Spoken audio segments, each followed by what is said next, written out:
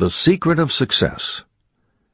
In every chapter of this book, mention is made of the money-making secret that has made fortunes for the exceedingly wealthy men whom I have carefully analyzed over a long period of years.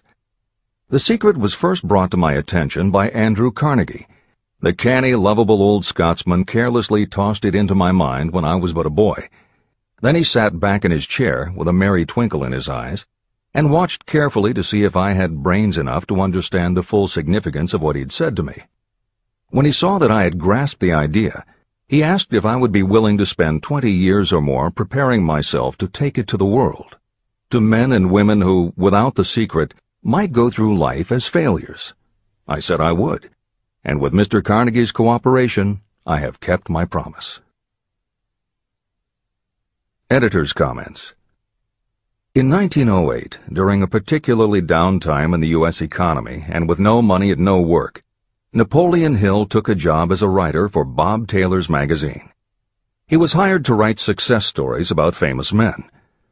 Although it would not provide much in the way of income, it offered Hill the opportunity to meet and profile the giants of industry and business, the first of whom was the creator of America's steel industry, multimillionaire Andrew Carnegie, who was to become Hill's mentor.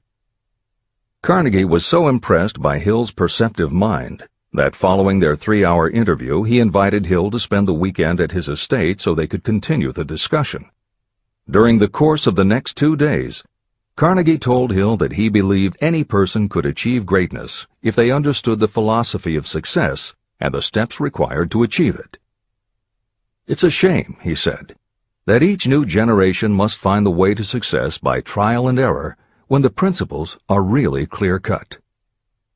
Carnegie went on to explain his theory that his knowledge could be gained by interviewing those who had achieved greatness and then compiling the information and research into a comprehensive set of principles.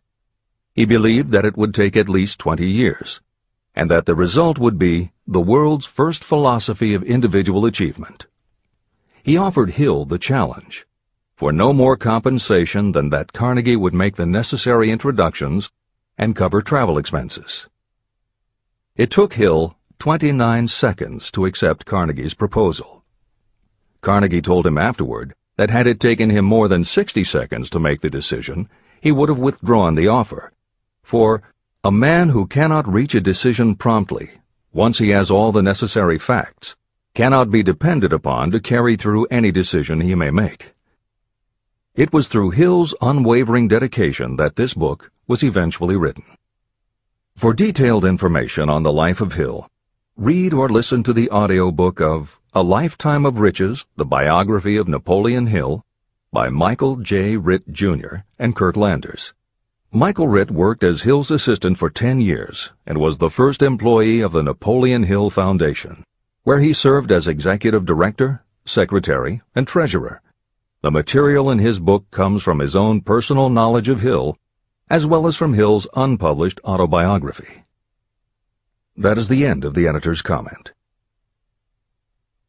This book, Think and Grow Rich, contains the Carnegie secret, a secret that has been tested by thousands, now millions of people in almost every walk of life. It was Mr. Carnegie's idea that the magic formula, which gave him a stupendous fortune, ought to be placed within reach of people who do not have the time to investigate how others had made their money. It was his hope that I might test and demonstrate the soundness of the formula through the experience of men and women in every calling. He believed the formula should be taught in all public schools and colleges. He said that if it were properly taught, it would revolutionize the entire educational system, and the time spent in school could be reduced to less than half. In Chapter 4, On Faith, you will read the astounding story of the organization of the giant United States Steel Corporation. It was conceived and carried out by one of the young men through whom Mr. Carnegie proved that his formula will work for all who are ready for it. This single application of the secret, by Charles M. Schwab, made him a huge fortune in both money and opportunity. Roughly speaking, this particular application of the formula was worth $600 million. These facts give you a fair idea of what reading this book may bring to you, provided you know what it is that you want. Editor's comment. According to one method of calculation, through inflation alone, it would take approximately $20 in 2001 to buy what $1 would have bought in 1901. However, to find the contemporary equivalent value of $600 million is not simply a matter of multiplying by the increase in the cost of living. Although there are other factors and variables in calculating buying power, even by conservative estimates, the $600 million would translate into at least $12 billion at the beginning of the 21st century. That's the end of the editor's comment. The secret was passed on to thousands of men and women who have used it for their personal benefit. Some have made fortunes with it. Others have used it successfully in creating harmony in their homes. A clergyman used it so effectively that it brought him an income of upwards of $75,000 a year, approximately $1.5 million in contemporary terms. Arthur Nash, a Cincinnati tailor, used his near-bankrupt business as a guinea pig on which to test the formula. The business came to life and made a fortune for its owners. The experiment was so unique that newspapers and magazines gave it millions of dollars worth of publicity. The secret was passed on to Stuart Austin Weir of Dallas, Texas. He was ready for it, so ready that he gave up his profession and studied law. Did he succeed? You'll read the answer in Chapter 6, Specialized Knowledge. While I was the advertising manager of the LaSalle Extension University, I had the privilege of seeing J.G. Chaplin, president of the university, use the formula so effectively that he made LaSalle one of the great extension schools of this country. The secret is mentioned no fewer than 100 times throughout this book. It has not been directly named, for it seems to work more successfully when it is merely left in sight, where those who are ready and searching for it may pick it up. That is why Andrew Carnegie passed it to me without giving me its specific name. If you are ready to put it to use, you will recognize this secret at least once in every chapter, but you will not find an explanation of how you will know if you are ready. That would deprive you of much of the benefit you will receive when you make the discovery in your own way. If you have ever been discouraged, if you have had difficulties that took the very soul out of you, if you have tried and failed, if you were ever handicapped by illness or physical affliction, the story of my own son's discovery and use of the Carnegie formula may prove to be the oasis in the desert of lost hope for which you have been searching. This secret was extensively used by President Woodrow Wilson during the World War, and by President Roosevelt during the Second World War. It was passed on to every soldier in the training received before going to the front. President Wilson told me it was a powerful factor in raising the funds needed for the war. A peculiar thing about this secret is that those who acquire and use it find themselves literally swept on to success. However, as is often pointed out in this book, there is no such thing as something for nothing. The secret cannot be had without paying a price, although the price is far less than its value. Another peculiarity is that the secret cannot be given away, and it cannot be purchased for money. Unless you are intentionally searching for the secret, you cannot have it at any price. That is because the secret comes in two parts, and in order for you to get it, one of those parts must already be in your possession. The secret will work for anyone who is ready for it. Education has nothing to do with it. Long before I was born, the secret had found its way into the possession of Thomas A. Edison, and he used it so intelligently that he became the world's leading inventor, although he had only 3 months of schooling. The secret was passed on to Edwin C. Barnes, a business associate of Mr. Edison's. He used it so effectively that he accumulated a great fortune and retired from active business while still a young man. You will find his story at the beginning of the next chapter. It should convince you that riches are not beyond your reach, and that no matter where you are in life, you can still be what you wish to be. Money, fame, recognition, and happiness can be had by you if you are ready and determined to have these blessings. How do I know these things? You should have the answer before you finish this book. You may find it in the very first chapter or on the last page. While I was doing the research that I had undertaken at Andrew Carnegie's request, I analyzed hundreds of well-known men. Many of them attributed the accumulation of their vast fortunes to the Carnegie secret. Among these men were Henry Ford. Founder of the Ford Automobile Company, Ford started with no money and little education, yet became one of the most successful self-made businessmen in American history. William Wrigley, Jr., a traveling salesman who found that his customers liked the chewing gum he gave away as a premium better than the goods he sold, so he started his own company. John Wanamaker. Known as the Merchant Prince, he created the world's first department store and was hailed for his innovations in marketing, customer service, and employee benefits. James J. Hill.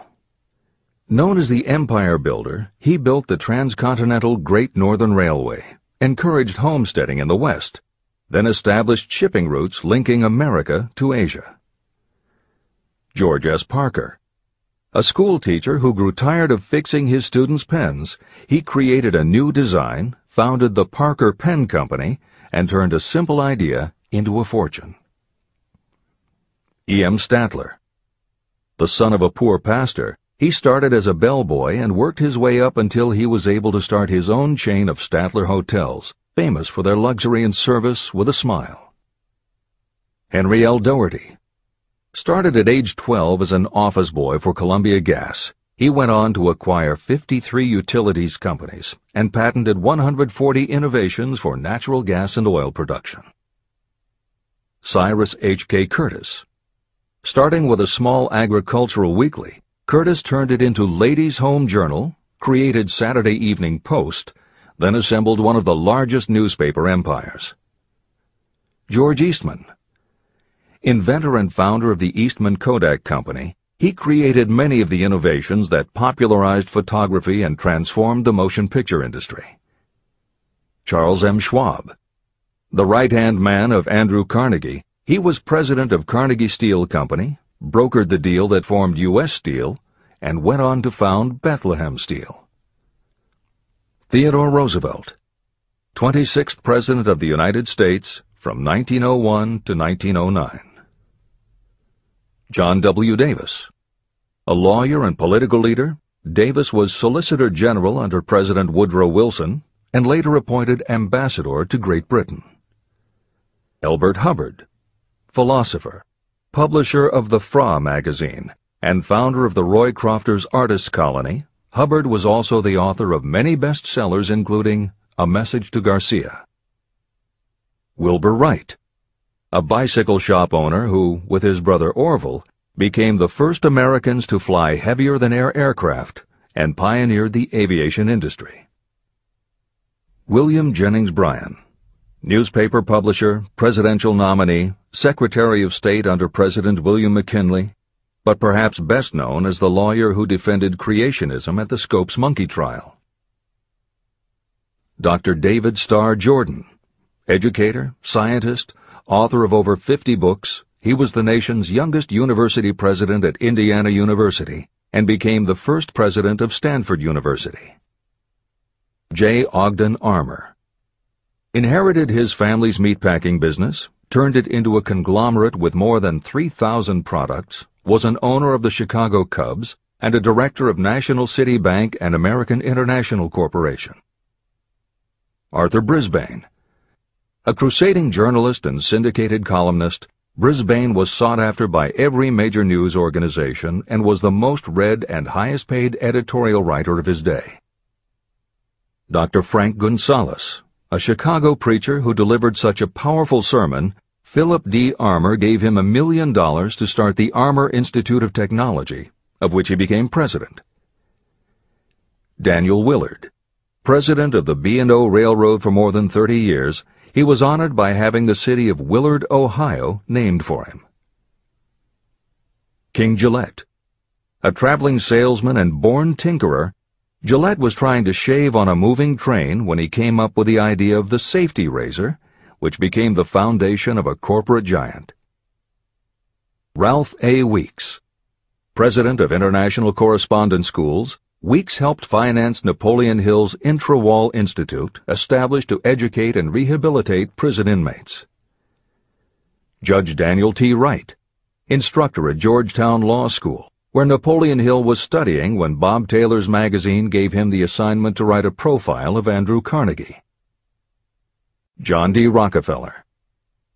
With $1,000 in savings plus another $1,000 borrowed from his father, he started a kerosene company which he grew into the giant Standard Oil and one of the world's greatest fortunes. Thomas A. Edison. Inventor and entrepreneur, he perfected the electric light bulb, the phonograph, the motion picture camera, and owned the rights to more than 1,000 patented inventions. Frank A. Vanderlip. A poor boy who became a journalist, social reformer, and self-made millionaire, he was president of the National City Bank, now Citibank, and Assistant Secretary of the Treasury. F. W. Woolworth. A clerk in a general store, he pioneered the idea of fixed-price selling and self-service and forever changed retail selling with a chain of Woolworth 5 and 10 cent stores. Colonel Robert A. Dollar. Starting with a small schooner bought to haul lumber down the West Coast, he built the Dollar Steamship Company, the largest fleet of luxury liners sailing under the U.S. flag. Edward A. Filene. Founder of the Boston-based stores, he devised revolutionary methods of distribution and merchandising and became famous for the first bargain basement department. Edwin C. Barnes. The only man Thomas Edison ever had as a partner, Barnes took Edison's failing dictaphone and sold it so successfully it became a fixture in offices and made him a multimillionaire. Arthur Nash. A Cincinnati tailor who used his bankrupt business as a guinea pig for the Carnegie secret and was so successful the newspapers made him famous as Golden Rule Nash. Clarence Darrow. Famed as a lawyer, public speaker, and defender of the underdog, Darrow is best known as the lawyer who defended teaching the theory of evolution at the Scopes monkey trial. Woodrow Wilson. 28th President of the United States of America from 1913 to 1921. William Howard Taft. 27th President of the United States of America from 1909 to 1913. Luther Burbank. World-renowned horticulturalist who introduced over 800 varieties of new plants in his effort to improve the quality of plants and thereby increase the world's food supply. Edward W. Buck. Although he had only 6 years' schooling, by the age of 20 he was editor of Ladies' Home Journal, which he helped to build into the world's most widely circulated magazine. Frank A. Munsey.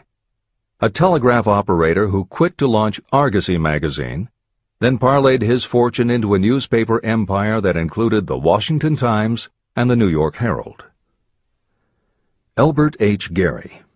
Chairman of U.S. Steel, at the time the largest corporation in the world, Gary spearheaded the construction of its first major project, the Gary Works Steel Plant, and the city of Gary, Indiana.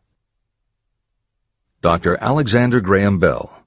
Best known as the inventor of the telephone, Bell also perfected recording devices, advances in aircraft, and was a co-founder of the National Geographic Society.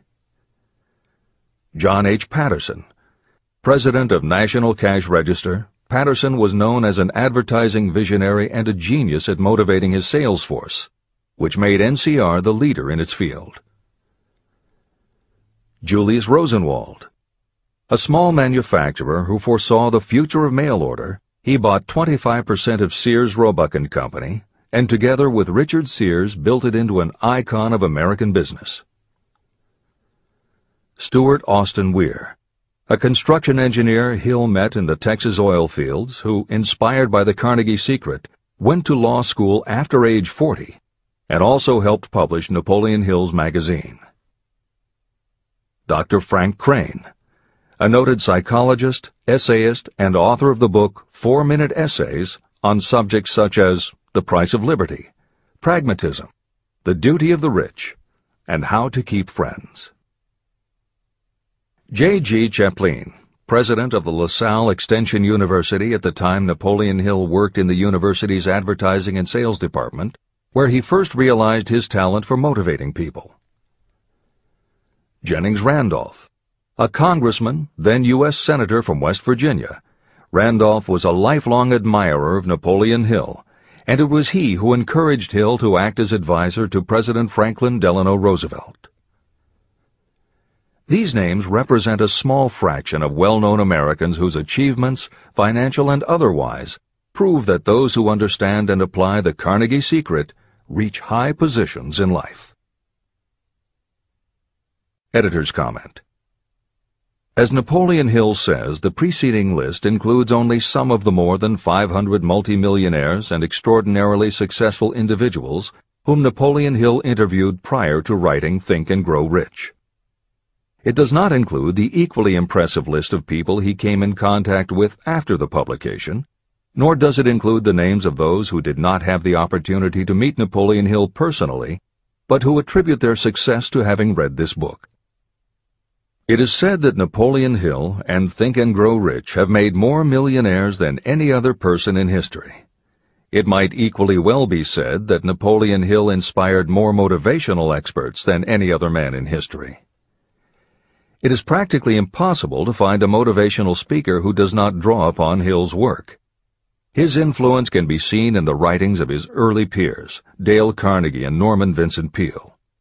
Later, successful authors and speakers such as W. Clement Stone, Og Mandino, and Earl Nightingale either worked directly with Napoleon Hill or with the Napoleon Hill Foundation. Echoes of Hill's principles can also be found in books by people as diverse as Wally Famous Amos, Mary Kay Ash, Ken Blanchard, Adelaide Bry, Chicken Soup for the Soul authors Jack Canfield and Mark Victor Hansen, Debbie Fields, Shakti Gawain, John Gray, Susan Jeffers, Bruce Jenner, Charlie Tremendous Jones, Tommy Lasorda, Art Linkletter, Joan London, Dr. Maxwell Maltz, James Redfield, Dr. Bernie Siegel, Jose Silva, Brian Tracy, Lillian Vernon, and Dennis Waitley. Stephen Covey, author of The 7 Habits of Highly Effective People, has often spoken of the influence of Napoleon Hill. Anthony Robbins, arguably the most successful motivational author and speaker at the beginning of the 21st century, has acknowledged Napoleon Hill as a personal hero. That is the end of the editor's comment. I have never known anyone who was inspired to use the Carnegie secret who did not achieve noteworthy success. On the other hand, I have never known anyone to distinguish themselves or to accumulate riches of any consequence without possession of the secret. From these two facts, I draw the conclusion that the secret is more important for self-determination than anything you receive through what is popularly known as education. Somewhere, as you read, the secret will jump from the page and stand boldly before you, if you are ready for it. When it appears, you will recognize it. Whether you receive the sign in the first chapter or the last, stop for a moment when it presents itself, and make a note of the time and place. You will want to remember, because it will mark the most important turning point of your life. Remember, too, as you go through the book, that it deals with facts and not with fiction.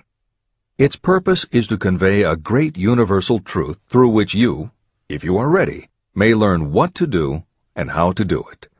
You will also receive the needed stimulus to make a start. As a final word of preparation, may I offer one brief suggestion which may provide a clue how the Carnegie secret may be recognized? It is this: achievement and all earned riches have their beginning in an idea. If you are ready for the secret, you already possess one half of it. Therefore, you will recognize the other half the moment it reaches your mind. Editor's comments. Unlike much of the business and motivational literature available, Think and Grow Rich is not written for readers to skip around from chapter to chapter, taking a concept here and an idea there to solve the problem of the moment. This book is written as a carefully integrated whole, to be read in its entirety, from beginning to end. Concepts that are introduced in one chapter recur in other chapters where their meaning and significance rely upon the reader having already assimilated the earlier knowledge. The chapters are designed to build upon one another in such a way that every word is to be read, every idea is to be considered, and every concept is to be understood and absorbed. Think and Grow Rich is often called the first philosophy of personal achievement, and a philosophy is more than a collection of solutions to business problems. A philosophy is a system of principles that will guide your thoughts and actions, and provide you with a code of ethics and a standard of values. Think and Grow Rich will not just change what you think, it will literally change the way you think. In preparing this new and updated edition, every aspect of Think and Grow Rich has been analyzed to ensure its relevance to the current business climate. In those instances where material might be considered dated or out of step with contemporary practices, the original text has been updated or augmented with relevant new material. A hallmark of the original edition of Think and Grow Rich is that in every chapter Napoleon Hill cites real-life examples based on his own first-hand knowledge of America's most successful self-made multimillionaires.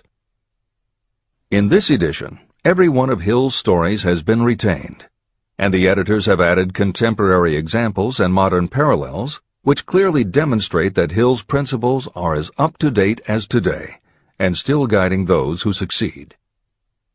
In addition to contemporary examples, where the editors felt it would be of interest to the reader, we have included marginal notes that provide relevant information about recent developments. Where applicable, we have also suggested books or other materials that complement various aspects of Napoleon Hill's philosophy. On a more technical note, the editors have approached the written text as we would that of a living author. When we encountered what modern grammarians would consider run-on sentences, outdated punctuation, or other matters of form, we opted for contemporary usage. Those readers familiar with earlier editions will note that the chapter numbers have been changed in this edition. Originally, Think and Grow Rich began with an unnumbered chapter, a word from the author. In this edition, that text appears as Chapter 1, and is renamed The Secret of Success. The chapters that follow are renumbered sequentially and proceed in their original order. The chapter that was previously titled The Mystery of Sex Transmutation has been retitled Sexuality, Charisma and Creativity, and the text has been restructured and annotated to reflect the role of women in contemporary society. All editorial commentary is clearly set off in a font and style that is different from the original text. This is the end of the editor's comments.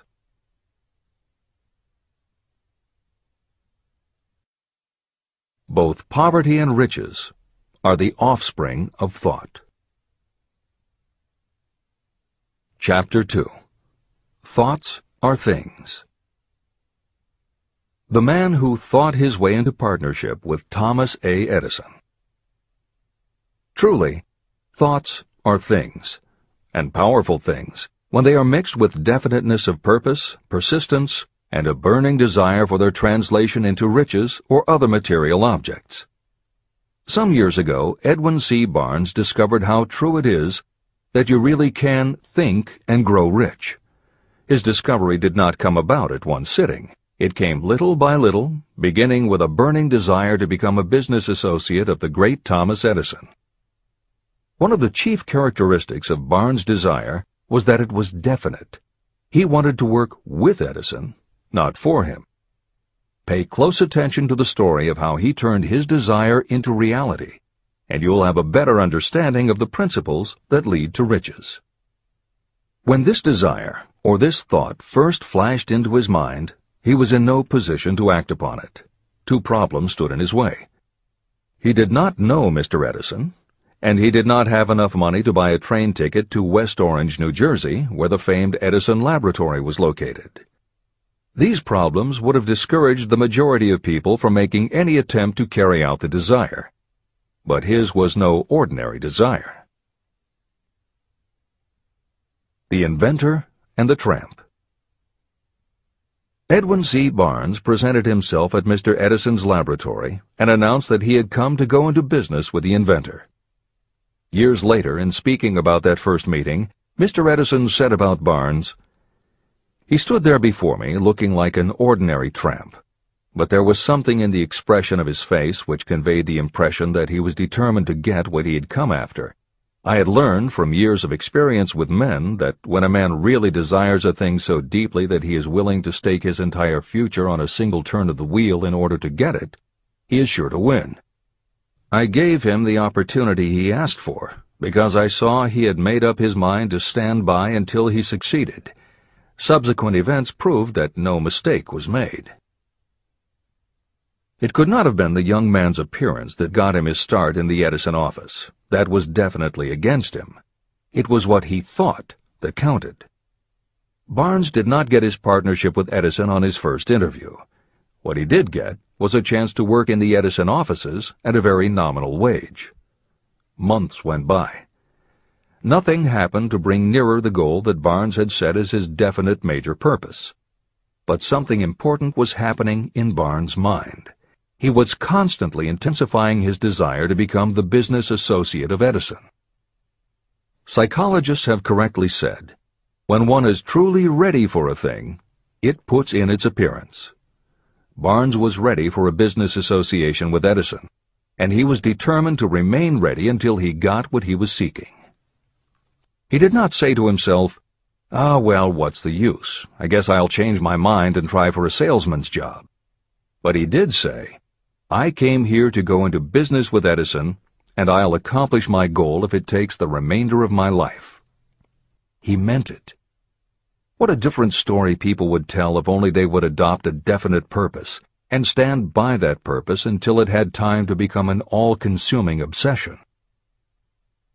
Maybe young Barnes did not know it at the time, but his bulldog determination and his persistence in focusing on a single desire was destined to mow down all opposition and bring him the opportunity he was seeking.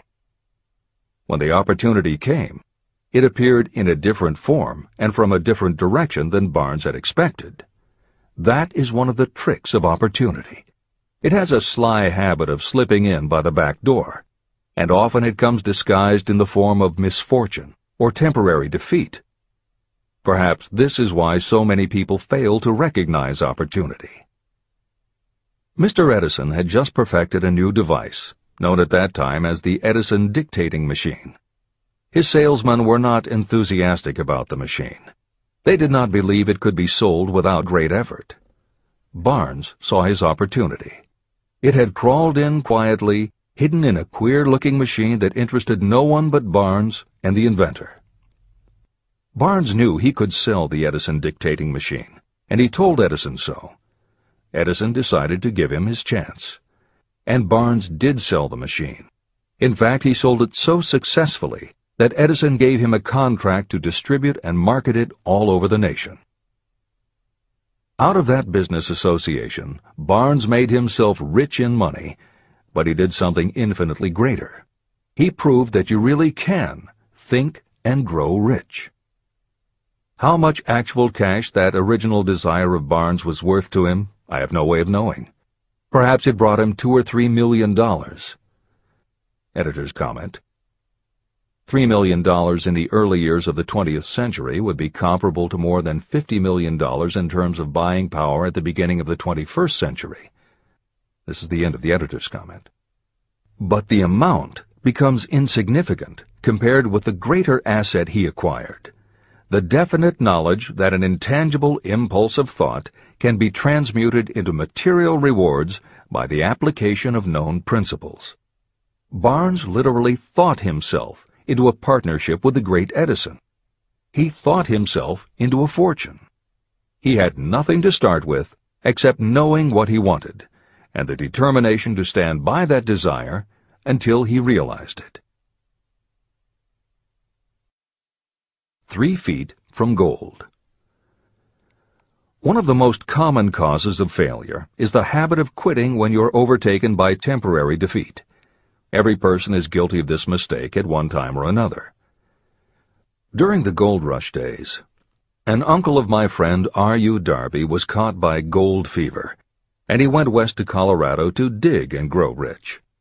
He had never heard that more gold has been mined from the thoughts of men than has ever been taken from the earth. He staked a claim and went to work with pick and shovel. After weeks of labor, he was rewarded by the discovery of the shining ore. He needed machinery to bring the ore to the surface. Quietly, he covered up the mine and returned to his home in Williamsburg, Maryland. He told his relatives and a few neighbors about the strike. They got together the money for the machinery and had it shipped. R.U. Darby decided to join his uncle, and they went back to work the mine. The first car of ore was mined and shipped to a smelter. The returns proved they had one of the richest mines in Colorado. A few more cars of that ore would clear their debts. Then would come the big killing in profits. Down went the drills. Up went the hopes of Darby and Uncle. Then something happened. The vein of gold ore disappeared. They had come to the end of the rainbow, and the pot of gold was no longer there. They drilled on, desperately trying to pick up the vein again, all to no avail. Finally, they decided to quit.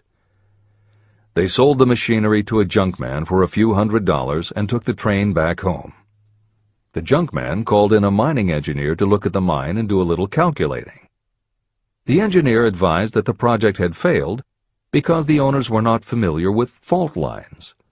His calculations showed that the vein would be found just 3 feet from where the Darbys had stopped drilling. And that is exactly where it was found. The junkman took millions of dollars in ore from the mine because he knew enough to seek expert counsel before giving up. Long afterward, Mr. Darby recouped his loss many times over when he made the discovery that desire can be transmuted into gold. The discovery came after he went into the business of selling life insurance. Never forgetting that he lost a huge fortune because he stopped 3 feet from gold, Darby profited by the experience in his newly chosen field. He simply said to himself, "I stopped 3 feet from gold, but I will never stop because men say no when I ask them to buy insurance." Darby became one of a small group of men who sell over $1 million in life insurance annually.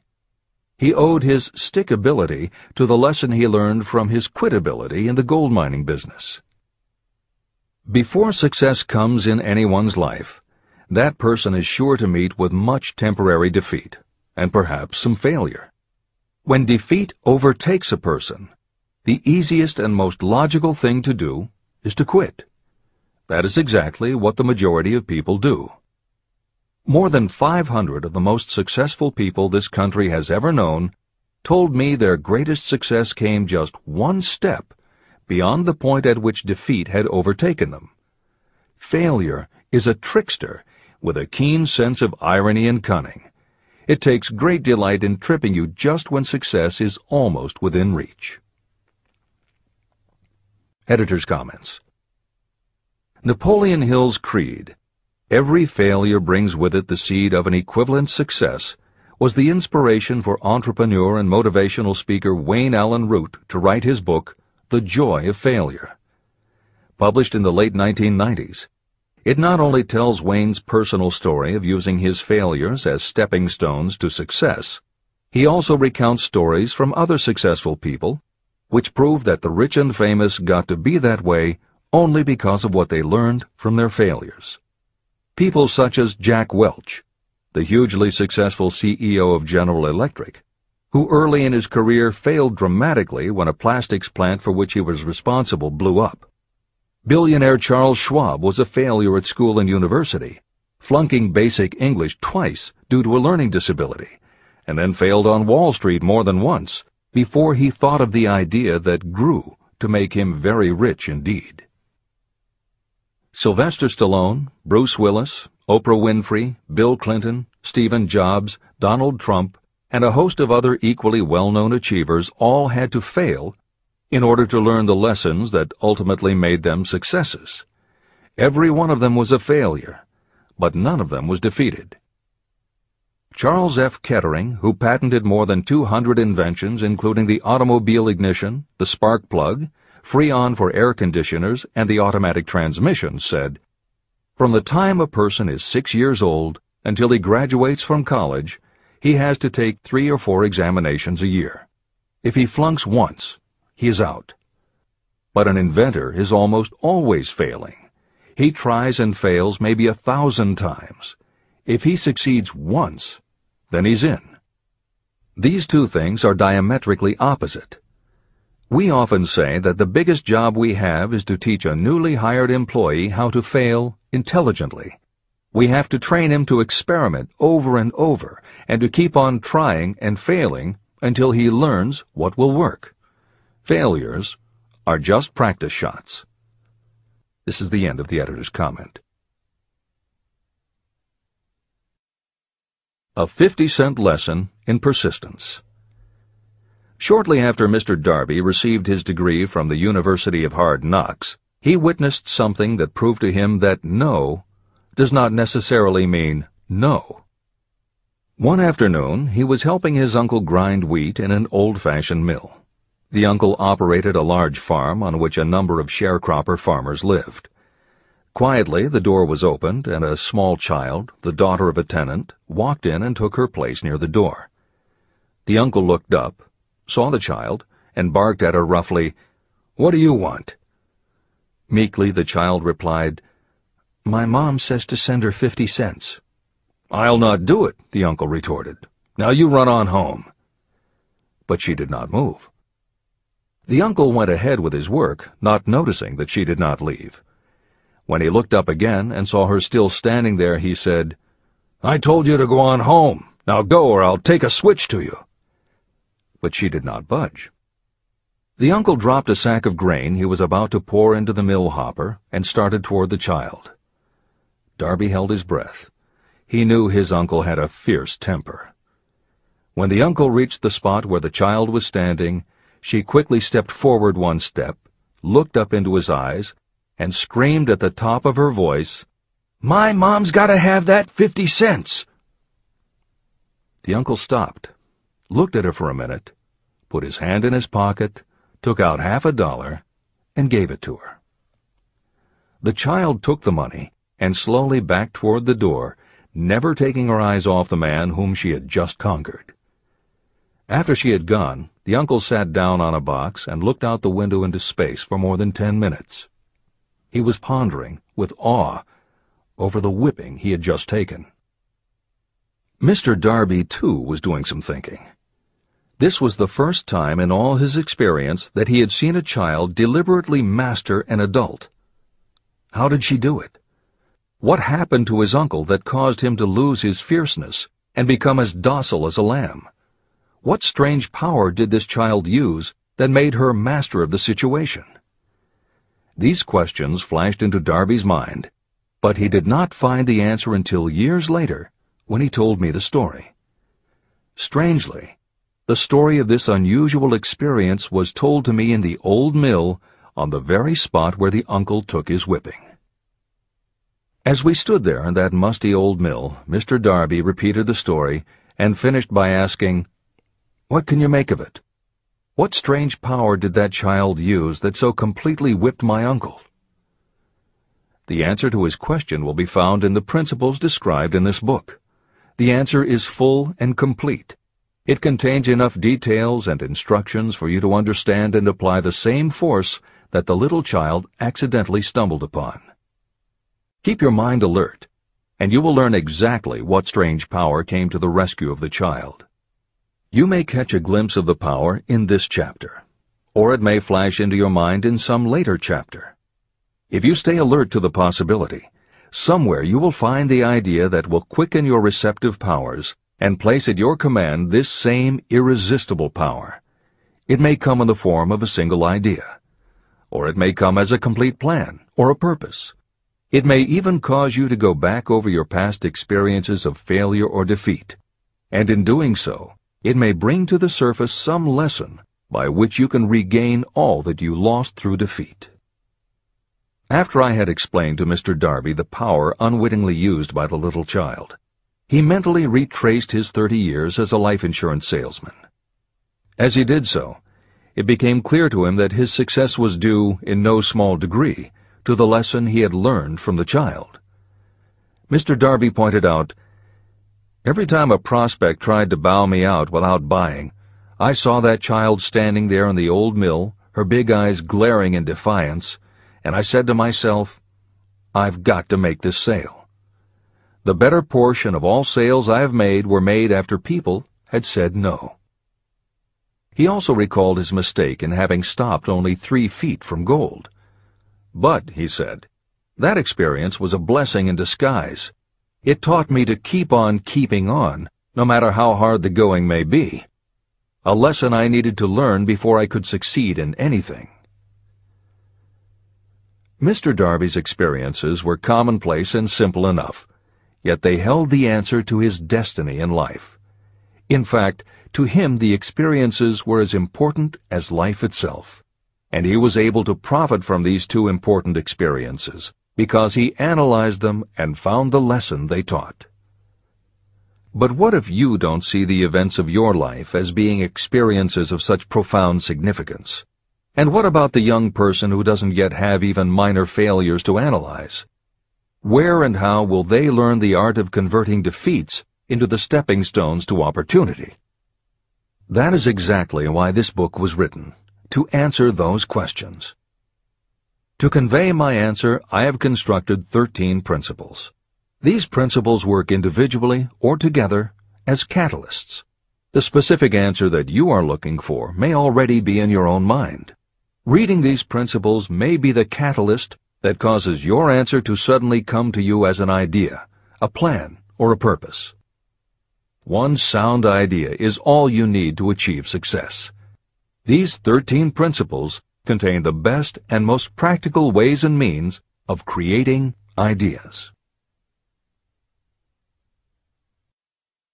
Success consciousness. Before I go any further in the description of these principles, you should know this.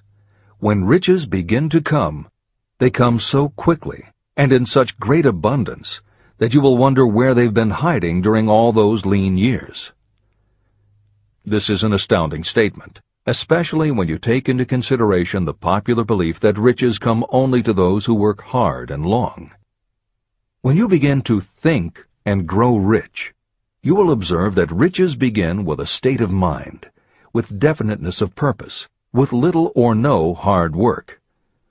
What you need to know now is how to acquire the state of mind that will attract riches. I spent 25 years researching the answer to that question, because I, too, wanted to know how wealthy men become that way. What you will learn is that as soon as you master the principles of this philosophy and begin to apply those principles, your financial status will begin to improve. Everything you touch will begin to transmute itself into an asset for your benefit. Impossible? Not at all. One of the main weaknesses the average person suffers is too much familiarity with the word impossible. We know all the rules that will not work. We know all the things that cannot be done. This book was written for those who seek the rules that have made others successful and are willing to stake everything on those rules. Success comes to those who become success conscious. Failure comes to those who allow themselves to become failure conscious. The object of this book is to help you learn the art of changing your mind from failure consciousness to success consciousness. Another weakness is the habit of measuring everything and everyone by your own impressions and beliefs. Some of you reading this will have trouble believing that you can think and grow rich because your thought habits have been steeped in poverty, misery, failure, and defeat. This kind of thinking reminds me of the story about the man who came from China to study at the University of Chicago. One day, President Harper met this young man on campus and stopped to chat with him for a few minutes. He asked what had impressed him as being the most noticeable characteristic of the American people. "Why," the student exclaimed, "the unusual shape of your eyes." It's all a matter of perspective and habit. The same is true of your belief in what a person can achieve. If you have formed the habit of seeing life only from your own perspective, you may make the mistake of believing that your limitations are in fact the proper measure of limitations. The impossible Ford V8 motor. When Henry Ford decided to produce his famous V8 motor, he chose to build an engine with the entire 8 cylinders cast in one block. Ford instructed his engineers to produce a design for the engine. The design was drawn up on paper, but the engineers agreed to a man that it was simply impossible to cast an 8-cylinder engine block in one piece. Ford said, "Produce it anyway." But they replied, "It's impossible." "Go ahead," Ford commanded, "and stay on the job until you succeed, no matter how much time is required." So the engineers went ahead. 6 months went by. Nothing happened. Another 6 months passed, and still nothing. The engineers tried every conceivable plan to carry out the orders, but the thing seemed out of the question. Impossible. At the end of the year, Ford again checked with his engineers, and again they told him they had found no way to carry out his orders. "Go right ahead," said Ford. "I want it, and I'll have it." They went ahead. And then, as if by a stroke of magic, the secret was discovered. The Ford determination had won once more. Henry Ford was a success because he understood and applied the principles of success. One of these principles is desire, knowing clearly what you want. Remember this Ford story as you continue reading this book. Pick out the lines in which the secrets of his stupendous achievement have been described. If you do this, if you can put your finger on those particular principles that made Henry Ford rich, you may equal his achievements in almost any calling for which you are suited. Editor's comments. To those readers who may interpret Ford's actions as nothing more than obstinacy, the editors would point out that he was employing a technique that has become a common part of strategic planning in many industries, including aerospace, computers, medicine, and the military. When launching large, complicated, long-term projects, the planners often know that at certain points along the way they will need components that simply do not yet exist. The fact that at the beginning there is no way to get from A to B does not deter them. There are many parts of the project they can get started on now, and they just assume that by the time they get to the point where they will need a technology or a device, they will have solved the problem of making it, and they have been proven right time and again. Stated simply, the technique is to clearly know what you want to accomplish, have faith in your ability to do it, and persist until you have accomplished your goal. This is the end of the editor's comments. Why you are the master of your fate. When the famed English poet William Henley wrote the prophetic lines, "I am the master of my fate, I am the captain of my soul," he should have informed us that the reason we are the masters of our fate, the captains of our souls, is that we have the power to control our thoughts. He should have told us that it is because in some way our brains become magnetized with the dominating thoughts that we hold in our minds. And it is as though our magnetized minds attract to us the forces, the people, and the circumstances of life that are in sync with our dominating thoughts. He should have told us that before we can accumulate riches in great abundance, we must magnetize our minds with intense desire for riches. That we must become money-conscious until the desire for money drives us to create definite plans for acquiring it. But, being a poet, Henley contented himself by stating a great truth in poetic form, leaving those who followed him to interpret the philosophical meaning of his lines. Little by little, the truth has unfolded itself, until I have come to know with certainty that the principles described in this book hold the secret of mastery over our economic fate. Principles that can change your destiny. We are now ready to examine the first of these principles, and as we do, I ask you to maintain a spirit of open-mindedness. Remember as you read that these principles are not my invention, nor are they the invention of any one person. These principles have worked for literally millions of people.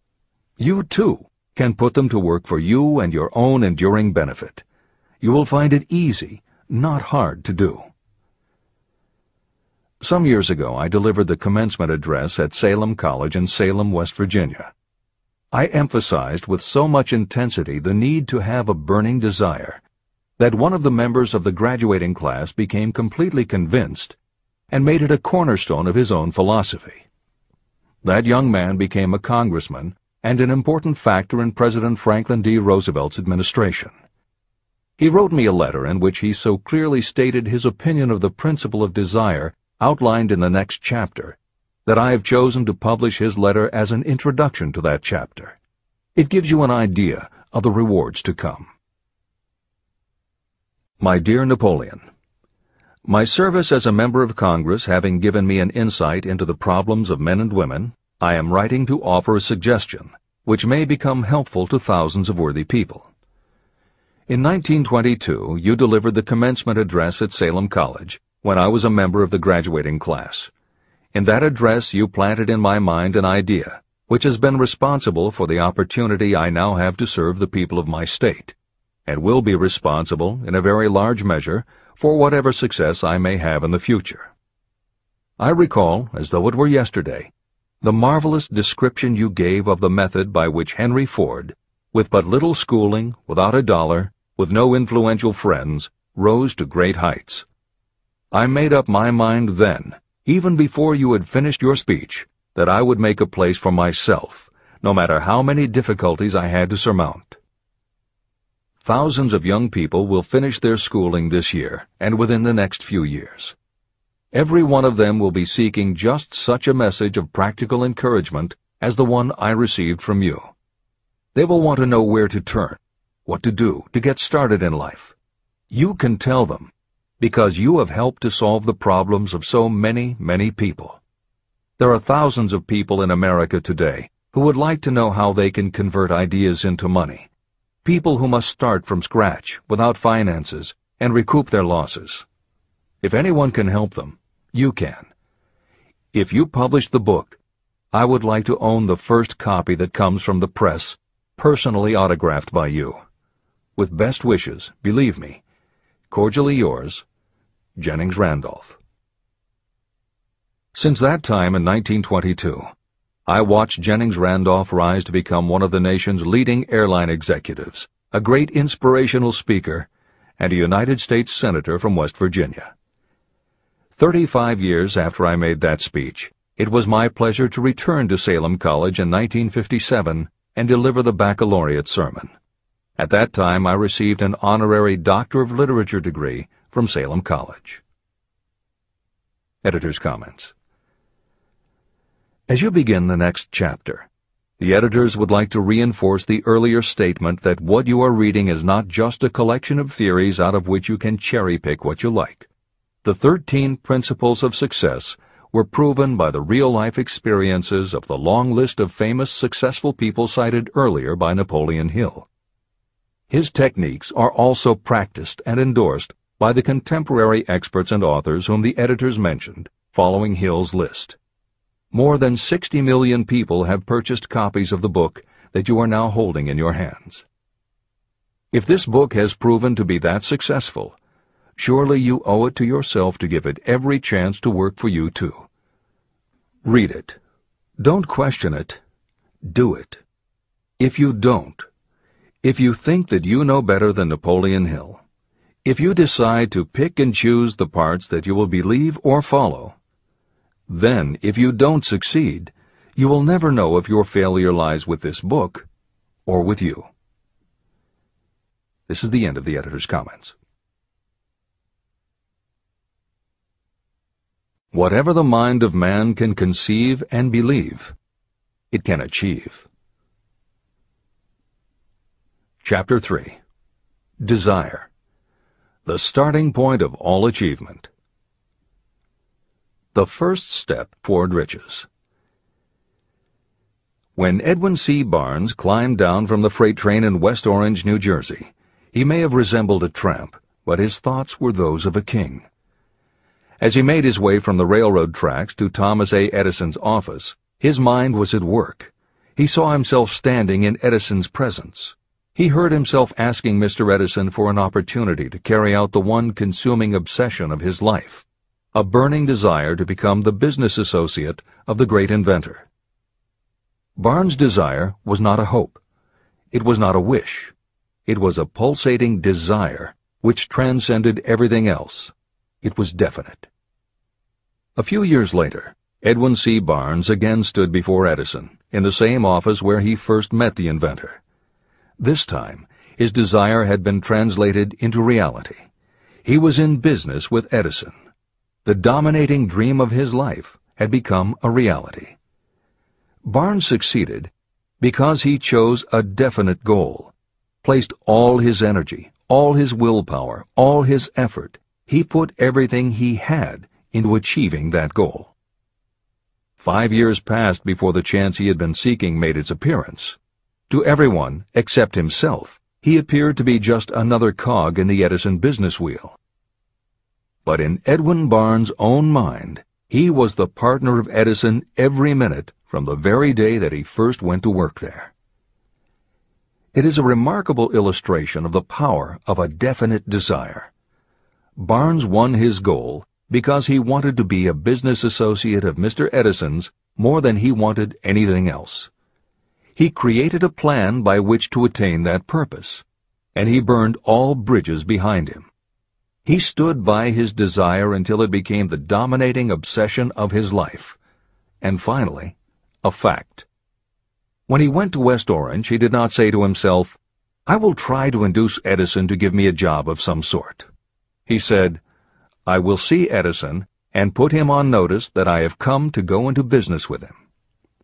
He did not say, "I will keep my eyes open for another opportunity in case I fail to get what I want in the Edison organization." He said, "There is one thing in this world that I am determined to have, and that is a business association with Thomas A. Edison. I will burn all bridges behind me and stake my entire future on my ability to get what I want." He left himself no possible way of retreat. He had to win or perish. That is all there is to the Barnes story of success. Allow yourself no retreat. A long while ago, a great warrior faced a situation in which he had to make a decision that ensured his success on the battlefield. He was about to send his armies against a powerful foe whose men outnumbered his. He loaded his soldiers into boats, sailed to the enemy's country, and unloaded the soldiers and equipment. Then he gave the order to burn the ships that had carried them. Addressing his men before the first battle, he said, "You see the boats going up in smoke. That means we cannot leave these shores alive unless we win. We now have no choice. We win or we perish." They won. Every person who wins in any undertaking must be willing to burn his ships and cut all sources of retreat. That is the only way you can be sure of maintaining the state of mind known as a burning desire to win. It is essential to success. The morning after the Great Chicago Fire, a group of merchants stood on State Street, looking at the smoking remains of what had been their stores. They went into a conference to decide if they would try to rebuild or if they would leave Chicago and start over in a more promising section of the country. They decided to leave, all except one. The merchant who decided to stay and rebuild pointed a finger at the remains of his store and said, "Gentlemen, on that very spot I will build the world's greatest store, no matter how many times it may burn down." That was in 1871. The store was built. It still stands there today. The Marshall Field's department store is a towering monument to the power of that state of mind known as a burning desire. The easy thing would have been for Marshall Field to do exactly what his fellow merchants did. When the going was hard and the future looked dismal, they pulled up and went where the going seemed easier. Mark well this difference between Marshall Field and the other merchants. It is that difference which distinguishes those who succeed from those who fail. Every human being old enough to understand the value of money wishes for it, but wishing will not bring riches. Desiring riches, with a state of mind that becomes an obsession, then planning definite ways and means to acquire riches, and backing those plans with persistence, a persistence which does not recognize failure, that's what will bring riches. Editor's comments. In other of his writings, Napoleon Hill uses the term definiteness of purpose as being interchangeable with desire. The following explanation is adapted from the Napoleon Hill Foundation's book, Believe and Achieve. Desire, or definiteness of purpose, is more than goal setting. In simplest terms, your desire is your roadmap to achieving an overall career objective. Your goals represent specific steps along the way. Having a desire, or definiteness of purpose for your life, has a synergistic effect on your ability to achieve your goals. As you become better at what you do, you devote all of your resources toward reaching your objective. You become more alert to opportunities, and you reach decisions more quickly. Every action you take ultimately boils down to the question, will this goal help me reach my desire, my overall objective, or won't it? Your purpose will become your life. It will permeate your mind, both conscious and subconscious. This is the end of the editor's comments. 6 ways to turn desire into gold. The method by which your desire for riches can be transmuted into its financial equivalent consists of 6 definite, practical steps. 1. Fix in your mind the exact amount of money you desire. It is not sufficient merely to say, "I want plenty of money." Be definite about the amount. There is a psychological reason for such definiteness explained in subsequent chapters.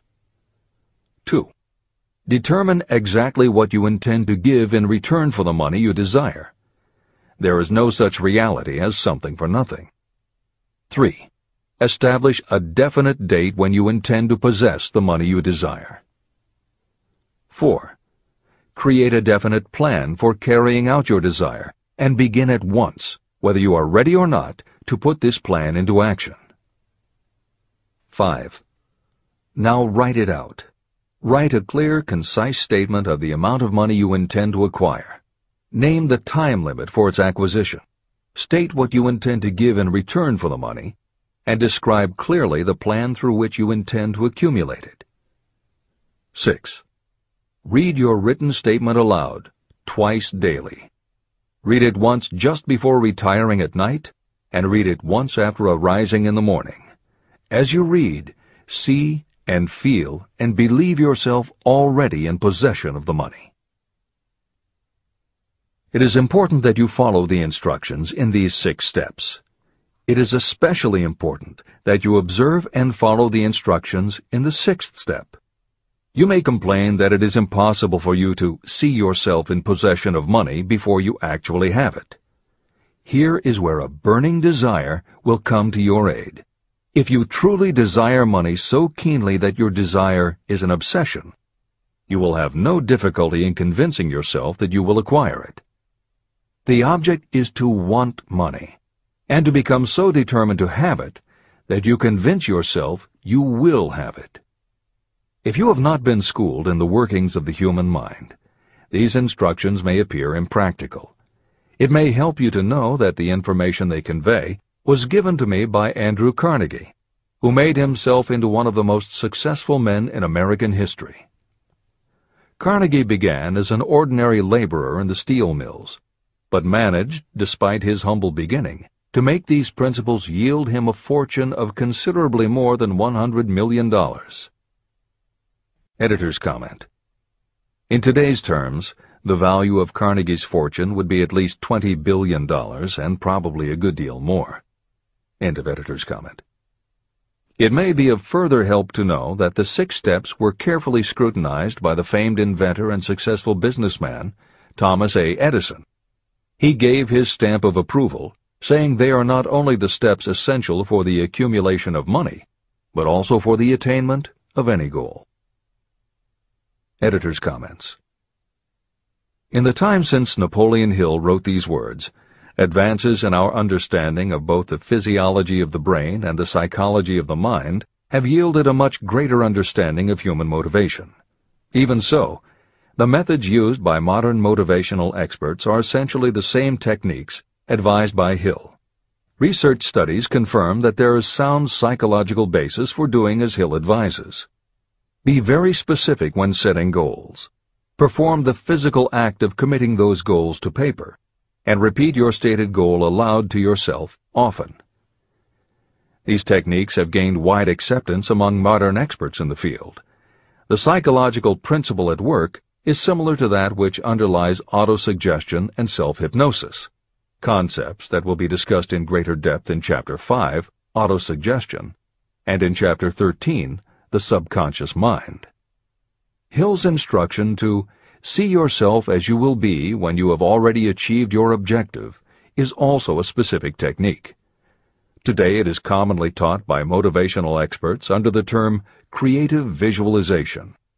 In Chapter 4 on faith and in Chapter 5 on autosuggestion, Hill elaborates on his method. Before moving on, the editors would like to reinforce Hill's advice to follow his instructions to the letter. The editors know there is a tendency for the reader to assume that it is enough for them just to intellectually understand a concept. As you read Hill's 6 points, you probably found yourself thinking, sure, some people might need to write things down, but I'm not a kid, I get the idea. Or, okay, I understand that saying it out loud might help some less sophisticated people, but I already understand the point intellectually. If you feel that way, let us remind you that many of the most successful people whom you admire did not think they were too smart or too sophisticated to follow Hill's instructions. The editors would again point out that if Napoleon Hill believed the actual acts of writing and speaking your goals is important, and if psychologists and motivational experts agree, then you would be foolish not to follow this simple advice. Just do it. This is the end of the editor's comments. The steps call for no hard labor. They call for no sacrifice. To apply them does not call for a great amount of education. But the 6 steps do call for enough imagination to see and to understand that the accumulation of money cannot be left to chance or luck. You may as well know right here that you can never have riches in great quantity unless you can work yourself into a white heat of desire for money and actually believe you will possess it.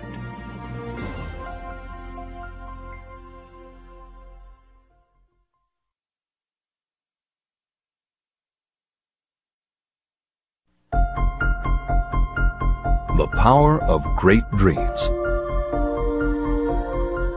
If you are in this race for riches, you should be encouraged by the following truth.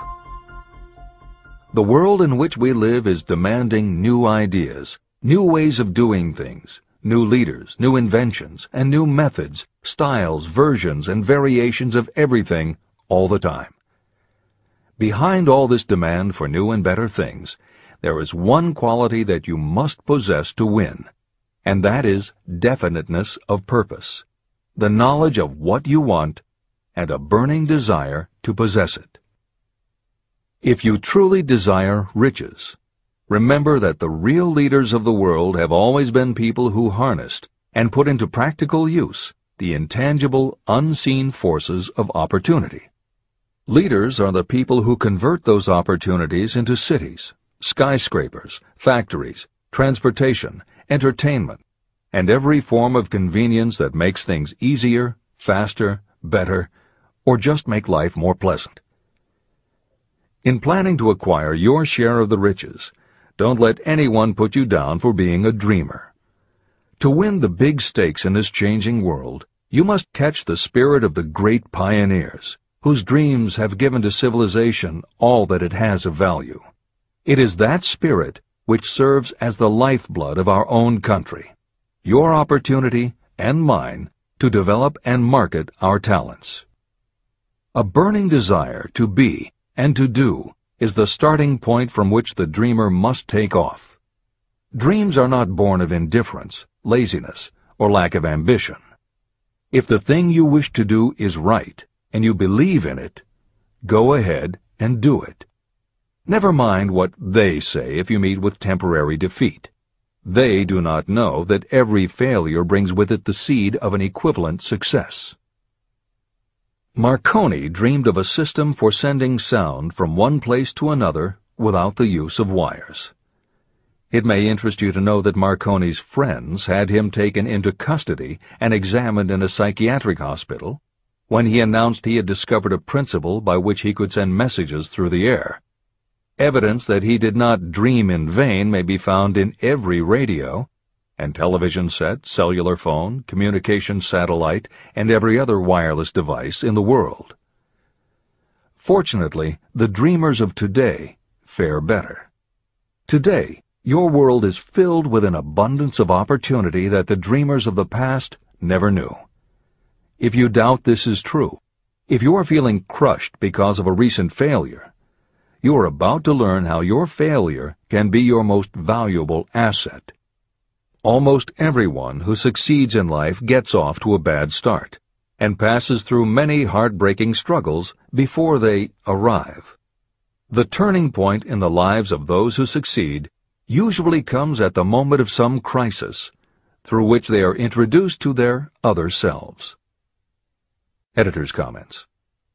Napoleon Hill's concept of the other self is mentioned elsewhere in Think and Grow Rich, but he does not comment on it extensively. The following elaboration is taken from his later writings. You've been thinking about your losses to the exclusion of everything else.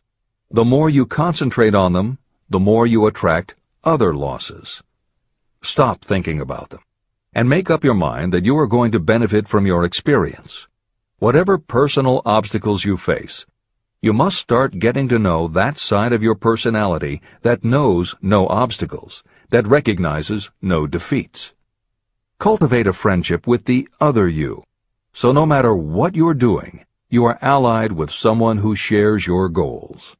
All the philosophy and advice about persuading others will be much more useful to you if you practice it yourself. This is the end of the editor's comment.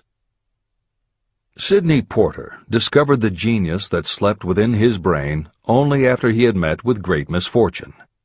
He was found guilty of embezzlement and confined to a prison cell in Columbus, Ohio, and it was there that he became acquainted with his other self.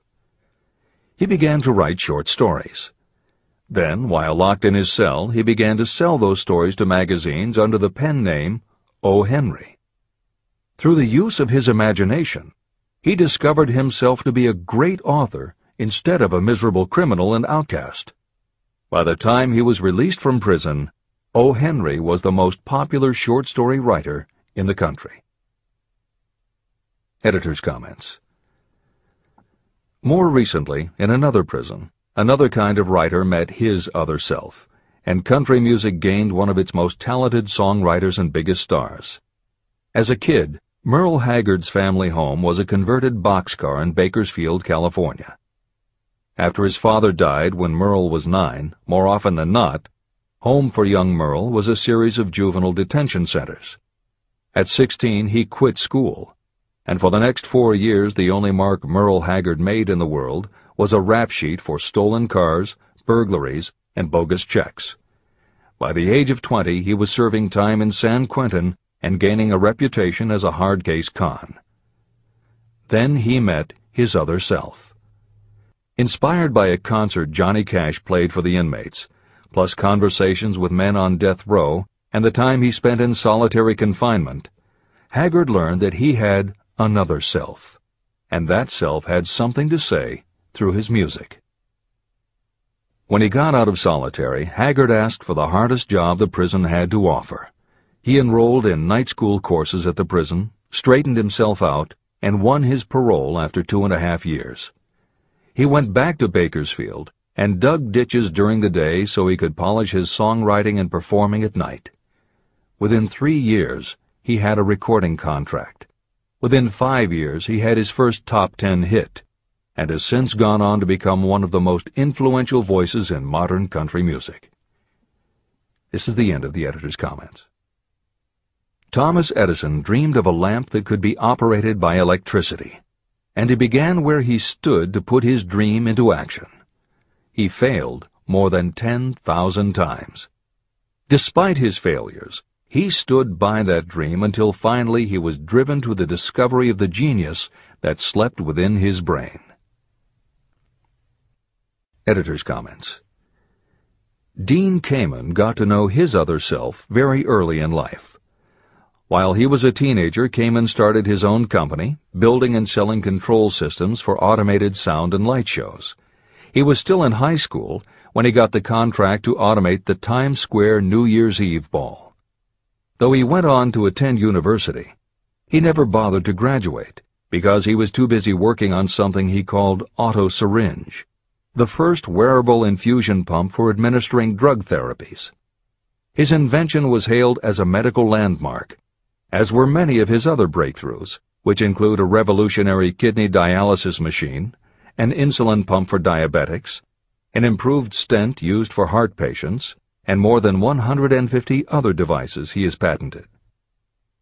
One day, seeing the difficulty a man in a wheelchair was having getting up a curb, Kamen set his mind to creating a device that would liberate people confined to wheelchairs. The result is the iBot, a revolutionary wheel device that uses computers and a system of stabilizing gyroscopes that imitate the working of the human body. It not only goes over curbs, but it will even go up and down stairs, travel over almost any kind of rough ground, and will allow the user to raise themselves eye to eye with a standing person. And it does it all without the user having to get out of the device or needing anyone's assistance. In 2001, Kamen hit the front pages when he introduced the Segway, a one-person people mover based on his iBot technology. It's a two-wheel scooter-like device that zips and zooms forward, backward, left, right, and comes to a stop without the rider doing anything more than barely shifting his or her body. It is so sensitive that it is almost as though it obeys the user's thoughts. The Segway may be a world-changing invention, with possible applications for work and travel that stagger the imagination. As this is being written, the Segway is already being used to navigate large warehouses and is being tested by police departments and postal employees. While traffic cops and City Hall wrangle over whether the Segway belongs on the sidewalk or the road, Dean Kamen is dreaming a new dream. This time, the dream is an invention that may literally bring light to some of the darkest corners of the earth. Kamen has developed a non-polluting electric generator that can use almost anything as fuel. But here's the extraordinary part. He has created a revolutionary closed system so that the engine's heat is used to purify 10 gallons of drinkable water every hour. This amazing invention could bring safe drinking water to parts of the world where contaminated water kills millions, and at the same time, it will provide a source of cheap, reliable electric power. Dean Kamen is not some academic hidden in a lab somewhere. Kamen is an inventor. But like Thomas Edison, he is also an entrepreneur and businessman, creating and marketing devices that are changing the public perception of what an inventor is. This is the end of the editor's comments. Henry Ford, poor and uneducated, dreamed of a horseless carriage. He went to work with what tools he possessed without waiting for opportunity to favor him, and now evidence of his dream belts the entire earth. He put more wheels into operation than any man who ever lived because he was not afraid to back his dreams. Editor's comments.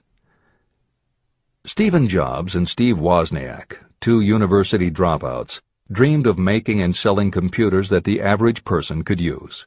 Like Ford, working with the tools they possessed, they built the first Apple computer in the Jobs family garage. And like Ford, they weren't afraid to back their dreams. After showing their prototype to a local retailer, they got an order for 25 machines. Jobs sold his Volkswagen, and Woz sold his expensive Hewlett-Packard scientific calculator to raise $1,300 to start their new company.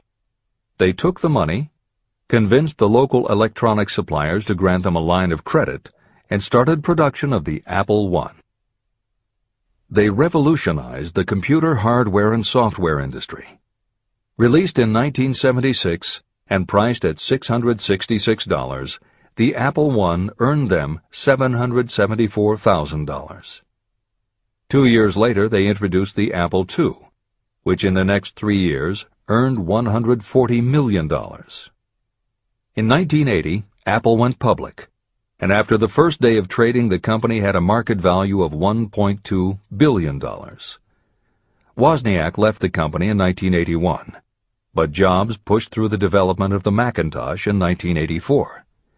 In 1985, Jobs left too, but in 1998 he came back to Apple to revitalize the floundering company with the creation of the iMac computers, the animation company Pixar, the iPod, and iTunes. In presenting stories of contemporary successes, the editors have followed Hill's style of using real people to illustrate the principles of success. But Napoleon Hill was granted a rare privilege. Unlike anyone before or after, he had the opportunity to personally meet the most powerful and successful people and learn firsthand the dreams that inspired them, the obstacles that confronted them, and how they found the courage within themselves to overcome their failures. Hill met many of the inventors and the empire builders who laid the foundations of 20th century American industry while they were still news, not history. Then, for more than 25 years, he studied the habits and learned the secrets of the next generations who built on the foundations, forged new industries, devised new systems, and dreamed new dreams.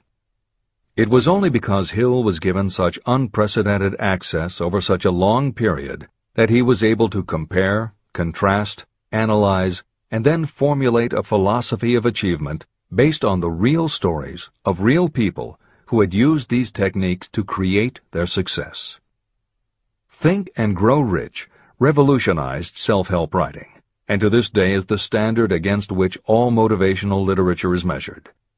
Its success also helped create the market for the thousands of business biographies that tell in detail how the dreams were born, plans were made, frustrations were faced, and triumphs achieved in every sector of modern business. And because this wealth of information is now available with little more than the click of a mouse, you can read, hear, or watch today's greatest entrepreneurs and most successful CEOs confirming in their own words the basic truth behind every one of the principles Napoleon Hill explains in this book. The products or services they sell may be different, but the story of their success is the same. Dreams, followed by failures, followed by lessons learned, then success. For every Henry Ford, Thomas Edison, or O. Henry that Napoleon Hill cites to make a point, today there is a Steve Jobs, Dean Kamen, or Merle Haggard, proving that Hill's points are still valid. This is the end of the editor's comments. There is a difference between wishing for a thing and being ready to receive it. No one is ready for a thing until they believe they can acquire it. The state of mind must be belief, not mere hope or wish. Open-mindedness is essential for belief. Closed minds do not inspire faith, courage, and belief. Remember, no more effort is required to aim high in life, to demand abundance and prosperity, than is required to accept misery and poverty. A great poet has correctly stated this universal truth through these lines. I bargained with life for a penny, and life would pay no more. However, I begged at evening when I counted my scanty store. For life is a just employer. He gives you what you ask. But once you have set the wages, why, you must bear the task. I worked for a menial's hire, only to learn dismayed that any wage I had asked of life, life would have willingly paid. Desire outwits Mother Nature. As a fitting climax to this chapter, I wish to introduce one of the most unusual persons I have ever known. I first saw him a few minutes after he was born. He came into the world without any physical sign of ears. When pressed for an opinion, the doctor concluded that the child might be deaf and mute for life. I challenged that doctor's opinion. I had the right to do so. I was the child's father. I, too, reached a decision. But I expressed my opinion silently, in the secrecy of my own heart. In my own mind, I knew that my son would hear and speak. How? I was sure there must be a way, and I knew I would find it. I thought of the words of the immortal Emerson. The whole course of things goes to teach us faith. We need only obey. There is guidance for each of us, and by lowly listening, we shall hear the right word. The right word? Desire. More than anything else, I desired that my son should not be deaf and unable to speak. From that desire, I never receded, not for a second. What could I do about it? Somehow, I would find a way to transplant into that child's mind my own burning desire for ways and means of conveying sound to his brain without the aid of ears. As soon as the child was old enough to cooperate, I would fill his mind so completely with a burning desire to hear that nature would, by methods of her own, translate it into physical reality. All this thinking took place in my own mind, but I spoke of it to no one. Every day I renewed the pledge I had made to myself that my son should not be deaf. As he grew older and began to take notice of things around him, we observed that he had a slight degree of hearing. When he reached the age when children usually begin talking, he made no attempt to speak, but we could tell by his actions that he could hear certain sounds slightly. That was all I needed to know. I was convinced that if he could hear, even slightly, he might develop still greater hearing capacity. Then something happened that gave me hope. It came from an entirely unexpected source. We bought a phonograph. When the child heard the music for the first time, he went into ecstasies. He promptly appropriated the machine. On one occasion, he played a record over and over for almost 2 hours, standing in front of the phonograph with his teeth clamped on the edge of the case. The significance of this did not become clear to us until years afterward. At the time, we had never heard of the principle of bone conduction of sound. Shortly after he appropriated the phonograph, I discovered that he could hear me quite clearly when I spoke with my lips touching his mastoid bone at the base of the skull. Having determined that he could hear the sound of my voice plainly, I began immediately to transfer to his mind the desire to hear and speak. When I discovered that my son enjoyed bedtime stories, I went to work creating stories designed to develop in him self-reliance, imagination, and a strong desire to hear. There was one storyline in particular that I emphasized over and over. Every time I told it, I gave it some new and dramatic coloring. These stories were designed to plant in his mind the thought that his affliction was not a liability, but an asset of great value. As a result of my studies and personal experience, I firmly believe that every adversity brings with it the seed of an equivalent advantage. However, despite my beliefs, I must confess that I did not have the slightest idea how this disability could ever become an asset. He won a new world with 6 cents.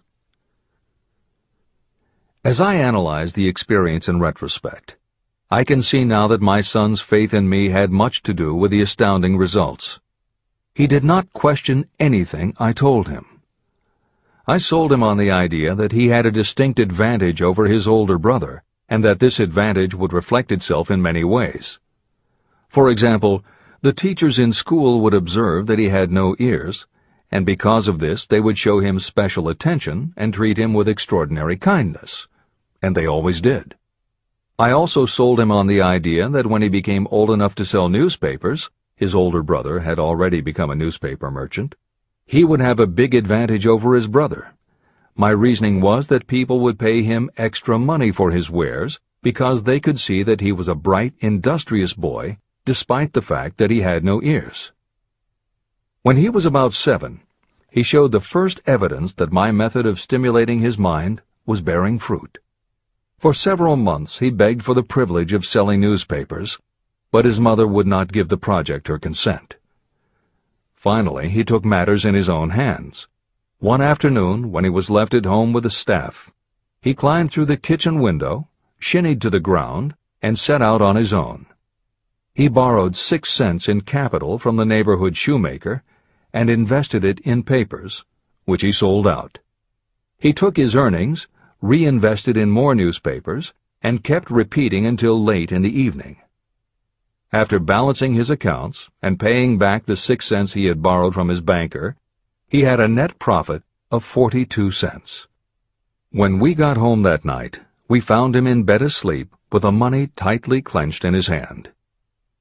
His mother opened his hand, removed the coins, and cried. Of all things! To me it seemed she was crying over her son's first victory. My reaction was the reverse. I laughed, for I knew that my endeavor to plant in my son's mind an attitude of faith in himself had been successful. His mother saw in his first business venture a little deaf boy who had gone out in the streets and risked his life to earn money. I saw a brave, ambitious, self-reliant little businessman whose stock in himself had been increased 100%. He had gone into business on his own initiative and had won. I was not only pleased, I was impressed. He had clearly demonstrated the first signs of a resourcefulness that would go with him all through life. The little deaf boy went through grade school, high school, and college without being able to hear his teachers, except when they shouted loudly at close range. He did not go to a school for the deaf, and we did not use sign language. We were determined that he should live like any other boy who could hear and speak. We stood by that decision, although it cost us many heated debates with school officials. While he was in high school, he tried an electronic hearing aid, but it was of no value to him.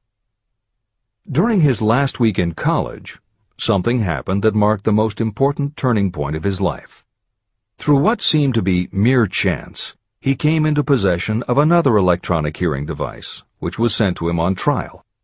He was slow about testing it, due to his disappointment with a similar device. Finally, he picked it up carelessly, placed it on his head, and hooked up the battery. Suddenly, as if by magic, his lifelong desire for normal hearing became a reality. For the first time in his life, he heard practically as well as any person with normal hearing. Overjoyed because of the changed world that had been brought to him, he rushed to the telephone, called his mother, and heard her voice perfectly. The next day, for the first time in his life, he plainly heard the voices of his professors in class. For the first time in his life, he could converse freely with other people without them having to speak loudly. Truly, he had come into possession of a changed world. His desire was finally paying dividends. But the victory was not yet complete. He still had to find a definite and practical way to convert his disability into an equivalent asset. Thought that works miracles. Intoxicated with the joy of his newly discovered world of sound, he wrote a letter to the manufacturer of the hearing aid, enthusiastically describing his experience. Something in his letter prompted the company to invite him to New York. He was escorted through the factory, and while talking with the chief engineer, telling him about his changed world, a hunch, an idea, or an inspiration, call it what you wish, flashed into his mind. It was this impulse of thought that converted his disability into an asset destined to pay dividends in both money and happiness to thousands for all time to come. The sum and substance of that impulse was this. It occurred to him that he might be of help to the millions of people who go through life without the benefit of hearing devices, if he could find a way to tell them the story of his changed world. For an entire month, he carried out intensive research, during which he analyzed the entire marketing system of the manufacturer of the hearing device. Then he created a plan for reaching out to other hearing-impaired people all over the world, to share with them his newly discovered changed world. When this was done, he put in writing a 2-year plan based upon his findings. When he presented the plan to the company, he was instantly given a position for the purpose of carrying out his ambition. Little did he dream when he went to work that he was destined to bring hope and practical relief to thousands of people who, without his help, would have been limited forever by deafness. There's no doubt in my mind that Blair would have been deaf and unable to speak all his life if his mother and I had not managed to shape his mind as we did. When I planted in his mind the desire to hear and talk and live as other people, there went with that impulse some strange influence that caused nature to become bridge builder and span the gulf of silence between his brain and the outer world. Truly, a burning desire has devious ways of transmuting itself into its physical equivalent. Blair desired normal hearing. Now he has it. He was born with a condition that in those days might easily have sent a person with a less defined desire to the street with a bundle of pencils and a tin cup. The little white lie I planted in his mind when he was a child, by leading him to believe his impaired hearing would become a great asset, has justified itself.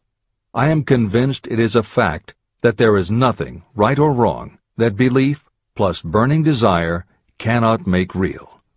These qualities are free to everyone. Editor's comments. As Napoleon Hill was finishing this chapter on desire, it was reported that the famed opera singer Madame Schumann-Heink had died.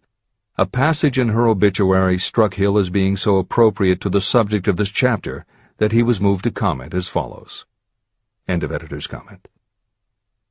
One short paragraph in the newspaper story about the famed opera singer Madame Schumann-Heink gives the clue to this unusual woman's stupendous success. I quote the paragraph because the clue it contains is none other than desire. Early in her career, Madame Schumann-Heink visited the director of the Vienna Court Opera to have him test her voice. But he did not test it. After taking one look at the awkward and poorly dressed girl, he exclaimed, none too gently, "With such a face, and with no personality at all, how can you ever expect to succeed in opera? My good child, give up the idea. Buy a sewing machine and go to work. You can never be a singer." Never is a long time. The director of the Vienna Court Opera may have known much about the technique of singing, but he knew little about the power of desire when it assumes the proportion of an obsession. If he had known more of that power, he would not have made the mistake of condemning genius without giving it an opportunity. Editor's comments. Although few readers of this edition will be familiar with Madame Schumann-Heink, every reader knows a half-dozen similar stories. It is true for every generation and every kind of music. At some time, even the biggest stars were failures. At some time, someone told them they weren't good enough. But every one of those times that they failed, their desire was bigger than their failure. That is why you know their stories. And it's also why you've never heard about the thousands of other performers who were also told they weren't good enough. The ones you've never heard of are the ones whose desire wasn't big enough. They are the ones who believed that failure was defeat. This is the end of the editor's comment. Several years ago, one of my business associates became ill. He became worse as time went on, and finally was taken to the hospital for an operation. The doctor warned me that there was little, if any, chance of my ever seeing him alive again. But that was the doctor's opinion. It was not the opinion of the patient. Just before he was wheeled away, he whispered to me, "Do not be disturbed, Chief. I will be out of here in a few days." The attending nurse looked at me with pity. But the patient did come through safely.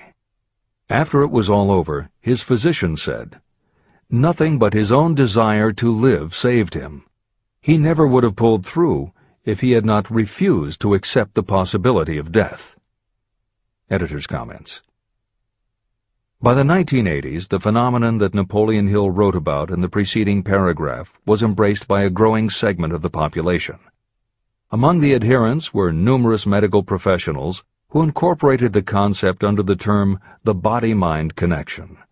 And by the turn of the 21st century, the belief that the mind can manifest physical changes in the body had become a part of mainstream medical practice. In Chapter 5, Autosuggestion, you will find further comment on the medical aspects of having a burning desire. This is the end of the editor's comment. I believe in the power of desire backed by faith in yourself, because I have seen this power lift people from lowly beginnings to places of power and wealth. I have seen it rob the grave of its victims. I have seen it serve as the medium by which people staged a comeback after having been defeated in 100 different ways. And I have seen it provide my own son with a normal, happy, successful life, despite nature's having sent him into the world without ears. How can you harness and use the power of desire? The first part of the answer is in the technique at the beginning of this chapter. You will learn more about it in the next and subsequent chapters of this book. Through some strange and powerful principle, nature wraps up in the impulse of strong desire that something that recognizes no such word as impossible, and accepts no such reality as failure. There are no limitations to the mind except those we acknowledge. Chapter 4. Faith in your ability. Visualization of and belief in attainment of desire. The second step toward riches. Faith is the head chemist of the mind. When faith is blended with thought, the subconscious mind instantly picks up the vibration. The subconscious then translates it and transmits it to infinite intelligence. The emotions of faith, love, and sex are the most powerful of all the major positive emotions. When the three are blended, they have the effect of coloring thought in such a way that it instantly reaches the subconscious mind. There, it is changed into a form that induces a response from infinite intelligence. Editor's comments. In the preceding paragraph, Napoleon Hill uses two terms, faith and infinite intelligence, both of which may convey to the reader a religious connotation that Hill did not intend. The following will define the meaning of the words as Hill uses them in the following chapter. In modern usage, the word faith has become almost interchangeable with religious belief, which is not the way Hill uses the word. Faith, as it is used here, means having confidence, trust, and an absolute unwavering belief that you can do something. And in order for you to have faith in yourself as Hill means it, it has to be true on a subconscious level. If you have a nagging doubt in the back of your mind, or if you are just going through the motions of pretending you believe, it won't work, because your subconscious will know your doubts. Unless you have absolute total confidence, unless you are convinced without question, then you don't have faith. Hill uses the term infinite intelligence to identify that part of the human mind and thinking process that produces hunches, flashes of insight, and leaps of logic. Hill's concept has similarities to what psychologist Carl Jung called the collective unconscious. And on another level, it is very close to what contemporary psychologists refer to as working in the flow state, or being in the zone. Infinite intelligence is discussed in greater depth in later chapters. Hill also uses another term, the subconscious mind, that should be commented on before the reader proceeds with this chapter. Although there are differing schools of thought, in general modern psychology developed from the pioneering work of Sigmund Freud and Carl Jung. Each believed that the human mind operates on both a conscious and an unconscious level, but they differed on the role the subconscious plays and the way it influences attitude and action. Through his own research and studies, Napoleon Hill developed a theory of the conscious and subconscious that is closest to the Jungian view. The following briefly describes the basis of Hill's view. The conscious mind.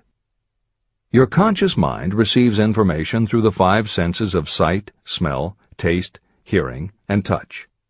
Your conscious mind keeps track of what you need for thinking and operating, and it filters out what you don't need. Your conscious mind, and what your memory retains, is the intelligence with which you normally think, reason, and plan. The subconscious mind. Your subconscious has access to all the same information your conscious mind receives, but it doesn't reason the way your conscious mind does. It takes everything literally. It doesn't make value judgments. It does not filter, and it does not forget. You cannot command your conscious mind to reach out and dip into your subconscious mind. However, under certain circumstances, all those forgotten facts and ideas that are always there in your subconscious can, if they are firmly rooted, influence your conscious attitudes and actions. This is the end of the editor's comments. How to develop faith. The following statement is very important in understanding the importance of autosuggestion in the transmutation of desire into its physical or monetary equivalent, namely, faith is a state of mind that may be induced or created by affirmation or repeated instructions to the subconscious mind through the principle of autosuggestion. The repetition of affirmations is like giving orders to your subconscious mind, and it is the only known method of voluntary development of the emotion of faith, absolute belief that you can do something. As an illustration, consider why you are reading this book. You want to acquire the ability to transmute the intangible thought impulse of desire into its physical counterpart, money. By following the instructions laid down in the later chapters on autosuggestion and the subconscious mind, you will learn techniques to convince your subconscious mind that you believe you will receive that for which you ask.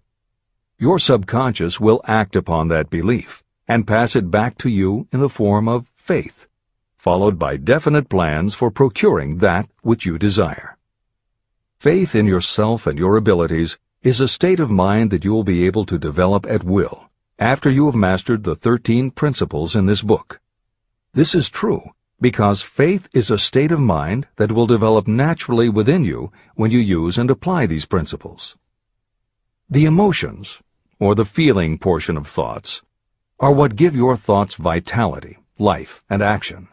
The emotions of faith, love, and sex, when mixed with any thought impulse, give it even greater action.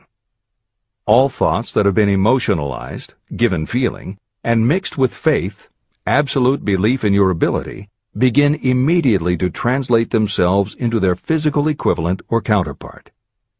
However, this is not only true of thought impulses that have been mixed with faith, but it is true with any emotion, including negative emotions. What this means is that the subconscious mind will translate into its physical equivalent a thought impulse of a negative or destructive nature, just as readily as it will act upon thought impulses of a positive or constructive nature. The following statement, made by a noted criminologist, illustrates the point. When men first come into contact with crime, they abhor it. If they remain in contact with crime for a time, they become accustomed to it and endure it. If they remain in contact with it long enough, they finally embrace it and become influenced by it. This is the equivalent of saying that a negative impulse of thought that is repeatedly passed on to the subconscious mind often enough is finally accepted and acted upon by the subconscious mind. The subconscious then proceeds to translate that impulse into its physical equivalent by the most practical procedure available. This also accounts for the strange phenomenon that so many millions of people experience, referred to as bad luck. There are millions of people who believe themselves doomed to poverty and failure because of some strange force they call bad luck, over which they believe they have no control. But the truth is that they are the creators of their own misfortunes, because this negative belief in bad luck is picked up by the subconscious mind and translated into its physical equivalent. Your belief, or faith, is the element that will determine the action of your subconscious mind.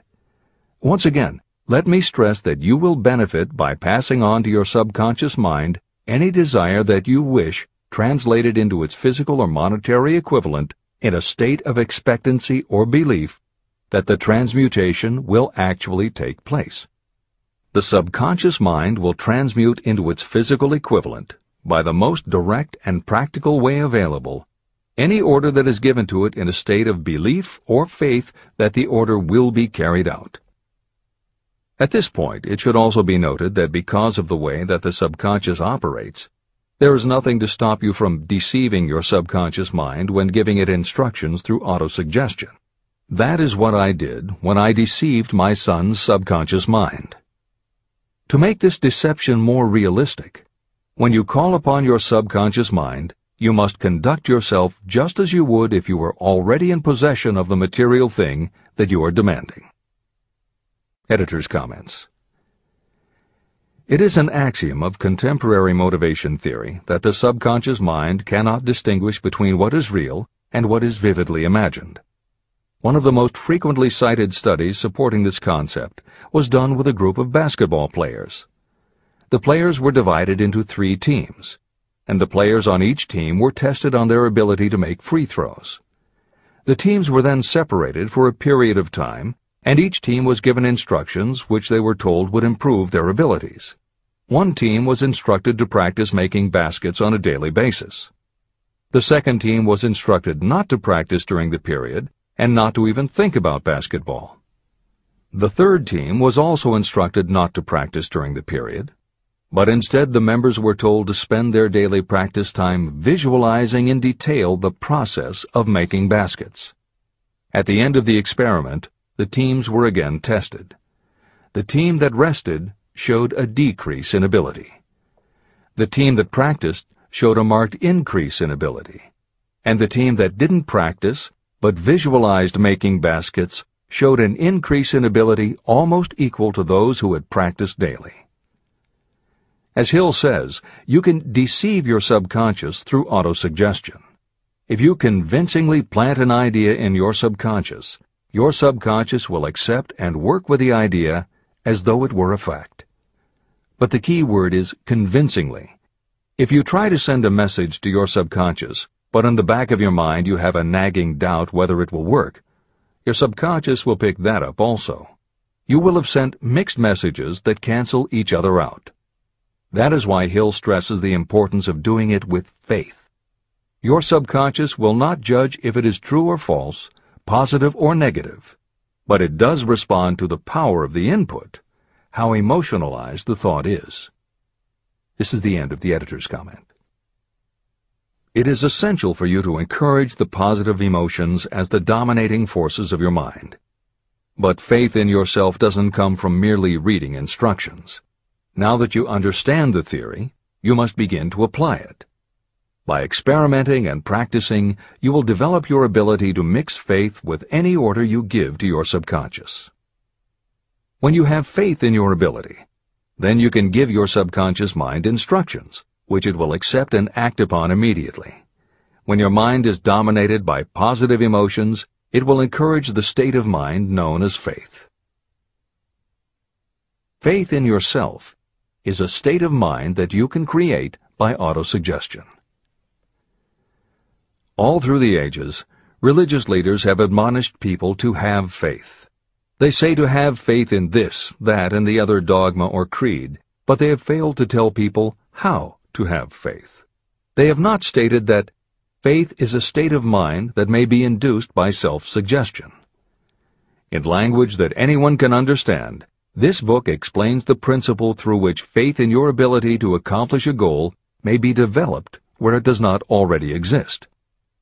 Before we begin, you should be reminded again that faith is the eternal elixir that gives life, power, and action to the impulse of thought. Faith is the starting point of all accumulation of riches. Faith is the basis of all miracles and of all mysteries that cannot be analyzed by the rules of science. Faith is the only known antidote for failure. Faith is the element that, when mixed with desire, gives you direct communication with infinite intelligence. Faith is the element that transforms the ordinary vibration of thought created by the human mind into the spiritual equivalent. Faith is the only way the force of infinite intelligence can be harnessed and used. The magic of self-suggestion. It is a fact that you will come to believe whatever you repeat to yourself, whether the statement is true or false. If you repeat a lie over and over, you will eventually accept that lie as truth. Moreover, you will believe it to be the truth. You are what you are because of the dominating thoughts that you permit to occupy your mind. Thoughts that you deliberately place in your own mind and encourage with sympathy, and with which you mix any one or more of the emotions, constitute the motivating forces that direct and control your every movement, act, and deed. The following sentence is a very significant statement of truth. Thoughts that are mixed with any of the feelings of emotions become like a magnetic force, which attracts other similar or related thoughts. A thought that is magnetized with one of the emotions may be compared to a seed. When it is planted in fertile soil, it germinates, grows, and multiplies itself over and over again. What was originally one small seed becomes countless millions of seeds of the same kind. The human mind is constantly attracting vibrations that are in sync with whatever dominates the mind. Any thought, idea, plan, or purpose that you hold in your mind attracts a host of its relatives. Add these relatives to its own force, and it grows until it becomes the prime motivator of the person in whose mind it has been housed. Now, let us go back to the starting point. How can the original seed of an idea, plan, or purpose be planted in the mind? The answer? Any idea, plan, or purpose may be placed in the mind through repetition of thought. This is why you are asked to write out a statement of your major purpose, or definite chief aim. Commit it to memory, and repeat it out loud day after day until these vibrations of sound have reached your subconscious mind. You are what you are because of the dominating thoughts that you permit to occupy your mind. If you choose to, you can throw off any bad influences from your past and build your own life the way you want it to be. For instance, by taking inventory of your mental assets and liabilities, you might discover that your greatest weakness is lack of self-confidence. This can be overcome and translated into courage through the principle of autosuggestion. You can do this by writing out a set of simply stated positive thought impulses, memorizing them, and repeating them until they become a part of the working equipment of your subconscious mind. The following is an example for someone whose definite purpose is to overcome a lack of self-confidence. Self-confidence formula. 1. I know that I have the ability to achieve the object of my definite purpose in life. Therefore, I demand of myself persistent, continuous action toward its attainment, and I here and now promise to render such action. 2. I realize the dominating thoughts of my mind will eventually reproduce themselves in outward physical action and gradually transform themselves into physical reality. Therefore, I will concentrate my thoughts for 30 minutes each day, visualizing the person I intend to become. In this way, I will create in my mind a clear mental picture. 3. I know, through the principle of autosuggestion, that any desire I persistently hold in my mind will eventually find some practical means of attaining my objective. Therefore, I will devote 10 minutes daily to demanding of myself the development of self-confidence. 4. I have clearly written down a description of my definite chief aim in life, and I will never stop trying until I have developed sufficient self-confidence for its attainment. 5. I fully realize that no wealth or position can last unless it is built upon truth and justice.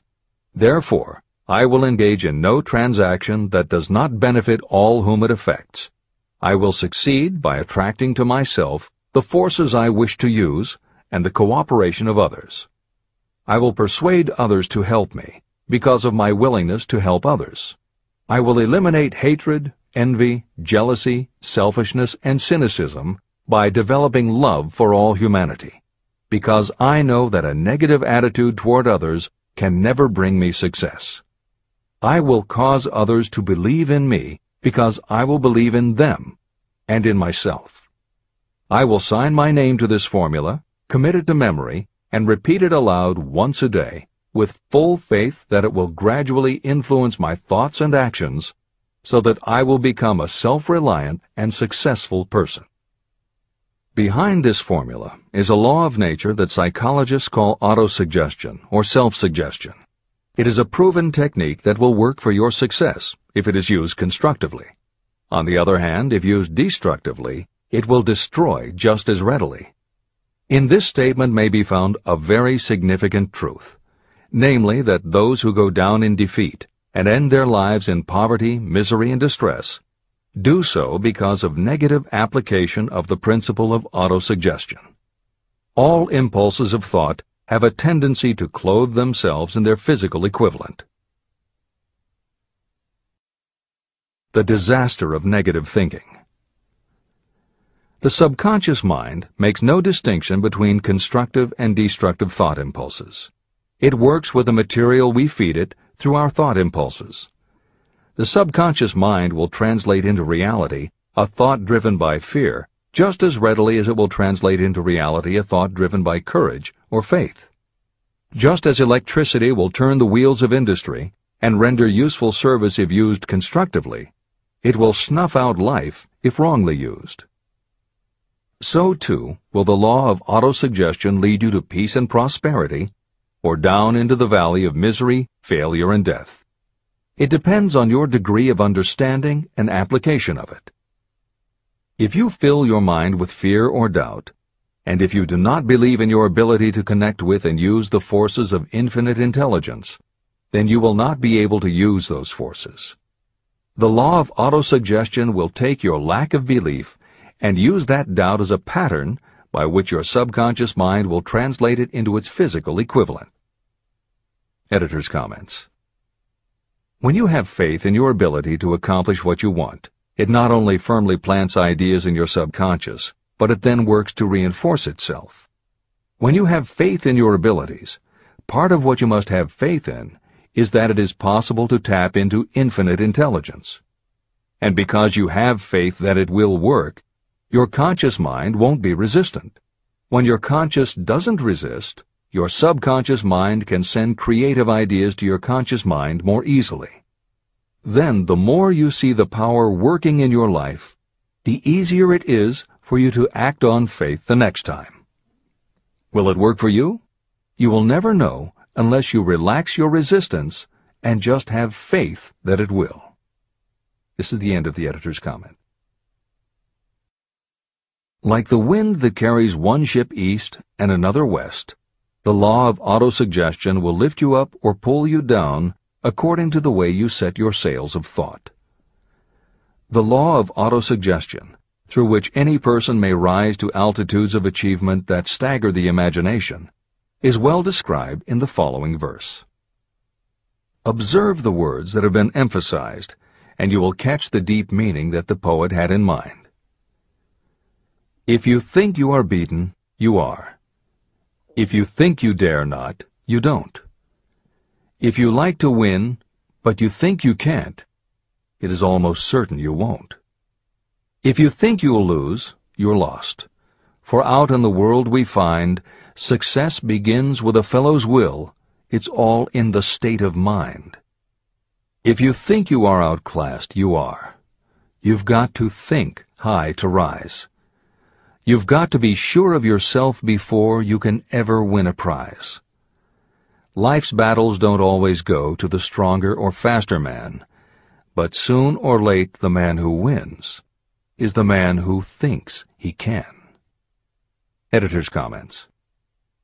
As noted at the beginning of this chapter, the way in which Napoleon Hill uses the word faith is meant to have no religious connotation.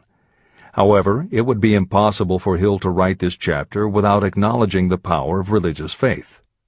Therefore, in the following two paragraphs, when Hill discusses Jesus Christ and Mahatma Gandhi as exemplifying the power of faith, he is referring to their personal faith, the absolute trust in his beliefs that Jesus exhibited, and Gandhi's total conviction and confidence in his cause.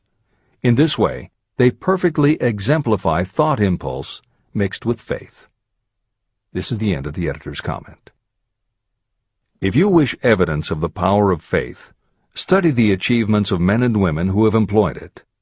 At the head of the list comes the Nazarene. The basis of Christianity is faith, no matter how many people may have perverted or misinterpreted the meaning of this great force. The sum and substance of the teachings and the achievements of Christ, which may have been interpreted as miracles, were nothing more nor less than faith. If there are any such phenomena as miracles, they are produced only through the state of mind known as faith. Consider Mahatma Gandhi of India, one of the most astounding examples of the possibilities of faith.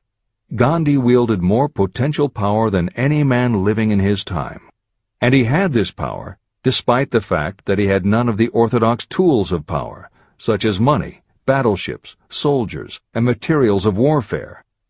Gandhi had no money, no home. He did not own a suit of clothes, but he did have power. How did he come by that power? He created it out of his understanding of the principle of faith and through his ability to transplant that faith into the minds of 200 million people. Gandhi accomplished the astounding feat of influencing 200 million minds to coalesce and move in unison as a single mind. What other force on earth, except faith, could do as much? How an idea built a fortune. Editor's comment. Although the following story is not exclusively about faith, and it makes no mention of autosuggestion or the subconscious mind, Napoleon Hill included it at this point in every edition of Think and Grow Rich. In fact, as Hill says, this story illustrates at least 6 of the 13 principles of success, but faith is at the center of it. If the central figure, Charles M. Schwab, had not mixed his big idea with absolute unwavering faith that he could pull it off, the whole history of American business would have been different. This is the end of the editor's comment. The event chosen for this illustration dates back to 1900, when the United States Steel Corporation was being formed. As you read the story, keep in mind the following fundamental facts and you will understand how ideas have been converted into huge fortunes. First, the United States Steel Corporation was born in the mind of Charles M. Schwab in the form of an idea he created through his imagination. Second, he mixed faith with his idea. Third, he formulated a plan for the transformation of his idea into physical and financial reality. Fourth, he put his plan into action with his famous speech at the University Club. Fifth, he applied and followed through on his plan with persistence and backed it with firm decision until it had been fully carried out. Sixth, he prepared the way for success by a burning desire for success. If you are one of those who have often wondered how great fortunes are accumulated, this story of the creation of the United States Steel Corporation will be enlightening. If you have any doubt that a person can think and grow rich, this story should dispel that doubt. You can plainly see in the story of United States Steel the application of a major portion of the principles described in this book. This astounding description of the power of an idea was dramatically told by John Lowell in the New York World Telegram, with whose courtesy it is here reprinted. Editor's comments. In order for the modern reader to fully appreciate the following newspaper story, it is appropriate at this point to provide some background information about the main players. Charles M. Schwab was Andrew Carnegie's right-hand man and president of the Carnegie Steel Corporation.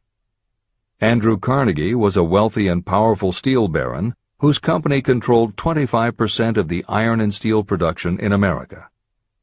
J.P. Morgan was a wealthy and powerful Wall Street banker whose company had arranged the financing for many of the major industrial companies in America at the beginning of the 20th century.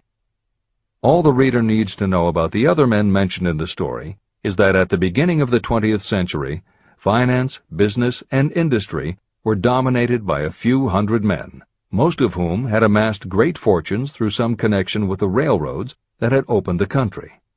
These people were well known to readers of the New York World Telegram because of their financial influence. And that sets the stage for the following newspaper article, which is not only a fascinating story about the power of faith in an idea, but also a wonderful example of the irreverent writing style that was used by many newspaper journalists of the day. This is the end of the editor's comment. A pretty after-dinner speech for $1 billion. When on the evening of December 12, 1900, some 80 of the nation's financial nobility gathered in the banquet hall of the University Club on Fifth Avenue to do honor to a young man from out of the West, not half a dozen of the guests realized they were to witness the most significant episode in American industrial history. J. Edward Simmons and Charles Stewart Smith, their hearts full of gratitude for the lavish hospitality bestowed on them by Charles M. Schwab during a recent visit to Pittsburgh, had arranged the dinner to introduce the 38-year-old steel man to Eastern banking society. But they didn't expect him to stampede the convention.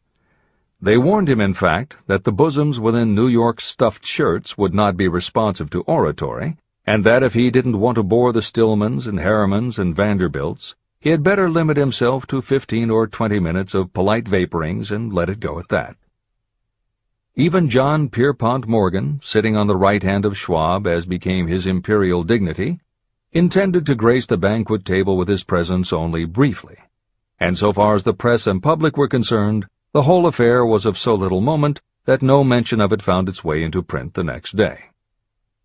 So the two hosts and their distinguished guests ate their way through the usual 7 or 8 courses. There was little conversation, and what there was of it was restrained. Few of the bankers and brokers had met Schwab, whose career had flowered along the banks of the Monongahela, and none knew him well. But before the evening was over, they, and with them Money Master Morgan, were to be swept off their feet, and $1 billion baby, the United States Steel Corporation, was to be conceived. It is perhaps unfortunate for the sake of history that no record of Charlie Schwab's speech at the dinner ever was made. It is probable, however, that it was a homely speech, somewhat ungrammatical, for the niceties of language never bothered Schwab, full of epigram and threaded with wit. But aside from that, it had a galvanic force and effect upon the 5 billions of estimated capital that was represented by the diners. After it was over, and the gathering was still under its spell, although Schwab had talked for 90 minutes, Morgan led the orator to a recessed window where, dangling their legs from the high, uncomfortable seat, they talked for an hour more. The magic of the Schwab personality had been turned on full force, but what was more important and lasting was the full-fledged, clear-cut program he laid down for the aggrandizement of steel. Many other men had tried to interest Morgan in slapping together a steel trust after the pattern of the biscuit, wire and hoop, sugar, rubber, whiskey, oil, or chewing gum combinations. Editor's comments. The Random House College Dictionary defines a trust as an illegal combination of industrial or commercial companies in which the stock is controlled by a central board of trustees, thus making it possible to control prices and destroy competition. Many of America's new industrial companies had grown so quickly that they were not yet profitable. They were saddled with huge debt incurred in raising the capital to finance their rapid expansion, and at the same time they were faced with having to cut costs and slash prices or go out of business. The answer for many was to join up with others in related industries to form what were called trusts or combinations. Although trusts were illegal since the passage of the Sherman Antitrust Act in 1890, companies still tried to find ways to monopolize their industries, and if their efforts weren't technically trusts, they were something very close. The one thing the large company owners who assembled these trusts needed was cash to buy up the many smaller companies they would have to own in order to effectively dominate an industry. J.P. Morgan was the banker who financed many such takeovers. This is the end of the editor's comment. John W. Gates, the gambler, had urged it, but Morgan distrusted him. The Moore boys, Bill and Jim, Chicago stock jobbers who had glued together a match trust and a cracker corporation, had urged it and failed, Elbert H. Gerry, the sanctimonious country lawyer, wanted to foster it, but he wasn't big enough to be impressive. Until Schwab's eloquence took J.P. Morgan to the heights from which he could visualize the solid results of the most daring financial undertaking ever conceived, the project was regarded as a delirious dream of easy-money crackpots.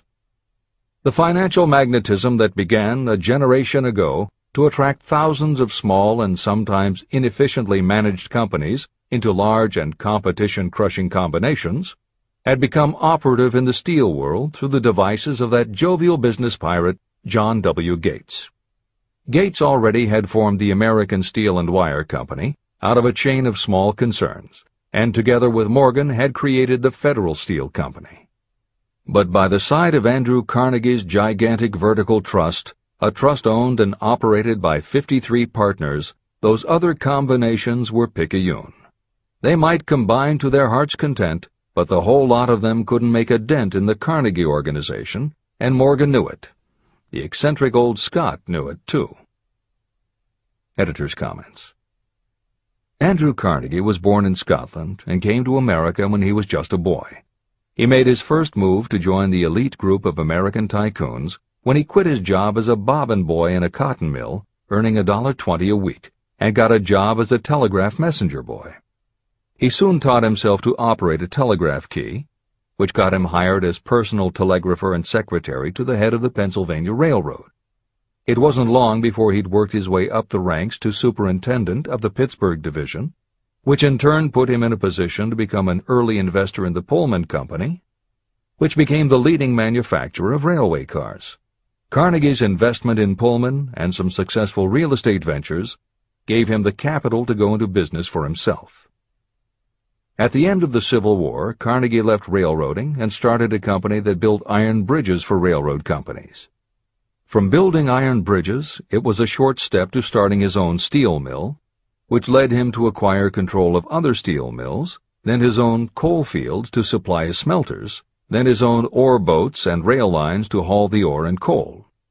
Because of Carnegie's vertical integration and his use of the most up-to-date manufacturing methods, he was able to sell top-grade steel at the lowest price. He managed to drop the price of steel from $140 a ton to $20 a ton. By 1899, the Carnegie Steel Company controlled about 25% of the iron and steel production in America. The smaller steel manufacturers couldn't compete with Carnegie, so they went to J.P. Morgan for help. He arranged for the financing, and a wide-ranging alliance was put together of companies that were in the business of manufacturing products made from steel. Part of the deal was that they would not buy steel from Carnegie. Andrew Carnegie was not about to be put out of business by a collection of small companies. He announced that he would buy or build his own manufacturing companies to produce finished goods made of steel. This is the end of the editor's comments, and the New York World Telegram story continues. From the magnificent heights of Skibo Castle he had viewed, first with amusement and then with resentment, the attempts of Morgan's smaller companies to cut into his business. When the attempts became too bold, Carnegie's temper was translated into anger and retaliation. He decided to duplicate every mill owned by his rivals. Hitherto, he hadn't been interested in wire, pipe, hoops, or sheet. Instead, he was content to sell such companies the raw steel and let them work it into whatever shape they wanted. Now, with Schwab as his chief and able lieutenant, he planned to drive his enemies to the wall. So it was that in the speech of Charles M. Schwab, Morgan saw the answer to his problem of combination. A trust without Carnegie, giant of them all, would be no trust at all, a plum pudding, as one writer said, without the plums. Schwab's speech on the night of December 12, 1900, undoubtedly carried the inference, though not the pledge, that the vast Carnegie enterprise could be brought under the Morgan tent. He talked of the world future for steel, of reorganization for efficiency, of specialization, of the scrapping of unsuccessful mills and concentration of effort on the flourishing properties, of economies in the ore traffic, of economies in overhead and administrative departments, of capturing foreign markets. More than that, he told the buccaneers among them wherein lay the errors of their customary piracy. Their purposes, he inferred, had been to create monopolies, raise prices, and pay themselves fat dividends out of privilege. Schwab condemned the system in his heartiest manner.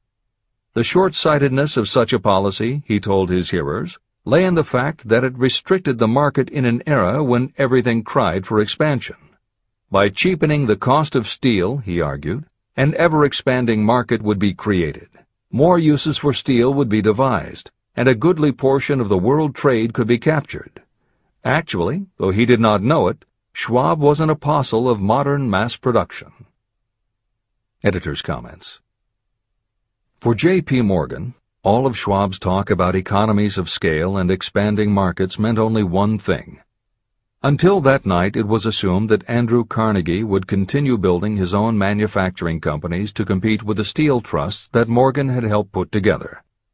Morgan knew that for Carnegie to do so would require an enormous amount of capital, and Morgan also knew that Carnegie had always been strongly against raising money by selling stock in his company.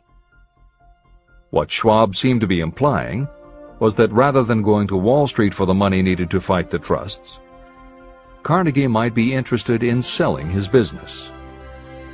This is the end of the editor's comment.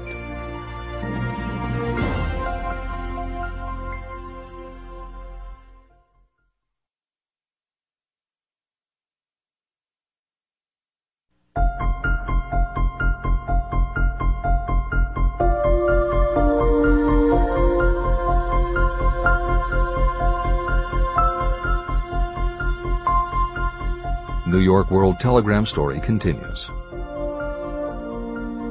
So the dinner at the University Club came to an end. Morgan went home to think about Schwab's rosy predictions. Schwab went back to Pittsburgh to run the steel business for Andrew Carnegie, while Gary and the rest went back to their stock tickers to fiddle around in anticipation of the next move. It was not long coming. It took Morgan about 1 week to digest the feast of reason Schwab had placed before him. When he had assured himself that no financial indigestion was to result, he sent for Schwab, and found that young man rather coy. Mr. Carnegie, Schwab indicated, might not like it if he found his trusted company president had been flirting with the Emperor of Wall Street, the street upon which Carnegie was resolved never to tread. Then it was suggested by John W. Gates, the go-between, that if Schwab happened to be in the Bellevue Hotel in Philadelphia, J.P. Morgan might also happen to be there. When Schwab arrived, however, Morgan was inconveniently ill at his New York home, and so on the elder man's pressing invitation, Schwab went to New York and presented himself at the door of the financier's library. Now, certain economic historians have professed the belief that from the beginning to the end of the drama, the stage was set by Andrew Carnegie, that the dinner to Schwab, the famous speech, the Sunday night conference between Schwab and the Money King, were events arranged by the canny Scot. The truth is exactly the opposite. When Schwab was called in to consummate the deal, he didn't even know whether the little boss, as Andrew was called, would so much as listen to an offer to sell, particularly to a group of men whom Andrew regarded as being endowed with something less than holiness. But Schwab did take into the conference with him, in his own handwriting, 6 sheets of copperplate figures, representing to his mind the physical worth and the potential earning capacity of every steel company he regarded as an essential star in the new metal firmament. 4 men pondered over these figures all night. The chief, of course, was Morgan, steadfast in his belief in the divine right of money. With him was his aristocratic partner, Robert Bacon, a scholar and a gentleman. The third was John W. Gates, whom Morgan scorned as a gambler and used as a tool. The fourth was Schwab, who knew more about the processes of making and selling steel than any whole group of men then living. Throughout that conference, the Pittsburgher's figures were never questioned. If he said a company was worth so much, then it was worth that much and no more. He was insistent, too, upon including in the combination only those concerns he nominated. He had conceived a corporation in which there would be no duplication, not even to satisfy the greed of friends who wanted to unload their companies upon the broad Morgan shoulders. When dawn came, Morgan rose and straightened his back. Only one question remained. "Do you think you can persuade Andrew Carnegie to sell?" he asked. "I can try," said Schwab. "If you can get him to sell, I will undertake the matter," said Morgan. So far, so good. But would Carnegie sell? How much would he demand? Schwab thought about $320 million. What would he take payment in? Common or preferred stocks? Bonds? Cash? Nobody could raise $1/3 billion in cash. There was a golf game in January on the frost-cracking heath of the St. Andrew's Links in Westchester, with Andrew bundled up in sweaters against the cold and Charlie talking volubly as usual to keep his spirits up. But no word of business was mentioned until the pair sat down in the cozy warmth of the Carnegie cottage nearby. Then, with the same persuasiveness that had hypnotized 80 millionaires at the University Club, Schwab poured out the glittering promises of retirement in comfort, of untold millions to satisfy the old man's social caprices. Carnegie capitulated, wrote a figure on a slip of paper, handed it to Schwab and said, "All right, that's what we'll sell for." The figure was approximately $400 million, and was reached by taking the $320 million mentioned by Schwab as a basic figure, and adding to it $80 million to represent the increased capital value over the previous 2 years. Later, on the deck of a transatlantic liner, the Scotsman said ruefully to Morgan, "I wish I had asked you for $100 million more." "If you had asked for it, you'd have gotten it," Morgan told him cheerfully. There was an uproar, of course. A British correspondent cabled that the foreign steel world was appalled by the gigantic combination. President Hadley of Yale declared that unless trusts were regulated, the country might expect an emperor in Washington within the next 25 years. But that able stock manipulator Keene went at his work of shoving the new stock at the public so vigorously that all the excess water, estimated by some at nearly $600 million, was absorbed in a twinkling. So Carnegie had his millions, and the Morgan Syndicate had $62 million for all its trouble, and all the boys, from Gates to Gary, had their millions. Editor's comment.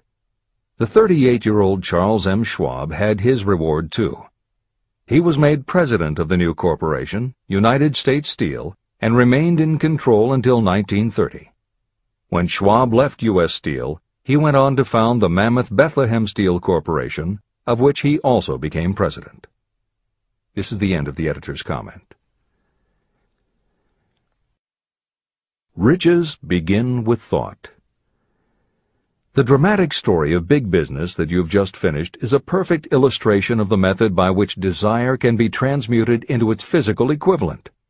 That giant organization was created in the mind of one man.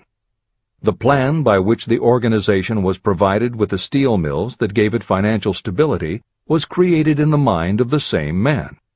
His faith, his desire, his imagination, his persistence were the real ingredients that went into United States Steel. The steel mills and equipment acquired by the corporation, after it had been brought into legal existence, were incidental. However, careful analysis reveals that the appraised value of the properties acquired by the corporation increased in value by an estimated $600 million, approximately $12 billion today. The increase in value of the assets is attributable to the mere transaction that consolidated them under one management. In other words, Charles M. Schwab's idea, plus the faith with which he conveyed it to the minds of J.P. Morgan and the others, was marketed for a profit of approximately $600 million. Not an insignificant sum for a single idea. The United States Steel Corporation prospered and became one of the richest and most powerful corporations in America, employing thousands of people, developing new uses for steel and opening new markets, thus proving that the $600 million in profit that the Schwab idea produced was earned. Riches begin in the form of thought. The amount is limited only by the person in whose mind the thought is put into motion. Faith removes limitations. Remember this when you are ready to bargain with life for whatever it is that you ask as your price for having passed this way. Editor's comments. In the years since that article appeared in the New York World Telegram, the well-told business story has become its own genre within the publishing industry. There are best-selling books and biographies by and about the insiders who run every industry. The editors of this edition of Think and Grow Rich strongly encourage you to sample some of these books. They can be entertaining and inspirational, and in them you will be able to see examples of Hill's principles of success at work in the real world. The best of them are not only entertaining and inspirational, but they are filled with ideas and techniques you can adapt and use. There are literally too many bestsellers from which to select a best of listing for inclusion here.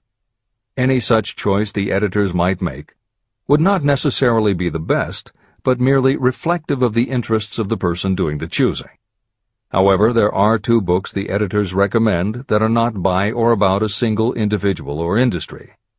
These books are In Search of Excellence by Tom Peters and Breakthroughs by P.R. Nyack and John N. Ketteringham. Each of these books deals with a broad spectrum of industries, and within each industry they single out certain companies and individuals for analysis. Both were published at the beginning of the business book trend in the 1980s, but there are few books since then that better convey the importance of faith in a good idea. In Search of Excellence, chosen by a panel of experts as the most influential book of the past 20 years, was a runaway bestseller and will likely be in print for years to come. Breakthroughs may be harder to find, but it will be well worth the effort. This is the end of the editor's comments.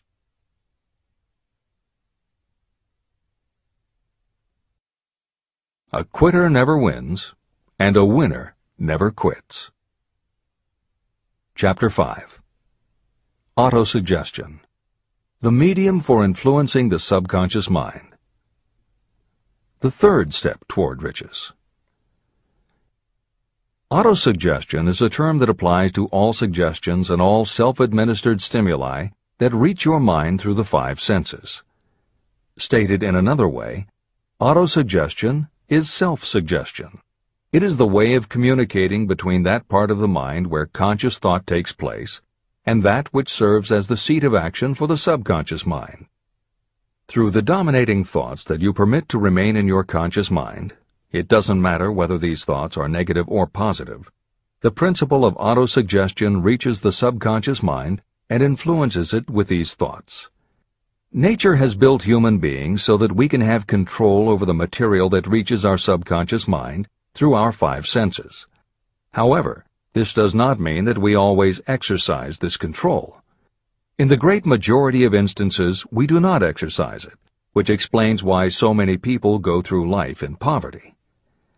Recall what I said about the subconscious mind resembling a fertile garden, in which weeds will grow if the seeds of more desirable crops are not sown. Autosuggestion is the way you may feed your subconscious on creative thoughts. Or you can, by neglecting it, permit thoughts of a destructive nature to find their way into this rich garden of the mind. Editor's comments. Numerous psychological studies and experiments with hypnotherapy have validated Napoleon Hill's concept that a person's subconscious mind retains everything that person ever experienced. Studies also support the theory that the subconscious is non-judgmental. It does not filter or interpret, it simply processes information literally and stores it. For those readers who may be dubious about the subconscious, or that thoughts stored below the level of consciousness can exert enough influence to affect attitude and behavior, the following explanation should alleviate any such doubts. There is no doubt about the existence of the conditions known by the psychological terms fixations, phobias, and compulsive behaviors. These conditions occur when a child has learned something in such a powerful or dramatic way that the knowledge becomes firmly planted in the child's subconscious mind. Then, even as the child grows to adulthood and the conscious mind learns to understand that information from a mature point of view, because the childhood learning experience was so powerful, the subconscious still retains the childhood understanding of the information. The result is a fixation, phobia, or compulsive behavior that causes a response rooted in childhood, which does not make logical sense to the adult's conscious mind. That is because it does not come from the conscious. It comes from the subconscious belief that was so emotionalized it overrides the adult's logical conscious mind. Hill's theory is based on exactly the same psychological principles. Thoughts do remain stored in the subconscious. They remain just as they were when they were input, and the more highly emotionalized the thoughts are when they are input, the more influence they exert on attitude and behavior. It is this aspect of the subconscious that will allow you to use autosuggestion as a tool with which to input the positive thoughts that will help you achieve the success you desire. This is the end of the editor's comments. See and feel money in your hands. You were instructed in the last of the 6 steps described in Chapter 3 on Desire to read aloud twice daily the written statement of your desire for money. You were also directed to see and feel yourself already in possession of the money. By following these instructions, you communicate the object of your desire directly to your subconscious mind in a spirit of absolute faith. Through repetition of this procedure, you will create thought habits that reinforce your efforts to transmute desire into its monetary equivalent. Read these steps again, very carefully, before you proceed further. 1. Fix in your mind the exact amount of money you desire. It is not sufficient merely to say, "I want plenty of money." Be definite about the amount. 2. Determine exactly what you intend to give in return for the money you desire. There is no such reality as something for nothing. 3. Establish a definite date when you intend to possess the money you desire. 4. Create a definite plan for carrying out your desire and begin at once, whether you are ready or not, to put this plan into action. 5. Now write it out.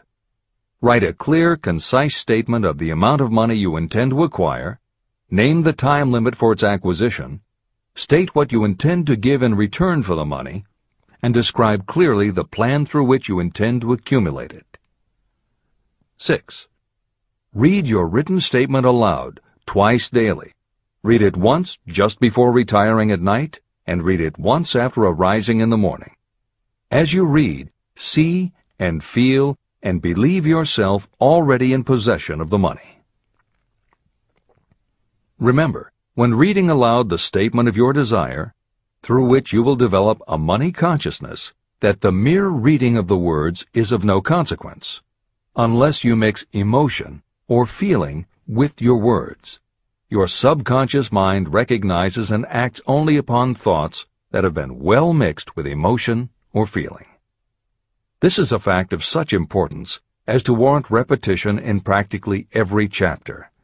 The lack of understanding of this is the main reason the majority of people who try to apply the principle of autosuggestion get no desirable results.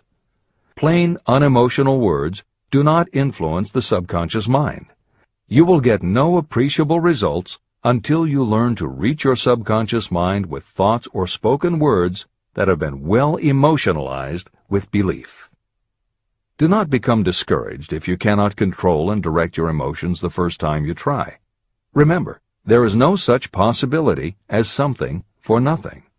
You cannot cheat even if you desire to do so. The price of ability to influence your subconscious mind is persistence in applying the principles described here. You cannot develop the desired ability for a lower price. You, and you alone, must decide whether or not the reward, the money consciousness, is worth the price you must pay for it in effort. Your ability to use the principle of autosuggestion will depend very largely upon your capacity to concentrate on a given desire until that desire becomes a burning obsession. How to strengthen your powers of concentration. When you begin to carry out the instructions in the 6 steps, it will be necessary for you to make use of the principle of concentration. Following are suggestions for the effective use of concentration. When you begin the first of the 6 steps, which instructs you to fix in your own mind the exact amount of money you desire, close your eyes and hold your thoughts on that amount of money until you can actually see the physical appearance of the money. Do this at least once each day. As you go through these exercises, follow the instructions given in Chapter 4 on faith and see yourself actually in possession of the money. Here is a most significant fact. The subconscious mind takes any orders given to it in a spirit of absolute faith and acts upon those orders. But the orders often have to be presented over and over again, repeated positive affirmation, before they are interpreted by the subconscious mind. Because of this, you might consider the possibility of playing a perfectly legitimate trick on your subconscious mind. Make it believe, because you believe it, that you must have the amount of money you are visualizing. Make it believe that this money is already awaiting your claim, so the subconscious mind must hand over to you practical plans for acquiring the money that is yours. Give this thought to your imagination, and see what your imagination can or will do to create practical plans for the accumulation of money through transmutation of your desire. Do not wait for a definite plan through which you will exchange services or merchandise in return for the money you are visualizing. Just start right now to see yourself in possession of the money, demanding, and expecting that your subconscious mind will hand over the plans you need. Be on the alert for these plans, and when they appear, put them into action immediately. When the plans appear, they will probably flash into your mind in the form of an inspiration or intuition from infinite intelligence. Treat it with respect and act upon it as soon as you receive it. In the fourth of the 6 steps, you are instructed to create a definite plan for carrying out your desire and begin at once to put this plan into action. Do the same thing here. Close your eyes and create in your mind a vivid image of you carrying out the instructions. Do not trust to your reason when creating your plan for accumulating money through the transmutation of desire. Your reasoning faculty may be lazy, and if you depend entirely upon it to serve you, it may disappoint you. When visualizing the money you intend to accumulate, see yourself rendering the service or delivering the merchandise you intend to give in return for this money. This is important. Editor's comments.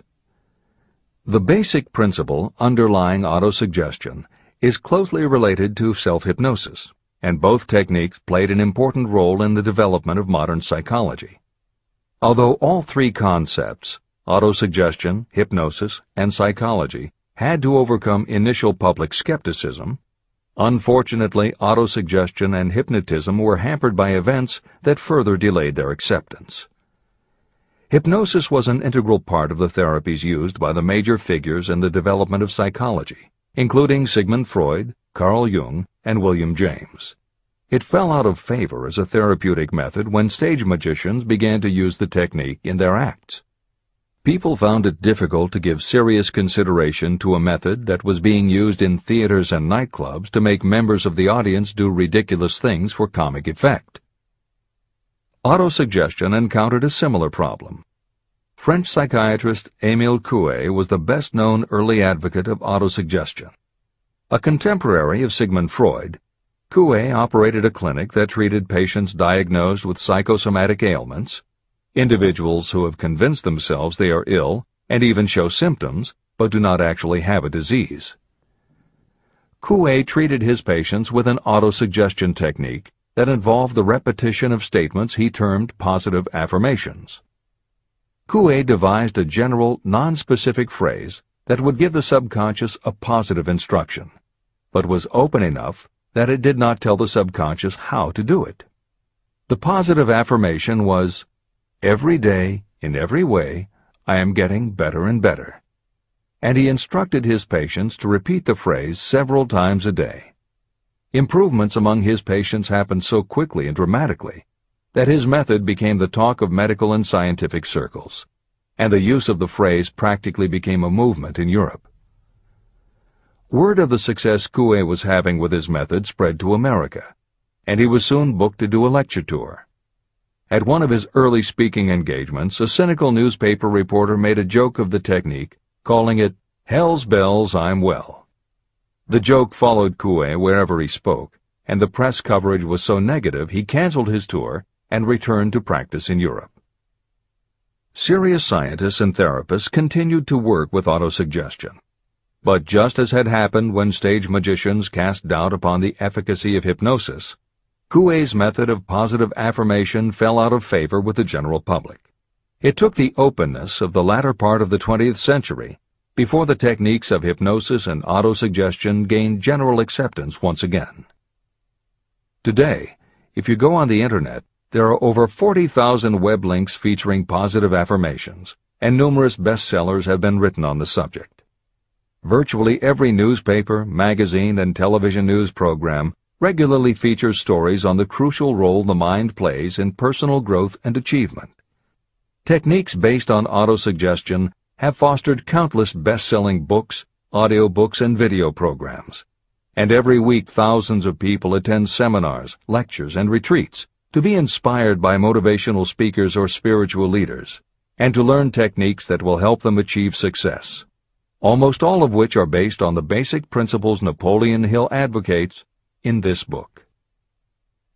When Hill instructs the reader to close your eyes and hold your thoughts on that amount of money until you can actually see the physical appearance of the money, he is in fact describing the autosuggestion technique most widely taught by contemporary motivational experts. Today it is called creative visualization, and it is regularly used by some of the most successful trainers of Olympic athletes and professional sports teams. It is used by NASA in training astronauts, and medical professionals use it in a variety of ways, including teaching it to patients who need to elevate their autoimmune system. Using visualization effectively is much more than simply daydreaming about something you would like to have or a goal you would like to achieve. Visualization is a specific technique that involves the use of imagination, creativity, vivid imagery, and affirmations, all focused on creating something you wish to manifest in reality. Napoleon Hill identified the practice of visualization and wrote about it as early as 1928 in his first bestseller, Law of Success. Since then, many other psychologists, medical professionals, motivational speakers, and authors have developed systems based on the same principles. Dr. Maxwell Maltz, a noted plastic surgeon, found that often it was as important for his patients to change their inner perception of themselves as it was to change their outer appearance. Dr. Maltz's landmark bestseller, Psycho-Cybernetics, draws heavily on visualization as a way to increase self-esteem and improve a wide range of abilities. The Silva method, which is another variation on visualization, has been taught to millions of people by certified Silva trainers who hold seminars throughout the country. Jose Silva's best-selling book, The Silva Mind Control Method, has also sold many millions of copies. In 1978, 50 years after Napoleon Hill wrote about visualization in Law of Success, Shakti Gawain published the phenomenal bestseller Creative Visualization, and Adelaide Bry published Visualization, Directing the Movies of Your Mind. At about the same time, Dr. O. Carl Simonton, an oncologist, concluded that cancer patients who used visualizations in conjunction with chemotherapy treatments had a marked improvement over those who didn't. His bestseller, Getting Well Again, had a profound impact, and it was followed by books from other respected medical professionals, such as Love, Medicine, and Miracles by Dr. Bernie Siegel, and Superimmunity by Dr. Paul Purcell. Other bestsellers by Dr. John Sarno, Dr. Deepak Chopra, and Dr. Andrew Weil have made what once was referred to as alternative medicine now part of mainstream medical practice. This is the end of the editor's comments. Stimulate your subconscious mind. The instructions given previously for the steps necessary in your desire for money will now be summarized and blended with the principles covered by this chapter, as follows. 1. Go to some quiet spot, preferably in bed at night, where you will not be disturbed or interrupted. Close your eyes, and repeat aloud, so that you may hear your own words, the written statement of the amount of money you intend to accumulate. Be specific about the time limit for its accumulation, and a description of the service or merchandise you intend to give in return for the money. As you carry out these instructions, see yourself already in possession of the money. For example, suppose that you intend to accumulate $50,000 by the 1st of January 5 years from now, and that you intend to give your personal services as a salesperson in return for the money. Your written statement of your purpose should be similar to the following. By the first day of January, I will have in my possession $50,000, which will come to me in various amounts from time to time during the interim. In return for this money, I will give the most efficient service of which I am capable. I will give the fullest possible quantity and the best possible quality of service as a salesperson of, and describe the service or merchandise you intend to sell. I believe that I will have this money in my possession. My faith is so strong that I can now see this money before my eyes. I can touch it with my hands. It is now awaiting transfer to me at the time and in the proportion that I deliver the service in return for it. I am awaiting a plan for getting this money, and I will follow that plan when it is received. 2. Repeat this program night and morning until you can see in your imagination the money you intend to accumulate. 3. Place a written copy of your statement where you can see it night and morning, and read it just before retiring and upon rising until it has been memorized. Editor's comments. The following is another suggestion, adapted from Hill's later writings, which appear in Napoleon Hill's Keys to Success. Surround yourself with books, pictures, mottos, and other suggestive devices. Pick things that symbolize and reinforce achievement and self-reliance. Constantly add to your collection, and move things to new places where you can see them in a different light and in association with different things. I had a friend who was a realtor who kept her $1 Million Club certificate over her desk to remind herself of what she was capable. One day she took it down to dust and set it on top of a newspaper.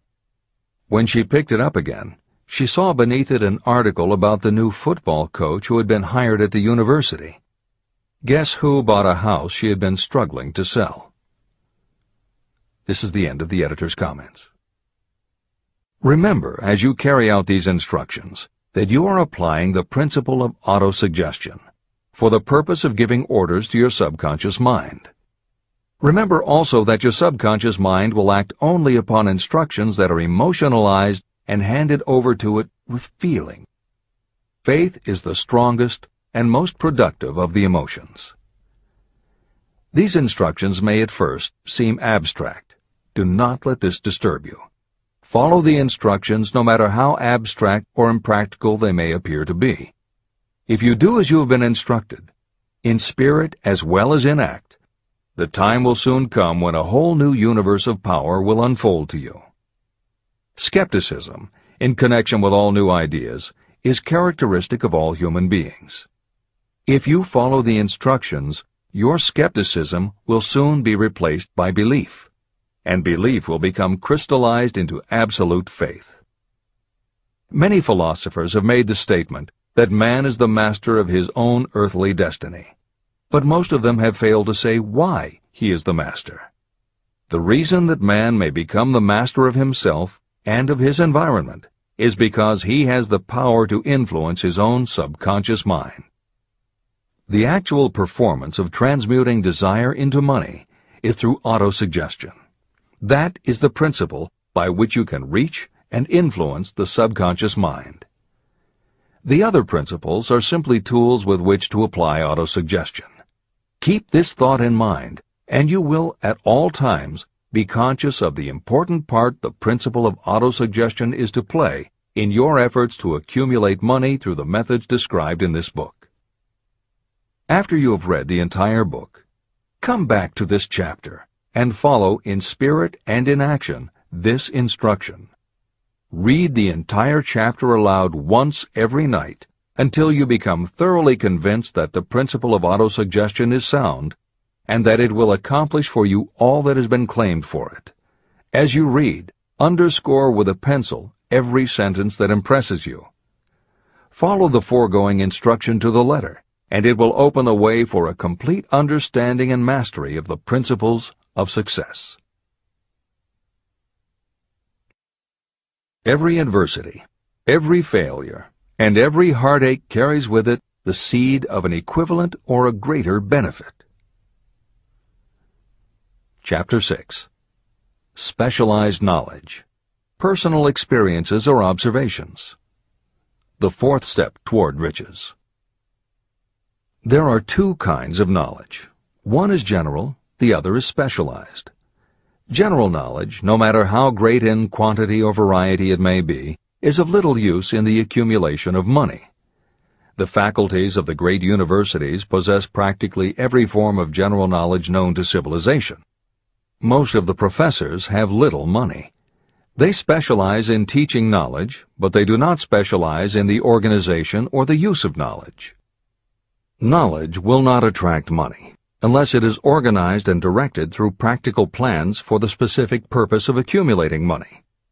Lack of understanding of this fact has been the source of confusion to millions of people who falsely believe that knowledge is power. It is nothing of the sort. Knowledge is only potential power. It becomes power only when and if it is organized into definite plans of action and directed to a definite end. The missing link in all systems of education is that educational institutions fail to teach their students how to organize and use the knowledge after they have acquired it. Many people made the mistake of assuming that because Henry Ford had little schooling, he was not a man of education. Those who made this mistake did not understand the real meaning of the word educate. That word is derived from the Latin word educo, meaning to educe, to draw out, or to develop from within. An educated person is not necessarily one who has an abundance of general or specialized knowledge. An educated person is one who has so developed the faculties of their mind that he or she may acquire anything they want or its equivalent without violating the rights of others. During the World War, a Chicago newspaper published editorials in which, among other statements, Henry Ford was called an ignorant pacifist. Mr. Ford objected to the statements and sued the paper for libeling him. When the suit was tried in the courts, the attorneys for the paper called Mr. Ford to the witness stand for the purpose of proving to the jury that he was ignorant. They asked Mr. Ford a great variety of questions. All of them intended to prove that while he might possess considerable specialized knowledge about manufacturing automobiles, he was in the main ignorant. Mr. Ford was asked such questions as, who was Benedict Arnold, and how many soldiers did the British send over to America to put down the rebellion of 1776? In answer to the last question, Mr. Ford replied, I do not know the exact number of soldiers the British sent over, but I have heard that it was a considerably larger number than ever went back. Finally, Mr. Ford became tired of this line of questioning. In reply to a particularly offensive question, he leaned over, pointed his finger at the lawyer who had asked the question, and said, If I should really want to answer the foolish question you have just asked, or any of the other questions you have been asking me, let me remind you that I have a row of electric push buttons on my desk, and by pushing the right button I can summon to my aid men who can answer any question I desire to ask concerning the business to which I am devoting most of my efforts. Now, will you kindly tell me why I should clutter up my mind with general knowledge for the purpose of being able to answer questions when I have men around me who can supply any knowledge I require? That answer floored the lawyer. Every person in the courtroom realized it was the answer not of an ignorant man, but of a man of education. Any person is educated who knows where to get knowledge when they need it and how to organize that knowledge into definite plans of action. Through the assistance of his mastermind group, Henry Ford had at his command all the specialized knowledge he needed to become one of the wealthiest men in America. It was not essential that he have this knowledge in his own mind. You can get all the knowledge you need. Before you can transmute your desire into money, you will require specialized knowledge of the service, merchandise, or profession that you intend to offer in return for fortune. Perhaps you may need much more specialized knowledge than you have the ability or the inclination to acquire. If this is true, you may bridge your weakness through the aid of your mastermind group. The mastermind is defined as coordination of knowledge and effort in a spirit of harmony between two or more people for the attainment of a definite purpose. The larger meaning of the mastermind group is explained in greater detail in later chapters. Editor's comments. After reading Hill's definition of the mastermind, many people may assume that he is describing teamwork. That would not be correct. The following explanation is adapted from the Napoleon Hill Foundation's book, Believe and Achieve. Teamwork can be achieved by any group, even one whose members have disparate interests, because all it requires is cooperation. In teamwork, people might simply be cooperating because they like the leader or out of a sense of duty. Some team members will give 100% to any team that pays them enough, but they have little concern about the objective. And sometimes there is good teamwork because different members have different agendas. A board of directors may disagree, even be unfriendly, and still run a business successfully. Musical groups are made up of notoriously self-centered people who work as a team if it will help them get ahead. Masterminds, on the other hand, are formed of individuals who have the same agenda, a deep sense of mission, and commitment to the same goal. Masterminds represent the highest order of thinking by a group of knowledgeable people, each contributing their absolute best according to their abilities, expertise, and background. If you have ever been a part of a meeting when everything just clicked and ideas built upon other ideas, with each member contributing until out of the group activity came the best possible idea or solution, that was a mastermind at work. Napoleon Hill believed that you must make the mastermind experience a regular part of your life if you really want to succeed. How to select the right people for your mastermind will be discussed further in Chapter 11, The Power of the Mastermind. This is the end of the editor's comment. The accumulation of great fortunes calls for power, and power is acquired through highly organized and intelligently directed specialized knowledge. That knowledge does not, necessarily, have to be in the possession of the person who accumulates the fortune. This should give hope and encouragement to those who want to accumulate a fortune, but don't have the necessary education to supply such specialized knowledge. People sometimes go through life suffering from inferiority complexes because they are not people of education. The person who can organize and direct a mastermind group of people who possess the knowledge needed is just as much a person of education as any other individual in the group. Thomas A. Edison had only 3 months of schooling during his entire life, but he did not lack education. Neither did he die poor. Henry Ford had less than a 6th grade schooling, but he managed to do pretty well by himself financially. Albert Einstein was working as a clerk in a patent office when he began to develop his world-altering scientific theories. Editor's comments.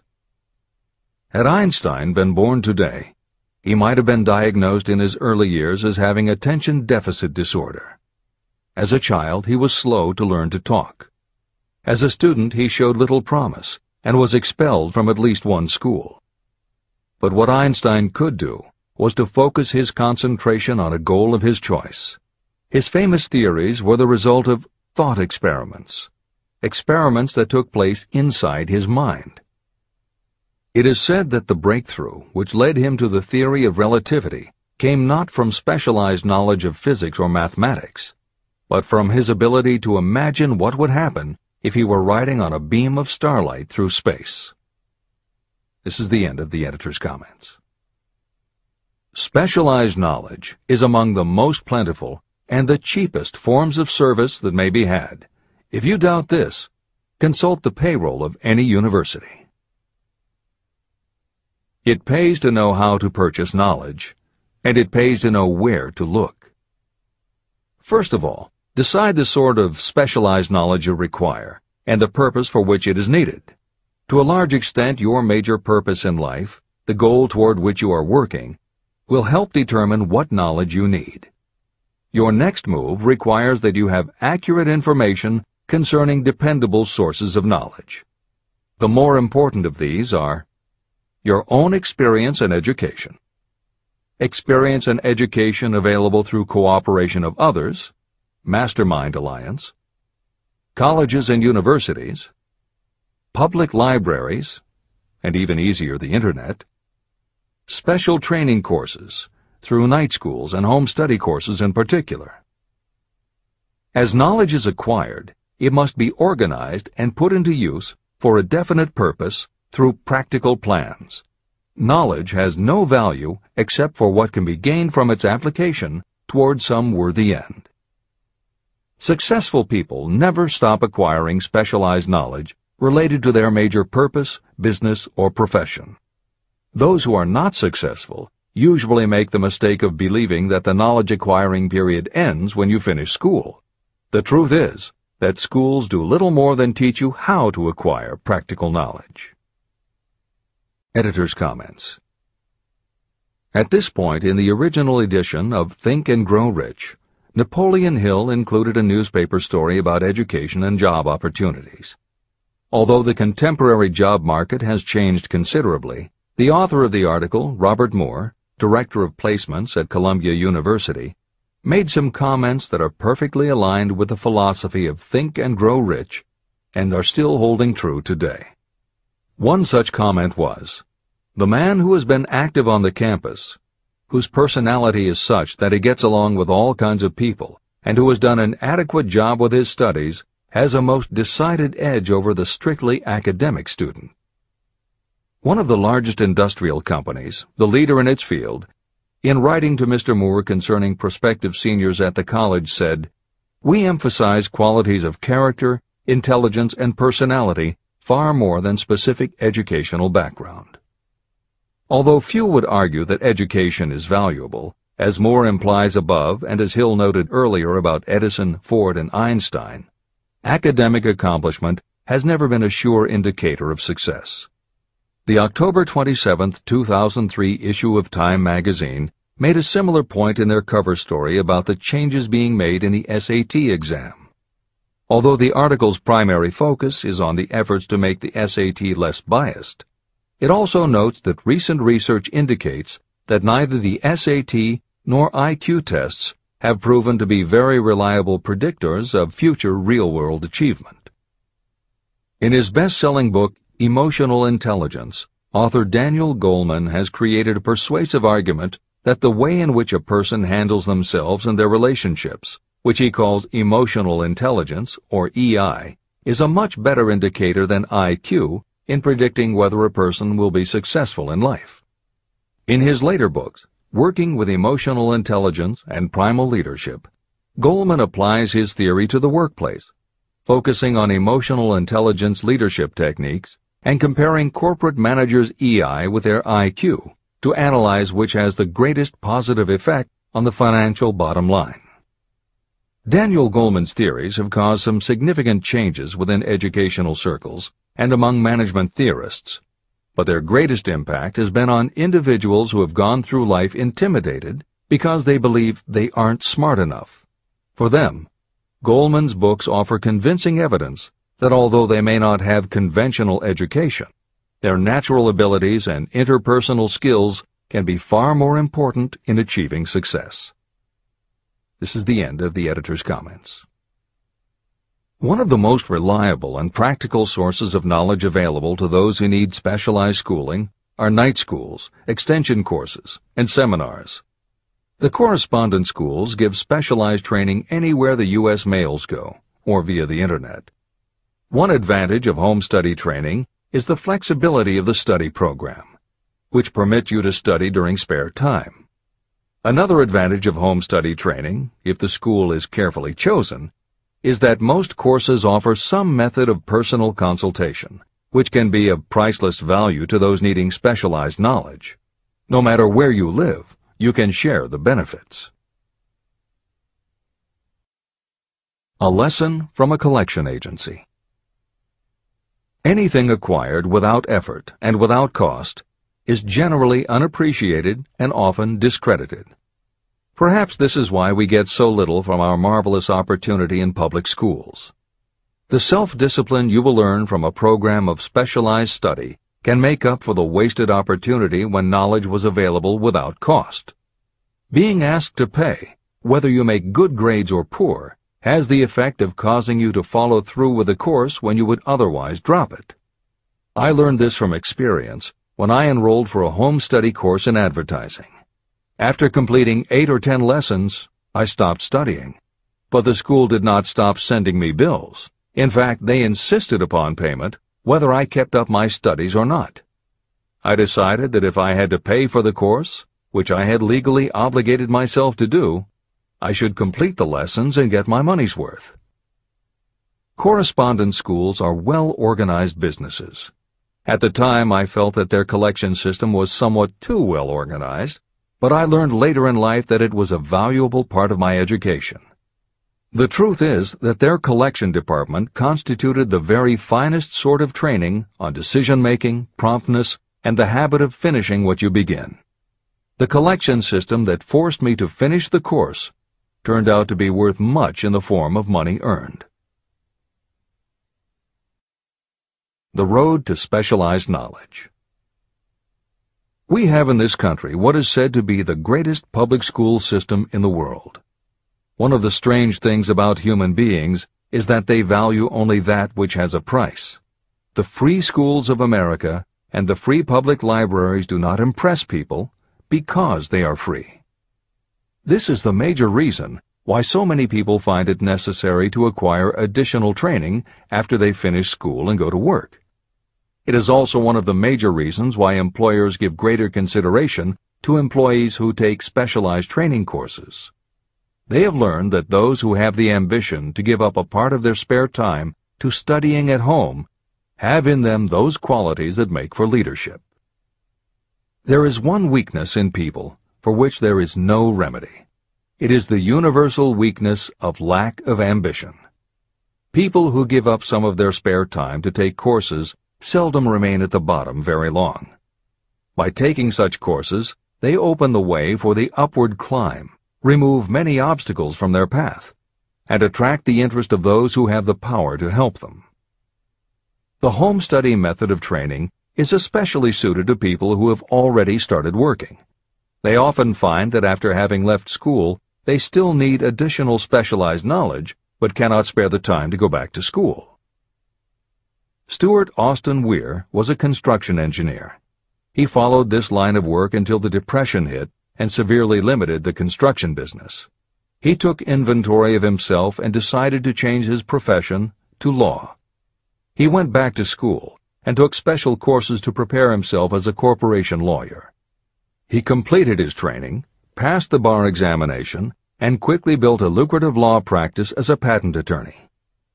Just to keep the record straight, and to anticipate the excuses of those who will say, "I couldn't go to school because I have a family to support," or "I'm too old," I will add that Mr. Weir was past 40 and married when he went back to school. Moreover, by carefully selecting highly specialized courses, Mr. Weir completed in 2 years the work that it takes the majority of law students 4 years to do. It pays to know how to purchase knowledge. A simple idea that paid off. Here's another specific example about a salesman in a grocery store who found himself suddenly unemployed. Having had some bookkeeping experience, he took a special course in accounting, familiarized himself with all the latest bookkeeping and office equipment, and went into business for himself. Starting with a grocer for whom he had formerly worked, he made contracts with more than 100 small merchants to keep their books at a very nominal monthly fee. His idea was so practical that he soon found it necessary to set up a portable accounting office in a light delivery truck. He now has a fleet of these bookkeeping offices on wheels. He employs a large staff of assistants who provide small merchants with accounting services equal to the best that money can buy at very nominal cost. Specialized knowledge plus imagination were the ingredients that went into this unique and successful business. Last year, the owner of that business paid income taxes of almost 10 times as much as was paid by the grocery store that fired him. Editor's comments. It would be impossible to write a contemporary book about success without including the story of Bill Gates. And although the connection between the world's wealthiest man and Hill's story about a man who started a mobile accounting business may not be immediately obvious, the fact is that this is a very apt place to include the story of Microsoft.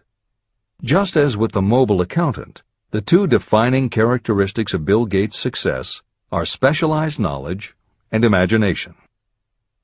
Everyone had recognized at an early age that Bill Gates was a very bright student, but he had little interest in anything other than science and math. And when the mothers group at his school arranged for the students to learn about computing, that became his passion. By the time he was 13, he taught himself computer programming, and throughout high school and his years at university, his life revolved around computer clubs and odd jobs working for companies that had something to do with computers. Although at various times he toyed with the idea of a career in science or law, it is probably fair to say that while he was still in school, Bill Gates knew, in general terms, what his burning desire in life would be. He paid little attention to general knowledge, but devoted himself to assembling the specialized knowledge he would need to achieve his definite major purpose. Gates' burning desire heated up the day his friend and fellow computer club member Paul Allen bought a copy of the January 1975 issue of Popular Electronics. On the cover was a picture of an inexpensive desktop computer, the Altair 8800, which could be built from a kit. Gates and Allen knew in their gut that there were other students just like them who would love to get their hands on one of these things. At the time, it took a lot of imagination to foresee the impact computers might have on the average person. And even though they didn't own an Altair, they decided they could write a computer program for it. That took even more imagination. They contacted Ed Roberts, the founder of the company that made the Altair, and pitched their idea. Roberts told them he was getting offers from all over, and his policy was that whoever wrote it first would get the job. For the next 2 months, they tore apart the manual, gleaning the specialized knowledge they would need to write the program. They were the first to deliver a workable operating system, and Roberts bought it from them for $3,000 plus a royalty on sales. With their vision of the future burning in their imaginations, Gates and Allen used the advance and their royalties to launch a company that would be in the business of writing computer programs. They named their new company Microsoft and called old friends from their high school computer club to staff it. Bill Gates was 19, and Paul Allen was only a few years older. They and about 9 of their friends started writing programs for Apple Computer, Commodore, and anyone else who would contract with the company for their services. For the next 5 years, Bill Gates and Paul Allen had their share of imaginative ideas, but mostly they concentrated on learning the specialized knowledge needed to run and grow a successful business.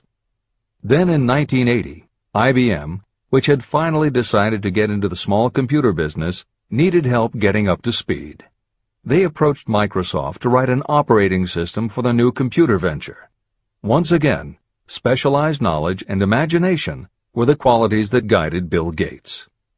In their imagination, Gates and Allen could see an even bigger future than before, and through specialized knowledge of what computers were capable of, they knew the role they could play in that future. They then made 2 business moves that are the foundation of the Microsoft success. First, because IBM had such a tight schedule, Gates went to a computer programmer, Tim Patterson, and bought from him a rudimentary but already developed operating system. Gates then set to work modifying the system, and he renamed it MS-DOS, for Microsoft Disk Operating System. The other move that was crucial to their success was the negotiation with IBM. They started from the position that they would not sell an operating system to IBM. What they would do was license the system to IBM in exchange for a royalty on every copy sold with an IBM computer. And it would not be an exclusive license, which meant that Microsoft could also license the system to other computer companies. If you were to continue to track the history of Microsoft, you would find those same qualities: a burning desire, an idea, specialized knowledge, and imagination behind each move Bill Gates made and continues to make, just as they were behind the success of the man who started the mobile accounting business. This is the end of the editor's comments. The beginning of the successful mobile accounting business was an idea. I know this is true because I was the one who gave him that idea. Now I'd like to pass on the story of another idea. and it was my accountant friend who indirectly suggested this one to me. When I first proposed the accounting idea to him, he said, "I like the idea, but I would not know how to turn it into cash." In other words, he did not know how to market his bookkeeping knowledge after he had acquired it. So, with the aid of a young woman copywriter, a very attractive presentation was prepared describing the advantages of the new system of bookkeeping. The brochure told the story of this new business so effectively that its owner soon had more accounts than he could handle. There are thousands of people all over the country who need the services of a merchandising specialist capable of preparing an attractive way to market personal services. This idea was born of the necessity to solve a specific problem. But it did not stop by serving merely one person. The woman who created the presentation has a keen imagination.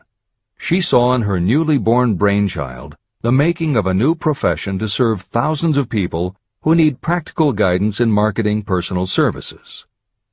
Spurred to action by the success of her first prepared plan to market personal services, this woman turned to solving a similar problem for her son.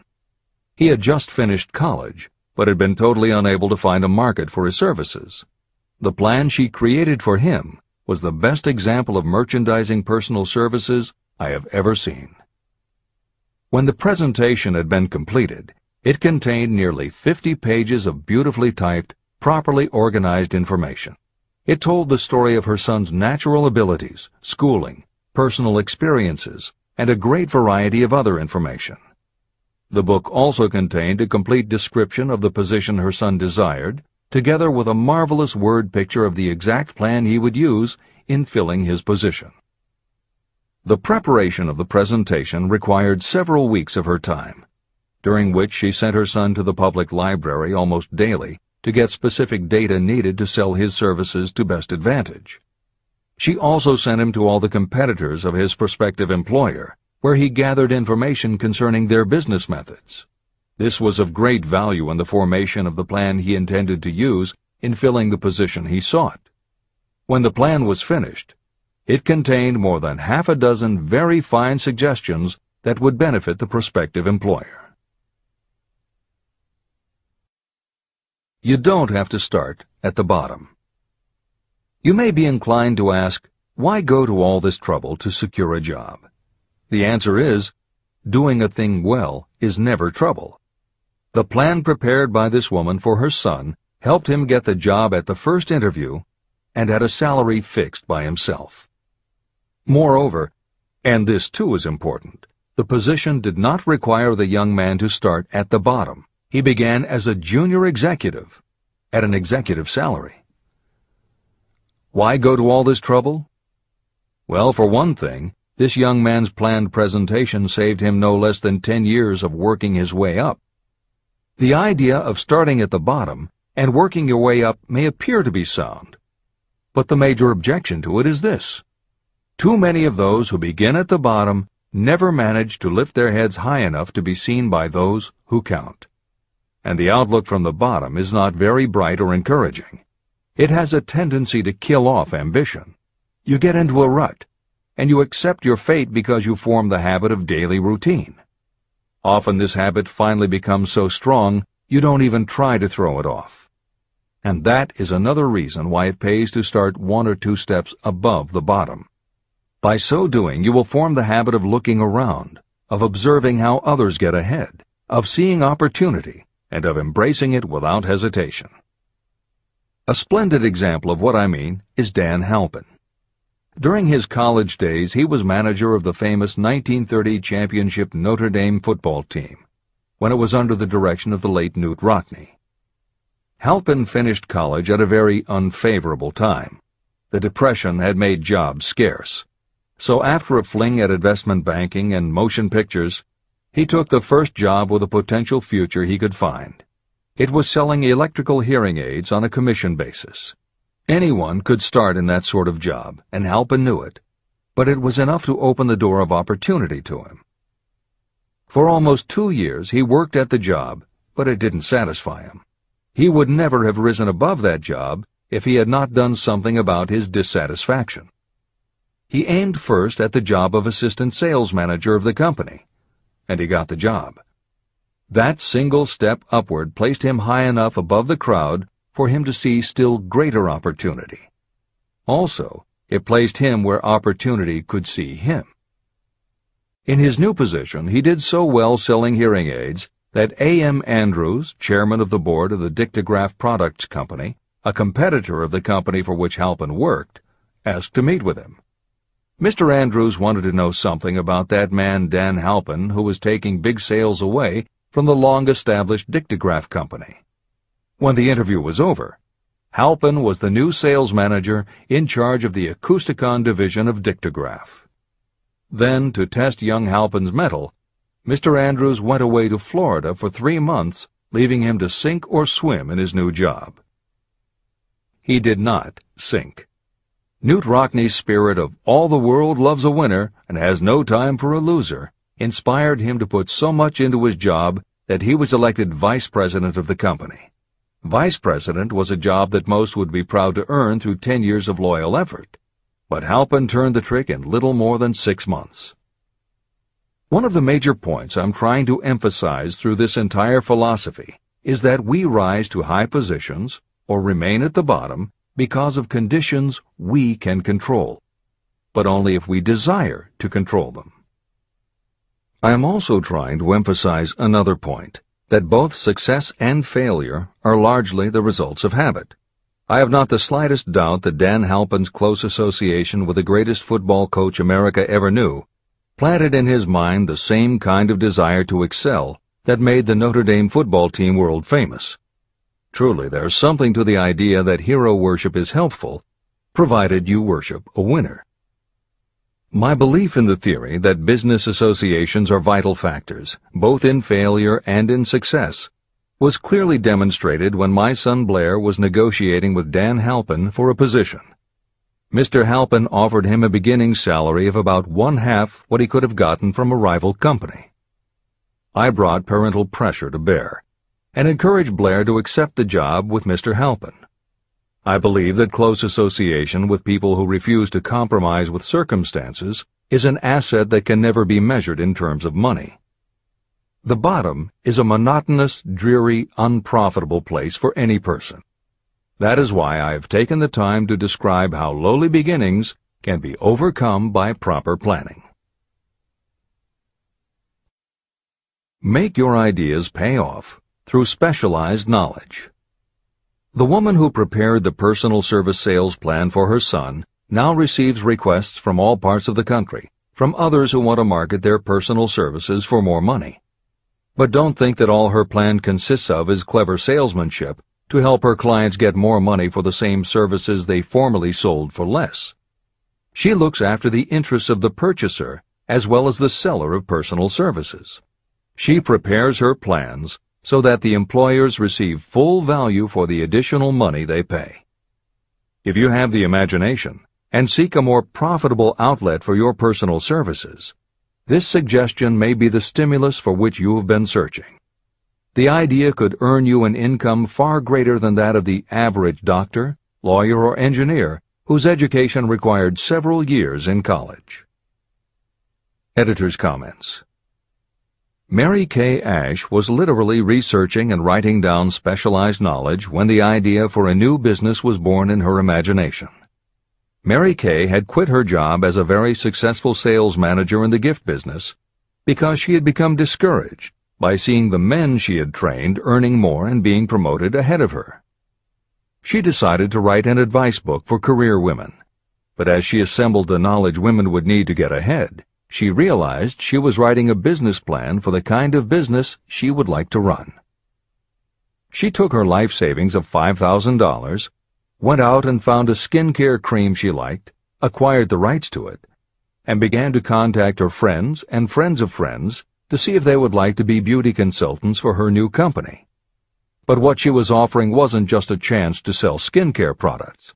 It was a very imaginative combination of philosophy and opportunity that gave women the chance to achieve both personal satisfaction and financial success. The company showed a modest profit in its first year, and continued to grow each year until, by the beginning of the 21st century, There are over 1 million independent beauty consultants in 30 countries with wholesale sales of more than $1.5 billion. 3 times Mary Kay Cosmetics was named as one of the 100 best companies to work for in America, and Lifetime Television Network named Mary Kay the businesswoman of the century. She became one of the most in-demand motivational speakers and the best-selling author of 3 books. Neil Balter also started his company based on specialized knowledge and imagination. He got his specialized knowledge from his job as a carpenter's apprentice. His imagination came into play the day he was hired by a customer who wanted to clear up a messy closet by having shelves installed. Now that kind of job must have been offered to thousands of carpenters, but not one of them had the imagination to see in it what Neil Balter saw. When he finished the work, Balter didn't just see nicely fitted shelves. He saw that he had created a solution for a problem that was common to every household in America. He took the money he earned from the job and started his own business, California Closet Company, which specialized in shelves and fittings designed to attractively organize closet space for maximum efficiency. But Balter's imagination didn't stop once he had his own business up and running. Now he could imagine an even bigger operation. So he went out to find new specialized knowledge about operating and franchising a business. Neil Balter had licensed more than 100 California closet franchises when Williams-Sonoma offered to buy the company for $12 million. Lillian Vernon's specialized knowledge was in an area that many women had, but they didn't have the imagination she had. To quote from her autobiography, An Eye for Winners, handbags. I knew about those. Why not sell them? And belts to match. Didn't every teenage girl strolling along the street anywhere in the United States sport a handbag and belt? And my handbags would offer something special. Each one would be personalized with initials. I knew with absolute certainty that teenagers would go for items that made them feel unique. She believed enough in her idea that she spent $495 to take a small ad in 17 magazine. The ad brought in $32,000 in orders. That was when Lillian Vernon started to gather other specialized knowledge about renting space, manufacturing products, warehousing, and shipping, all of which she'd need to grow her idea of bags and belts into a direct response business featuring a whole array of distinctively monogrammed items. Within a few years, she needed more specialized knowledge about product photography, layout, printing, and direct mail, as she imagined having her own catalog. She started by mailing a 16-page black-and-white catalog to 125,000 customers who had bought products from her in the past. At the beginning of the 21st century, Lillian Vernon was still picking the merchandise and overseeing the design of her catalogs, many of which now run well over 100 full-color pages, are mailed to millions of people many times each year, and generate approximately $250 million in annual sales. There is another story about gathering specialized knowledge that is so good we will use it to conclude this editorial comment. It actually comes from the Napoleon Hill archives, and although he did not include it in Think and Grow Rich, he often used it as an example in his lectures and seminars. There was a young man who started out working for the railroad in 1893. As a machinist at 5 cents an hour. He was always taking courses and learning what he could about steam engines, and by 1905 he had worked his way up through the ranks until he was superintendent of motive power for Chicago Great Western in Olwine, Iowa. Then he did something that must have made his friends think he had taken leave of his senses. He was attending the Chicago Automobile Show when a red and white locomobile caught his attention. He put up his life savings of $700 and convinced a friend to co-sign a loan for $4,300 so he could buy the car. He promptly took it home, put it into a shed, jacked it up, and proceeded to take it apart piece by piece. Then he put it back together again. Then he took it apart and put it back together again. After doing that a few more times, he had learned what he wanted to know.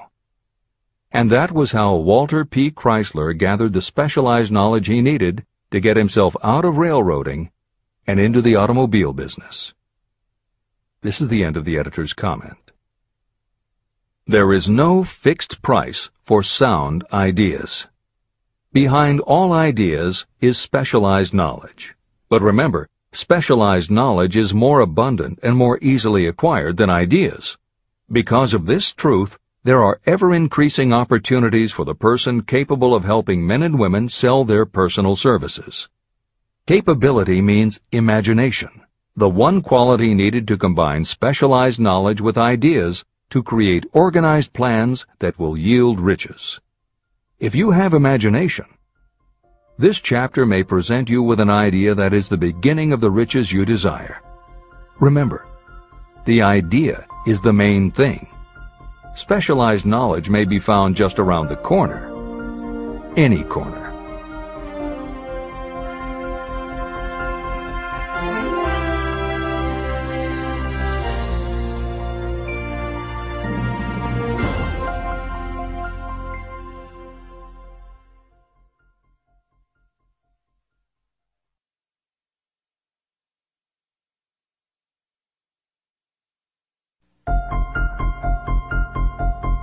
Happiness is found in doing, not merely in possessing. Chapter 7. Imagination, the workshop of the mind. The fifth step toward riches. The imagination is literally the workshop where all plans are created. It is where the impulse, the desire, is given shape, form, and action through the aid of the imaginative faculty of the mind. It has been said that we can create anything that we can imagine. Through the aid of imagination, we have discovered and harnessed more of nature's forces during the past 50 years than during the entire history of the human race previous to that time. And even with all we have accomplished, we have come nowhere near the limit of what we are capable. Our only limitation, within reason, lies in the development and use of our imagination. The human imagination offers so much possibility, it is as though we have merely discovered that we have an imagination, and have just started to use it in a very elementary way. Two forms of imagination. The imaginative faculty functions in two forms. One is known as synthetic imagination, and the other as creative imagination. Editor's comments. In modern usage, the word synthetic has taken on a negative connotation, implying that something is artificial, not the real thing. Today the word synthesized, which is defined as something made up from component parts, would better describe what Hill had in mind, and has been substituted here accordingly. This is the end of the editor's comment. Synthesized imagination.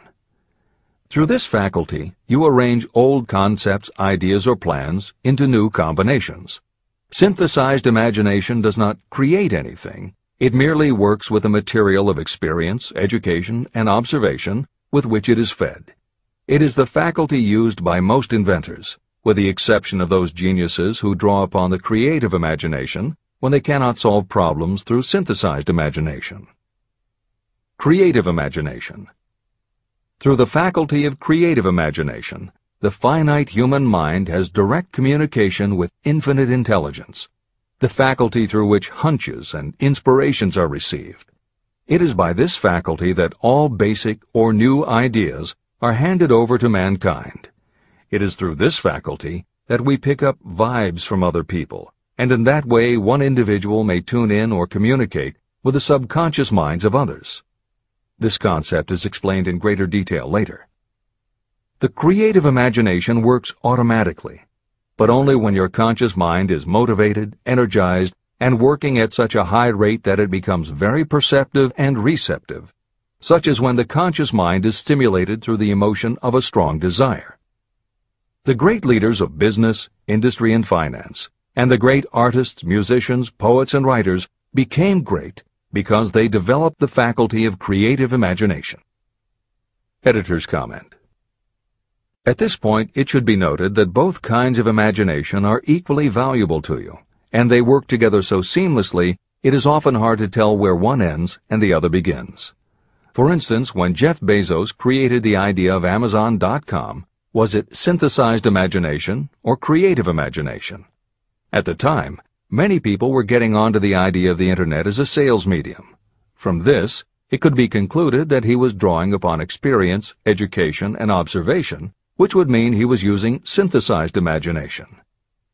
But why did he decide to sell books? Was that synthesized or creative? Did that idea come out of something in his subconscious that just felt like books were the right thing? And what about that name? Calling a bookstore Amazon didn't make sense to anyone but Bezos, but it certainly caught the public's attention. How important was the name in the store's success? Was that choice creative or synthesized? Now take it a step further. What about eBay? Amazon had already shown that you could sell a lot of goods on the Internet. When Pierre Omidyar hit on the idea of selling things on the Internet by turning it into an auction house, what part was synthesized and what part was creative? The answer is, it doesn't matter. Whether you are consciously assembling the parts of a plan, or if subconsciously the pieces fall into place and suddenly hit you in a flash of inspiration, all that matters is that you are putting your imagination to work. And the more you use it, the better both the synthesized and the creative will work for you. This is the end of the editor's comment. Desire is a thought, an impulse. It is nebulous and ephemeral. It is abstract and of no value until it has been transformed into its physical counterpart. While the synthesized imagination is the one that will be used most frequently in the process of transforming desire into money, there will be circumstances and situations that demand the use of the creative imagination as well. Both the synthesized and the creative imagination become more alert and receptive with use. And though your imaginative faculty may have become weak through lack of use, you can revive it. Just as any muscle or organ of the body develops the more it is used, your imagination also becomes more receptive in direct response to the amount that you use it. Use your synthesized imagination. First, let us focus attention on the development of the synthesized imagination. This is the faculty that you will use more often in converting desire into money. Transformation of the intangible impulse of desire into the tangible reality of money calls for the use of a plan or plans. To make plans, you must use your imagination. Mainly, this will require you to use your synthesized imagination as you draw upon your experience, your education, and your observations. Editor's comment. The following is adapted from Hill's later writing and appears in Napoleon Hill's Keys to Success. An excellent example of synthesized imagination is Edison's invention of the light bulb. He began with one recognized fact that other people had discovered. A wire could be heated by electricity until it produced light. The problem was that the intense heat quickly burned the wire out, and the light never lasted more than a few minutes. Edison failed more than 10,000 times in his attempt to control this heat. When he found the method, it was by applying another common fact that had simply eluded everyone else. He realized that charcoal is produced by setting wood on fire, covering it with soil, and allowing the fires to smolder. The soil permits only enough air to reach the fire to keep it burning without blazing, and that way the wood isn't burned up. When Edison recognized this fact, his imagination immediately associated it with the idea of heating the wire. He placed the wire inside a bottle, pumped out most of the air, and produced the first incandescent light. It burned for 8.5 hours. Everything that Edison used to make the electric light was widely known, but the way he synthesized the knowledge changed the world and made him a very wealthy man. W. Clement Stone called the process the R2A2 formula: recognize and relate, assimilate and apply. If you do that with everything you see, hear, think, and experience, it will give you a new way of looking at familiar things. If you do that, you can achieve what others believe is impossible. Later in this chapter, you will read of other fortunes that grew from even simpler synthesized ideas. And these stories should lead you to conclude that the combination of ideas is nothing that you couldn't have thought of yourself. That alone should start your own imagination synthesizing ideas. However, Even though these stories will inspire you, and you will be anxious to get started, this is not yet the point for you to start making plans. Here, and throughout Think and Grow Rich, Napoleon Hill reminds the reader that this book is meant to be read all the way through before beginning to put the philosophy into practice. There are other ideas to be assimilated from later chapters that will influence your imagination and therefore affect the plans you may develop. This is the end of the editor's comments. Read the entire book through, then come back to this chapter and begin to put your imagination to work on the building of a plan for transforming your desire into money. Examples and instructions for creating plans are given in almost every chapter. Carry out the instructions that are best suited to your needs and put your plan in writing. The moment you complete this, you will have definitely given concrete form to your intangible desire. Now, read that sentence once more in a slightly different way. The moment I put my plan in writing, I will have definitely given concrete form to my desire. Now read it aloud and realize what you are telling yourself. Desire is only a thought. Through synthesized imagination, your experience, education, and observations will give it shape, form, and action. From the moment you follow those instructions and write out your desire and your plan, you will have actually taken the first of a series of steps that will enable you to convert the thought into its physical counterpart. Editor's comments. Synthesized imagination plays a role in every phase of a business plan. In fact, some of the most successful companies actually get started from synthesized imagination. When an entrepreneur, drawing upon his or her education, experience, and observations, takes an idea from one source and gives it a new application. That is exactly what happened with Ruth Handler. She and her husband, along with another partner, had started a small manufacturing company which had evolved into toy manufacturing. The success of their business depended on coming up with new toy ideas. Watching her young daughter at play, Ruth Handler noticed that she was fascinated with cutout books that featured teenage girl or career women paper dolls that she could cut out clothes for. She also knew that little girls loved to play dress-up in grown-up clothes. These ideas, drawn from Ruth Handler's education, experience, and observations, synthesized themselves in her imagination and came together as a new idea. Ruth Handler announced that they should make a lifelike teenage girl doll. Not a paper doll, but a real three-dimensional grown-up doll with a woman's figure, and they could also make grown-up clothes to fit it, so that girls could play dress-up with the doll.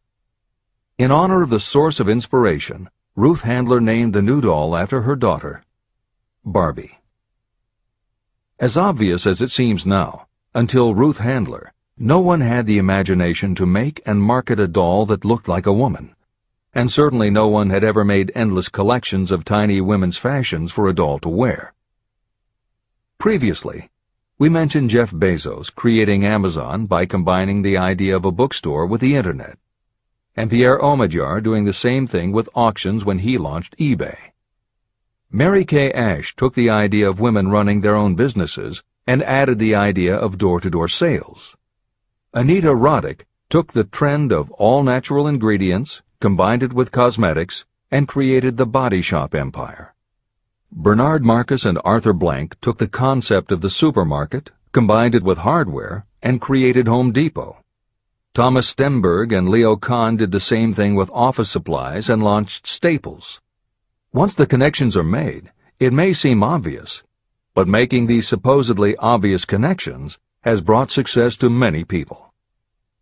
Napoleon Hill says imagination is like a muscle that can be strengthened through use. Just as there are specific exercises that will build and improve physical muscles, specific exercises have been developed to improve and build imagination, and it is commonly accepted that creativity developed in one area will affect your creativity in others. Dr. Edward de Bono, one of the most highly regarded experts in the field, has written more than 25 books, including the bestsellers Lateral Thinking and 6 Thinking Hats, that are literally designed to make you think. Dr. Betty Edwards' bestseller, Drawing on the Right Side of the Brain, uses drawing techniques to awaken creativity.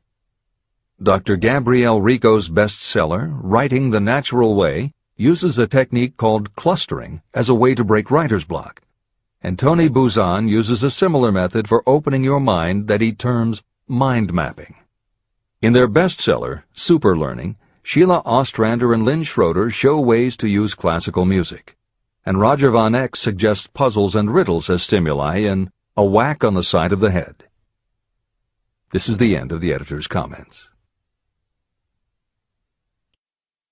Tapping into creative imagination. The earth on which you live, you yourself, and every other material thing are the result of evolutionary change, through which bits of matter have been organized and arranged in an orderly fashion. As far as science has been able to determine, the entire universe consists of but two things, matter and energy.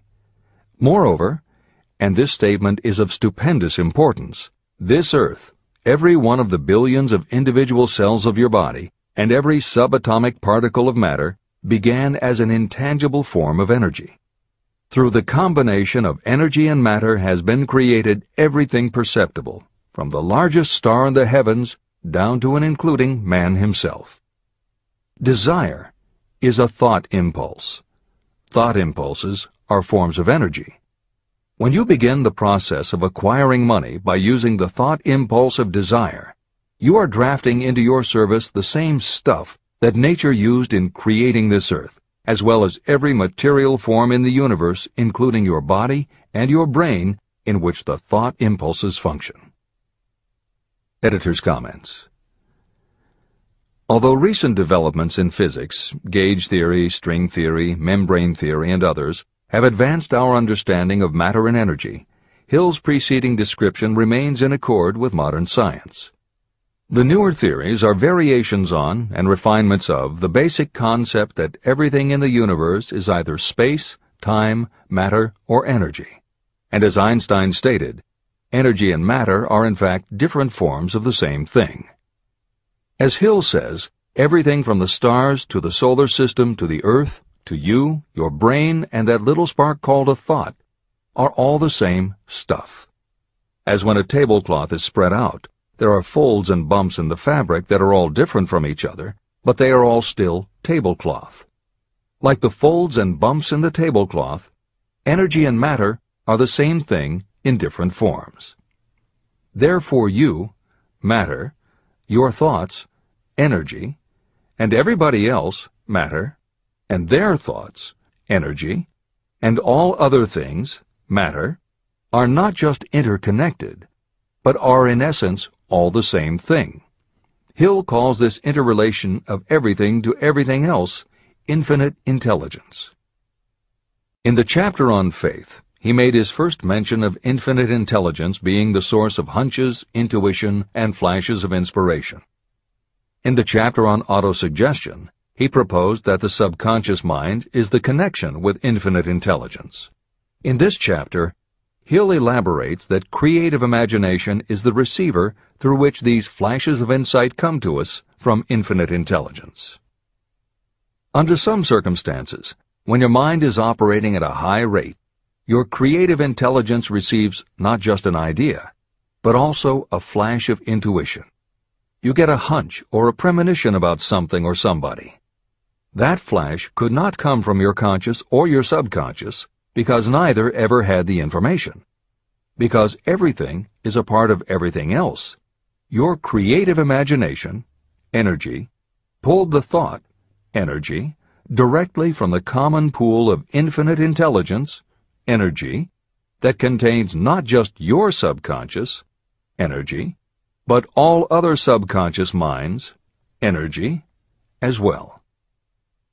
Infinite intelligence is a complex concept, and for those readers who find themselves questioning the process, be assured that Hill expands on the theory in later chapters. The editors advise the reader to set aside any questions for the moment and focus on the logical and practical application Hill had in mind. This is the end of the editor's comments. You are engaged in trying to turn your desire into its physical or monetary counterpart, and there are laws of physics and principles of psychology that can help you. But first, you must give yourself time to become familiar with these laws and learn to use them. Through repetition, and by describing these principles from every conceivable angle, I hope to reveal to you the secret through which every great fortune has been accumulated. Strange and paradoxical as it may seem, the secret is not a secret. It is made obvious in the earth, the stars, the planets, in the elements above and around us, in every blade of grass, and every form of life within our vision. Do not be discouraged if you do not fully understand or accept this theory. I do not expect that you will accept all that is in this chapter on your first reading. Assimilate as much as you can now as you read this for the first time. Later, when you reread and study it, you will discover that something has happened to clarify it and give you a broader understanding of the whole. Above all, do not stop nor hesitate in your study of these principles until you have read the book at least 3 times. Then you will not want to stop. How to make practical use of imagination. Ideas are the beginning points of all fortunes. Ideas are products of the imagination. Following are 2 true stories about ideas that have yielded huge fortunes. I hope that these stories will convey how important a role imagination can play in turning an idea into success, and that they will illustrate the method by which imagination may be used in accumulating riches. The Enchanted Kettle. In the late 1880s, an old country doctor drove to town, hitched his horse, quietly slipped into a drugstore by the back door, and began dickering with a young drug clerk. For more than an hour, behind the prescription counter, the old doctor and the clerk talked in low tones. Then the doctor left. He went out to the buggy and brought back a large, old-fashioned kettle, a big wooden paddle, used for stirring the contents of the kettle, and deposited them in the back of the store. The clerk inspected the kettle, reached into his inside pocket, took out a roll of bills, and handed it over to the doctor. The roll contained exactly $500, the clerk's entire savings. The doctor handed over a small slip of paper on which was written a secret formula. The words on that small slip of paper were worth a king's ransom, but not to the doctor. Those magic words were needed to start the kettle to boiling, but neither the doctor nor the young clerk knew what fabulous fortunes were destined to flow from that kettle. The old doctor was glad to sell the outfit for $500. The clerk was taking a big chance by staking his entire life savings on a mere scrap of paper and an old kettle. He never dreamed his investment would start a kettle to overflowing with gold that would one day surpass the miraculous performance of Aladdin's lamp. What the clerk really purchased was an idea. The old kettle and the wooden paddle and the secret message on a slip of paper were incidental. The miracle of that kettle only began to take place after the new owner mixed with the secret instructions an ingredient of which the doctor knew nothing. See if you can discover what it was that the young man added to the secret message, which caused the kettle to overflow with gold. Here you have a story of facts stranger than fiction, facts that began in the form of an idea. Just look at the vast fortunes of gold this idea has produced. It has paid, and still pays, huge fortunes to men and women all over the world who distribute the contents of the kettle to millions of people. The old kettle is now one of the world's largest consumers of sugar, thus providing jobs to thousands of men and women engaged in growing sugarcane and in refining and marketing sugar. The old kettle consumes annually millions of bottles and cans, providing jobs to huge numbers of workers. The old kettle gives employment to an army of clerks, stenographers, copywriters, and advertising experts throughout the nation. It has brought fame and fortune to scores of artists who have created magnificent pictures describing the product. The old kettle has converted Atlanta, which was a small southern city, into the business capital of the South, where it now benefits, directly or indirectly, every business and practically every resident of the city. The influence of this idea now benefits every civilized country in the world, pouring out a continuous stream of gold to all who touch it. Gold from the kettle built and maintains one of the most prominent colleges of the South, where thousands of young people receive the training essential for success. If the product of that old brass kettle could talk, it would tell thrilling tales in every language, tales of love, of business, of professional men and women who are daily being stimulated by it. I am sure of at least one such tale of romance, for I was a part of it, and it all began not far from the very spot on which the drug clerk purchased the old kettle. It was there that I met my wife, and it was she who first told me of the enchanted kettle. It was the product of that kettle we were drinking when I asked her to accept me for better or worse. Whoever you are, wherever you may live, whatever your occupation, just remember every time you see the words Coca-Cola that its vast empire of wealth and influence grew out of a single idea. And that idea, the mysterious ingredient the drug clerk, Asa Candler, mixed with a secret formula, was imagination. Stop and think of that for a moment.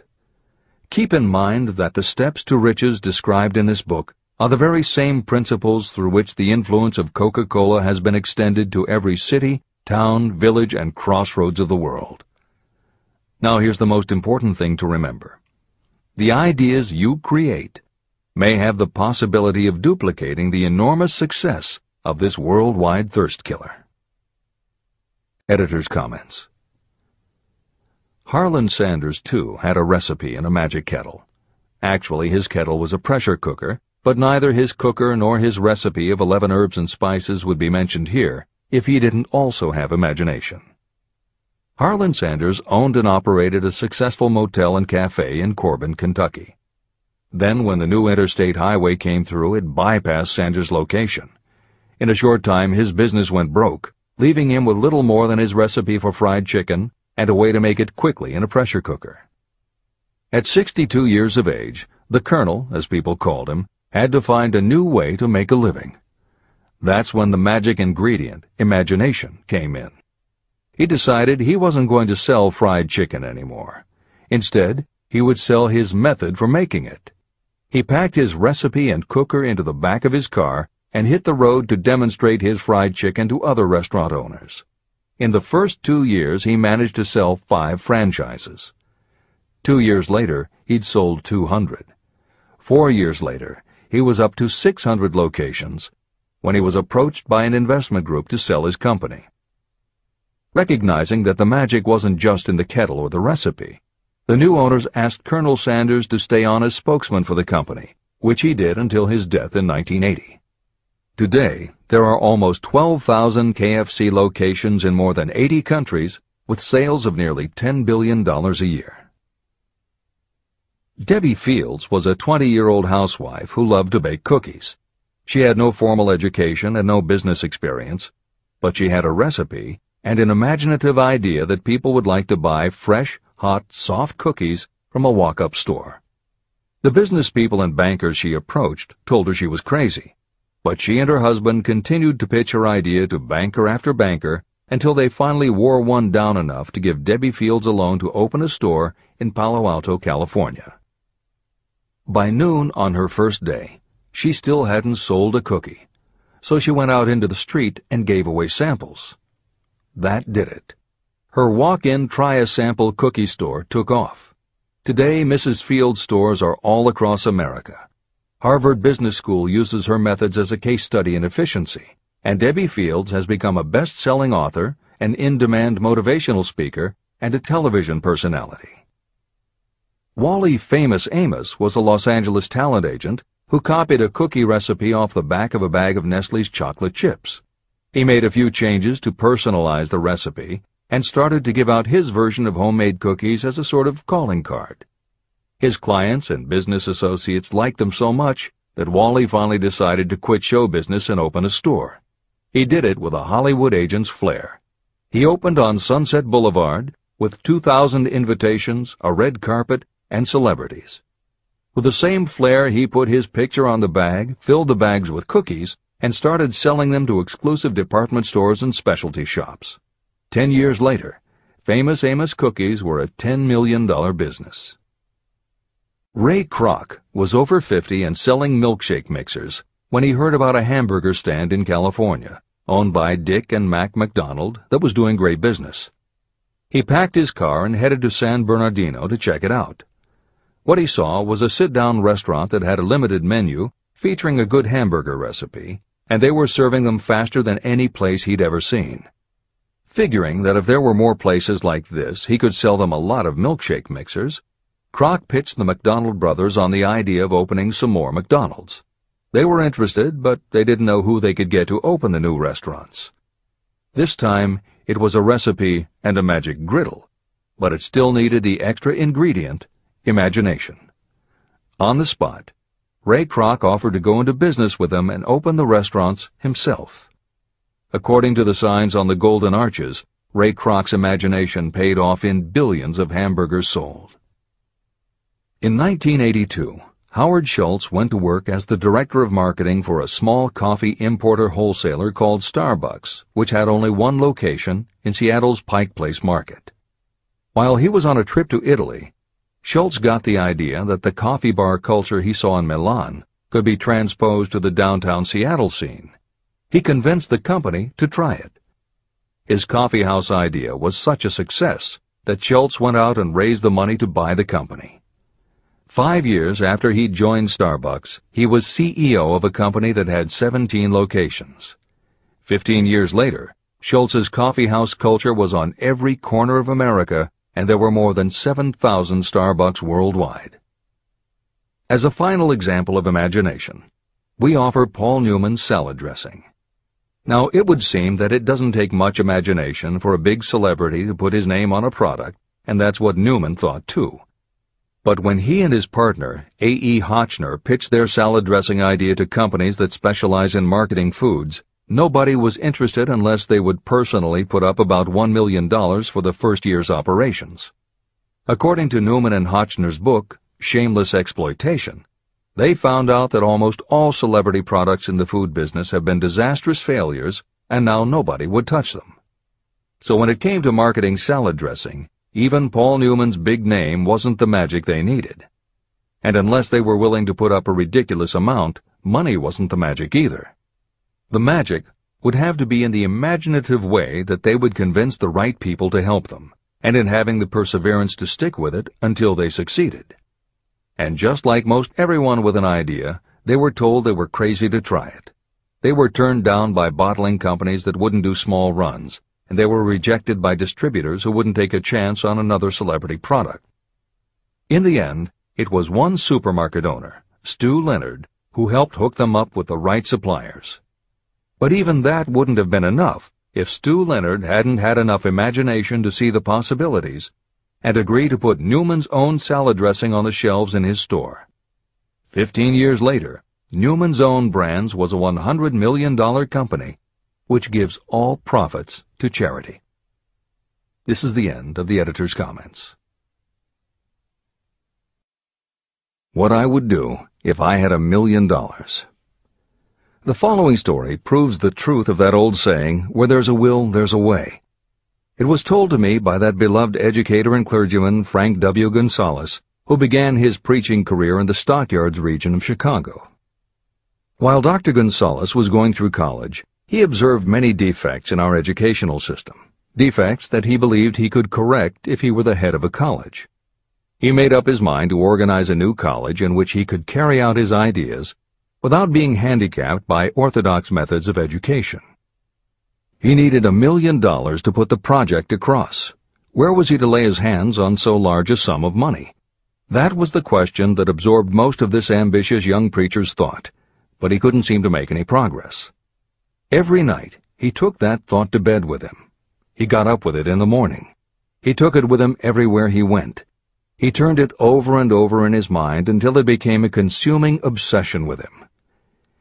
Being a philosopher as well as a preacher, Dr. Gonzalez recognized, as do all who succeed in life, that definiteness of purpose is the starting point from which one must begin. He recognized, too, that definiteness of purpose takes on life and power when backed by a burning desire to translate that purpose into its material equivalent. He knew all these great truths, yet he did not know where or how to lay his hands on $1 million. The normal thing would have been to give up and quit, saying, well, my idea's a good one, but I can't do anything with it because I can't raise the $1 million. That is exactly what the majority of people would have said, but it is not what Dr. Gonzalez said. What he said, and what he did, are so important that I will now introduce him and let him speak for himself. One Saturday afternoon, I sat in my room thinking of ways and means of raising the money to carry out my plans. For nearly 2 years I had been thinking, but I had done nothing but think. The time had come for action. I made up my mind, then and there, that I would get the necessary $1 million within a week. How? I was not concerned about that. The main thing of importance was the decision to get the money within a specified time. I want to tell you that the moment I reached a definite decision to get the money within a specified time, a strange feeling of assurance came over me, such as I had never before experienced. Something inside me seemed to say, "Why didn't you reach that decision a long time ago? The money was waiting for you all the time." I called the newspapers and announced I would preach a sermon the following morning entitled, "What I Would Do If I Had $1 Million."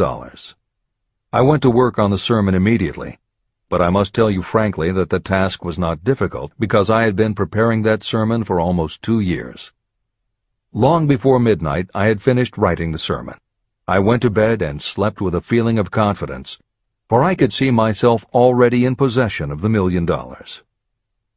Next morning I arose early, went into the bathroom, read the sermon, then knelt on my knees and asked that my sermon might come to the attention of someone who would supply the needed money. While I was praying, I again had that feeling of assurance that the money would be forthcoming. In my excitement, I walked out without my sermon and did not discover the oversight until I was in my pulpit and about ready to begin delivering it. It was too late to go back for my notes, and what a blessing that I couldn't go back. Instead, my own subconscious mind yielded the material I needed. When I arose to begin my sermon, I closed my eyes and spoke with all my heart and soul of my dreams. I not only talked to my audience, but I fancy I talked also to God. I told what I would do with $1 million if that amount were placed in my hands. I described the plan I had in mind for organizing a great educational institution, where young people would learn to do practical things and at the same time develop their minds. When I had finished and sat down, a man slowly arose from his seat, about 3 rows from the rear, and made his way toward the pulpit. I wondered what he was going to do. He came into the pulpit, extended his hand, and said, "Reverend, I liked your sermon. I believe you can do everything you said you would if you had $1 million. To prove that I believe in you and your sermon, if you will come to my office tomorrow morning, I will give you the $1 million. My name is Philip D. Armour." Young Gonzalez went to Mr. Armour's office, and the $1 million was presented to him. With that money he founded the Armour Institute of Technology, now known as Illinois Institute of Technology. The $1 million that launched the Armour Institute came as the result of an idea. Behind the idea was a desire that young Gonzalez had been nursing in his mind for almost 2 years. Observe this important fact. He got the money within 36 hours after he reached a definite decision in his own mind to get it and decided upon a definite plan for getting it. There was nothing new or unique about young Gonzalez vaguely thinking about $1 million and weakly hoping for it. Others have had similar thoughts. But there was something very unique and different about the decision he reached on that memorable Saturday, when he put vagueness into the background and definitely said, "I will get that money within a week." The principle through which Dr. Gonzalez got his $1 million is still alive. It is available to you. This universal law is as workable today as it was when the young preacher made use of it so successfully. Editor's comments. The Armour Institute of Technology opened in 1893, offering courses in engineering, chemistry, architecture, and library science, and in 1940 became the Illinois Institute of Technology when the Armour Institute merged with the Lewis Institute, a Chicago college that had opened in 1895 and offered liberal arts as well as science and engineering courses. In 1949, the Institute of Design, founded in 1937, also merged with IIT, followed in 1969 by the Chicago-Kent College of Law and the Stewart School of Business, and in 1986 by the Midwest College of Engineering. Today there are several campuses in downtown Chicago. IIT has been called the alma mater of accomplishments. This is the end of the editor's comment. How to transmute ideas into cash. Asa Candler and Dr. Frank Gunsaulus had one characteristic in common. Both knew the astounding truth that ideas can be transmuted into cash through the power of definite purpose plus definite plans. If you are one of those who believe that hard work and honesty alone will bring riches, you can forget it. It is not true. Riches, when they come in huge quantities, are never the result of hard work alone. Riches come, if they come at all, in response to definite demands based upon the application of definite principles, and not by chance or luck. Generally speaking, an idea is a thought that prompts you to action because it appeals to your imagination. All master salespeople know that ideas can be sold where merchandise cannot. Ordinary salespeople do not know this. That is why they are ordinary. A publisher of low-priced books made a discovery that has been worth much to publishers. He learned that many people buy titles and not the contents of books. By merely changing the name of one book that was not moving, his sales of that book jumped upward more than 1 million copies. The inside of the book was not changed in any way. He merely ripped off the cover and put on a new cover with a title that had box office appeal. That, as simple as it may seem, was an idea. It was imagination. Editor's comment. For those readers who think that replacing the cover of a book is just too simple, or that they couldn't do it anyway because they are not book publishers, the editors would point out that if you had had that simple idea before the publisher did, he probably would have been glad to sell you those failed books at pennies on the dollar. Then you could have been the one to change the cover, and suddenly you would have been the publisher of a bestseller. However, the idea of replacing the covers wouldn't have meant a thing if you didn't also have ideas about how to market and promote that flashy new cover. And that is Hill's point. Coca-Cola was a recipe, a creative idea. But it would have stayed just a recipe if Asa Candler hadn't also had other creative ideas to market it and the faith in himself to carry through on those ideas. Spence Silver was a chemist working for 3M when, by accident, he created a glue that wasn't very sticky. Needless to say, 3M was not much interested in glue that didn't stick, and Silver's invention was shelved as a failure. But Silver liked his glue, so for 5 years he kept demonstrating it to anyone who would listen. Nobody did, until Arthur Fry, who worked in the tape division at 3M, found that when he was at choir practice, he kept losing his place in the hymnal because the pieces of paper he used to mark his place slipped down or fell out of the book. A little of Silver's not very sticky glue on the slips of paper, and they stayed where he wanted them, then peeled off easily when he was done. That was the eureka moment. They had just invented the world's best bookmark, Post-its. But that's not the end of the story, or the end of the imaginative ideas that were needed to make Post-its happen. Fry would also need perseverance.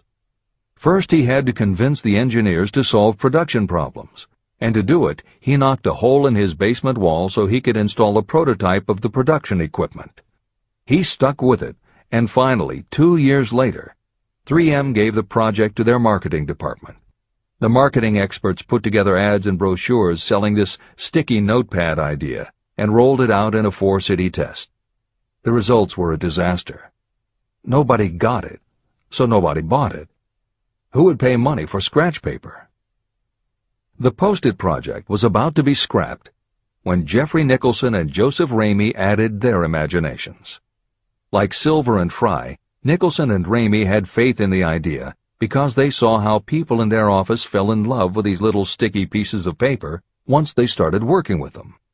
So Nicholson and Ramey went to Richmond, Virginia, one of the 4 test cities that had failed, and they went up and down the business district, going into offices and giving pads of Post-its to receptionists, secretaries, and anyone else who would listen.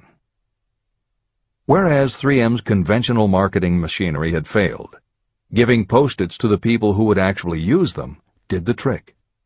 Once those Richmond office workers started to use Post-its, it didn't seem like a bad idea at all to pay for scratch paper. They got it, and they bought it. The Richmond test turned from failure to success, and soon Post-its were sticking to everything around the world. Here's another simple idea that imagination turned into success. The story began with a man whose problem was just the opposite of spent silvers. This man had something that stuck too well. George de Mestral was a Swiss mountaineer who went hunting one day with his dog. But when they got home, they were both covered with burrs. The burrs were so difficult to remove that de Mestral put them under a magnifying glass to learn why. He saw that they were covered with tiny hooks which attached themselves to fur and fabric. That was when the flash hit. If burrs stuck where you didn't want them, why couldn't you put tiny hooks on things so they would stick where you did want them? Like everyone else mentioned in this book, de Mestral had an imaginative idea, but that was just the beginning. He also had the faith in himself to keep going when people laughed at his idea, which many did, until he eventually found a French textile plant that would help him do what he wanted. However, even when they finally worked out a way to use cotton fabric to make what they called locking tape, they couldn't afford to mass-produce it. And that's when de Mestral accidentally discovered that when you sew nylon under infrared light, it naturally made little hooks. Now they could manufacture it economically. All they needed was a name. One side was fuzzy like velvet, and the other side was crochet, the French word for hook. Take half vel and half crow, combine it with imagination. The result is Velcro, and a Swiss mountaineer becomes a business tycoon. The Sony Corporation once tried to make a very small stereo tape recorder that would work with standard-size cassettes, but they couldn't do it. They could make a small playback machine, but at the time the electronics needed to also make it a recording machine just couldn't be made small enough. They concluded that the design was a failure. Then one day Sony's honorary chairman, Masaru Ibuka, walked into the laboratory and saw that a few of the engineers were using the prototypes of the failed tape recorder to listen to music tapes. They didn't seem to care that it couldn't record. They just liked to be able to walk around listening to their favorite music. Then came the imaginative idea that made all the difference. Ibuka remembered that another division was working on lightweight headphones. That was the flash. Ibuka's imagination made the connection that the rest of the engineers had not. In Ibuka's view, they hadn't made a failed recorder. They had created a successful private stereo listener. They added the headphones, named it the Walkman, and it revolutionized both the music business and the electronics industry. Clarence Saunders was a grocery clerk in a small southern retail store. One day he was standing with a tray in his hands waiting his turn in a cafeteria. He had never earned more than $20 a week before then, and no one had ever noticed anything about him that indicated unusual ability, but something took place in his mind as he stood in the line of waiting people that put his imagination to work. That was when he came up with the idea that this same self-serve concept would also work at the grocery store. Clarence Saunders took the idea to his boss. Naturally, his boss told him he was crazy. So Clarence Saunders quit his job, went out and did what he needed to do to raise the money, and opened the first self-serve grocery store. He called it Piggly Wiggly, and Clarence Saunders, the $20-a-week grocery clerk, rapidly became the multi-million-dollar chain store groceryman of America. Sylvan Goldman was the owner of a number of Piggly Wiggly stores in Oklahoma, and like any good businessman, he spent a lot of time watching his customers go up and down the aisles, putting their choices into their baskets or net shopping bags. One night, while trying to figure out how to get his customers to buy more at one time, he found himself staring at a basket sitting on the seat of a wooden folding chair. Eureka! He called in his mechanic, Fred Young. They put some wheels on the bottom of the legs, added another basket below the seat, and the shopping cart was born. As this edition is being readied for publication, there are about 35 million shopping carts in America, and approximately 1.25 million new carts are sold each year. Thomas Stemberg, whom we also mentioned earlier, was another supermarket executive who watched his customers as they shopped.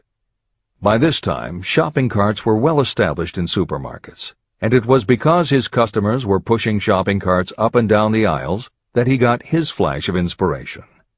He was so sure of his idea that he convinced another supermarket executive, Leo Kahn, to join him. Together, they took the supermarket concept and applied it to selling office supplies. And in 1986 they opened their first store in Brighton, Massachusetts. They called it Staples. In 1989 they took the company public, and 10 years later there were more than 1,000 Staples stores with revenues exceeding $7 billion. We'll end this commentary with another set of connected stories, which make the point that sometimes the most imaginative part of marketing is in the timing. If you were to go shopping in the late 1800s, it usually meant bartering with a merchant who would then have to get the goods from storage shelves kept behind the counter. In the 1870s, fixed pricing was just starting to be used by storekeepers. Merchants were trying the idea by setting out a table of merchandise that was all priced the same, usually 5 cents. Frank Winfield Woolworth was a clerk in a general store, and he convinced the store owner to let him try the 5-cent table idea. Although it worked, the owner wasn't impressed. So Woolworth borrowed $350 from his boss, and in 1879 opened his first 5-cent store in Utica, New York. It was an entire store full of goods where everything cost a nickel.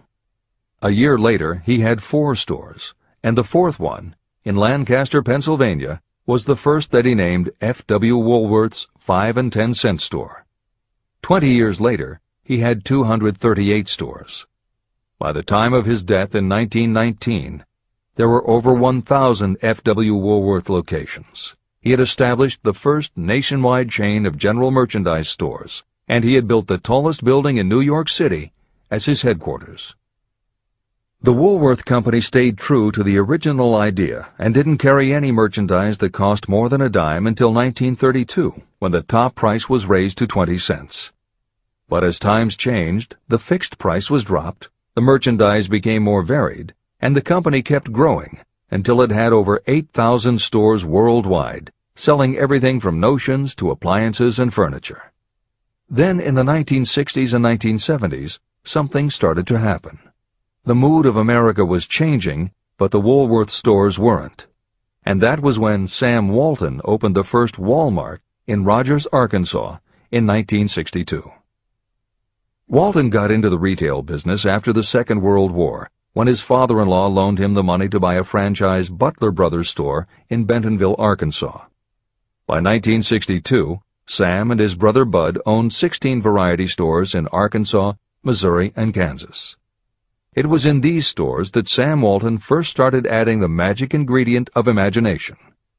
In addition to his flair for promotion, Sam tried new approaches to the way household goods and general merchandise could be sold at retail.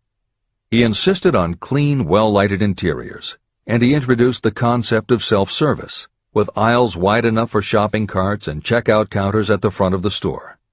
He also started buying direct from manufacturers, and he created profit-sharing plans that kept his family of employees loyal, hard-working, and neighborly. In 1962, he incorporated those and other imaginative ideas when he opened his first store that he called Walmart. The basic magic was that he sold brand-name merchandise at discount prices, but there was also magic in the way he kept a friendly hometown feel to his store, even though it was what is now called a big box store. Sam Walton's Walmart store was a success, so he just kept building and opening more of them, first in small towns and rural areas, then in larger towns, then big cities, and it wasn't long before he had a national chain. By 1992, when Sam Walton died, there were more than 1,700 Walmart stores. It was the biggest retailer in the country, it employed more than 600,000 people, and Sam Walton was the richest man in America. In 2003, the stores numbered more than 3,200 in the U.S. and more than 1,100 in foreign countries. The company employed more than 1,300,000 people worldwide and served more than 1 million customers a week. Along the way, Woolworths and other older retailers such as Kresge's tried to get on the bandwagon with their Woolco and Kmart stores, but they couldn't seem to get it right. They had given up their old five-and-dime identity to become higher-priced general retailers, and when Walmart came along and redefined that part of the market, the others seemed to have run out of the kind of imagination they'd had in the beginning. Now, here's the twist to the story. David Gold was running a liquor store that he had inherited from his father. He noticed that whenever he put out a display of goods priced at 98 cents or $1, the goods would sell okay, but if his sign said 99 cents, the goods sold out in no time. He decided that he would open a store called the 99-cent only store, where everything would be priced at 99 cents. Sound familiar? Frank Woolworth's imaginative idea from 1879, which had been dropped at his namesake chain by the 1940s and 1950s, had just gotten a fresh shot of imagination from David Gold in 1982. As usual, friends and family told him he was crazy, but David Gold went out to find suppliers who would sell him discontinued merchandise or overproduced products at a price low enough that he could offer them to the public at 99 cents. He found them. And they even had brand-name products of everything from hardware to pantyhose, cleaning products, motor oil, kitchenware, cosmetics, electronics, toys, canned goods, frozen foods, cookies, fresh fruit, even gourmet foods. More than 5,000 items that he could sell for 99 cents and still make a profit. David Gold opened his first well-lighted, brightly colored green and fuchsia wide-aisle store in Inglewood, California in 1982. By 2003, he had 142 stores in California, Nevada, and Arizona, and he was listed on the Forbes 400 as having earned a personal fortune estimated at more than $650 million. As Napoleon Hill wrote elsewhere about the creation of Piggly Wiggly, where in this story do you see the slightest indication of something that you could not duplicate? The plan, which made millions of dollars for its originator, was a very simple idea that anyone could have adopted, yet considerable imagination was required to put the idea to work in a practical sort of way. The more simple and easily adapted an idea is, the greater is its value, as no one is looking for ideas that are involved with great detail or are in any way complicated. This is the end of the editor's comments. There is no standard price on ideas. The creator of ideas sets his or her own price, and if they are smart, they get it. The story of practically every great fortune starts with the day when a creator of ideas and a seller of ideas got together and worked in harmony. Carnegie surrounded himself with men who could do what he could not do, men who created ideas and men who put ideas into operation, and that was what made him and the others fabulously rich. Millions of people go through life hoping for favorable breaks. Perhaps a favorable break can get you an opportunity, but the safest plan is not to depend upon luck. It was a favorable break that gave me the biggest opportunity of my life, but more than 20 years of determined effort had to be devoted to that opportunity before it became an asset. The break consisted of my good fortune in meeting and gaining the cooperation of Andrew Carnegie. On that occasion, Carnegie planted in my mind the idea of organizing the principles of achievement into a philosophy of success. Millions of people have profited by the discoveries made in the years of research, and fortunes have been accumulated through the application of the philosophy. The beginning was simple. It was an idea that anyone might have developed. The favorable break came through Carnegie. But what about the determination, definiteness of purpose, and the desire to attain the goal, and the persistent effort of all those years of research? It was no ordinary desire that survived disappointment, discouragement, temporary defeat, criticism, and the constant reminding that I was wasting my time. It was a burning desire, an obsession. When the idea was first planted in my mind by Mr. Carnegie, it was coaxed, nursed, and enticed to remain alive. Gradually, the idea became a giant under its own power, and it coaxed, nursed, and drove me. Ideas are like that. First you give life and action and guidance to ideas. Then they take on a power of their own and sweep aside all opposition. Ideas are intangible forces. but they have more power than the physical brains that give birth to them. They have the power to live on after the brain that creates them has returned to dust. Tell the world what you intend to do, but first, show it. Chapter 8. Organized Planning. The crystallization of desire into action. The sixth step toward riches. You have learned that everything we create or acquire begins in the form of desire. Desire is taken on the first lap of its journey from the abstract to the concrete in the workshop of the imagination, where plans for its transition are created and organized. In Chapter 3, Desire, you were instructed to take 6 practical steps to begin translating your desire for money into its monetary equivalent. One of the steps you must take is the formation of a definite, practical plan or plans through which this transformation may be made. Following are the basic instructions for making practical plans. Ally yourself with a group of as many people as you may need for the creation and carrying out of your plan or plans for the accumulation of money, making use of the mastermind principle. Compliance with this instruction is absolutely essential. Do not neglect it.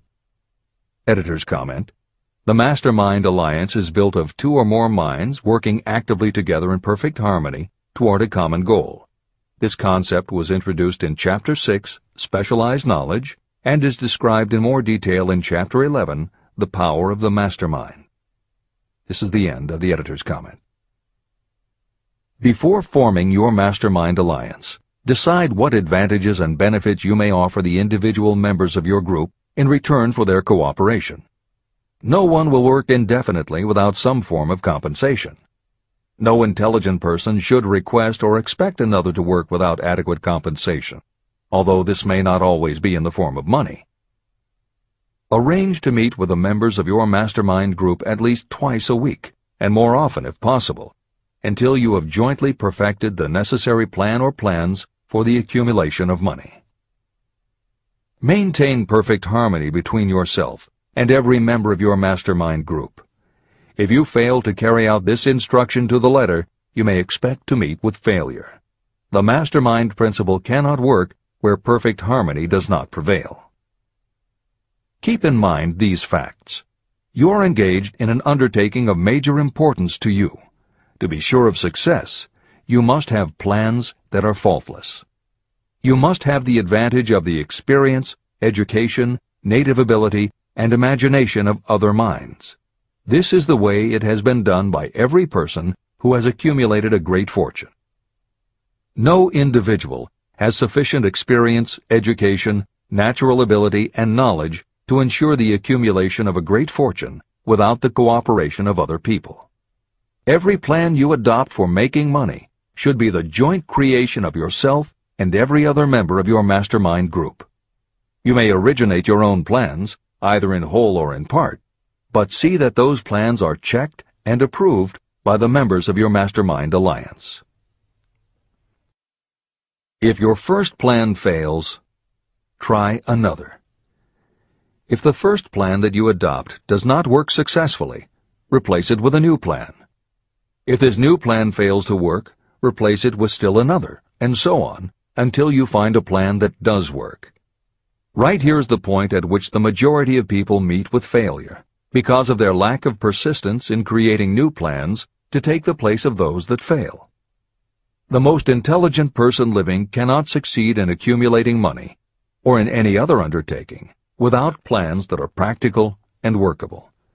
Just keep this fact in mind, and remember when your plans fail that temporary defeat is not permanent failure. It may only mean that your plans have not been sound. Build other plans. Start all over again. Temporary defeat should mean only one thing: the certain knowledge that there is something wrong with your plan. Millions of people go through life in misery and poverty because they lack a sound plan through which to accumulate a fortune. Your achievement can only be as good as the plans you make. You are never whipped until you quit in your own mind. James J. Hill, who was the greatest railroad builder of them all, met with temporary defeat when he first tried to raise the capital needed to build the Great Northern Railroad from the east to the west. But he turned defeat into victory through new plans. Henry Ford met with temporary defeat not only at the beginning of his automobile career, but even after he had gone a long way toward the top. But he, too, created new plans and went marching on to financial victory. We see people who have accumulated great fortunes, but we often recognize only their triumph, and we overlook the temporary defeats that they had to surmount before arriving. No follower of this philosophy can reasonably expect to accumulate a fortune without experiencing temporary defeat. When defeat comes, accept it as a signal that your plans are not sound. Rebuild those plans and set sail once more toward your goal. If you give up before your goal has been reached, you're a quitter. A quitter never wins, and a winner never quits. Write this sentence on a piece of paper in letters an inch high and place it where you will see it every night before you go to sleep and every morning before you go to work. When you begin to select members for your mastermind group, choose those who do not take defeat seriously. Some people foolishly believe that only money can make money. This is not true. Desire, transmuted into its monetary equivalent through the principles in this book, is the way money is made. Money, of itself, is nothing but inert matter. It cannot move, think, or talk, but it can hear when someone who desires it calls it to come. Intelligent planning is essential for success in any undertaking designed to accumulate riches. Following are detailed instructions to those who must begin the accumulation of riches by selling personal services. It should encourage you to know that practically all the great fortunes began either from selling personal services or from the sale of ideas. When you think about it, what else except ideas and personal services can you give in return for riches if you don't have products or property? Leaders and followers. Broadly speaking, there are two types of people in the world. One type is known as leaders, and the other as followers. Decide at the outset whether you intend to become a leader in your chosen calling or remain a follower. The difference in compensation is vast. The follower cannot expect to make as much as a leader, although some followers make the mistake of thinking they should. It is no disgrace to be a follower. On the other hand, it is no credit to remain a follower. Most great leaders began as followers. They became great leaders because they were intelligent followers. With few exceptions, the person who cannot follow a leader intelligently cannot become an efficient leader. The person who can follow a leader most efficiently is usually the person who develops into leadership most rapidly. An intelligent follower has many advantages, including the opportunity to acquire knowledge from the leader. The major attributes of leadership. The following are important factors of leadership. 1. Unwavering courage based upon knowledge of yourself and your occupation. No follower wishes to be dominated by a leader who lacks self-confidence and courage. Certainly no intelligent follower will be dominated by such a leader for very long. 2. Self-control. The person who cannot control himself can never control others. Self-control sets a strong example for your followers, which the more intelligent followers will emulate. 3. A keen sense of justice. Without a sense of fairness and justice, no leader can command and retain the respect of their followers. 4. Definiteness of decision. Those who waver in decisions show that they are not sure of themselves and therefore cannot lead others successfully. 5. Definiteness of plans. Successful leaders must plan their work and work their plans. Leaders who move by guesswork, without practical definite plans, are like a ship without a rudder. Sooner or later, they will land on the rocks. 6. The habit of doing more than paid for. One of the penalties of leadership is the necessity of the leaders to willingly do more than they require of their followers. 7. A pleasing personality. Leadership calls for respect. Followers will not respect a leader who does not grade high on all of the factors of a pleasing personality. 8. Sympathy and understanding. Successful leaders must be in sympathy with their followers. Moreover, they must understand them and their problems. 9. Mastery of detail. Successful leadership calls for mastery of the details of the leader's position. 10. Willingness to assume full responsibility. Successful leaders must be willing to assume responsibility for the mistakes and the shortcomings of their followers. If a leader tries to shift this responsibility, that leader will not remain the leader. If one of your followers makes a mistake or is incompetent, you must consider that it is you who failed. 11. Cooperation. The successful leader must understand and apply the principle of cooperative effort and be able to induce followers to do the same. Leadership calls for power, and power calls for cooperation. There are two forms of leadership. The first, and by far the most effective, is leadership by consent of and with the sympathy of the followers. The second is leadership by force, without the consent and sympathy of the followers. History is filled with evidences that leadership by force cannot endure. The downfall and disappearance of dictators and kings is significant. It means that people will not follow forced leadership indefinitely. Napoleon, Mussolini, Hitler were examples of leadership by force. Their leadership passed. Editor's comment.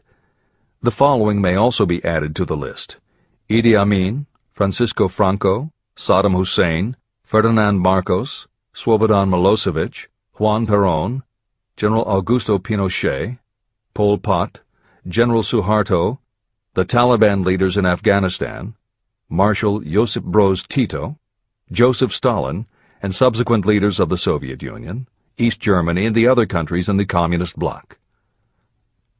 This is the end of the editor's comment.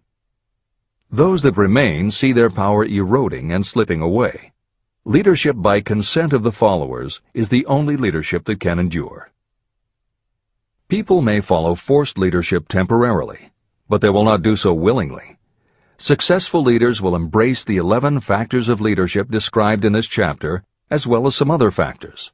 Those who make these attributes the basis of their leadership will find abundant opportunity to lead in any walk of life.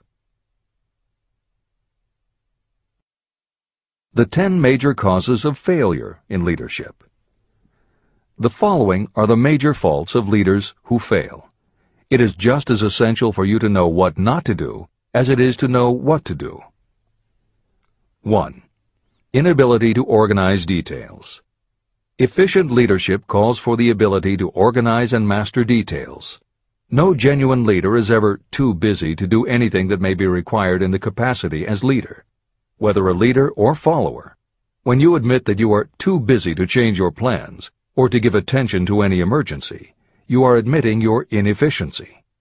The successful leader must be the master of all details connected with the position. That means, of course, that you must acquire the habit of relegating details to capable lieutenants. 2. Unwillingness to render humble service.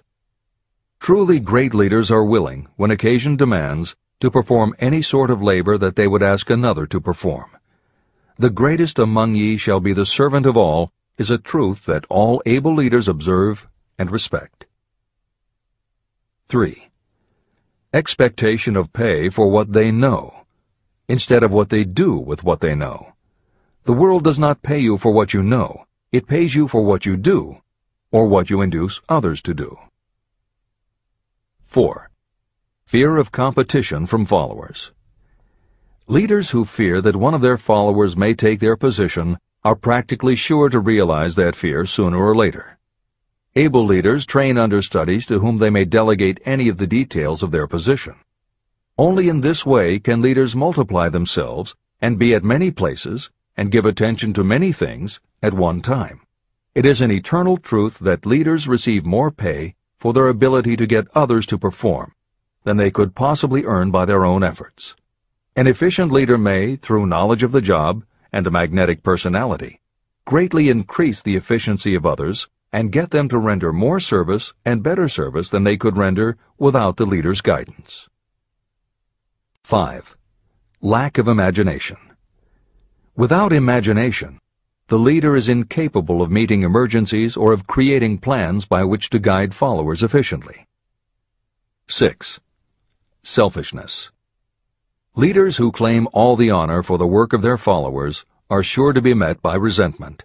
The really great leader claims none of the honors. Great leaders are content to see the honors, when there are any, go to their followers, because the great leaders know that most people will work harder for commendation and recognition than they will for money alone. 7. Intemperance. Followers do not respect an intemperate leader. Moreover, intemperance in any form destroys the endurance and the vitality of those who indulge in it. 8. Disloyalty. Perhaps this should have come at the head of the list. Leaders who are not loyal to their duty, and to those both above and below them, cannot maintain their leadership for long. Disloyalty marks you as being less than the dust of the earth, and it will bring the contempt it deserves. Lack of loyalty is one of the major causes of failure in every walk of life. 9. Emphasis of the authority of leadership. The efficient leader leads by encouraging, and not by trying to instill fear in the hearts of those who follow. Leaders who try to impress their followers with their authority come within the category of leadership through force. If you are a real leader, you will have no need to advertise that fact. It is apparent in your conduct, by your sympathy, understanding, fairness, and a demonstration that you know your job. 10. Emphasis of title. Competent leaders require no title to give them the respect of their followers. Leaders who make too much of their titles generally have little else to emphasize. The doors to the office of the real leader are open to all and free from formality or ostentation. These are among the most common causes of failure in leadership. Any one of these faults is sufficient to cause failure. Study the list carefully if you aspire to leadership, and make sure that you are free of these faults. Editor's comment. Warren Bennis, a professor who teaches management and organization, said, "A manager is someone who does things right. A leader is someone who does the right thing." Admiral Grace Hopper was the ranking female Navy officer when she was interviewed for 60 Minutes. She said, "You manage things. You lead people." This is the end of the editor's comment.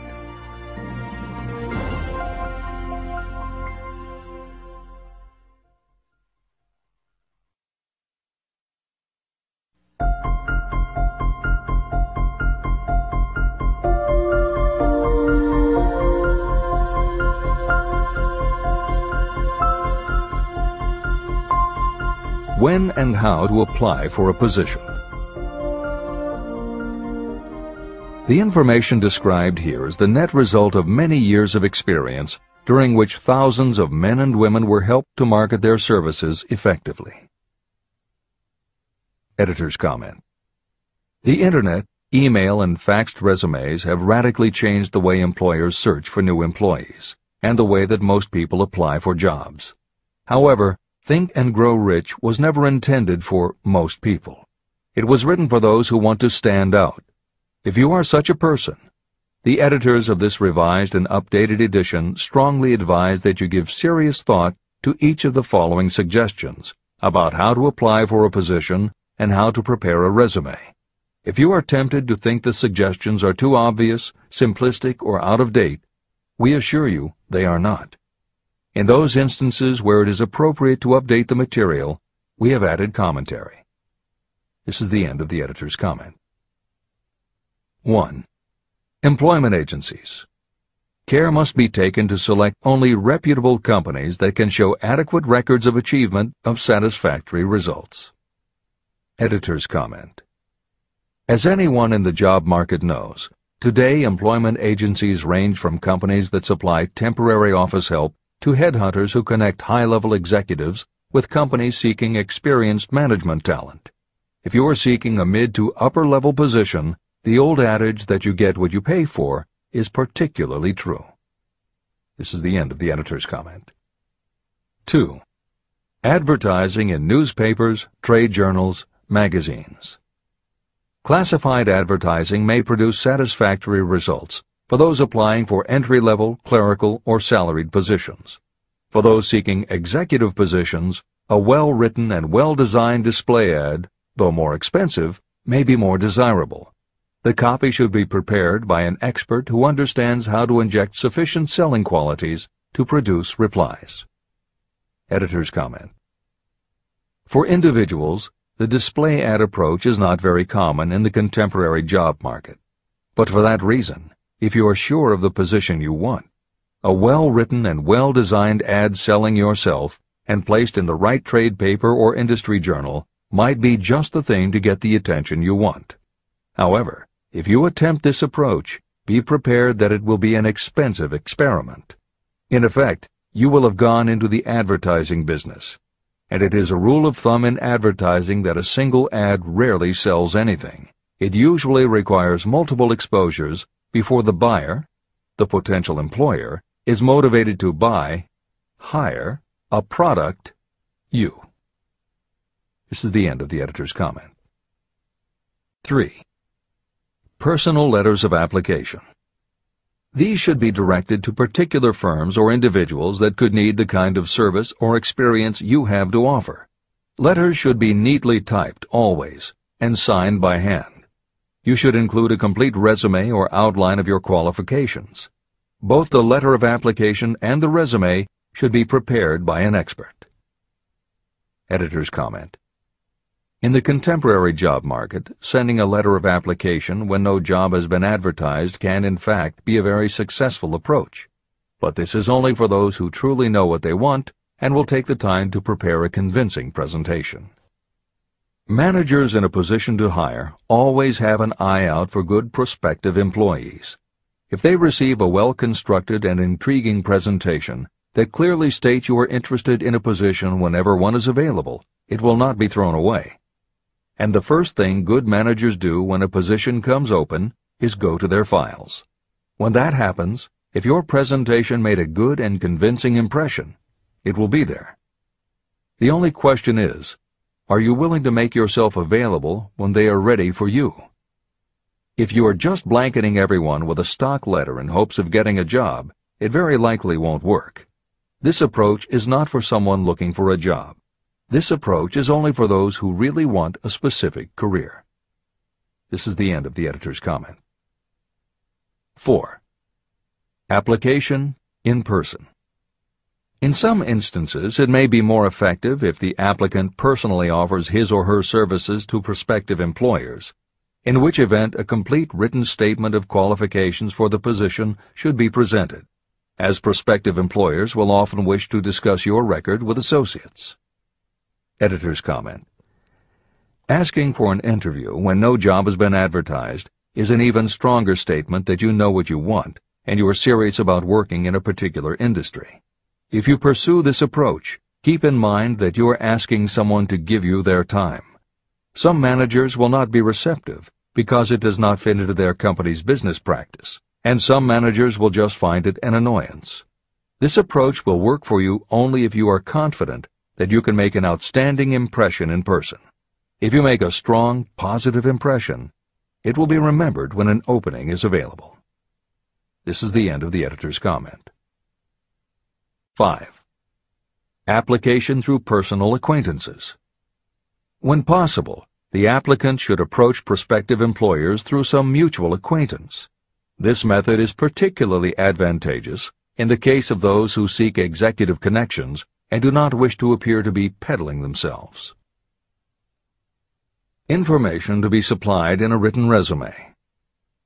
A good resume should be prepared as carefully as a lawyer would prepare the brief for a case to be tried in court.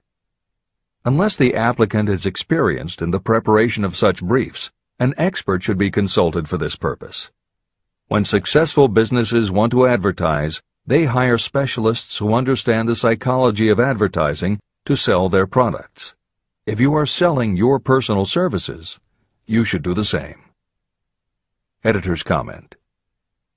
The job market in America has never been as bad as it was when Napoleon Hill wrote the preceding paragraph.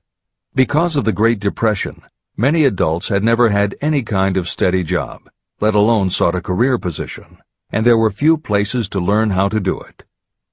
Since that time, many excellent books have been published on the subject, and companies that offer professional help in preparing resumes have become very common. However, neither books nor copywriters are magic. It all begins with what you have to offer. The editors of this edition suggest that you start to assemble your presentation using the guidelines that appear below. Once you have a first draft, you should review at least one of the books on the subject to see what suggestions are offered that might help you sell yourself better than you have already done. Then, depending how satisfied you are, you might also want to seek advice from a professional who specializes in such presentations. We offer 2 notes of caution. First, make sure that your presentation does not look like something turned out by a resume mill. Having received many resumes over the years, the editors warn you that some professionals use the same stock phrases, buzzwords, and formats for every client, and this can be a dead giveaway that someone else prepared your resume, or that you have simply copied from a book. Your intention should be to make yours stand out. The second word of caution is, don't go overboard in trying to stand out. There is a balance between catching an employer's attention and looking like you are trying too hard. For instance, if you are a New York marketing executive applying to a Los Angeles company, sending your application with a bag of fresh bagels by next morning FedEx would probably make a good impression, whereas sending a dartboard with your picture in the center might be viewed as just a little too cute and a little too much. Clever is good, but professional is a must.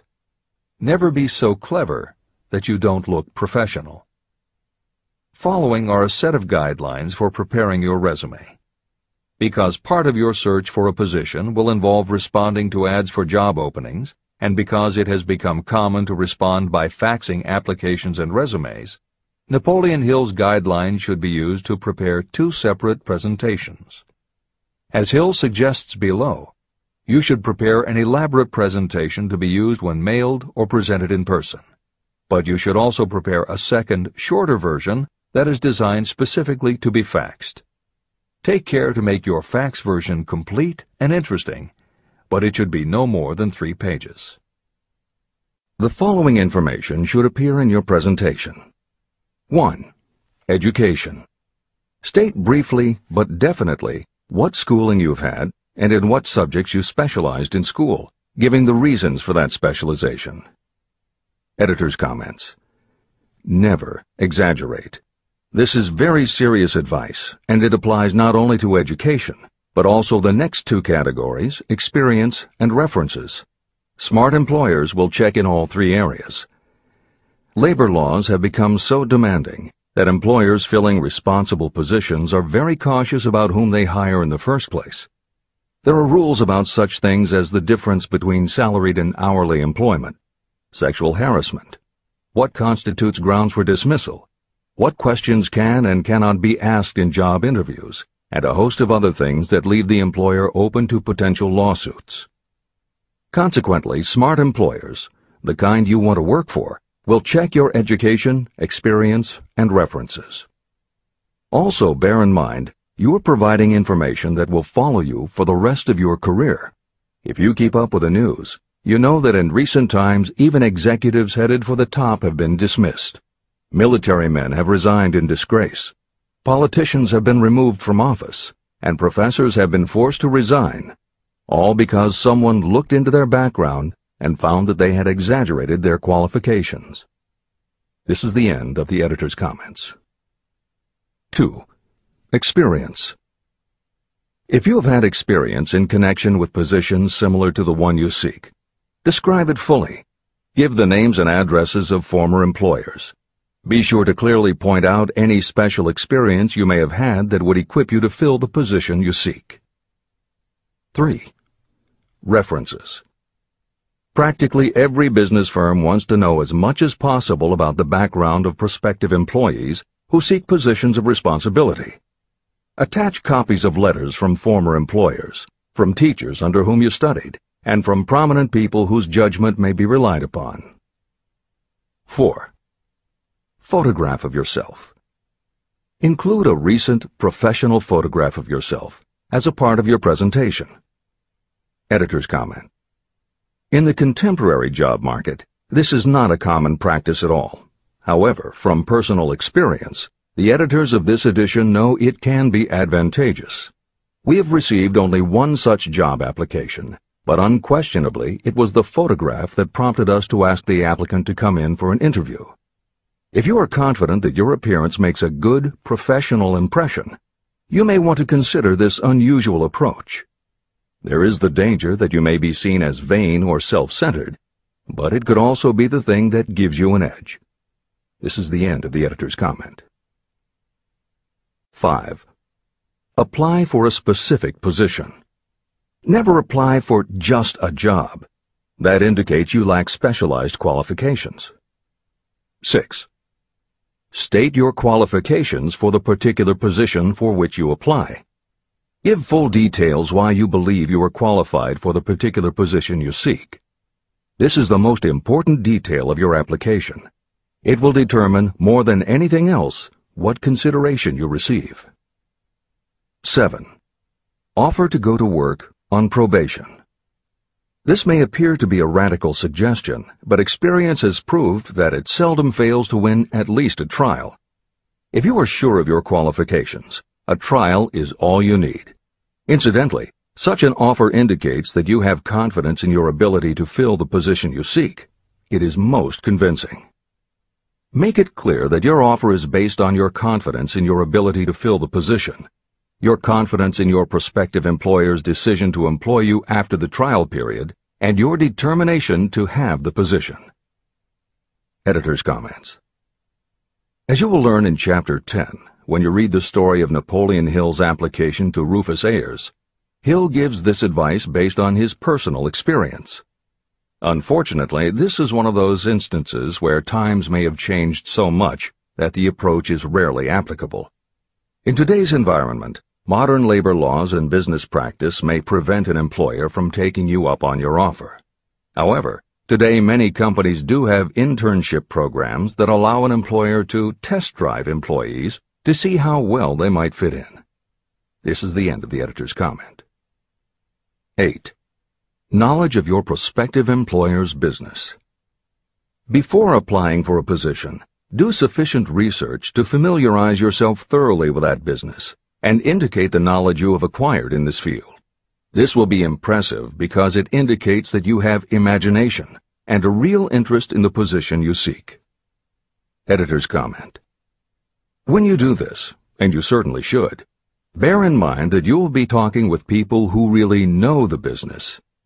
Even by researching extensively, at best you will only know about their business. If you try to appear too knowledgeable or familiar, it may backfire and reveal that you have only a superficial view of the business. Unless you are already working in the particular industry and have insights based on experience, do not be presumptuous. Use your knowledge to indicate that you have taken the time to educate yourself and that you really are interested, but don't try to tell a prospective employer how you would run the business. This is the end of the editor's comment. Remember that it is not the lawyer who knows the most law, but the one who best prepares his case who wins. If your case is properly prepared and presented, your victory will have been more than half won at the outset. Do not be afraid of making your presentation too long. Employers are just as much interested in purchasing the services of well-qualified applicants as you are in securing employment. In fact, the success of most successful employers is due to their ability to select well-qualified lieutenants. They want all the information available. Editor's comment. As noted above, when faxing a resume, it should be no more than 3 pages and should state that you will be pleased to provide a more detailed resume if required. This is the end of the editor's comment. Remember another thing. Neatness in the preparation of your resume and application will indicate that you are a painstaking person. Successful salespeople groom themselves with care. They understand that first impressions are lasting. Your presentation is your sales rep. Give it a good suit of clothes, so it will stand out in bold contrast to anything else your prospective employer ever saw. If the position you seek is worth having, it is worth going after with care. More important, if you sell yourself in a manner that shows off your individuality, you probably will receive more money from the very start than you would if you applied for employment in the usual conventional way. When your resume package has been completed, you should prepare individual and personalized copies for each company or person to whom it will be presented. This personal touch is sure to command attention. Have it neatly typed, proofread, printed, and properly bound on the finest paper you can obtain. Your photograph should be mounted and included on one of the pages. Prepare a separate binding with the proper company name inserted if it is to be shown to more than one company. If you seek employment through an employment agency, have the agent use copies of your presentation in marketing your services. This will help to gain preference for you, both with the agent and the prospective employers. I've helped to prepare presentations for clients that were so striking and out of the ordinary that they resulted in the employment of the applicant without a personal interview. If you want similar results, follow the instructions to the letter, improving upon them however your imagination suggests. Editor's comments. Today, every office supply store offers a wide variety of paper stock, folders, binders, and presentation materials that can be put together in a way that is both unique and professional looking. With all of those possibilities available, if you simply present standard sheets of paper stapled in the corner, the response will very likely be standard too. If you apply a little creativity, you should have no trouble preparing a presentation that is tailored to the company to which you are applying, appropriate for the position you seek, and reflective of your personality and style. This is the end of the editor's comments. How to get the exact position you desire. Everyone enjoys doing the kind of work for which he or she is best suited. An artist loves to work with paints, a craftsman with his or her hands, a writer loves to write. Those with less definite talents have their preferences for certain fields of business and industry. If America does anything well, it offers a full range of occupations. 1. Decide exactly what kind of a job you want. If the job doesn't already exist, perhaps you can create it. 2. Choose the company or individual for whom you wish to work. 3. Study your prospective employer as to policies, personnel, and chances for advancement. 4. By analysis of yourself, your talents, and your capabilities, figure what you can offer. Plan specific ways and means of giving advantages, services, developments, or ideas that you believe you can successfully deliver. 5. Forget about a job. Forget whether or not there is an opening. Forget the usual routine of, have you got a job for me? Concentrate on what you can give. 6. Once you have your plan in mind, put it on paper in neat form and in full detail. 7. Present it to the proper person with authority, and the rest will come automatically. Every company is looking for people who can give something of value, whether it is ideas, services, or connections. Every company has room for the person who has a definite plan of action that is to the advantage of that company. This procedure may take a few days or weeks of extra time, but the difference in income, in advancement, and in gaining recognition will save years of hard work at small pay. It has many advantages, the main one being that it will often save you from 1 to 5 years of your time in reaching a chosen goal. Every person who starts, or gets in halfway up the ladder, does so by deliberate and careful planning. The new way of marketing services.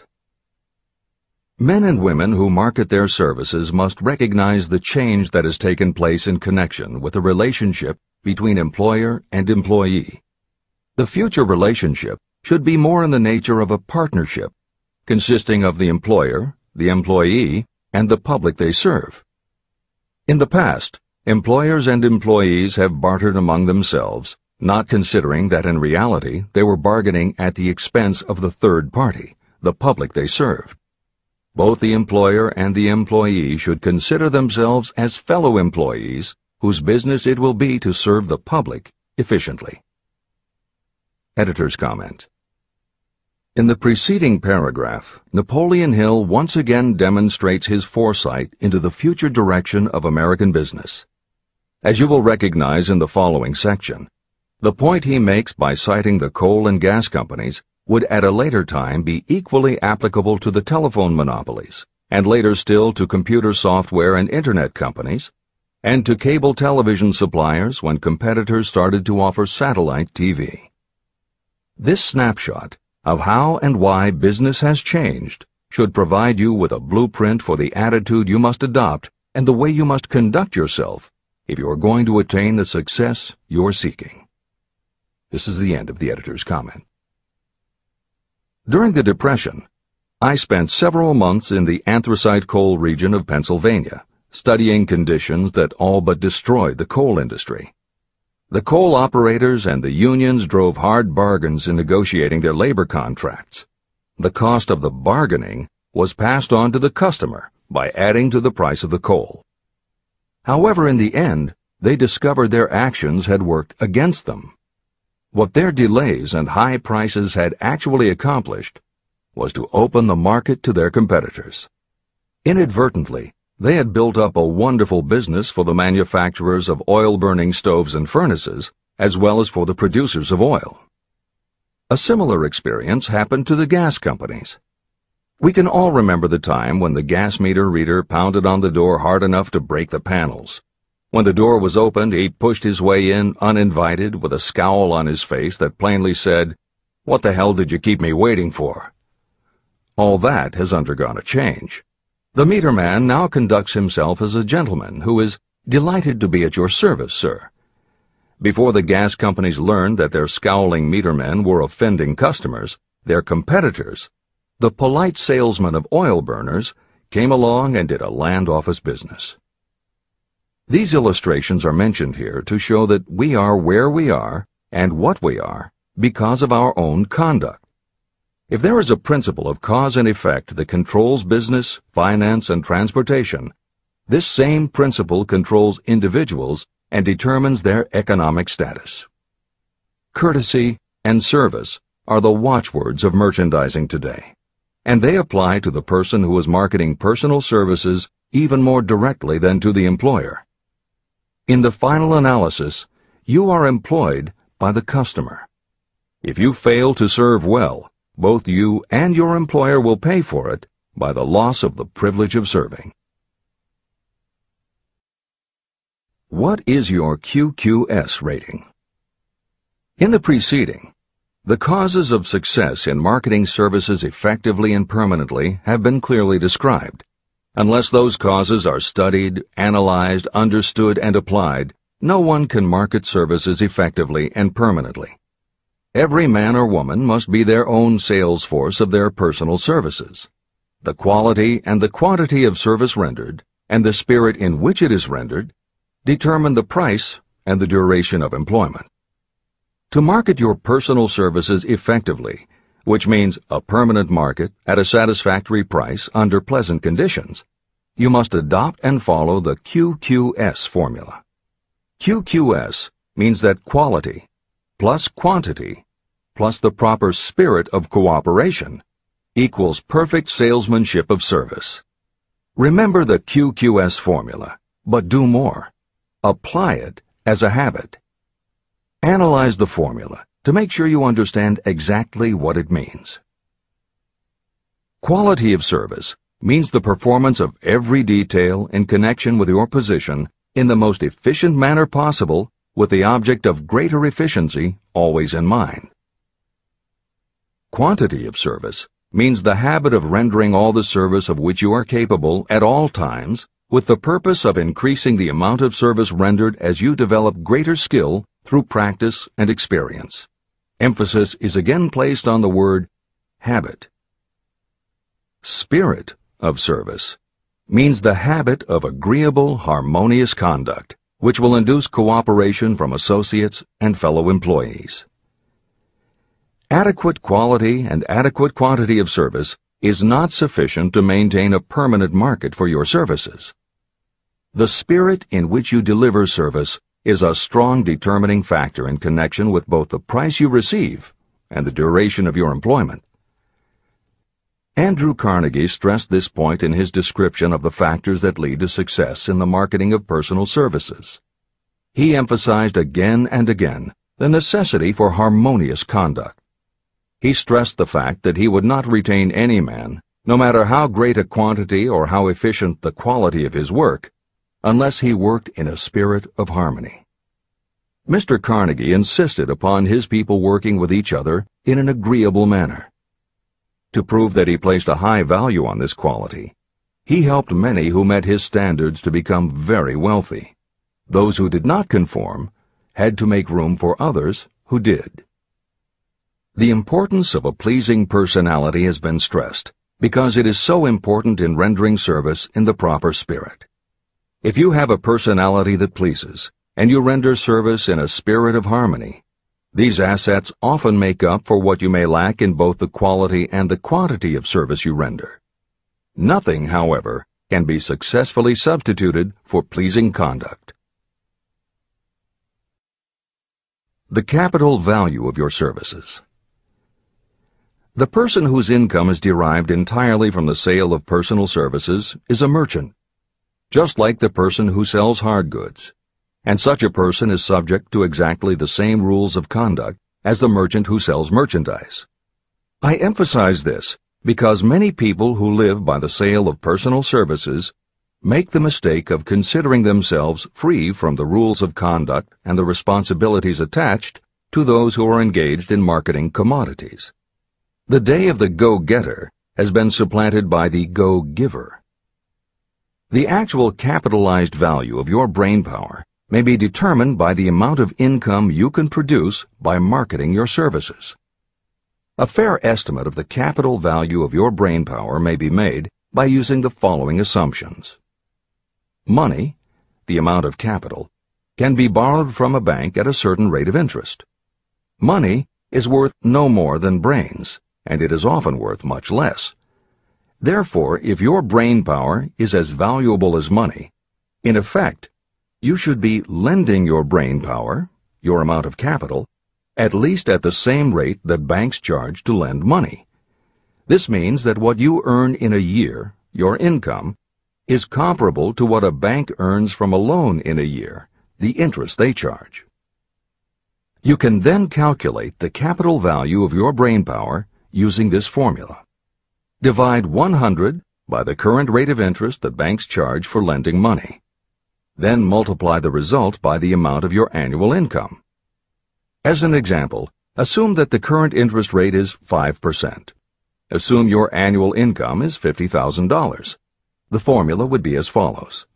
100 divided by 5 equals 20, and 20 multiplied by 50,000 equals $1 million. Therefore, if you lend out your brainpower, your capital, at the same rate as the bank lends money, 5% interest, your brainpower is worth $1 million. Competent brains, if effectively marketed, represent a much more desirable form of capital than the money that is required to conduct a business dealing in commodities. This is true because brains are a form of capital that cannot be permanently depreciated by economic depressions, nor can this form of capital be stolen or spent. Moreover, the money that is essential for the conduct of business is as worthless as a sand dune until it has been mixed with efficient brains. The 31 major causes of failure.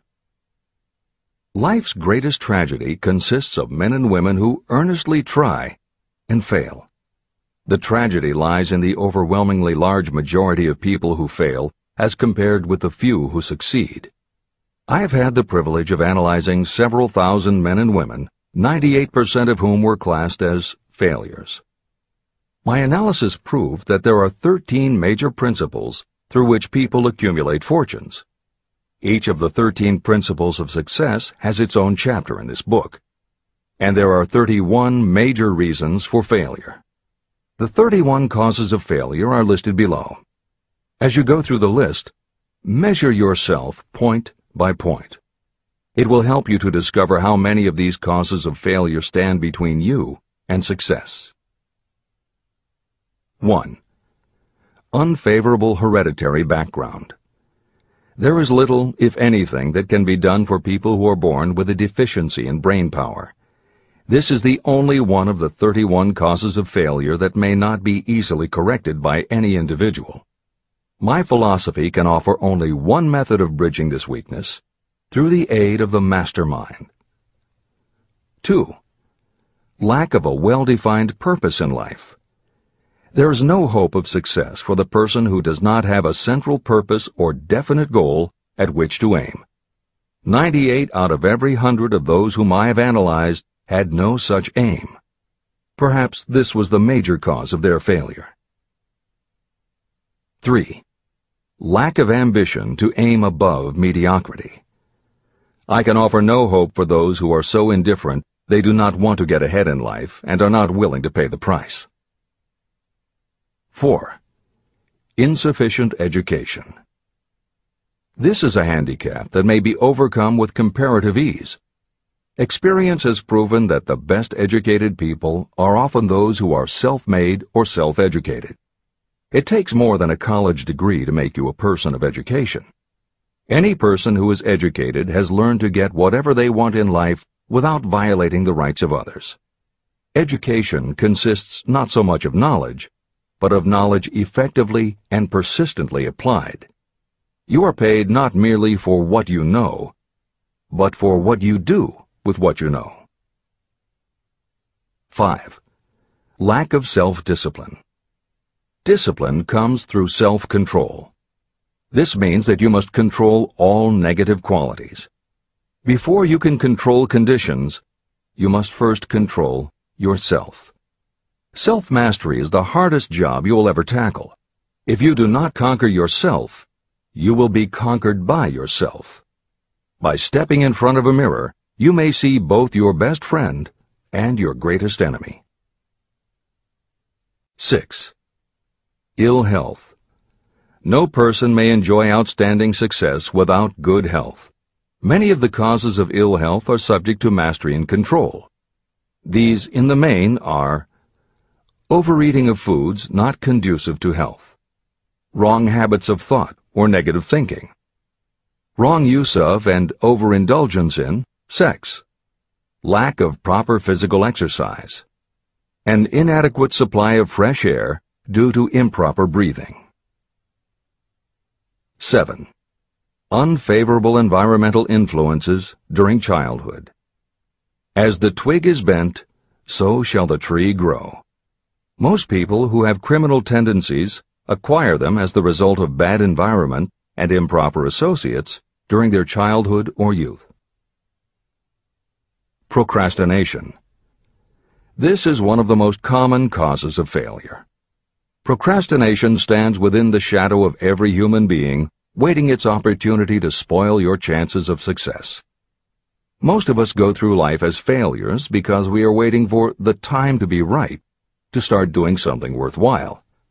Do not wait. The time will never be just right. Start where you stand, work with whatever tools you have at your command, and you will acquire better tools as you go along. 9. Lack of persistence. Most of us are good starters, but poor finishers of everything we begin. People are prone to give up at the first signs of defeat. There is no substitute for persistence.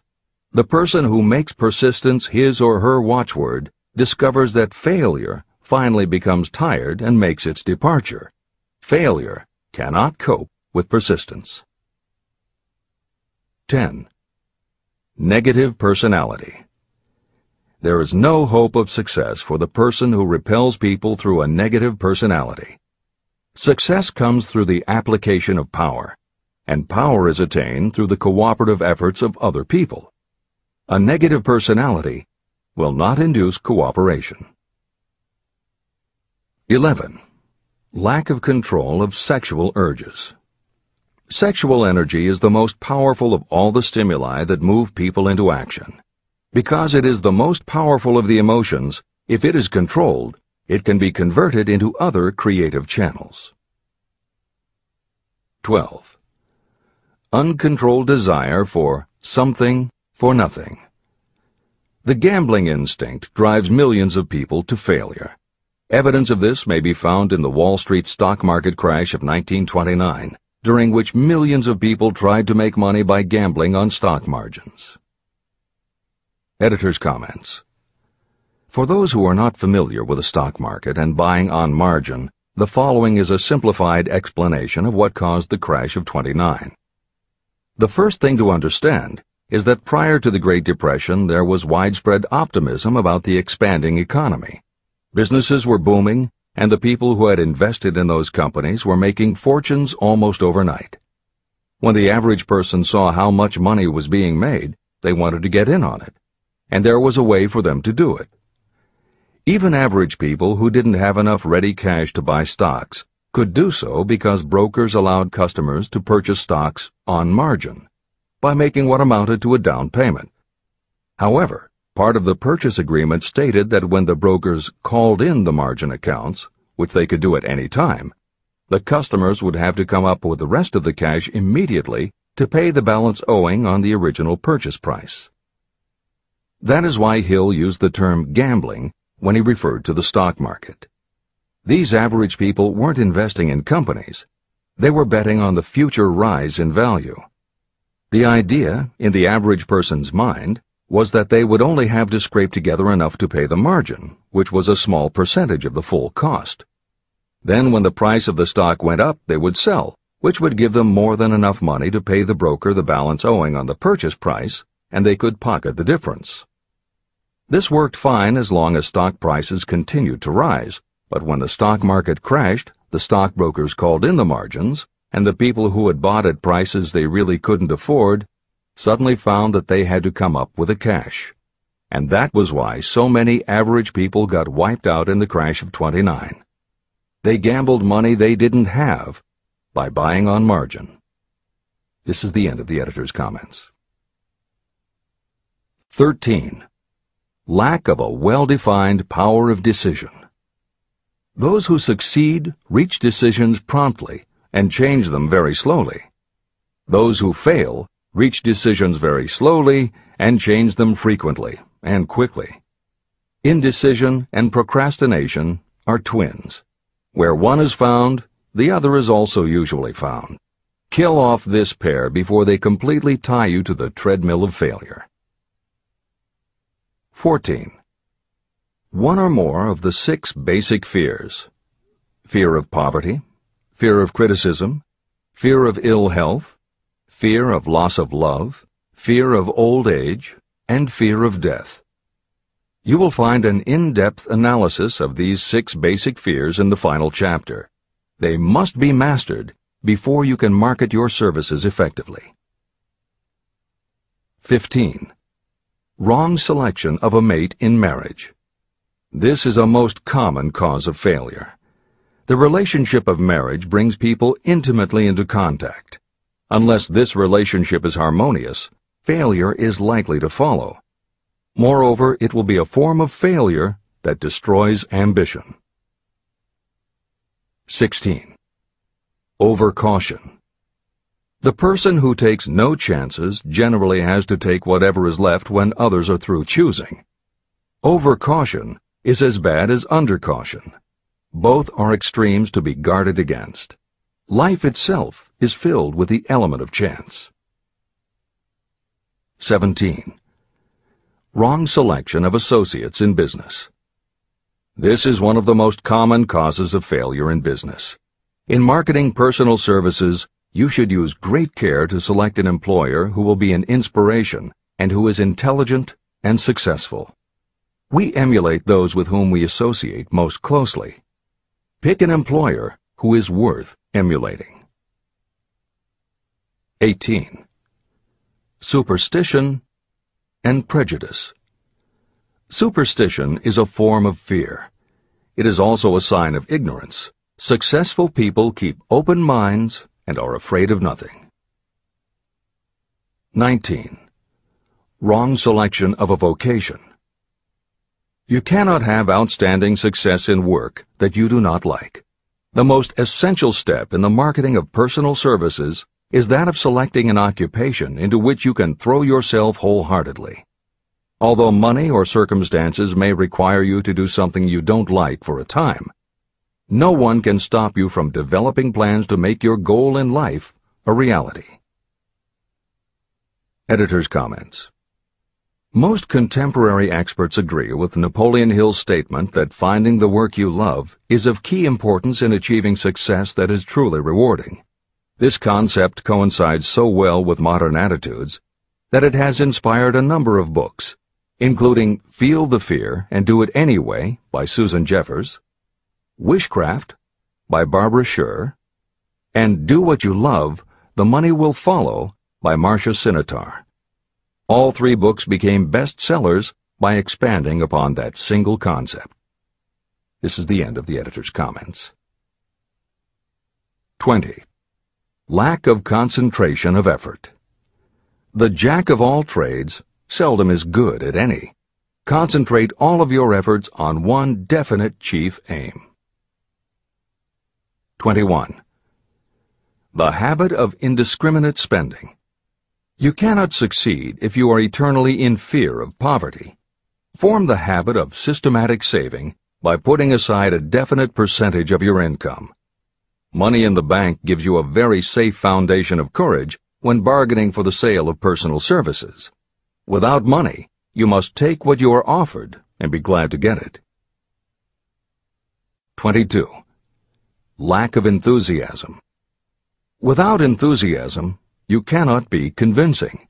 Moreover, enthusiasm is contagious, and the person who has it under control is generally welcome in any group of people. 23. Intolerance. The person with a closed mind on any subject seldom gets ahead. Intolerance means that you have stopped acquiring knowledge. The most damaging forms of intolerance are those connected with religious, racial, and political differences of opinion. 24. Intemperance. The most damaging forms of intemperance are connected with overeating, alcohol, drugs, and sexual activities. Overindulgence in any of these can be fatal to success. 25. Inability to cooperate with others. More people lose their positions and their big opportunities in life because of this fault than for all other reasons combined. It is a fault that no well-informed business person or leader will tolerate. 26. Possession of power that was not acquired through self-effort. Sons and daughters of wealthy parents and others who inherit money that they did not earn. Power in the hands of one who did not acquire it gradually is often fatal to success. Quick riches are more dangerous than poverty. 27. Intentional dishonesty. There is no substitute for honesty. You may be temporarily dishonest because of circumstances over which you have no control without permanent damage, but there is no hope for you if you are dishonest by choice. Sooner or later, your deeds will catch up with you, and you will pay by loss of reputation and perhaps even loss of liberty. 28. Egotism and vanity. These qualities serve as red lights that warn others to keep away. They are fatal to success. 29. Guessing instead of thinking. Most people are too indifferent or lazy to acquire facts with which to think accurately. They prefer to act on opinions created by guesswork or snap judgments. 30. Lack of capital. This is a common cause of failure among those who start out in business for the first time. You must have a sufficient reserve of capital to absorb the shock of your mistakes and to carry you over until you have established a reputation. 31. Here, name any particular cause of failure from which you have suffered that has not been included in the foregoing list. Contained in these 31 major causes of failure is the description of practically every person who tries and fails. It will be helpful if you get someone who knows you well to go over this list with you and help you to analyze yourself by each of these causes of failure. Most people cannot see themselves as others see them. You may be one who cannot. Do you know your own worth? The oldest of admonitions is, know thyself. If you market merchandise successfully, you must know the merchandise. The same is true in marketing personal services. You should know all of your weaknesses in order to bridge them or eliminate them entirely. You should know your strengths in order to call attention to them when selling your services. You can know yourself only through accurate analysis. There's a story about a young man applying for a job who was making a good impression until the manager asked him what salary he expected. He replied that he had no fixed sum in mind, lack of a definite aim. The manager then said, "We will pay you all you are worth after we try you out for a week."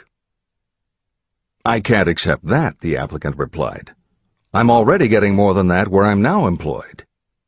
It may seem funny, but it makes a serious point.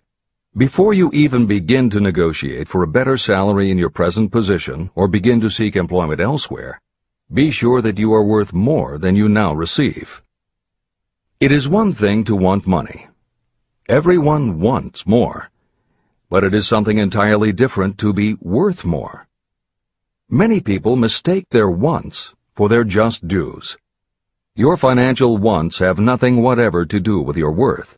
Your value is established entirely by your ability to render useful service or your capacity to induce others to render such service.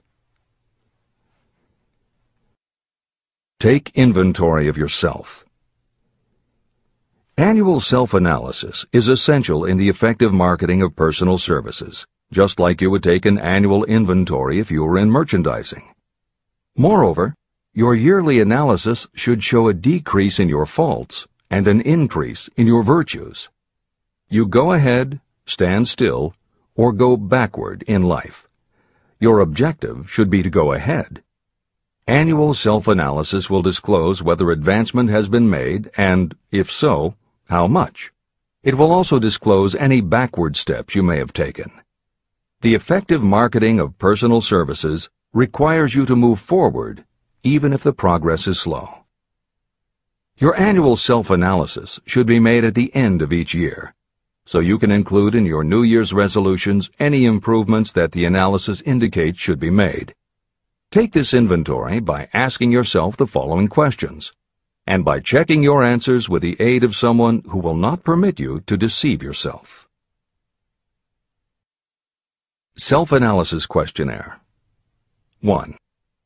Have I attained the goal that I established as my objective for this year?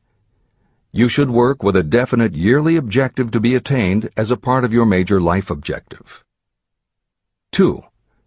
Have I delivered service of the best possible quality of which I was capable, or could I have improved any part of this service? 3. Have I delivered service in the greatest possible quantity of which I was capable? 4. Has the spirit of my conduct been harmonious and cooperative at all times? 5. Have I permitted the habit of procrastination to decrease my efficiency, and if so, to what extent? 6. Have I improved my personality, and if so, in what ways? 7. Have I been persistent in following my plans through to completion? 8. Have I reached decisions promptly and definitely on all occasions? 9. Have I permitted any of the 6 basic fears to decrease my efficiency? 10.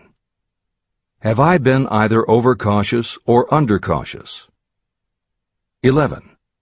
Has my relationship with my associates in work been pleasant or unpleasant? If it has been unpleasant, has the fault been partly or wholly mine? 12. Have I dissipated any of my energy through lack of concentration of effort? 13. Have I been open-minded and tolerant in connection with all subjects? 14. In what ways have I improved my ability to render service? 15. Have I been intemperate in any of my personal habits? 16. Have I expressed, either openly or secretly, any form of egotism? 17. Has my conduct toward my associates been such that they respect me? 18. Have my opinions and decisions been based upon guesswork or accuracy of analysis and thought? 19. Have I followed the habit of budgeting my time, my expenses, and my income, and have I been conservative in these budgets? 20. How much time have I devoted to unprofitable effort which I might have used to better advantage? 21. How may I rebudget my time and change my habits so I will be more efficient during the coming year? 22. Have I been guilty of any conduct that was not approved by my own conscience? 23. In what ways have I rendered more service and better service than I was paid to render? 24. Have I been unfair to anyone, and if so, in what way? 25. If I had been the purchaser of my own services for the year, would I be satisfied with my purchase? 26. Am I in the right vocation, and if not, why not? 27. Has the purchaser of my services been satisfied with the service I have rendered, and if not, why not? 28. What is my present rating on the fundamental principles of success? Make this rating fairly and frankly, and have it checked by someone who is courageous enough to do it accurately. After you have finished reading through to the end of this book at least once, and you are sure you have assimilated the information in this chapter, you will be ready to create a practical plan for marketing your personal services. In this chapter, you should have found adequate descriptions of every principle essential in planning the sale of personal services. These include the major attributes of leadership, the most common causes of failure in leadership, a description of the fields of opportunity for leadership, the main causes of failure in all walks of life, and the important questions that should be used in self-analysis. This extensive and detailed presentation has been included because it will be needed by you if you are going to earn your riches by marketing your personal services. Those who have lost their fortunes and those who are just beginning to earn money have nothing but personal services to offer in return for riches. Therefore, it is essential that you have real, practical information that you'll need to market your services to best advantage. Complete assimilation and understanding of the information will help you to market your services, and it will help you to become more analytical and capable of judging people. The information will be priceless to you if you work in an executive position where you select employees. Where and how to find opportunities to accumulate riches. Now that we have analyzed the principles by which riches may be accumulated, you naturally ask, where can I find the opportunities to apply these principles? Very well. Let us take inventory and see what the United States of America offers the person seeking riches. To begin with, remember that we live in a country where every law-abiding citizen enjoys freedom of thought and freedom of deed unequaled anywhere in the world. Most of us have never taken inventory of the advantages of this freedom. We have never compared our unlimited freedom with a curtailed freedom in other countries. Here we have freedom of thought, freedom in the choice and enjoyment of education, freedom in religion, freedom in politics, freedom in the choice of a business, profession, or occupation, freedom to accumulate and own all the property we can accumulate, freedom to choose our place of residence, freedom in marriage, freedom through equal opportunity to all races, freedom of travel from one state to another, freedom in our choice of foods, and freedom to aim for any station in life for which we have prepared ourselves, even for the presidency of the United States. We have other forms of freedom, but this list gives an overview of the most important freedoms that offer you the opportunity to think and grow rich. The United States is the only country guaranteeing to every citizen, whether native-born or naturalized, so broad and varied a list of freedoms. Next, let us recount some of the blessings that our widespread freedom has placed within our hands. Take the average American family of average income and sum up the benefits available to every member of the family in this land of opportunity and plenty. Food. Next to freedom of thought and deed comes food, clothing, and shelter, the three basic necessities of life. Because of our universal freedom, the average American family has available at its door the choicest selection of food to be found anywhere in the world, and at prices within its financial range. Shelter. This family lives in a comfortable apartment or house, complete with light, heat, water, and many conveniences. The toast they had for breakfast was toasted in an electric toaster, which cost but a few dollars. The apartment is cleaned with a vacuum cleaner that is run by electricity. Hot and cold water is available at all times in the kitchen and the bathroom. The food is kept cool in a refrigerator. Clothes are washed and dried, dishes are cleaned, and numerous labor-saving devices are run on power obtained by putting a plug into a wall socket. The family receives entertainment and information from all over the world 24 hours a day if they want it, by merely flipping a switch on their radio or television or computer.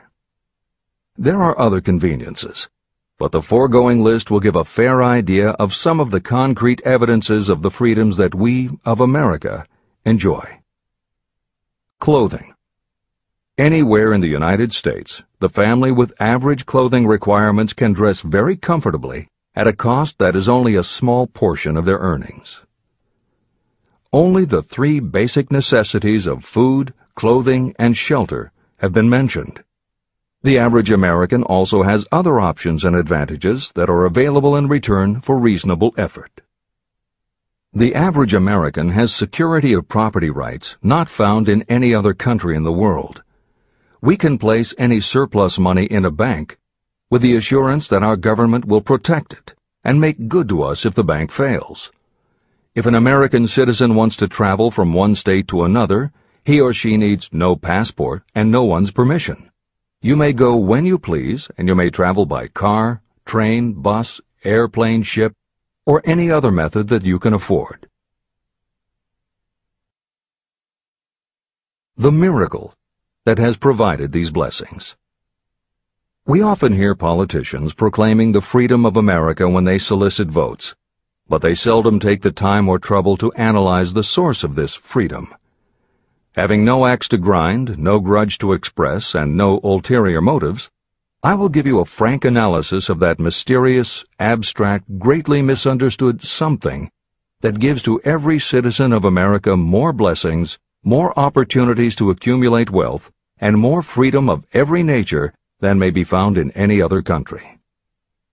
I have the right to analyze the source and nature of this unseen power because I know, and have known for more than half a century, many of the men who organized that power, and many who are now responsible for its maintenance. The name of this mysterious benefactor of mankind is capital.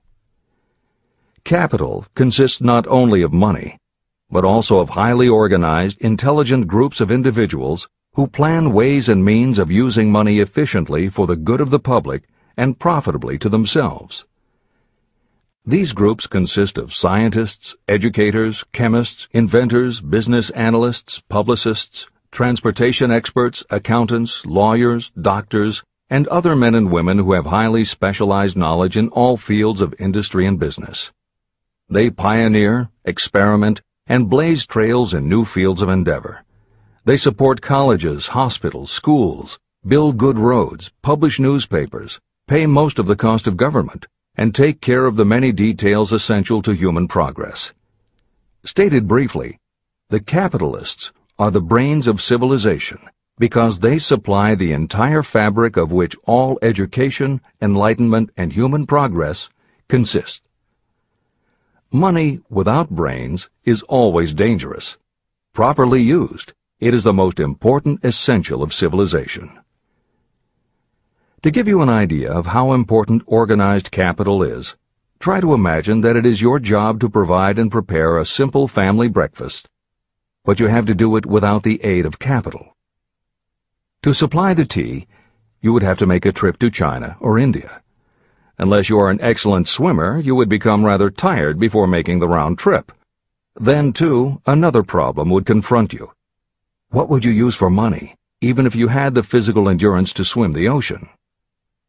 To supply sugar, you would have to take another swim to the Caribbean islands, or a long walk to the sugar beet section of Utah. But even then you might come back without the sugar, because organized effort and money are necessary to produce sugar, to say nothing of what is required to refine, transport, and deliver it to the breakfast table anywhere in the United States. Eggs you could obtain easily enough from nearby farms, but you might have a very long walk to Florida or California and back before you could serve grapefruit juice. You would have another long walk to Kansas or one of the other wheat-growing states when you went after wheat bread.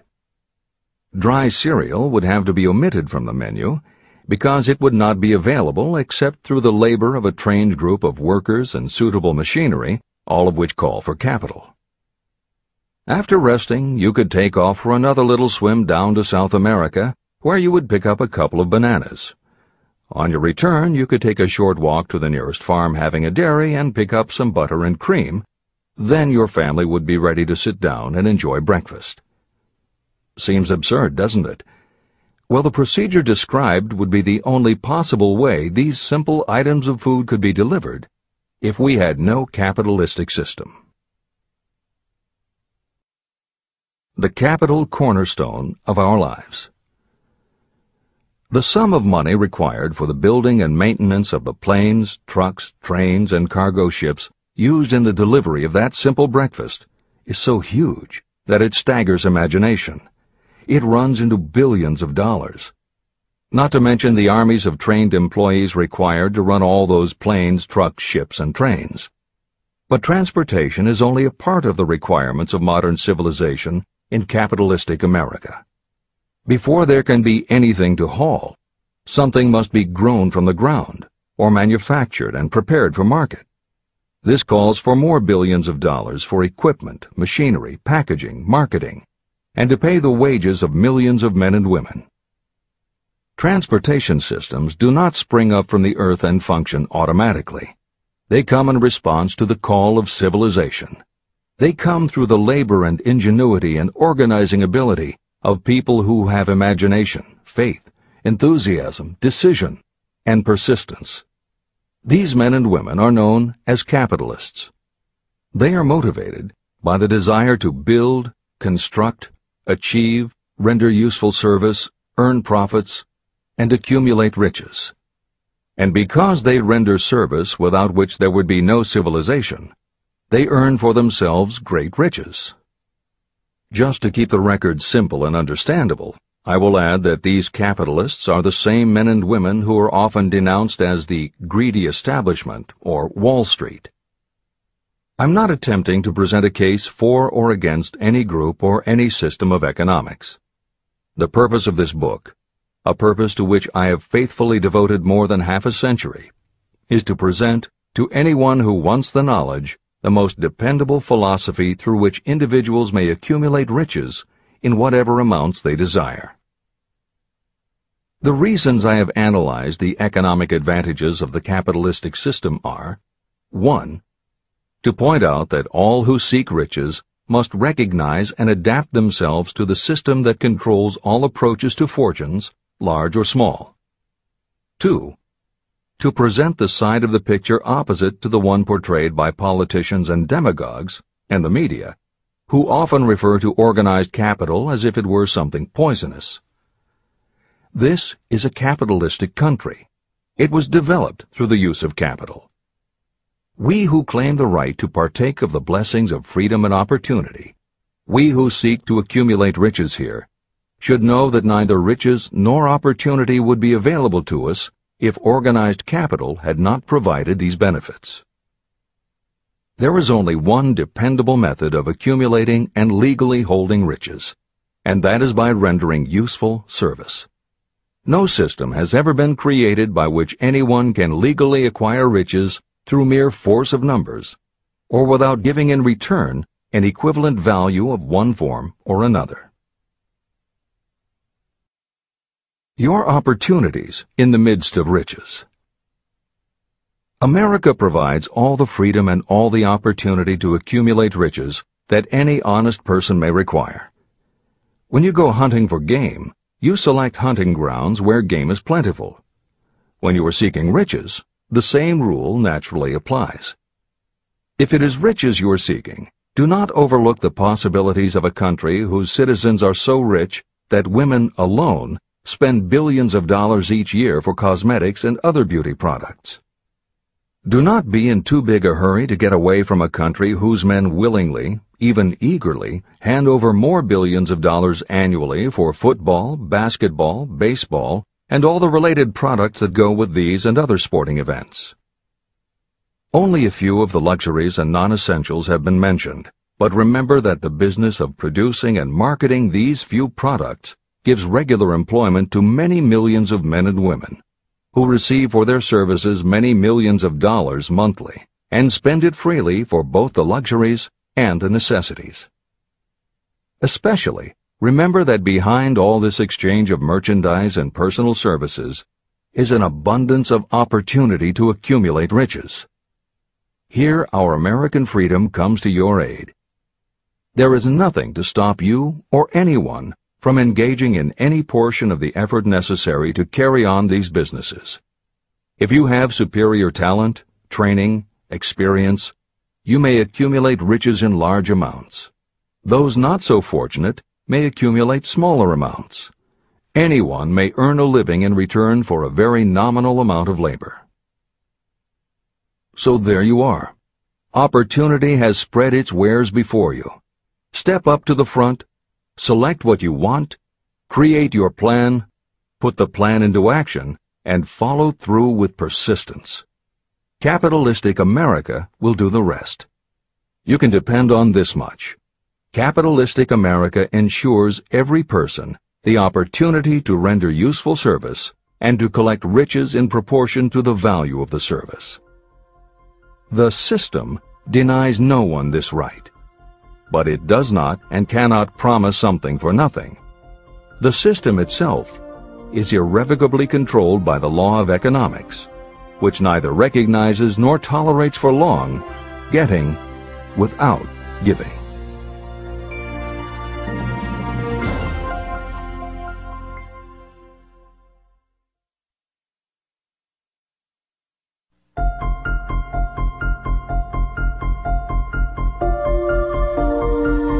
Conceit is a fog that envelops a man's real character beyond his own recognition. It weakens his native ability and strengthens all his inconsistencies. Chapter 9. Decision. The mastery of procrastination. The seventh step toward riches. Analysis of over 25,000 men and women who had experienced failure reveals that lack of decision was near the head of the list of the 31 major causes of failure. Procrastination, the opposite of decision, is a common enemy which practically every person must conquer. You will have an opportunity to test your capacity to reach quick and definite decisions when you finish reading this book and begin to put the principles into action. My analysis of several hundred people who had accumulated fortunes well beyond the $1 million mark disclosed the fact that every one of them had the habit of reaching decisions promptly and of changing these decisions slowly. People who fail to accumulate money, without exception, have the habit of reaching decisions, if at all, very slowly, and of changing these decisions quickly and often. One of Henry Ford's most outstanding qualities was his habit of reaching decisions quickly and definitely and changing them slowly. This quality was so pronounced in Mr. Ford that it gave him the reputation of being obstinate. It was this quality that prompted Mr. Ford to continue to manufacture his famous Model T, the world's ugliest car, when all of his advisors and many of the purchasers of the car were urging him to change it. Perhaps Mr. Ford delayed too long in making the change, but the other side of the story is that Mr. Ford's firmness of decision yielded a huge fortune before the change in model became necessary. Some say that Mr. Ford's definiteness of decision was just obstinacy, but even this quality is preferable to slowness in reaching decisions and quickness in changing them. Editor's comments. Henry Ford's consistency extended also to the color of the Model T, 15 million of which in 19 years of production from 1908 to 1927 were made only in black and with little change in the design. Shortly after its introduction, Napoleon Hill met with Ford to talk about the principles of success. According to Hill, in Michael Ritt's biography of Napoleon Hill, A Lifetime of Riches, Henry Ford was cold, indifferent, unenthusiastic, and spoke only when forced to, unless he was talking about his car. Early on, few people other than Carnegie could foresee the success Ford would achieve, which Hill later attributed to Ford's self-control and concentrated effort. At Hill's first meeting with him in 1911, Ford was interested only in talking about the Model T. After Ford took him for a spin around the factory, Hill bought one for $680. This is the end of the editor's comments. Making your own decisions. The majority of people who fail to accumulate the money they need are generally easily influenced by the opinions of others. They permit gossip, rumors, other people's opinions, and the news reporters to do their thinking for them. Opinions are the cheapest commodities on earth. Everyone has a flock of opinions they are ready to tell anyone who will listen. If you are too influenced by other people's opinions when you reach decisions, you will not succeed in any undertaking, much less in that of transmuting your own desire into money. If you are influenced by the opinions of others, you will have no desire of your own. Keep your own counsel. Rely on yourself to reach your own decisions when you begin to put these principles into practice, and follow through on your decisions. Take no one into your confidence except the members of your mastermind group, and be very sure that you choose for your group only those who will be in complete sympathy and harmony with your purpose. Close friends and relatives, while not meaning to do so, often handicap one through opinions. And for some reason, even friends often seem to think that ridiculing you and your plans is funny. Thousands of men and women carry inferiority complexes with them all through life because some well-meaning but ignorant person destroyed their confidence through opinions or ridicule. You have a brain and mind of your own. Use it, and reach your own decisions. If you need facts or information from others to help you reach decisions, acquire the facts or information you need quietly, without disclosing your purpose. It is characteristic of people who have a smattering of knowledge to try to give the impression that they know more than they do. Such people generally do too much talking and too little listening. Keep your eyes and ears open and your mouth closed if you wish to acquire the habit of prompt decision. Those who talk too much do little else.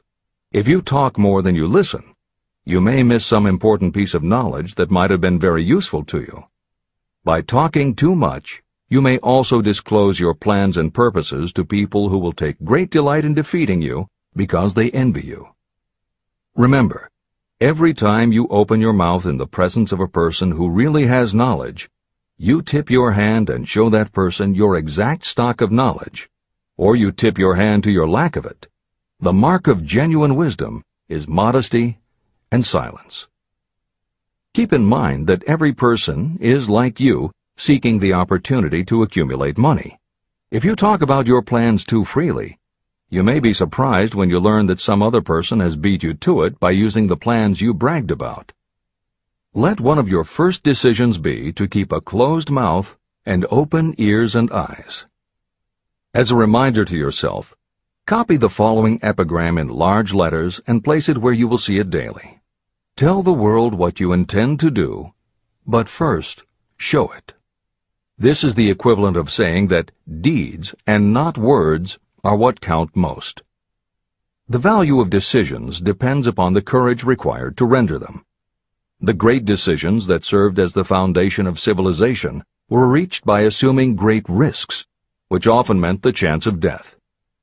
Lincoln's decision to issue his famous Proclamation of Emancipation, which gave freedom to African Americans, was rendered with full understanding that his act would turn thousands of friends and political supporters against him. When the rulers of Athens gave Socrates the choice of disclaiming his teachings or being sentenced to death, Socrates' decision to drink the cup of poison, rather than compromise in his personal belief, was a decision of courage. It turned time ahead 1,000 years and gave to people then unborn the right to freedom of thought and of speech. 56. Who risked the gallows? The greatest decision of all time, as far as any American citizen is concerned, was reached in Philadelphia on July 4, 1776, when 56 men signed their names to a document that they well knew would bring freedom to all Americans, or leave every one of the 56 hanging from a gallows. You have heard of this famous document, the Declaration of Independence. But have you taken from it the great lesson in personal achievement it so plainly taught? We all remember the date of this momentous decision, but few of us realize what courage that decision required. We remember our history as it was taught. We remember dates and the names of the men who fought. We remember Valley Forge and Yorktown. We remember George Washington and Lord Cornwallis. But we know little of the real forces behind these names, dates, and places. We know even less of that intangible power that ensured freedom long before Washington's armies reached Yorktown. It is nothing short of tragedy that the writers of history have missed entirely even the slightest reference to the irresistible power that gave birth and freedom to the nation destined to set up new standards of independence for all the peoples of the earth. I say it is a tragedy because it is the same power that must be used by every individual who overcomes the difficulties of life and forces life to pay the price asked. Let us briefly review the events that gave birth to this power. The story begins with an incident in Boston on March 5, 1770. British soldiers were patrolling the streets, openly threatening the citizens by their presence. The colonists resented armed men marching in their midst. They began to express their resentment openly, hurling stones as well as epithets at the marching soldiers, until the commanding officer gave orders. Fix bayonets, charge. The battle was on. It resulted in the death and injury of many. The incident aroused such resentment that the Provincial Assembly, made up of prominent colonists, called a meeting for the purpose of taking definite action. Two of the members of that assembly were John Hancock and Samuel Adams. They spoke up courageously and declared that a move must be made to eject all British soldiers from Boston. Remember this: a decision, in the minds of two men, might properly be called the beginning of the freedom that we of the United States now enjoy. Remember, too, that the decision of these two men called for faith and courage because it was dangerous. Before the assembly adjourned, Samuel Adams was appointed to call on Hutchinson, the governor of the province, and demand the withdrawal of the British troops. The request was granted, and the troops were removed from Boston, but the incident was not closed. It had caused a situation that was destined to change the entire trend of civilization. Richard Henry Lee became an important factor in this story, because he and Samuel Adams corresponded frequently, sharing freely their fears and their hopes concerning the welfare of the people of their provinces. From this practice, Adams conceived the idea that a mutual exchange of letters between the 13 colonies might help to bring about the coordination of efforts so badly needed in connection with the solution of their problems. In March of 1772, 2 years after the clash with the soldiers in Boston, Adams presented this idea to the Assembly. He made a motion that a correspondence committee be established among the colonies, with definitely appointed correspondents in each colony, for the purpose of friendly cooperation for the betterment of the colonies of British America. It was the beginning of the organization of the far-flung power destined to give freedom to you and to me. A mastermind group had already been organized. It consisted of Adams, Lee, and Hancock. The Committee of Correspondence was organized. The citizens of the colonies had been waging disorganized warfare against the British soldiers through incidents similar to the Boston riot, but nothing of benefit had been accomplished. Their individual grievances had not been consolidated under one mastermind. No group of individuals had put their hearts, minds, souls, and bodies together in one definite decision to settle their difficulty with the British once and for all, until Adams, Hancock, and Lee got together. Meanwhile, the British were not idle. They, too, were doing some planning and masterminding, and they had the advantage of having behind them money and organized soldiery. A decision that changed history. The Crown appointed Gage to supplant Hutchinson as the governor of Massachusetts. One of the new governor's first acts was to send a messenger to call on Samuel Adams for the purpose of endeavoring to stop his opposition by fear. You will best understand the spirit of what happened from this quotation of the conversation between Colonel Fenton, the messenger sent by Gage, and Adams. Colonel Fenton: I have been authorized by Governor Gage to assure you, Mr. Adams, that the governor has been empowered to confer upon you such benefits as would be satisfactory, an obvious endeavor to win Adams by promise of bribing him, upon the condition that you engage to cease in your opposition to the measures of the government. It is the governor's advice to you, sir, not to incur the further displeasure of His Majesty. Your conduct has been such as makes you liable to penalties of an act of Henry VIII, by which persons can be sent to England for trial for treason or misprision of treason at the discretion of a governor of a province. But by changing your political course, you will not only receive great personal advantages, but you will make your peace with the king. Samuel Adams had the choice of two decisions. He could cease his opposition and receive personal bribes, or he could continue and run the risk of being hanged. Clearly, the time had come when Adams was forced to reach, instantly, a decision that could have cost his life. Adams insisted upon Colonel Fenton's word of honor that the colonel would deliver to the governor the answer exactly as Adams would give it to him. Adams' answer: Then you may tell Governor Gage that I trust I have long since made my peace with the King of Kings. No personal consideration shall induce me to abandon the righteous cause of my country. And tell Governor Gage it is the advice of Samuel Adams to him no longer to insult the feelings of an exasperated people. When Governor Gage received Adams' caustic reply, he flew into a rage and issued a proclamation that read, I do hereby, in His Majesty's name, offer and promise His most gracious pardon to all persons who shall forthwith lay down their arms and return to the duties of peaceable subjects, excepting only from the benefit of such pardon Samuel Adams and John Hancock, whose offenses are of too flagitious a nature to admit of any other consideration but that of condign punishment. Adams and Hancock were on the spot. The threat of the irate governor forced the two men to reach another decision, equally as dangerous. They hurriedly called a secret meeting of their staunchest followers. After the meeting had been called to order, Adams locked the door, placed the key in his pocket, and informed all present that it was imperative that a Congress of the colonists be organized, and that no man should leave the room until the decision for such a Congress had been reached. Great excitement followed. Some weighed the possible consequences of such radicalism. Some expressed grave doubt as to the wisdom of so definite a decision in defiance of the Crown. Locked in that room were two men immune to fear, blind to the possibility of failure, Hancock and Adams. Through the influence of their minds, the others were induced to agree that, through the Correspondence Committee, arrangements should be made for a meeting of the First Continental Congress to be held in Philadelphia, September 5, 1774. Remember this date. It is more important than July 4, 1776.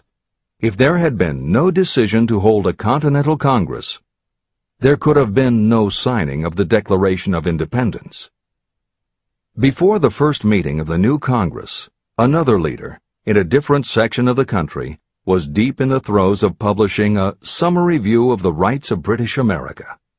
He was Thomas Jefferson, of the province of Virginia, whose relationship to Lord Dunmore, representative of the Crown in Virginia, was as strained as that of Hancock's and Adams with their governor. Shortly after his famous Summary of Rights was published, Jefferson was informed that he was subject to prosecution for high treason against His Majesty's government. Inspired by the threat, one of Jefferson's colleagues, Patrick Henry, boldly spoke his mind, concluding his remarks with a sentence that shall remain forever a classic. "If this be treason, then make the most of it." It was such men as these who, without power, without authority, without military strength, without money, sat in solemn consideration of the destiny of the colonies, beginning at the opening of the First Continental Congress and continuing at intervals for 2 years, until on June 7, 1776, Richard Henry Lee arose, addressed the chair, and to the startled assembly made this motion: "Gentlemen, I make the motion that these united colonies are, and of right ought to be, free and independent states, that they be absolved from all allegiance to the British Crown, and that all political connection between them and the state of Great Britain is, and ought to be, totally dissolved." The most momentous decision ever placed on paper. Lee's astounding motion was discussed fervently and at such length that he began to lose patience. Finally, after days of argument, he again took the floor and declared in a clear, firm voice, "Mr. President, we have discussed this issue for days. It is the only course for us to follow. Why then, sir, do we longer delay? Why still deliberate? Let this happy day give birth to an American Republic. Let her arise, not to devastate and to conquer, but to re-establish the reign of peace and of law." Before his motion was finally voted upon, Lee was called back to Virginia because of serious family illness. But before leaving, he placed his cause in the hands of his friend, Thomas Jefferson, who promised to fight until favorable action was taken. Shortly thereafter, the President of the Congress, Hancock, appointed Jefferson as chairman of a committee to draw up a Declaration of Independence. Long and hard the committee labored on a document that would mean, when accepted by the Congress, that every man who signed it would be signing his own death warrant should the colonies lose in the fight with Great Britain that was sure to follow.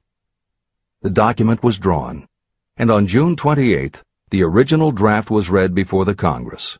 For several days it was discussed, altered, and made ready. On July 4th, 1776, Thomas Jefferson stood before the Assembly and fearlessly read the most momentous decision ever placed on paper. When in the course of human events it becomes necessary for one people to dissolve the political bands which have connected them with another, and to assume among the powers of the earth the separate and equal station to which the laws of nature and of nature's God entitled them, a decent respect to the opinions of mankind requires that they should declare the causes which impel them to the separation. When Jefferson finished, the document was voted upon, accepted, and signed by the 56 men, every one staking his own life upon his decision to write his name. By that decision came into existence a nation destined to bring to mankind forever the privilege of making decisions. Analyze the events that led to the Declaration of Independence, and be convinced that this nation, which now holds a position of commanding respect and power among all nations of the world, was born of a decision created by a mastermind consisting of 56 men. Note well the fact that it was their decision that ensured the success of Washington's armies, because the spirit of that decision was in the heart of every soldier who fought with him, and served as a spiritual power which recognizes no such thing as failure. Note also, with great personal benefit, that the power that gave this nation its freedom is the same power that must be used by every individual who becomes self-determining. This power is made up of the principles described in this book. It will not be difficult to detect in the story of the Declaration of Independence at least 6 of these principles: desire, decision, faith, persistence, the mastermind, and organized planning. Know what you want, and you will generally get it. Throughout this philosophy, you will find the suggestion that thought, backed by strong desire, will transmute itself into its physical equivalent. The story of the founding of America and the story of the organization of the United States Steel Corporation are perfect examples of the method by which thought makes this astounding transformation. In your search for the secret of the method, do not look for a miracle, because you will not find it. You will find only the eternal laws of nature. These laws are available to every person who has the faith and the courage to use them. They may be used to bring freedom to a nation or to accumulate riches. Those who reach decisions promptly and definitely know what they want and generally get it. The leaders in every walk of life decide quickly and firmly. That is the major reason why they are leaders. The world has a habit of making room for the people whose words and actions show that they know where they are going. Indecision is a habit that usually begins when a person is young. It becomes more and more of a habit as the youth goes through grade school, high school, and even through college without definiteness of purpose. The habit of indecision goes with the student into the occupation he or she chooses. Generally, a young person just out of school seeks any job that can be found. Young people take the first job they can find because they have fallen into the habit of indecision. The vast majority of people working today are in the positions they hold because they lack the definiteness of decision to plan a definite position and the knowledge of how to choose an employer. Definiteness of decision always requires courage, sometimes very great courage. The 56 men who signed the Declaration of Independence staked their lives on the decision to affix their signatures to that document. The person who reaches a definite decision to go after a specific job and make life pay the price he or she asks does not stake his or her life on that decision. They stake their economic freedom. Financial independence, riches, and desirable business positions are not within reach of the person who neglects or refuses to expect, plan, and demand these things. The person who desires riches in the same spirit that Samuel Adams desired freedom for the colonies is sure to accumulate wealth. No man achieves great success who is unwilling to make personal sacrifices. Chapter 10. Persistence. The sustained effort necessary to induce faith. The 8th step toward riches. Persistence is an essential factor in the procedure of transmuting desire into its monetary equivalent. The basis of persistence is the power of will. Willpower and desire, when properly combined, make an irresistible pair. Those who accumulate great fortunes are sometimes called cold-blooded or ruthless. Frequently, it is simply because their critics simply don't understand that what they have is a strong desire backed up by willpower, which they mix with persistence. It is the combination that ensures the attainment of their objectives. The majority of people are ready to throw their aims and purposes overboard and give up at the first sign of opposition or misfortune. A few carry on despite all opposition until they attain their goal. There may be no heroic connotation to the word persistence, But persistence does for your character what carbon does to iron. It hardens it to steel. The building of a fortune will involve the application of the entire 13 factors of this philosophy. These principles must be understood, and they must be applied with persistence by all who accumulate money. Your test of persistence. If you are reading this book with the intention of seriously applying the knowledge, the first test of your persistence will come when you begin to follow the 6 steps described in the 3rd chapter. Desire. Unless you are one of the few people who already have a definite goal and a definite plan for its attainment, you may read the instructions, but you will never actually apply them in your daily life. Lack of persistence is one of the major causes of failure. Moreover, my experience with thousands of people has proved that lack of persistence is a weakness common to the majority of people. However, it is a weakness that may be overcome by effort. The ease with which lack of persistence may be conquered will depend entirely upon the intensity of your desire. The starting point of all achievement is desire. Keep this constantly in mind.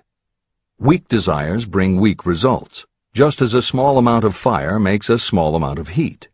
If you are lacking in persistence, this weakness may be remedied by building a stronger fire under your desires. Continue reading through to the end of this book. Then go back to Chapter 3 and start immediately to carry out the instructions for using the 6 steps.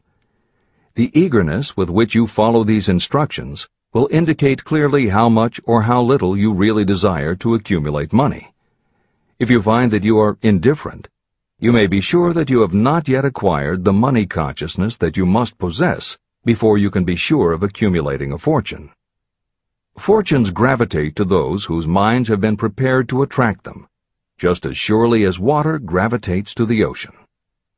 If you are weak in persistence, focus on the instructions in Chapter 11, Power of the Mastermind.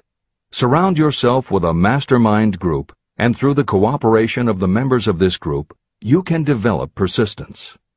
You will find additional instructions for the development of persistence in Chapter 5, Autosuggestion, and in Chapter 13, The Subconscious Mind. Follow the instructions in these chapters until you build up habits that convey to your subconscious mind a clear picture of the object of your desire. From that point on, you will not be handicapped by lack of persistence. Your subconscious mind works continuously while you are awake and while you are asleep. Are you money conscious or poverty conscious? Occasional effort to apply the rules will be of no value to you. To get results, you must apply all of the rules until they become a fixed habit with you. In no other way can you develop the necessary money consciousness. Just as money is attracted to those who have deliberately set their mind on it, poverty is attracted to those whose mind is open to it. And although money consciousness must be developed intentionally, poverty consciousness develops without conscious application of habits favorable to it. Poverty consciousness will seize the mind that is not occupied with money consciousness. If you understand the point of the preceding paragraph, you will understand the importance of persistence in the accumulation of a fortune. Without persistence, you will be defeated even before you start. With persistence, you will win. If you have ever had a nightmare, you will realize the value of persistence. You are lying in bed, half awake, with a feeling that you are about to smother. You are unable to turn over or to move a muscle.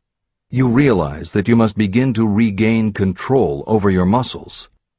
Through persistent effort of willpower, you finally manage to move the fingers of one hand. By continuing to move your fingers, you extend your control to the muscles of one arm until you can lift it. Then you gain control of the other arm. You finally gain control over the muscles of one leg, and then extend it to the other leg.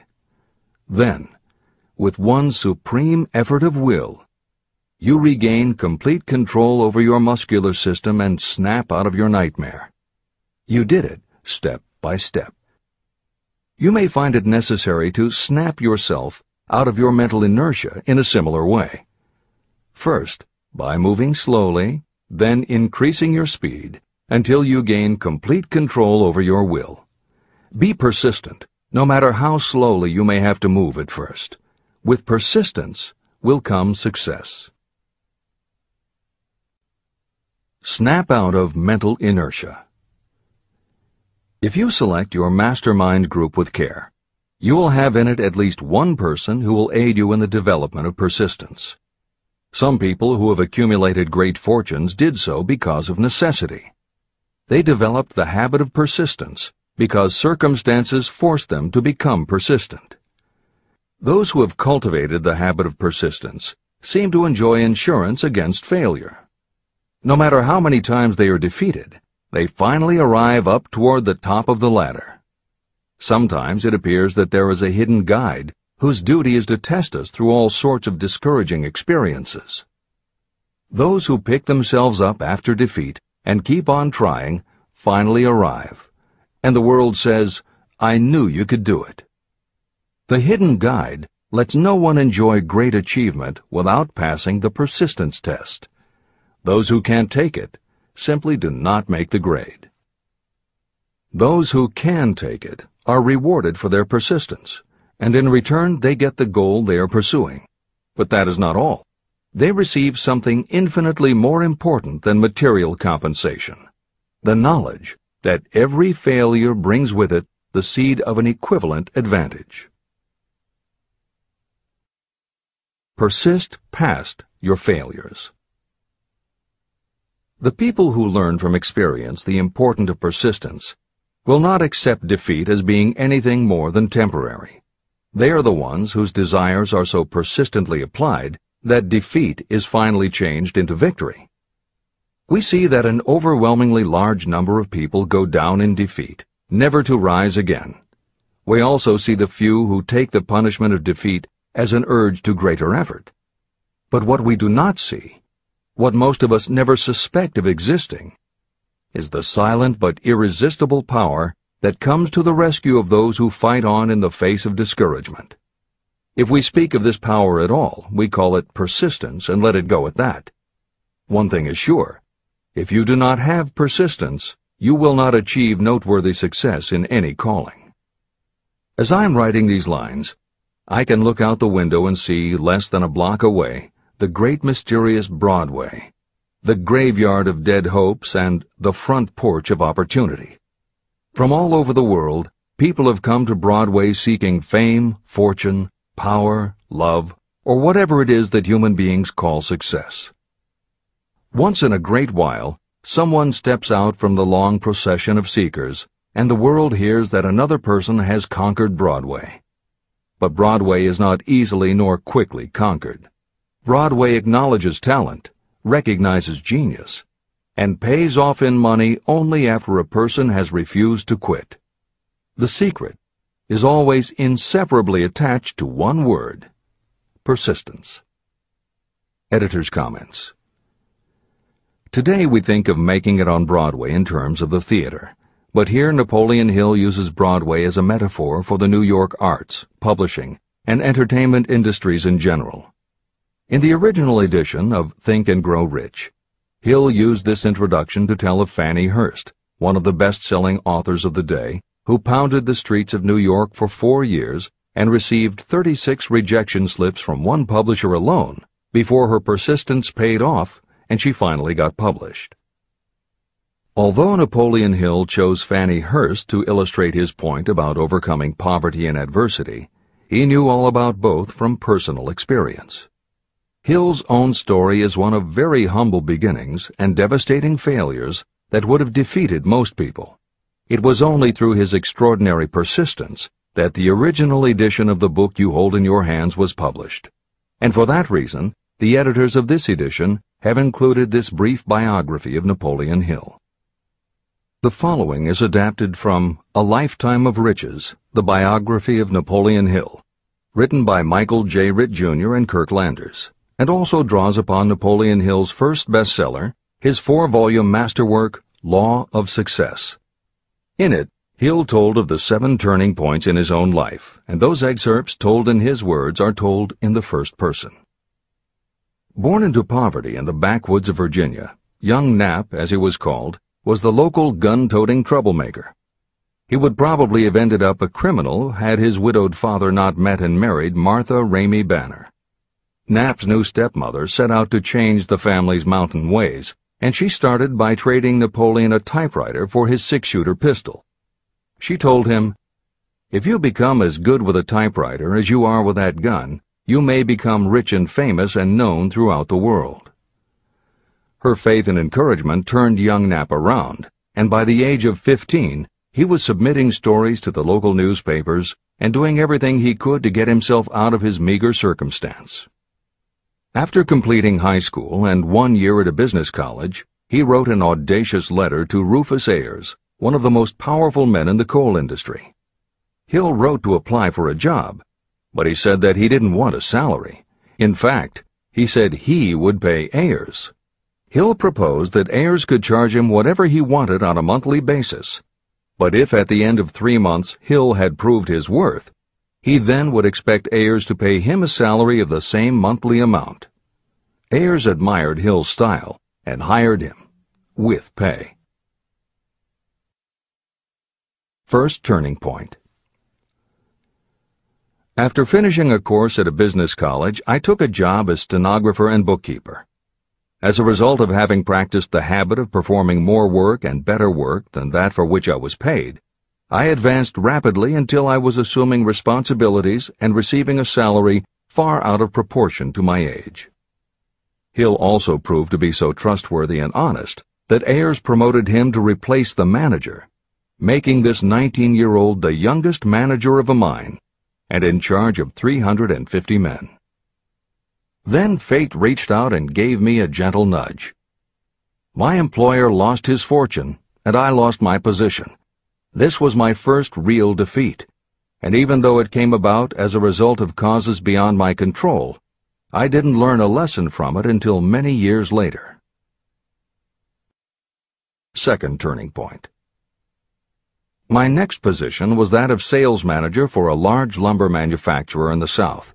My advancement was rapid, and I did so well that my employer took me into partnership with him. We began to make money, and I began to see myself on top of the world again.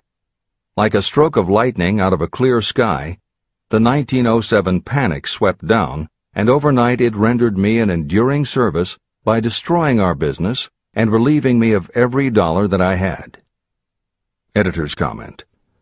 The panic Hill refers to began in the summer of 1907, when a number of banks and stock brokerages declared bankruptcy. Word spread to the general public, and it created a run on the banks as depositors lined up to demand that they be given the money they had on deposit. Banks called in loans to meet the demand for cash, but those borrowers couldn't find buyers for their goods or property, so they couldn't pay back their loans.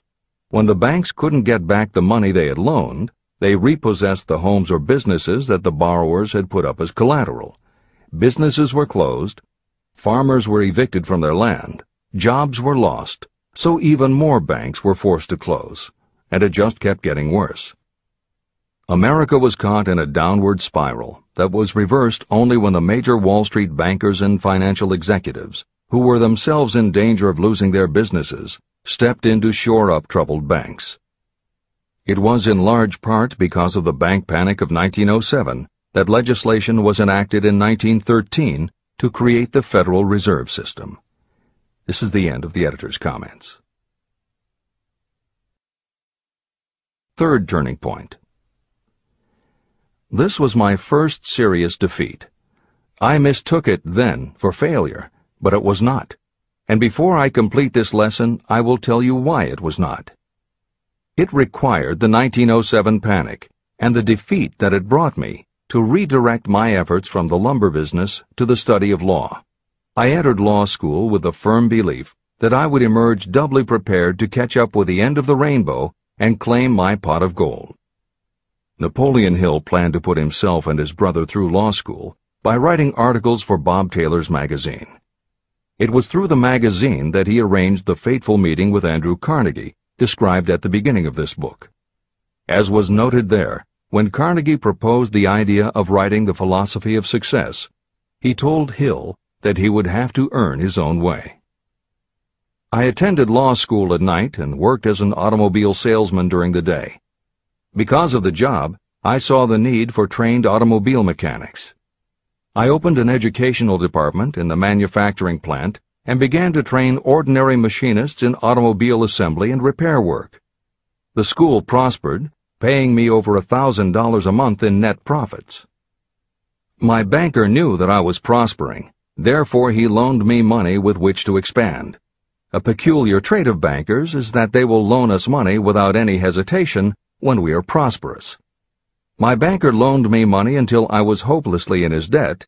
Then he took over my business as calmly as if it had belonged to him, which it did. From an income of more than $1,000 a month, I was suddenly reduced to poverty.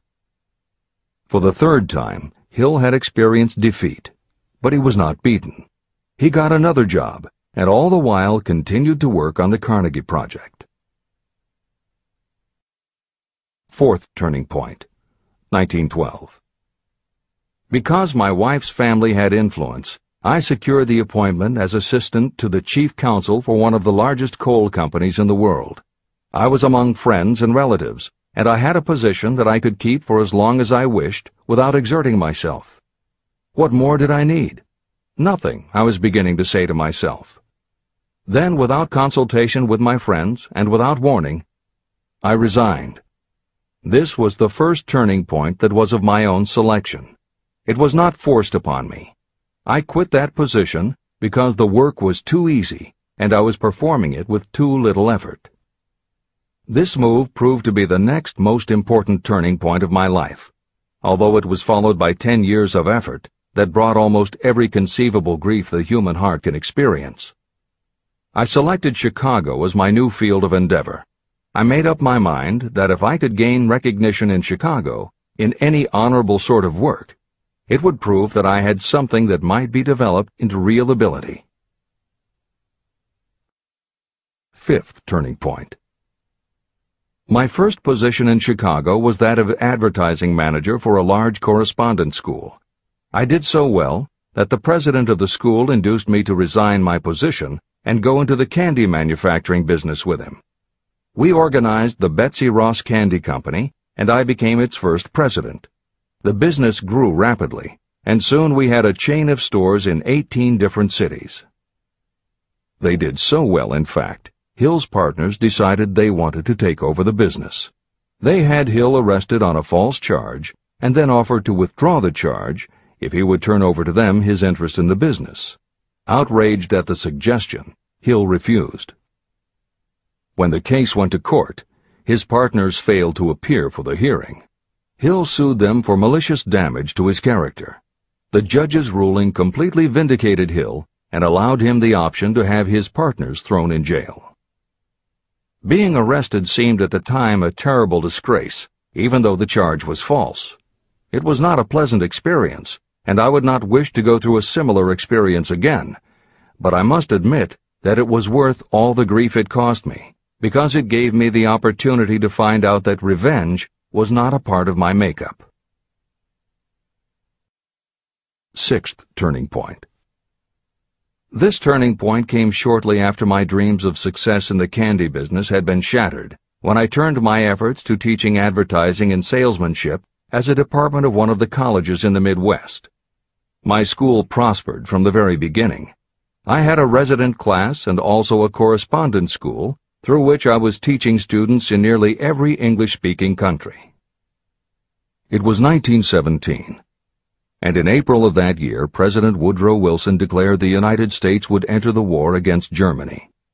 Hill contacted the president, who he had previously met through Andrew Carnegie, and offered his services to help the war effort. Hill was given the position of creating public relations materials and helping to sell war bonds. When not operating his school, he threw himself into his war work, for which he insisted that he be paid only $1 a year. Then came the second military draft, and it practically destroyed my school, as it caught most of those who were enrolled as students. At one stroke, I charged off more than $75,000 in tuition fees. Once more, I was penniless.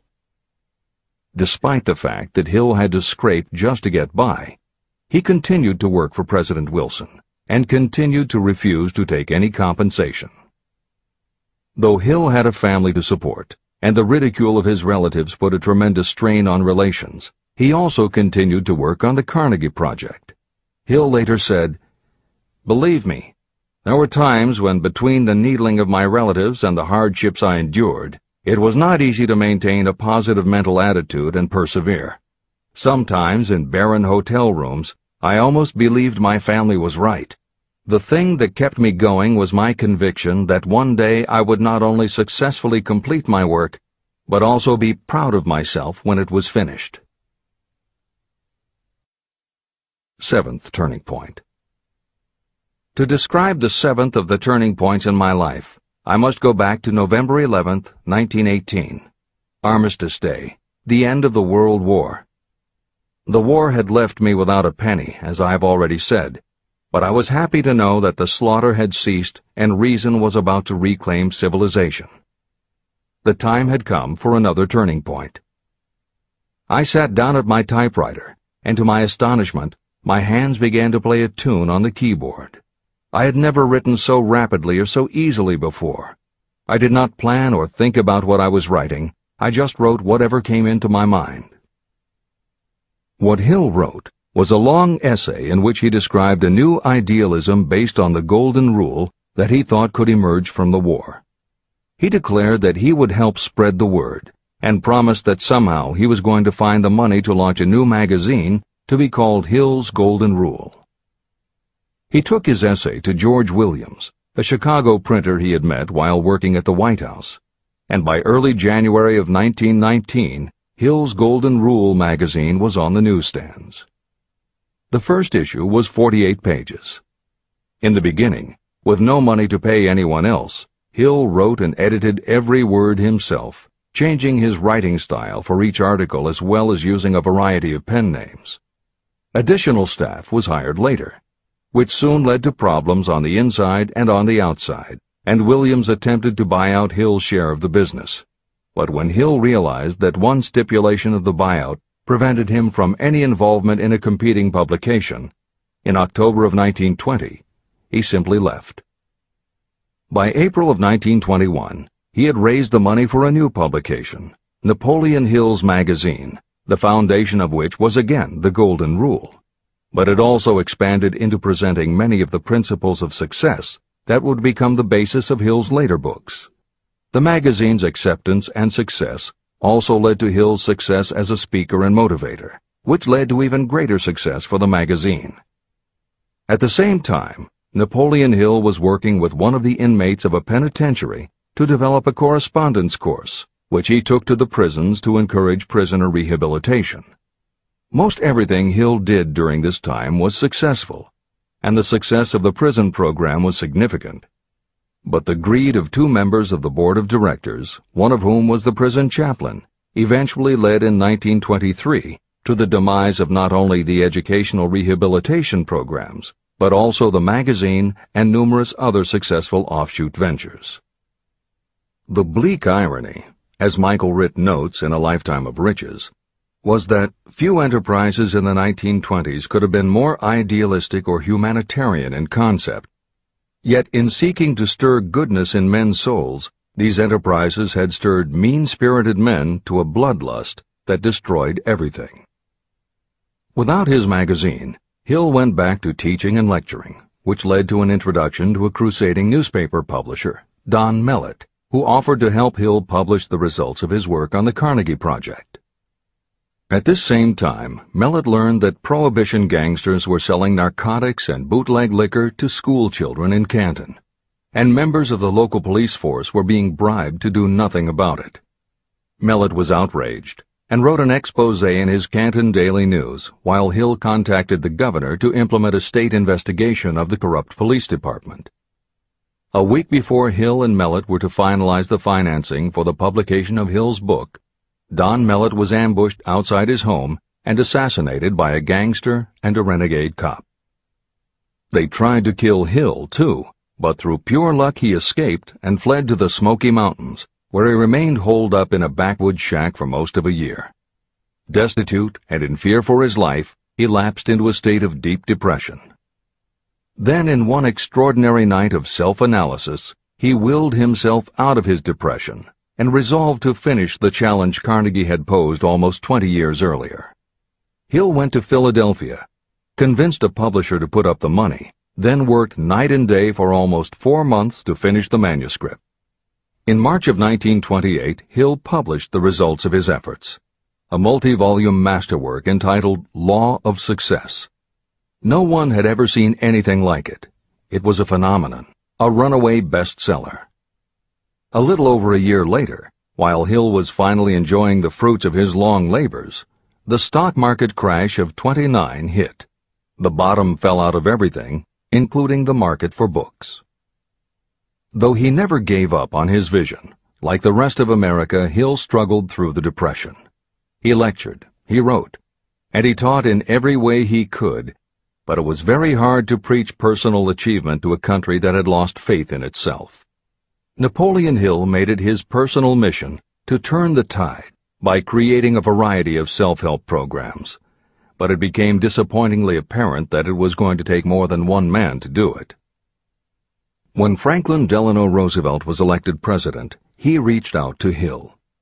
Though Napoleon Hill was an avowed capitalist, he believed enough in the ultimate goal of FDR's policies that he committed himself to helping the new administration. Throughout the Depression years, he became a close confidant of the president's, helping to guide Roosevelt in his efforts to revitalize America. It is said that it was Hill who gave FDR the famous line, "We have nothing to fear but fear itself." And though Hill was dead broke, just as he had done for President Wilson, he refused to accept more than $1 a year for his efforts.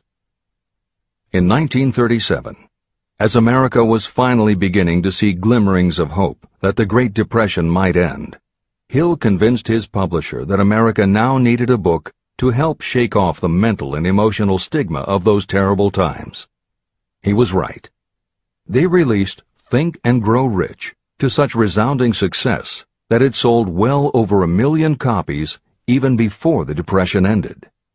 At this writing, it has sold more than 60 million copies worldwide, and to this day it still sells more than 1 million copies a year in its various editions. Take your own persistence inventory. Persistence is a state of mind. Therefore, it can be cultivated. Like all states of mind, persistence is based upon definite causes, among them these. Definiteness of purpose. Knowing what you want is the first and most important step toward the development of persistence. A strong motive will force you to surmount difficulties. Desire. It is comparatively easy to acquire and maintain persistence in pursuing the object of intense desire. Self-reliance. Belief in your ability to carry out a plan encourages you to follow the plan through with persistence. Self-reliance can be developed through the principle described in Chapter 5, Autosuggestion.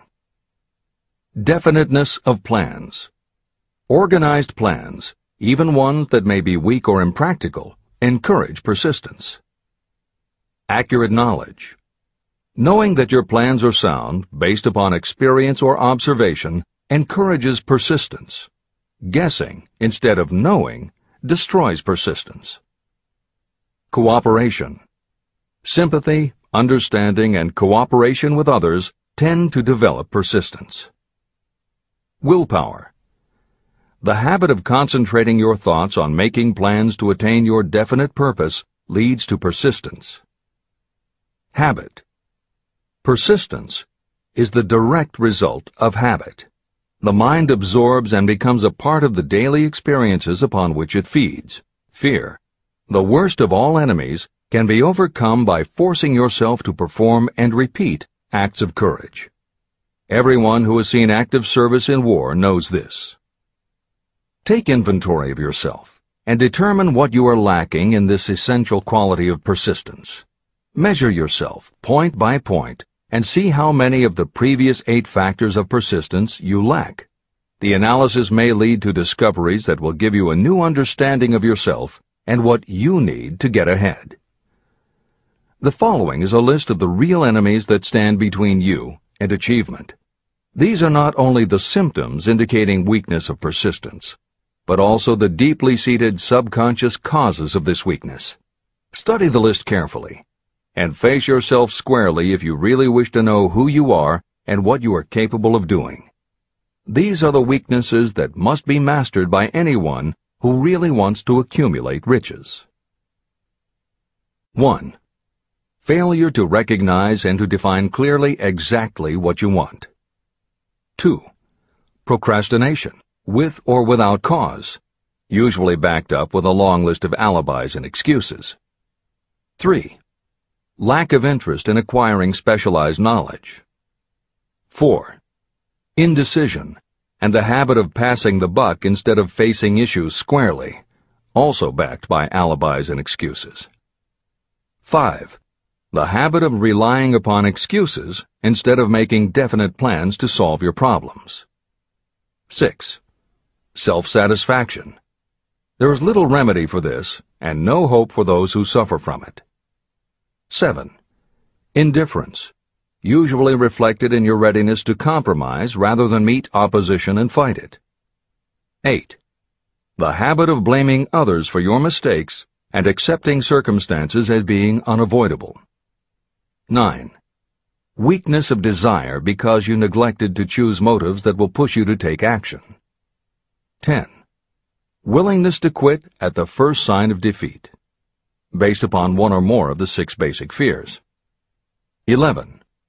Lack of organized plans that you have written out so they can be analyzed. 12. The habit of neglecting to act on ideas or to grasp opportunity when it presents itself. 13. Wishing instead of willing. 14.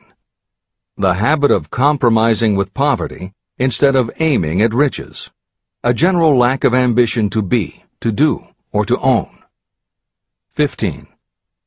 Searching for all the shortcuts to riches, trying to get without giving a fair equivalent, usually reflected in the habit of gambling or trying to drive unfair bargains. 16. Fear of criticism, resulting in failure to create plans and put them into action because of what other people might think, do, or say. This is one of your most dangerous enemies because it often exists in your subconscious mind and you may not even know it is there. See the 6 basic fears in the last chapter. If you fear criticism. Following is an examination of the symptoms of the fear of criticism.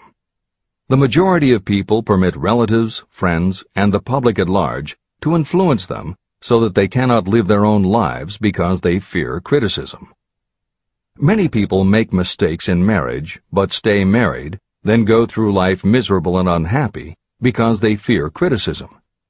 Anyone who has submitted to this form of fear knows the irreparable damage it does by destroying one's ambition and the desire to achieve. Millions of people neglect to go back and get an education after having left school because they fear criticism. Countless numbers of men and women permit relatives to wreck their lives in the name of family duty because they fear criticism. Duty does not require you to submit to the destruction of your personal ambitions and the right to live your own life in your own way. People refuse to take chances in business because they fear the criticism that may follow if they fail. The fear of criticism in such cases is stronger than the desire for success. Too many people refuse to set high goals for themselves because they fear the criticism of relatives and friends who may say, "Don't aim so high, people will think you're crazy." When Andrew Carnegie suggested that I devote 20 years to the organization of a philosophy of individual achievement, my first impulse was fear of what people might say. His suggestion was far greater than anything I had ever conceived for myself. My first instinct was to create excuses, all of them traceable to the fear of criticism. Something inside of me said, "You can't do it. The job is too big and requires too much time. What will your relatives think of you? How will you earn a living? No one has ever organized a philosophy of success. What right have you to believe you can do it? Who are you anyway to aim so high? Remember your humble birth. What do you know about philosophy? People will think you are crazy, and they did. Why hasn't some other person done this before now? These and many other questions flashed into my mind. It seemed as if the whole world had suddenly turned its attention to me with the purpose of ridiculing me into giving up all desire to carry out Mr. Carnegie's suggestion. Later in life, after having analyzed thousands of people, I discovered that most ideas are stillborn. To grow, ideas need the breath of life injected into them through definite plans of immediate action. The time to nurse an idea is at the time of its birth. Every minute it lives gives it a better chance of surviving. The fear of criticism is what kills most ideas that never reach the planning and action stage. Breaks can be made to order. Many people believe that success is the result of lucky breaks. There may be something to that, but if you depend upon luck, you will almost surely be disappointed. The only break anyone can afford to rely on is a self-made break. These come through the application of persistence. The starting point is definiteness of purpose. Editor's comments. In 1999, Mark Myers, editor of one of the country's most influential self-help newsletters, Bottom Line Personal, wrote a book entitled How to Make Luck: 7 Secrets Lucky People Use to Succeed. In it, he tells of a study that was done by the psychology department at the University of Hertfordshire near London. They assembled a group of people, half of whom either thought themselves lucky or were considered to be lucky by others. The other half of the group believed they were unlucky. They were all brought to campus to watch a computerized random coin toss. Each person watched as a cartoon elf came on screen and flipped a coin. Each was asked to call heads or tails. The results of the experiment proved that the unlucky group guessed right approximately the same number of times as the lucky group. In follow-up interviews, the researchers concluded that the only difference between so-called lucky and unlucky people was that the lucky people tended to remember the good things that had happened in their lives, and those that thought they were unlucky tended to dwell on the bad things. The scientific fact is that luck, in terms of calling a coin toss, spinning a wheel, or turning a card, is completely random, and there's nothing we can do about it. All we can control is what we say and do. Everything else that happens to us depends upon the actions of others and the random world in which we live. Then why do some people seem to be so lucky and get all the lucky breaks? Myers says it is because, unlike luck, lucky breaks are something you can control, and lucky people, whether they know it or not, have taken specific steps to make their good luck. You can influence lucky breaks in 2 ways. You have to intentionally put yourself in luck's way, and you must make people want to help you because they believe that you deserve their help.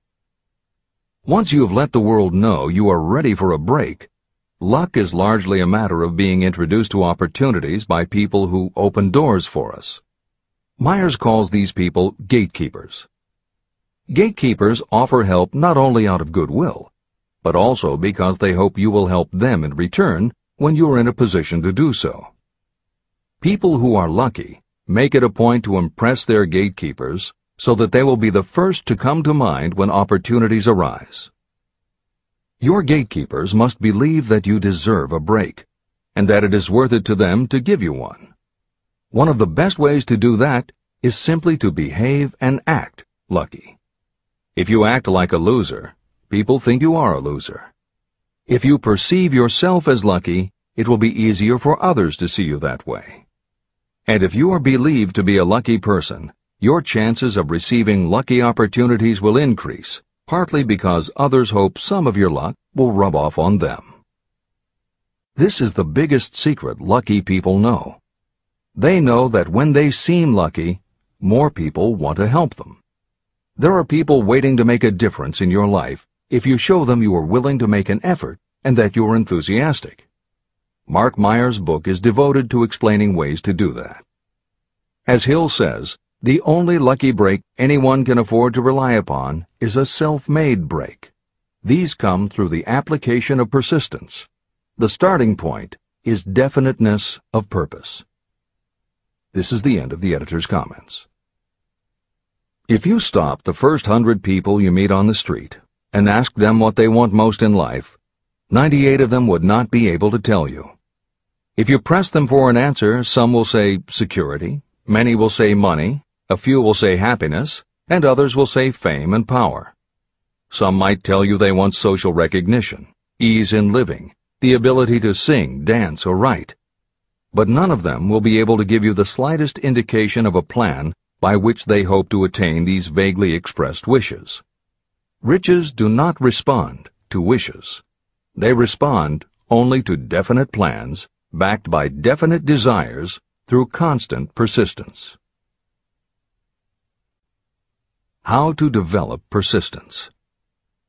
There are 4 simple steps that lead to the habit of persistence. They call for no great amount of intelligence, no particular amount of education, and little time or effort. These necessary steps are: 1. A definite purpose, backed by a burning desire for its fulfillment. 2. A definite plan, expressed in continuous action. 3. A mind closed tightly against all negative and discouraging influences, including negative suggestions of relatives, friends, and acquaintances. 4. A friendly alliance with one or more persons who will encourage you to follow through with both plan and purpose. These 4 steps are essential for success in all walks of life. An important purpose of the 13 principles of this philosophy is to enable you to take those 4 steps as a matter of habit. They are steps by which you may control your economic destiny. They are steps that lead to freedom and independence of thought. They are steps that lead to riches, in small or great quantities. They are steps that lead the way to power, fame, and worldly recognition. They are 4 steps that guarantee favorable breaks. They are steps that convert dreams into physical realities. They are steps that lead also to the mastery of fear, discouragement, indifference. There is a magnificent reward for anyone who learns to take these 4 steps. It is the privilege of writing your own ticket and of making life yield whatever price is asked. How to master difficulties. What mystical power gives people of persistence the capacity to master difficulties? Does the quality of persistence set up in your mind some form of spiritual, mental, or chemical activity that gives you access to supernatural forces? Does infinite intelligence throw itself on the side of the person who still fights on when the whole world seems to be against them? These and many other similar questions were in my mind as I watched Henry Ford start from scratch and build an industrial empire with little more than persistence. Or Thomas A. Edison, who, with less than 3 months of schooling, became the world's leading inventor. He turned his persistence into sound recording and playback machines, motion picture cameras and projectors, and the incandescent light, to say nothing of 100 other useful inventions. I had the opportunity to analyze both Mr. Edison and Mr. Ford up close and personal, year by year, over a long period of time. So I speak from actual knowledge when I say that I found no quality except persistence in either of them that even remotely suggested the major source of their stupendous achievements. If you make an impartial study of the prophets, philosophers, and religious leaders of the past, you will come to the inevitable conclusion that persistence, concentration of effort, and definiteness of purpose were the major sources of their achievements. Consider, for example, the fascinating story of Muhammad. Analyze his life. Compare him with men of achievement in this modern age of industry and finance, and observe how they all have one outstanding trait in common: persistence. If you want to understand more about the power of persistence and how it works, I strongly suggest that you read a biography of Muhammad. Editor's comments. At the beginning of the 21st century, There was an increased interest in Islam due to the attacks on the World Trade Center and the subsequent War on Terror. Consequently, the modern reader will have no difficulty finding a number of very good books about Muhammad. At the time that Hill was writing the first edition of Think and Grow Rich, one of the best biographies of Muhammad was written by Esad Bey, who was born in Baku, Azerbaijan, the son of a Jewish businessman named Nusenbaum. Later, he changed his name when he converted to Islam. During the Russian Revolution, he fled his home for Berlin, where he lived until the rise of Hitler again forced him to move, first to Austria and then finally to Italy. It is believed by some that this man, known as Esad Bey, also wrote under another pen name, Kurban Said, and was in fact the author of the acclaimed Azerbaijani novel, Ali and Nino. That Napoleon Hill was very impressed with this particular biography of Muhammad is clear from his recommendation, which follows. I strongly suggest that you read a biography of Muhammad, especially the one by Esad Bey. This brief review of that book, which appeared in the Herald Tribune, will provide a preview of the rare treat in store for those who take the time to read the entire story of one of the most astounding examples of the power of persistence known to civilization. The Last Great Prophet. Reviewed by Thomas Sugru. Muhammad was a prophet, but he never performed a miracle. He was not a mystic. He had no formal schooling. He did not begin his mission until he was 40. When he announced that he was the messenger of God, bringing word of the true religion, he was ridiculed and labeled a lunatic. Children tripped him, and women threw filth upon him. He was banished from his native city, Mecca, and his followers were stripped of their worldly goods and sent into the desert after him. When he had been preaching 10 years, he had nothing to show for it but banishment, poverty, and ridicule. Yet before another 10 years had passed, he was dictator of all Arabia, ruler of Mecca, and the head of a new world religion which was to sweep to the Danube and the Pyrenees before exhausting the impetus he gave it. That impetus was threefold: the power of words, the efficacy of prayer, and man's kinship with God. His career never made sense. Muhammad was born to impoverished members of a leading family of Mecca. Because Mecca, the crossroads of the world, home of the magic stone called the Kaaba, great city of trade and the center of trade routes, was unsanitary, its children were sent to be raised in the desert by Bedouins. Muhammad was thus nurtured, drawing strength and health from the milk of nomad, vicarious mothers. He tended sheep and soon hired out to a rich widow as leader of her caravans. He traveled to all parts of the Eastern world, talked with many men of diverse beliefs, and observed the decline of Christianity into warring sects. When he was 28, Khadijah, the widow, looked upon him with favor and married him. Her father would have objected to such a marriage, so she got him drunk and held him up while he gave the paternal blessing. For the next 12 years, Muhammad lived as a rich and respected and very shrewd trader. Then he took to wandering in the desert, and one day he returned with the first verse of the Koran and told Khadijah that the archangel Gabriel had appeared to him and said that he was to be the messenger of God. The Koran, the revealed word of God, was the closest thing to a miracle in Muhammad's life. He had not been a poet. He had no gift of words. Yet the verses of the Koran, as he received them and recited them to the faithful, were better than any verses which the professional poets of the tribes could produce. This, to the Arabs, was a miracle. To them, the gift of words was the greatest gift. The poet was all-powerful.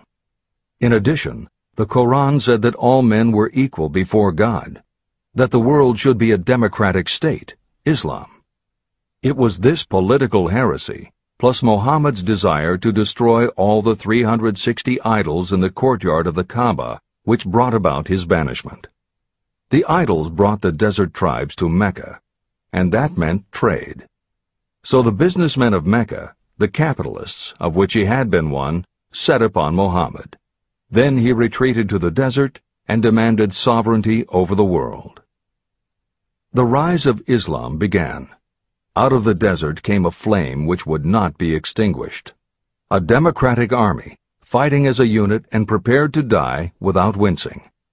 Muhammad had invited the Jews and Christians to join him, for he was not building a new religion. He was calling all who believed in one God to join in a single faith. If the Jews and Christians had accepted his invitation, Islam would have conquered the world. They didn't. They would not even accept Muhammad's innovation of humane warfare. When the armies of the Prophet entered Jerusalem, not a single person was killed because of his faith. When the Crusaders entered the city, centuries later, not a Muslim man, woman, or child was spared. But the Christians did accept one Muslim idea, the place of learning, the university.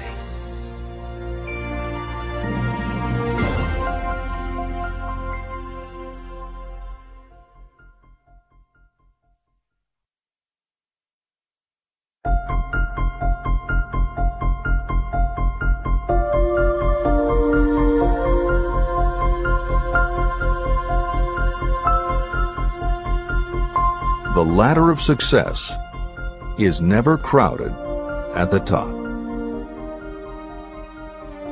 Chapter 11. Power of the Mastermind, the Driving Force. The ninth step toward riches. Power is essential for success in the accumulation of money. Plans are useless without sufficient power to turn them into action. This chapter will describe the method by which an individual may attain and apply power. Power may be defined as organized and intelligently directed knowledge. Power, as the term is used here, refers to organized effort, sufficient to enable an individual to transmute desire into its monetary equivalent. Organized effort is produced through the coordination of effort of two or more people who work toward a definite end in a spirit of harmony. Power is required to accumulate money. Power is necessary to keep the money after it has been accumulated. How can power be acquired? If power is organized knowledge, let us examine the sources of knowledge. Infinite intelligence. This source of knowledge may be accessed with the aid of creative imagination through the subconscious mind, as described in the previous chapters on faith, autosuggestion, and imagination, and as will be elaborated on in Chapter 13, the subconscious mind, and Chapter 14, the brain. Accumulated experience. The accumulated experience of humanity may be found in any well-equipped public library. An important part of this accumulated experience is taught in public schools and colleges, where it has been classified and organized. Editor's comment. The computer revolution and the Internet have had a profound effect upon the quantity of information available and on the ease of access and ability to organize that information. This is the end of the editor's comment. Experiment and research. In the field of science, and in practically every other walk of life, people are gathering, classifying, and organizing new facts daily. This is the source to which you must turn when knowledge is not available through accumulated experience. Here, too, the creative imagination must often be used. Editor's comment. Today, because of the computer revolution and the Internet, publishing and dissemination of information happens so quickly that there is almost no lag time between experiment or research and the integration of those results into available knowledge. This is the end of the editor's comment. Knowledge may be acquired from any of the foregoing sources. It may be converted into power by organizing it into definite plans and by putting those plans into action.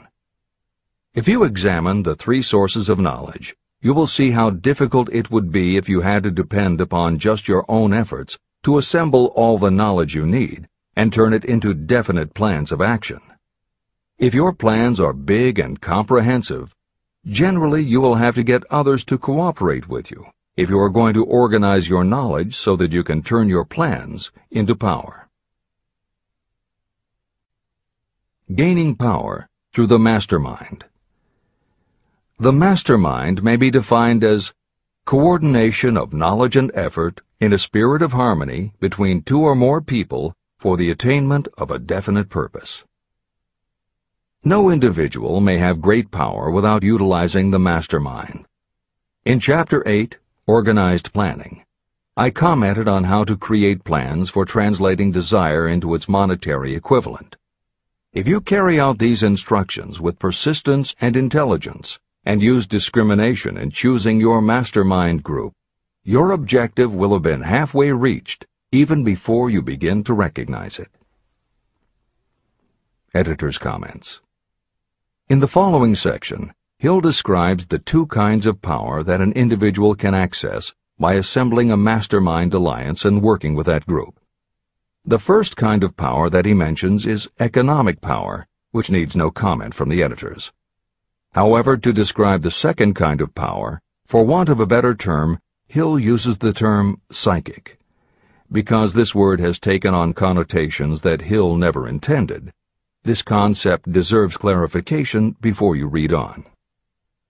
As is obvious throughout this book, Napoleon Hill was a very practical man. His use of the word psychic in this chapter has nothing to do with seances, fortune-telling, magic, or any other aspect of the paranormal.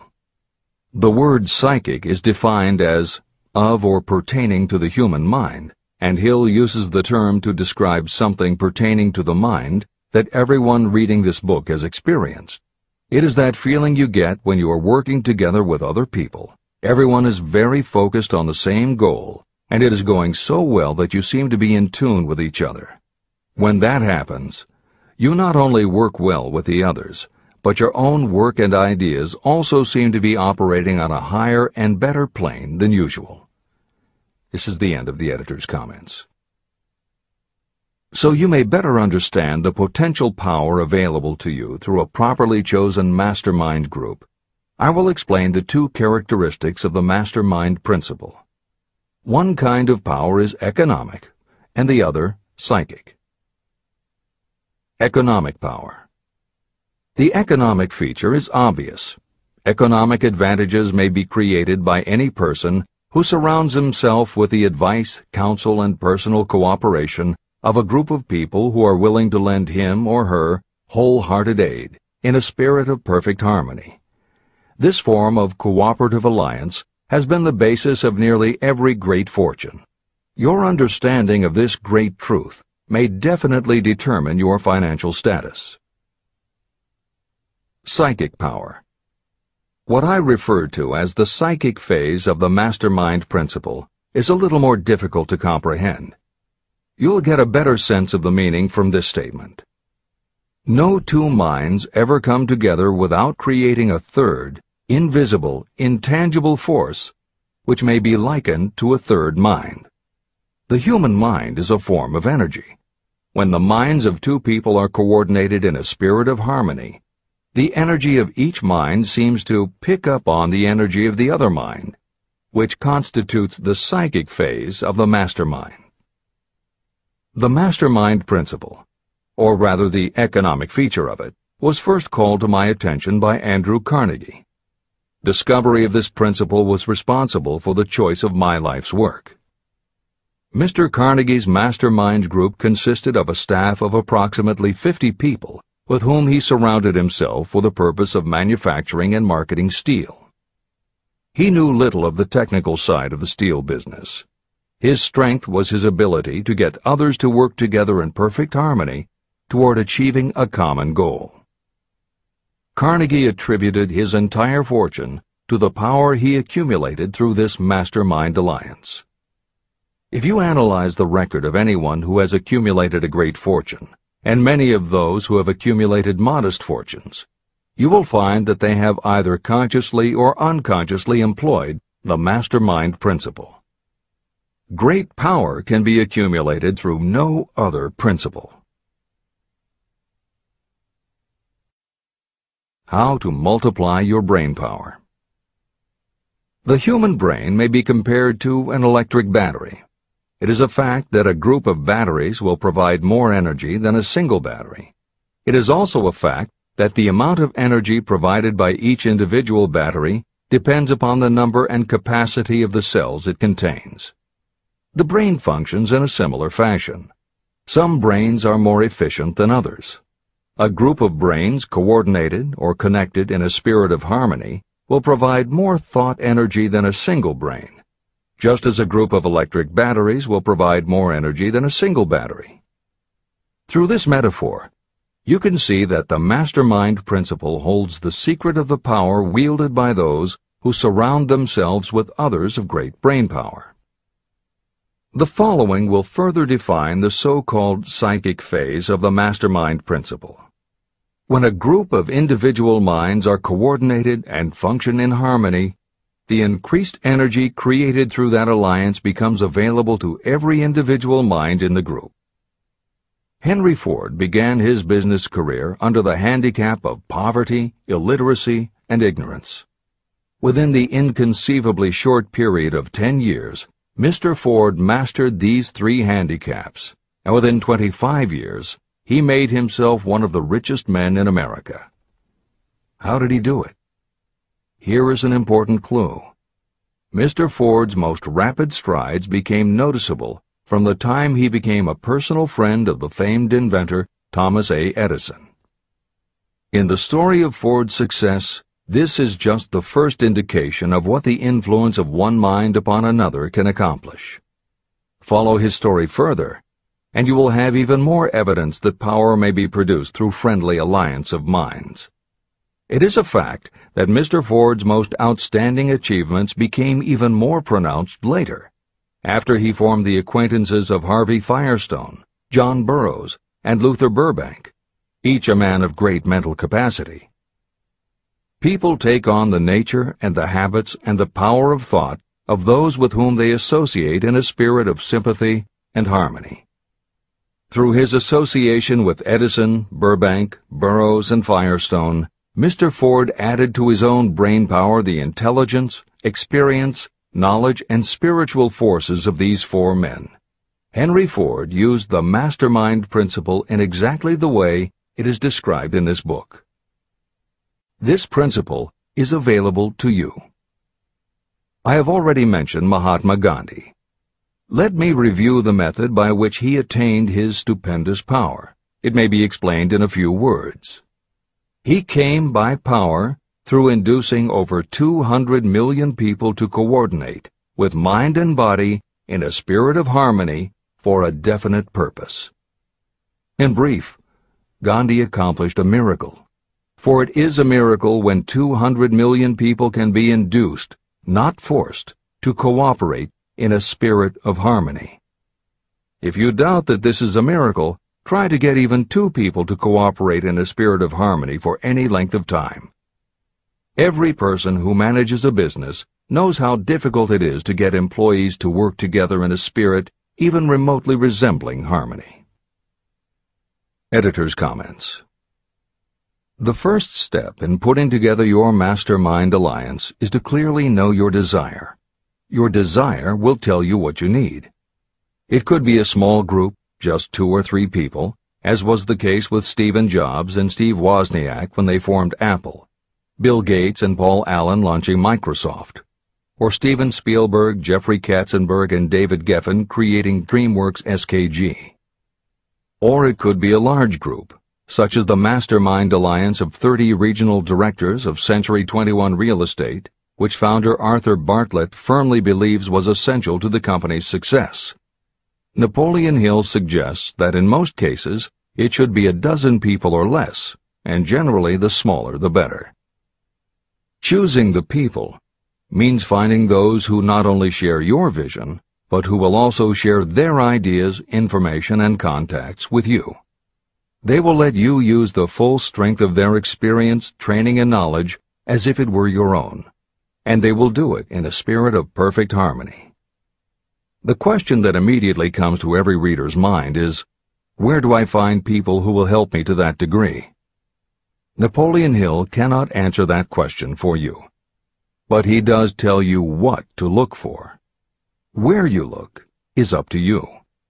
And if you really do have the desire to succeed, you will start looking and you won't give up until you find the right people. Napoleon Hill's description of the mastermind that appears below is augmented with additional material from articles and speeches he wrote after the publication of Think and Grow Rich. These were compiled for publication by Hill's friend, mentor, and business associate, W. Clement Stone, and appear in two books, Napoleon Hill's Keys to Success and Believe and Achieve. This is the end of the editor's comments. Finding your mastermind members. Ally yourself with a group of as many people as you may need in order to assemble a mastermind that will assist you in creating and carrying out your plan or plans for the accumulation of money. Compliance with this instruction is absolutely essential. Choose to associate with people who share common values, goals, and interests, yet who each have a strong desire to contribute to the overall effort. Trial and error will be part of the process, but there are two qualities to keep foremost in your mind.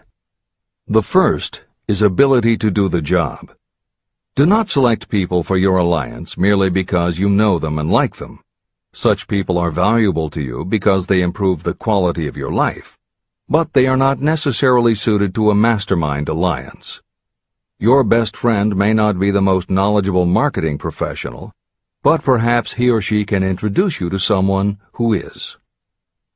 The second quality is the ability to work in a spirit of harmony with others. There must be a complete meeting of minds without any reservations. Personal ambition must be subordinate to the achievement of the purpose of the alliance. This includes your own. You must also insist upon confidentiality. Some people can give away an idea simply because they love to talk. You don't need them in your group. Attune yourself to every member of the group. Try to imagine how you would react in a given situation if you were in his or her shoes. Pay attention to body language. Sometimes facial expressions and movements say far more about what a person feels than the words that come out of his or her mouth. Be sensitive to what is not being said. Sometimes what is left out is far more important than what is included. Don't try to force the group along too quickly. Allow for those who want to test ideas by playing devil's advocate. Compensating your mastermind. Before forming your mastermind alliance, decide what advantages and benefits you may offer the individual members of your group in return for their cooperation. No one will work indefinitely without some form of compensation. No intelligent person should request or expect another to work without adequate compensation. Wealth will obviously have the most appeal to your members. Be fair and generous in your offer. Recognition and self-expression may be just as important as money to some of your members. Remember that in such partnerships, the principle of going the extra mile, doing more and better than paid for, is especially important. As the leader, you should set an example for the others to follow. Each member must agree at the outset on the contribution each will make, and on the division of benefits and profits. Otherwise, be assured that dissension will arise, you will have wasted everyone's time, you will ruin friendships, and your venture will be destroyed. Meeting with your mastermind. Arrange to meet with the members of your mastermind group at least twice a week, and more often if possible, until you have jointly perfected the necessary plan or plans for the accumulation of money. The first meeting will be involved in sorting out strengths and weaknesses, and in fine-tuning your plans. Your alliance must be active to do any good. Establish specific responsibilities and action steps to be taken. As your mastermind matures and harmony grows among the members, you will find that the meetings create a flow of ideas into every member's mind. Don't let the meetings become so regular and formalized that they inhibit phone calls and other less formal contact. Mastermind maintenance. Maintain perfect harmony between yourself and every member of your mastermind group. If you fail to carry out this instruction to the letter, you may expect to meet with failure. The mastermind principle cannot work where perfect harmony does not prevail. Create a non-threatening environment. Explore all ideas with equal interest and concern for the originator's feelings. Everyone must deal with everyone else on a completely ethical basis. No member should seek unfair advantage at the expense of others. As the leader, you must inspire confidence in your members by your dedication to your desire, which is the object of the group. The members must know with certainty that you are reliable, trustworthy, and loyal. When you are finally ready to present the results of your efforts to investors, buyers, or the public, you may face your greatest leadership challenge in maintaining the harmony of your mastermind. The group's efforts will now be judged by outsiders, and facing judgment takes courage and persistence. The courage of separate individuals is nothing compared with that of a united team. The more you are able to maintain harmony, the greater the power, and the greater the power, the more resistance you can overcome. Marriage and the mastermind. A mastermind alliance with the person you love most deeply is of untold importance. If you are married and have not built your relationship on the same principles of harmony that are crucial to any alliance, you may have some reselling to do with your spouse. Set aside time each day to talk about what you want to achieve and how you are going about it. Rely on your definiteness of purpose to build your persuasive abilities, to convince your partner of the benefits of the work you are doing. It is very unlikely that your work will not affect your husband or wife in some significant way, and you absolutely must not drag your partner unwillingly into any adventure. Build your mastermind alliance into your marriage from the start, and it will steady and support you through the darkest moments. In fact, your whole family should be incorporated into your alliance. Lack of harmony at home can easily spill over elsewhere. A united family is a great team. The mastermind and infinite intelligence. The list of sources from which you can get power is headed by infinite intelligence. When two or more people coordinate in a spirit of harmony and work toward a definite objective, they place themselves in position to absorb power directly from that great universal storehouse that I refer to as infinite intelligence. This is the greatest of all sources of power. It is the source to which geniuses and great leaders turn, whether they may be conscious of the fact or not. In Chapter 13, The Subconscious Mind, and Chapter 14, The Brain, the methods for accessing infinite intelligence will be described in greater detail. This is not a course on religion. Neither the principle of infinite intelligence nor any other principle in this book should be interpreted as interfering with, endorsing, or rejecting any person's religious beliefs. This book is confined exclusively to instructing the reader how to transmute the definite purpose of desire for money into its monetary equivalent. Read, and really think about what you are reading. Soon the entire subject will unfold, and you will see it in perspective. At this point, you are only seeing the detail of the individual chapters. Editor's comments. This chapter would not be complete without commenting on a mastermind that came into being almost 15 years after the first publication of Think and Grow Rich. Napoleon Hill's own mastermind alliance with multimillionaire businessman and philanthropist W. Clement Stone. On May 2, 1951, at the age of 67, Napoleon Hill and his wife Annie Lou agreed it was time for Napoleon to think about retiring. They decided to begin by cutting back on his speaking engagements after he completed the lectures that were already on his calendar, including one he was scheduled to give a few weeks later in Chicago. Unbeknownst to them, at that event W. Clement Stone had prearranged to sit at the head table next to Napoleon Hill. Like Hill, Stone had been born into poverty. At the age of 6, he started selling newspapers to help pay the rent, and by 13, he owned his own stand. By 16, he was selling insurance, and by 20 he'd managed to scrape together $100, which he used to start his own insurance agency. Stone was a consummate salesman and motivator, and his company was growing very nicely. Then in 1938 he read Think and Grow Rich, and was so inspired by it that he bought a copy for every one of his employees, and continued to do so for each new person who joined his company. Over the years, this amounted to thousands of copies. When Stone was introduced to Hill, he told him about all the copies he had purchased of Think and Grow Rich, and said that he firmly believed it was Hill's book that had transformed his sales force and turned his company from modest to extraordinary success. Napoleon Hill and W. Clement Stone found that they were in such complete accord that by the end of their first meeting, Hill had decided to postpone his retirement and join with Stone in a venture dedicated to creating a better world for this and future generations.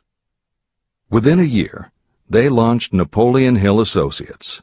They published new books by Hill, including How to Raise Your Own Salary and The Master Key to Riches.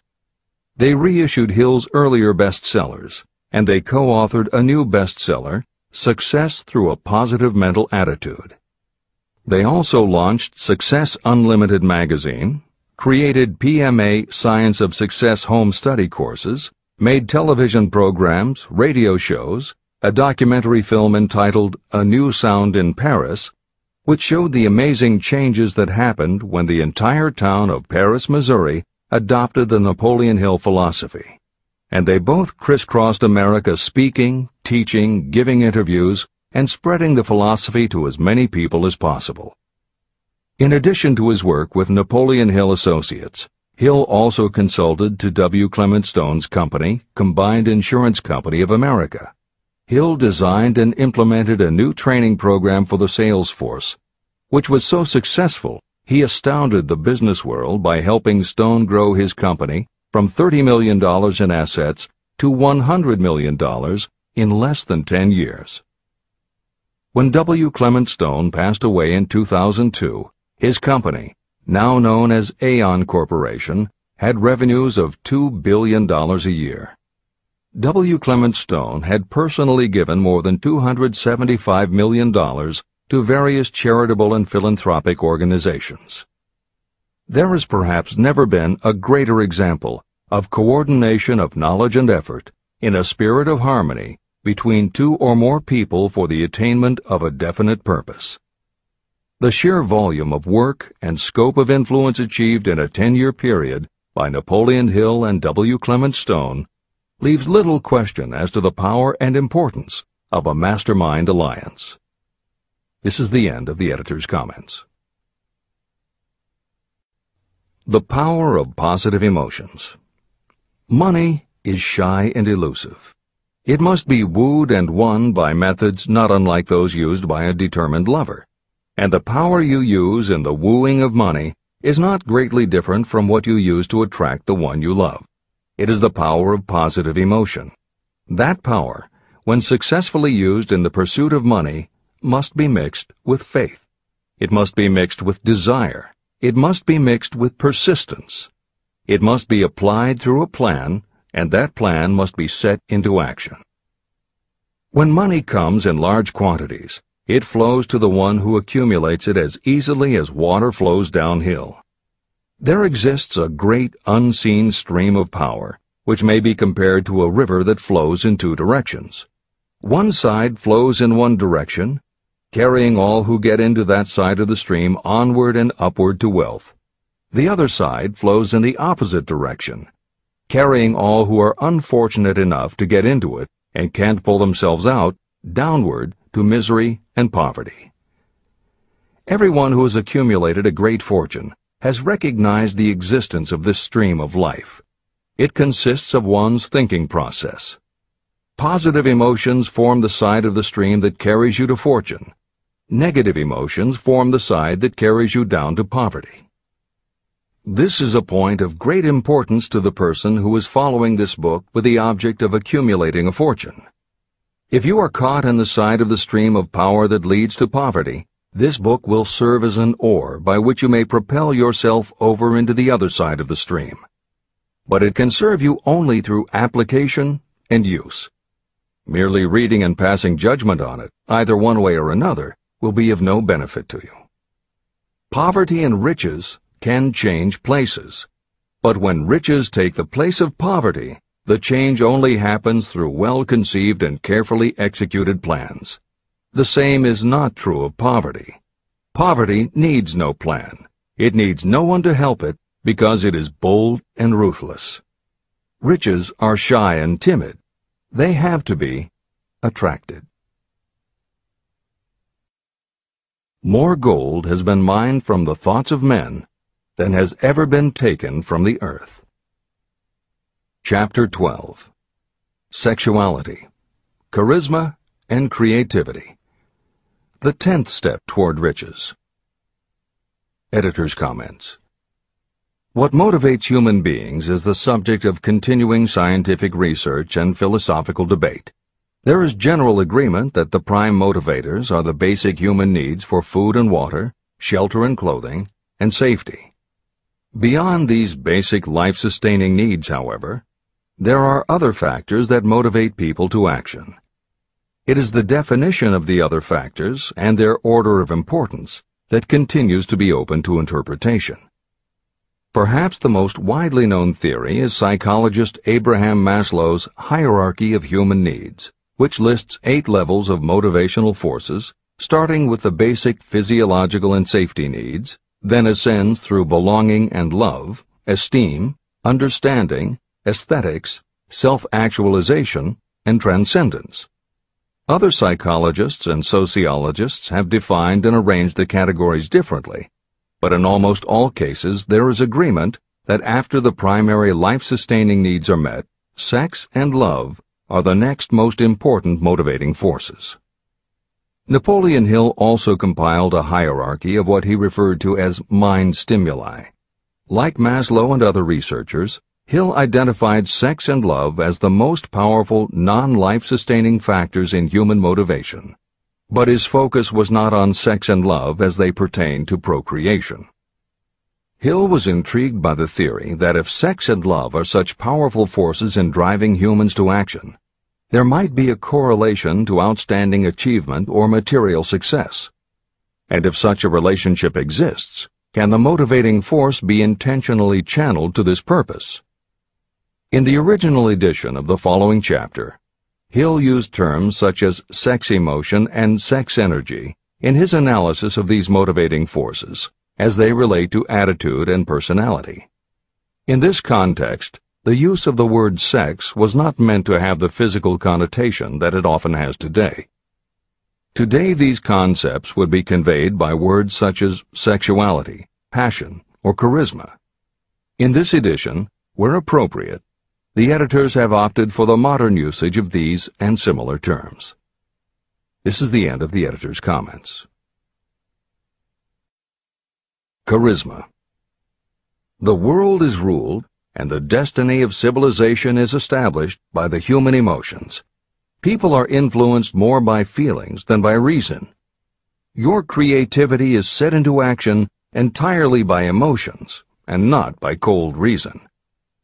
The human mind responds to stimuli, through which it may be keyed up in such a way that it takes on characteristics such as enthusiasm, creative imagination, and intense desire.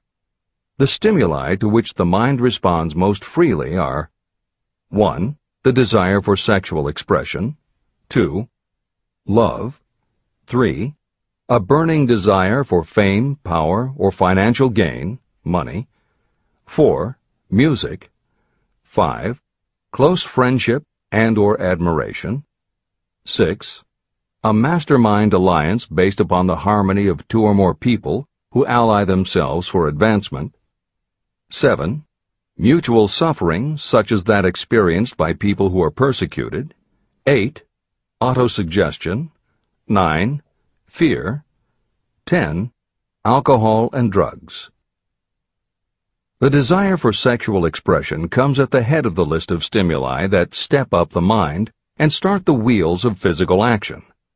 The emotions associated with a human sexual drive bring into being a state of mind. When motivated by this desire, people often show courage, willpower, persistence, imagination, and creative ability that they don't normally have. So strong and impelling is the desire for sexual expression that people freely run the risk of life and reputation because of it. A river may be dammed and its water controlled for a time, but eventually it will force an outlet. The same is true of the emotions related to sexual expression. It may be submerged and controlled for a time, but its very nature causes it to be ever-seeking means of expression. The desire for sexual expression is inborn and natural. The desire cannot and should not be submerged or eliminated, but it can be given other outlets that enrich the body, mind, and spirit. When harnessed and redirected, this motivating force has been used as a powerful creative force in literature, art, and other pursuits, including the accumulation of riches. A teacher who has trained more than 30,000 salespeople came to the conclusion that individuals who are most confident sexually are the most efficient salespeople. The explanation is that the factor of personality known as personal magnetism is a manifestation of sexual energy. Editor's comments. There have been numerous psychological and sociological studies about the relationship between sexuality and success that tend to support Hill's observation. Because physical characteristics are the most quantifiable aspects of sexuality, most research studies focus on gender, attractiveness, body size, and age, and they measure indicators such as first impressions, expectation of performance, perception of performance, and social interaction. These studies generally conclude that when comparing individuals of equal competence, for men, the perception is that taller men will do better than short, a full head of hair will outperform balding, handsome or virile will beat out plain or older. For women, the results are comparable. The perception is that attractive performs better than plain, slim or shapely scores higher than overweight, younger is expected to be superior to older. These observations about physical sexuality may seem obvious, but they lead to a conclusion that is very significant. Obviously, not all people who succeed are tall and virile or attractive and shapely. It is also a fact that the success of those who are short, balding, plump, or plain isn't always due to superior skill or luck. Clearly, there is another kind of attractiveness that often supersedes physical appeal. This other kind of attractiveness is connected to human sexuality, but it is not what would usually be referred to as sexy. People who have this quality are often said to have chemistry, personality, charm, or appeal. Hill called this kind of attraction personal magnetism. Today, the more common term is charisma. This is the end of the editor's comments. When employing salespeople, a good sales manager looks for personal magnetism or charisma as the first requirement. People who lack this kind of sexual energy will never become enthusiastic, nor inspire others with enthusiasm. And enthusiasm is one of the most important requisites in salesmanship, no matter what you're selling. The public speaker, preacher, lawyer, or salesperson who is lacking in charisma is a flop as far as being able to influence others is concerned. That, plus the fact that most people are influenced through an appeal to their emotions, should easily convince you of the importance of charisma as a part of the salesperson's ability. Master salespeople attain mastery in selling because they either consciously or unconsciously transmute charisma, sexual energy, into sales enthusiasm. That statement explains the actual, practical meaning of sexual transmutation. The meaning of the word transmute is, in simple language, the changing or transferring of one element or form of energy into another. The transmutation of sexual energy means switching the mind from thoughts of physical expression to thoughts of some other nature. Salespeople who know how to turn on charisma have acquired the art of sexual transmutation, whether they know it or not. The majority of salespeople who transmute their sexual energy do so without being aware of what they are doing or how they are doing it. You can cultivate and develop this quality in your dealings with others. Through cultivation and understanding, this vital motivating force may be drawn upon and used to great advantage in relationships between people.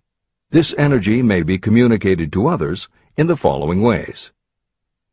The handshake. The touch of the hand indicates instantly the presence of charisma or the lack of it. The tone of voice. Charisma or sexual energy is the factor with which the voice may be colored or made musical and charming. Posture and carriage of the body. People with charisma move briskly and with grace and ease. The vibrations of thought. People with charisma project sexuality through their personality in a way that influences those around them. Clothing and style. People who are charismatic are usually very careful about their personal appearance. They usually select clothing of a style becoming to their personality, physique, complexion, etc. Editor's comments. Having established a link between sexuality and success in the form of charisma, in the following section, Napoleon Hill explores how sexuality might also be a motivating factor in success by enhancing creativity. To illustrate the connection, Hill draws upon the biographies of historical figures who exhibited both charisma and exceptional creativity. In the time since Hill conducted his research, many women have risen to positions of power and influence. Their accomplishments have been well documented and are readily available in bookstores and libraries. However, when Hill was assembling his data, the majority of historical biographies available were about successful men. Further, the successful industrialists and political leaders he had personally studied during the previous 30 years were also men. Because of this limitation, Hill does not theorize about the role men might play in motivating the success of women. This issue is addressed in a later editorial comment. This is the end of the editor's comments. Creativity. It seemed quite significant to me when I made the discovery that practically every great leader I had the privilege of analyzing was a man whose achievements were largely inspired by a woman. In most instances, the woman was a wife, of whom the public had heard little or nothing. In a few of the cases I studied, the source of inspiration was the other woman. The pages of history are filled with the records of great men whose achievements may be traced directly to the influence of women who aroused the creative faculties of their minds. Napoleon Bonaparte was one of these. When inspired by his first wife, Josephine, he was irresistible and invincible. When his better judgment or reasoning faculty prompted him to put Josephine aside, he began to decline. His defeat and exile to St. Helena were not far distant. Abraham Lincoln was a notable example of a great leader who achieved his greatness through the discovery and use of his faculty of creative imagination. It is noted in practically every book written about Lincoln that he discovered and began to use this faculty as the result of the love that he experienced when he met Anne Rutledge. This is more than an interesting historical fact. It is of significance in connection with the role sexuality plays in the study of the source of genius.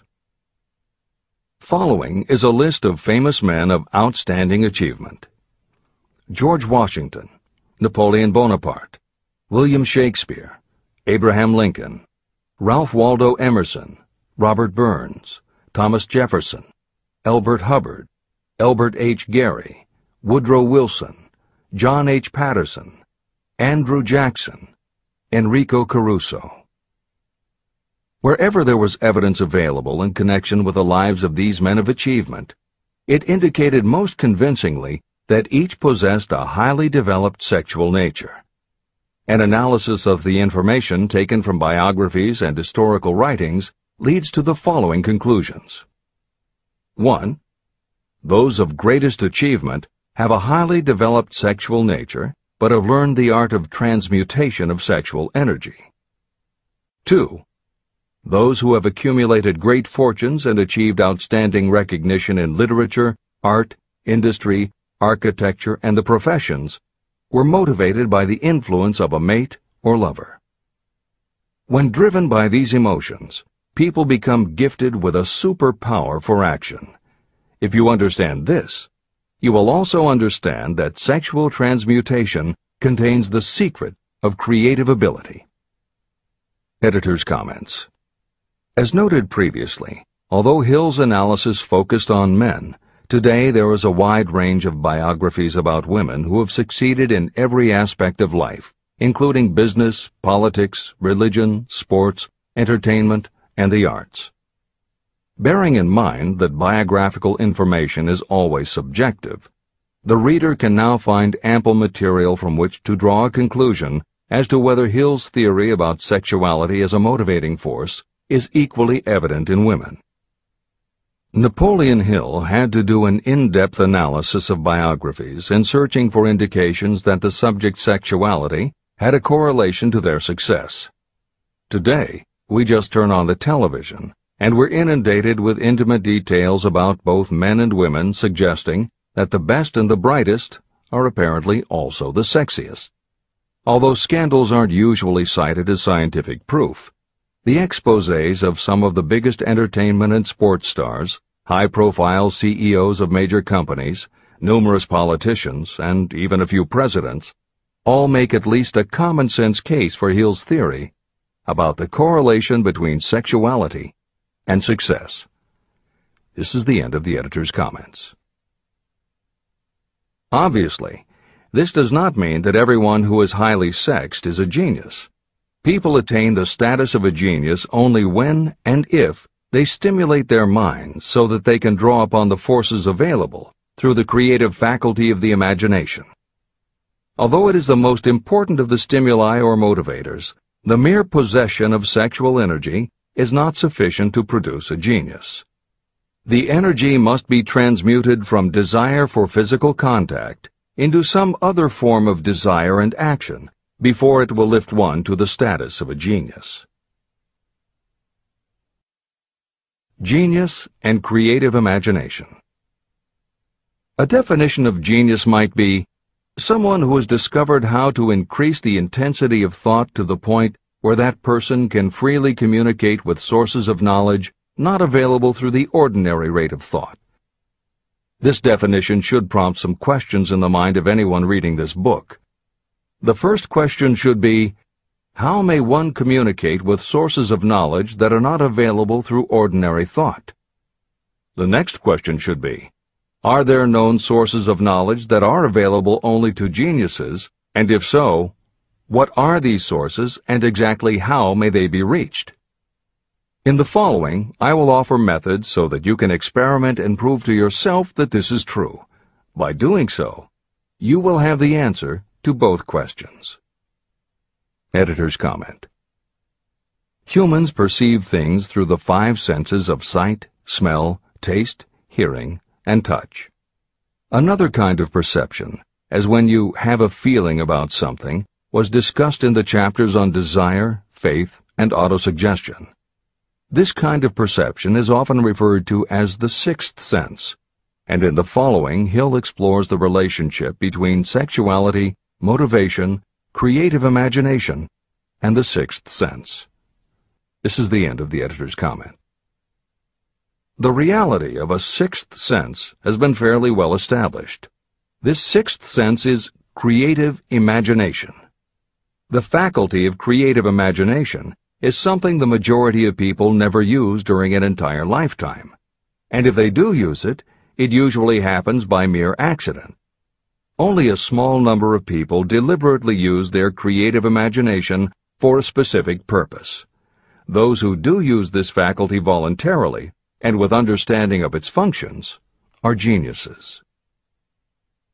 Creative imagination is the direct link between your finite mind and what I have termed infinite intelligence. All revelations and all discoveries of basic or new principles in the field of invention take place through the faculty of creative imagination. When ideas, concepts, or hunches flash into your mind, they can only have come from one or more of the following sources. 1. from the mind of some other person who has just released the thought, idea, or concept through conscious thought. 2. Your subconscious mind, which stores every thought and impression that ever reached your brain through any of the 5 senses. 3. From another person's subconscious storehouse. 4. Infinite intelligence. There are no other possible sources from which inspired ideas or hunches may be received. When brain action has been stimulated through one or more of the 10 mind stimulants listed at the beginning of this chapter, it has the effect of lifting you far above the horizon of ordinary thought. It permits you to envision distance, scope, and quality of thoughts not available on the lower plane, such as when you are solving routine problems of business. When you are lifted to a higher level of thought through mind stimulation, it is as though you have taken off in an airplane. You can now see over and beyond the horizon that limits your vision when you are on the ground. Not only that, but while you are on this higher level of thought, you are not even aware of such things as the problems of gaining the 3 basic necessities of food, clothing, and shelter.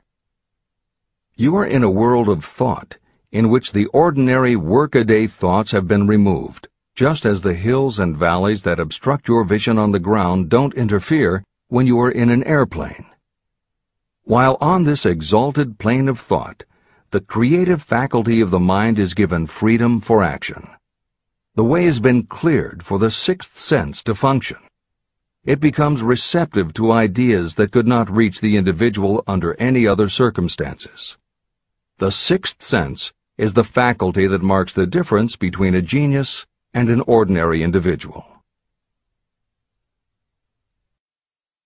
Developing your creative imagination. A mind stimulant is any influence that will either temporarily or permanently increase the intensity of thought. The previously mentioned 10 major stimulants are those most commonly resorted to. Through these sources you may commune with infinite intelligence, enter the storehouse of your subconscious mind, or perhaps even that of another person. That is all there is to genius. The more you use your creative faculty, the more alert and receptive it becomes to factors originating outside your conscious mind. And the more this creative faculty is used, the more you will rely upon it for your thoughts and ideas. This faculty can be cultivated and developed only through use. What we generally refer to as our conscience operates entirely through the faculty of the 6th sense. The great artists, writers, musicians, and poets become great because they acquire the habit of relying upon the still small voice that speaks from within, through their creative imagination. Anyone with a keen imagination knows that some of their best ideas come through so-called hunches. One of the best-known public speakers admits that his speeches are only really great when he closes his eyes and begins to rely entirely upon the faculty of creative imagination. When asked why he closed his eyes just before the climax of his speech, he replied, "I do it because then I speak through ideas that come to me from within." One of America's most successful and best-known financiers has the habit of closing his eyes for 2 or 3 minutes before making a decision. When asked why, he replied, "With my eyes closed, I am able to draw upon a source of superior intelligence." Dr. Elmer R. Gates created more than 200 useful patents through the process of cultivating and using his creative faculty. His method is significant to anyone interested in attaining to the status of genius. Dr. Gates was one of the really great, though less publicized, scientists of the world. In his laboratory, he had what he called his personal communication room. It was practically soundproof, and all light could be shut out. It had a small table on which he kept a pad of writing paper. In front of the table, on the wall, was a light switch. When Dr. Gates desired to draw upon the forces available to him through his creative imagination, he would go into this room, seat himself at the table, shut off the lights, and concentrate on the known factors of the invention he was working on. He would stay in that position until ideas began to flash into his mind in connection with the unknown factors of the invention. On one occasion, ideas came through so fast that he was forced to write for almost 3 hours. When the thoughts stopped flowing, he examined his notes and found they contained a minute description of principles that had no parallel in the known data of the scientific world. Moreover, the answer to his problem was right there in those notes. Dr. Gates earned his living by sitting for ideas. He did it for individuals and corporations, and some of the most sensible people and largest traditional corporations in America paid him to do it. The part of your mind that you generally use for reasoning may be faulty, because it is largely guided by your accumulated experience. Not all knowledge that you have learned through experience is accurate. Many times your creative ideas are much more reliable because they come from sources that are more reliable than those available to the reasoning faculty of the mind. Methods used by geniuses are available to you. The major difference between the genius and the ordinary inventor is that the genius makes use of both the synthesized and the creative faculties of imagination. For example, the scientific inventor begins an invention by organizing and combining the known ideas or principles accumulated through experience through the synthesized faculty, the reasoning faculty. If the inventor finds this accumulated knowledge is insufficient, the scientist then draws upon the sources of knowledge available through the creative faculty. The method by which the inventor does this varies with the individual, but this is the essence of the procedure. 1. The inventor stimulates his or her mind so that it functions on a higher-than-average plane through one or more of the mind stimulants. 2. The inventor then concentrates on the known factors, the finished part of the invention, and creates in his or her mind a perfect picture of the unknown factors, the unfinished part of the invention. The inventor holds this picture in mind until it has been taken over by the subconscious, then relaxes by clearing his or her mind of all thought and waits for the answer to flash into mind. Sometimes the results are both definite and immediate. At other times the results are negative, depending on the state of development of the sixth sense or creative faculty. Thomas Edison tried out more than 10,000 different combinations of ideas through the synthetic faculty of his imagination before he tuned in through the creative faculty and got the answer that perfected the incandescent light bulb.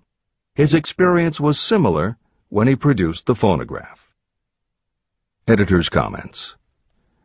Synchronicity, precognition, intuition, flashes of insight, hunches, gut feelings, symbolic dreams. These are all aspects of the phenomenon Napoleon Hill was describing in his two correlated terms, creative imagination and infinite intelligence. And the fact that Hill made a serious study of this function of the mind puts him in exceptional company. The fathers of modern psychology, Sigmund Freud and Carl Jung, recognized and tried to explain this sixth sense. Jung's concept of the collective unconscious, which is the very basis of Jungian psychology, is in many ways identical to Hill's concept of infinite intelligence. Scientists from Archimedes to Newton to Einstein to the team of Watson and Crick, who determined the structure of DNA, all conceded that intuition was instrumental in their discoveries. Duke University created a department for the sole purpose of studying these phenomena under scientific conditions. Many scientists admit to using personalized techniques similar to Hill's method for accessing intuition and creativity. These include Friedrich Kekule, who discovered the molecular structure of benzene through a dream symbol; physiologist Otto Loewi, who had a hunch followed by a dream that won him the Nobel Prize in Medicine; and as mentioned above, James Watson's breakthrough in the structure of DNA. Mozart, Shelley, Coleridge, Huxley, Descartes, Robert Louis Stevenson all claimed intuition played a role in their creations. William Blake learned the secret to a copper engraving process from a dream. British Prime Minister Winston Churchill firmly believed a premonition saved him from being killed by a bomb during the Blitz of London. As was noted earlier, psychiatry, clinical hypnosis, and affirmations all had to overcome considerable skepticism before they were accepted. That is also true of those phenomena Hill terms infinite intelligence. However, in the 1970s and 80s, the public's interest was piqued by well-researched books such as The Intuitive Edge by Philip Goldberg, Creative Dreaming by Patricia Garfield, and The Right Brain Experience by Mary Lee Zdenek. Though these anomalies of the mind still defy laboratory proof, contemporary researchers continue to publish tantalizing results. This is the end of the editorial comments.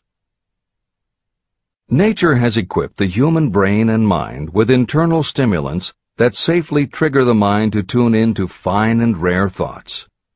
No satisfactory substitute for nature's stimulants has ever been found.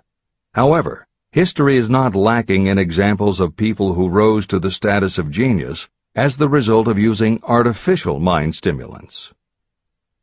Edgar Allan Poe wrote The Raven while under the influence of alcohol, dreaming dreams no mortal ever dared to dream before. Samuel Taylor Coleridge wrote Kubla Khan during an opium-induced dream, and Robert Burns wrote best when intoxicated. For auld lang syne, my dear, we'll take a cup of kindness yet for auld lang syne. It is true that these and others who are known as geniuses relied upon artificial mind stimulation. But a more important lesson to remember is how many of these people destroyed themselves through the use of those stimulants. Editor's comments. In more contemporary terms, Hill's point about the dangers of artificial mind stimulants was never better made than it was in the television series Behind the Music, which began running on VH1 in the late 1990s. The series was meant to chronicle the lives of rock stars and celebrate their hits, but after viewing 2 or 3 of the shows, they all began to look the same. Young singer and band have a hit record, make millions of dollars, plunge into the sex, drugs, and rock and roll lifestyle, everyone gets addicted, and they blow all of the money. By the end of the show, at least one band member overdoses, the band breaks up, the singer hits the skids, meets someone who inspires him or her to go into rehab, the ex-star makes an anti-drug TV spot and professes newfound faith and family values while announcing a comeback tour. Although the shows played like a bad parody of themselves, the fact that the stories were so similar, that so many talented singers and songwriters who depended on drugs ended up burning out, should be telling you something, especially if you don't just want to succeed, but want to keep and enjoy your success. This is the end of the editor's comments. Every intelligent person knows that stimulation in excess through alcohol or drugs is a destructive form of intemperance. For some, overindulgence in sexual expression may become just as destructive. A sexually obsessed person is not essentially different from a person addicted to drugs or alcohol. Both have lost control over their faculties of reason and willpower. Human sexuality is a mighty urge to action, but its forces are like a cyclone, almost impossible to completely control. When an individual is driven solely by emotions related to sexuality, that person may be capable of great achievement, but their actions are often disorganized and destructive. It is true that a person may pursue financial or business success by harnessing the driving force of sexual energy without self-control. But history is filled with evidence that such people likely have certain traits of character that rob them of the ability to either hold or enjoy their fortunes. Ignorance of this potential pitfall has cost thousands of people their happiness, even though they possessed riches. From my analysis of over 25,000 people, I found that those who succeed in an outstanding way often do not hit their stride until they are beyond the age of 40 or 50. This fact was so astounding that it prompted me to go into the study of its cause most carefully. My investigation disclosed that the major reason why many people do not succeed early in life is their tendency to dissipate their energies through overindulgence. The majority of people never learn that sexual energy has possibilities other than physical expression. And many of those who make this discovery only do so after having wasted many years during the time when their sexual energy was at its height.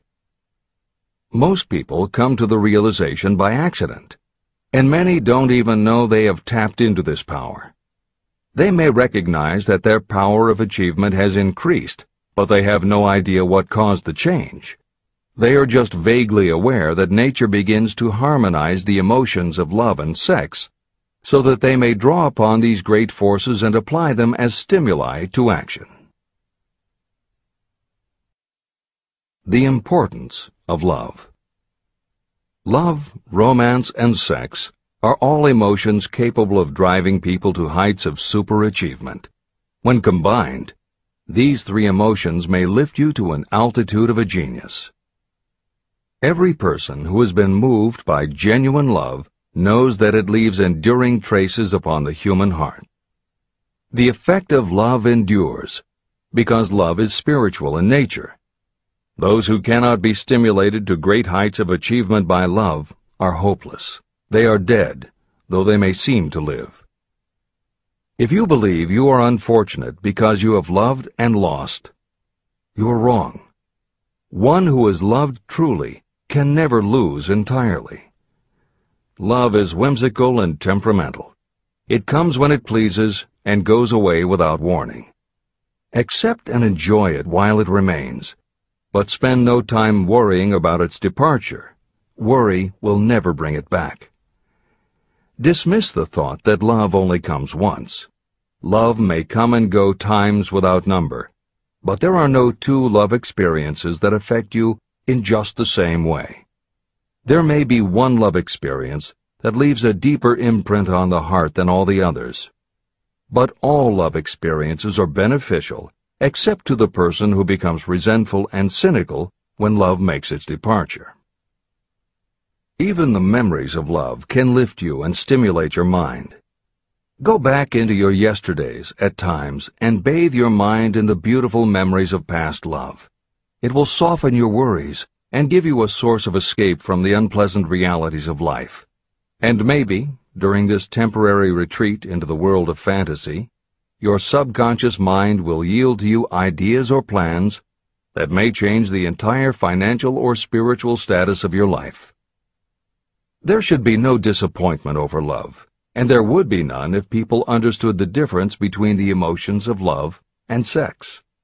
Love is an emotion of many shades and colors, but the most intense and burning of all is that experienced in the blending of the emotions of love and sex.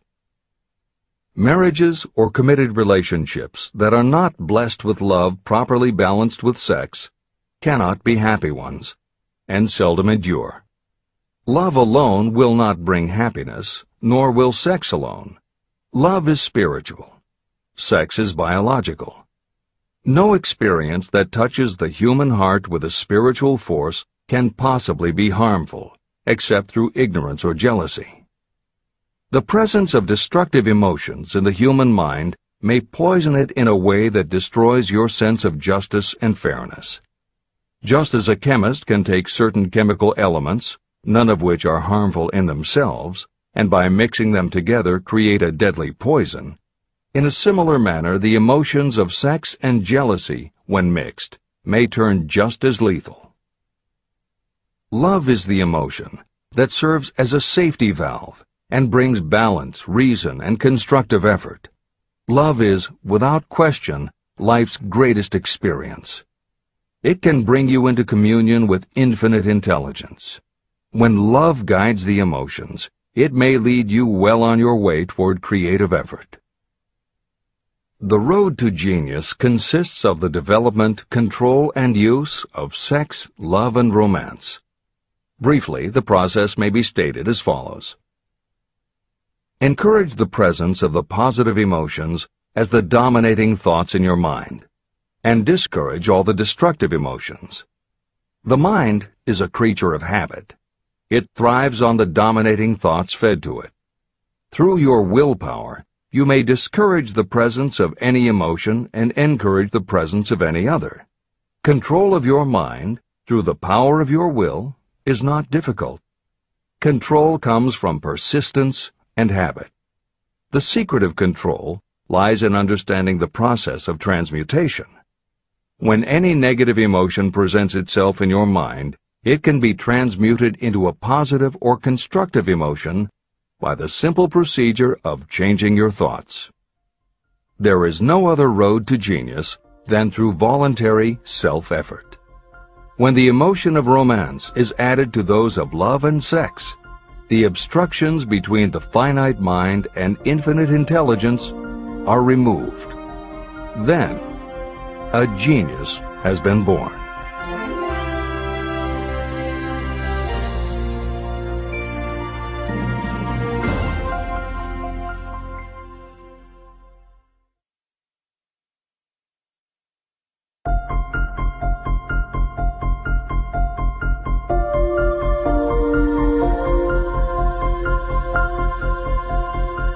Success requires no explanations. Failure permits no alibis. Chapter 13. The Subconscious Mind. The Connecting Link. The 11th step toward riches. The subconscious mind consists of a field of consciousness, in which every impulse of thought that reaches the conscious mind, through any of the five senses, is classified and recorded. The subconscious receives and files sense impressions or thoughts regardless of their nature. You can plant in your subconscious mind any plan, thought, or purpose that you desire to translate into its physical or monetary equivalent. Those desires that have been mixed with emotional feeling and faith in your ability are the ones that are strongest. Therefore, they are the first to which the subconscious responds. The subconscious mind works day and night, and in some way which is not fully understood, the subconscious seems able to draw upon the forces of infinite intelligence for the power to transmute your desires into their physical equivalent. And it does it in the most straightforward and practical way. You cannot entirely control your subconscious mind, but you can hand over to it any plan, desire, or purpose that you wish transformed into concrete form. Refer again to the instructions for using the subconscious mind in Chapter 5, Autosuggestion. Editor's comments.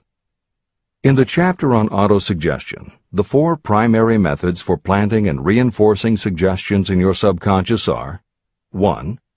The formulation and writing out of your desire. 2. The repetition of positive affirmations. 3. The creative visualization of your goal. And 4. By acting as though the goal is already yours. This is the end of the editor's comment. From my research, I have concluded that the subconscious mind is the connecting link between the finite mind of man and infinite intelligence. It is the intermediary through which you may draw upon the forces of infinite intelligence. From my research, I have concluded that the subconscious mind is the connecting link between the finite mind of man and infinite intelligence. It is the intermediary through which you may draw upon the forces of infinite intelligence. Only the subconscious mind contains the process by which mental impulses, thoughts, are modified and changed into their spiritual, energy, equivalent.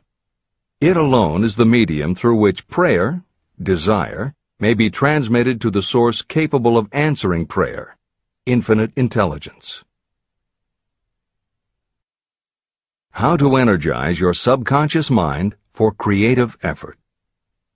The possibilities of what you can do when you connect creative effort with the subconscious mind are stupendous. They inspire me with awe. I never approached the discussion of the subconscious mind without a feeling of littleness and inferiority, due to the fact that man's entire stock of knowledge on this subject is so pitifully limited. First, you must accept as a reality the existence of the subconscious mind and what it can do for you. This will enable you to understand its possibilities as a medium for transmuting your desires into their physical or monetary equivalent. And then, you will comprehend the full significance of the instructions given in Chapter 3, Desire. You will also understand the importance of making your desires clear and putting them in writing. You will understand as well the necessity of persistence in carrying out instructions. The 13 principles that are the basis of this book are the stimuli with which you acquire the ability to reach and to influence your subconscious mind. Do not become discouraged if you cannot do this on your first attempt. Remember that the subconscious mind can be directed only through habit. You have not yet had time to master faith. Be patient. Be persistent. Editor's comments. There are two aspects to Hill's theory of the subconscious mind. There are two aspects to Hill's theory of the subconscious mind. One is the concept of the subconscious as the storehouse of all information and thoughts that you have ever experienced. The second is the concept of the subconscious as the gateway to infinite intelligence. In this chapter, Hill focuses primarily on the subconscious as a storehouse. Expanding on the editorial comment about the subconscious mind that appears in the chapter on autosuggestion, proof that the subconscious is a storehouse of information is confirmed in the use of hypnotherapy by psychiatrists. Through hypnosis, psychiatrists are able to help patients open the door to their subconscious so that they can retrieve information about traumatic situations that have been filtered out or repressed by the conscious mind. Further proof is in the use of hypnosis by law enforcement officials to recapture information such as license plate numbers and other details that the conscious mind of a witness has filtered out. Although results vary from person to person, there is no doubt that the subconscious has access to information that the conscious mind does not. This storehouse aspect of the subconscious is what accounts for some ideas that come to us through creative imagination. In some instances, bits of information and ideas that our conscious mind has forgotten will connect with each other on a subconscious level to create a new idea, and that idea will be received by our creative intelligence, which presents it to us as a flash of inspiration. You can't completely control this process, but you can condition yourself to come up with more and better ideas. It is a fact that a traumatic experience, the result of which creates a strongly planted idea, can influence the way a person thinks and acts. If that is true, then by intentionally using all of your efforts to powerfully plant an idea in your subconscious, you should be able to create what would amount to a good traumatic experience that will influence the way you think and act in a positive way. This is exactly how you develop what Hill calls a money consciousness. If you do everything within your power to strongly, firmly, and with complete faith and conviction plant the idea that you will be successful and achieve your desire, your subconscious will accept and store that idea. If you have planted the idea so strongly that it is the dominant idea in your subconscious, it will influence all of the other ideas and information stored there. When you have given your subconscious this specific direction that it did not have before, it will begin to put together pieces of information, and through your creative intelligence, you will find that you are coming up with more and better plans and ideas to accomplish your goal. But as Hill says, you can do this only through faith and habit.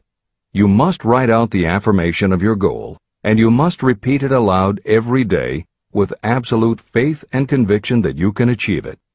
You must vividly and creatively visualize yourself achieving your goal, and you must do it every day. You must conduct yourself with the attitude that says you can accomplish your goal, and that you deserve the help of those who can help you to accomplish your goal. And you must conduct yourself in that way every day. If you seriously commit yourself to doing these things, it will change the way you think and act. Your subconscious will do everything it can to transmute your desire into reality, and other people will want to do what they can to help you succeed. This is the end of the editor's comments. Many statements in the chapters on faith and on autosuggestion are repeated here for the benefit of your subconscious mind.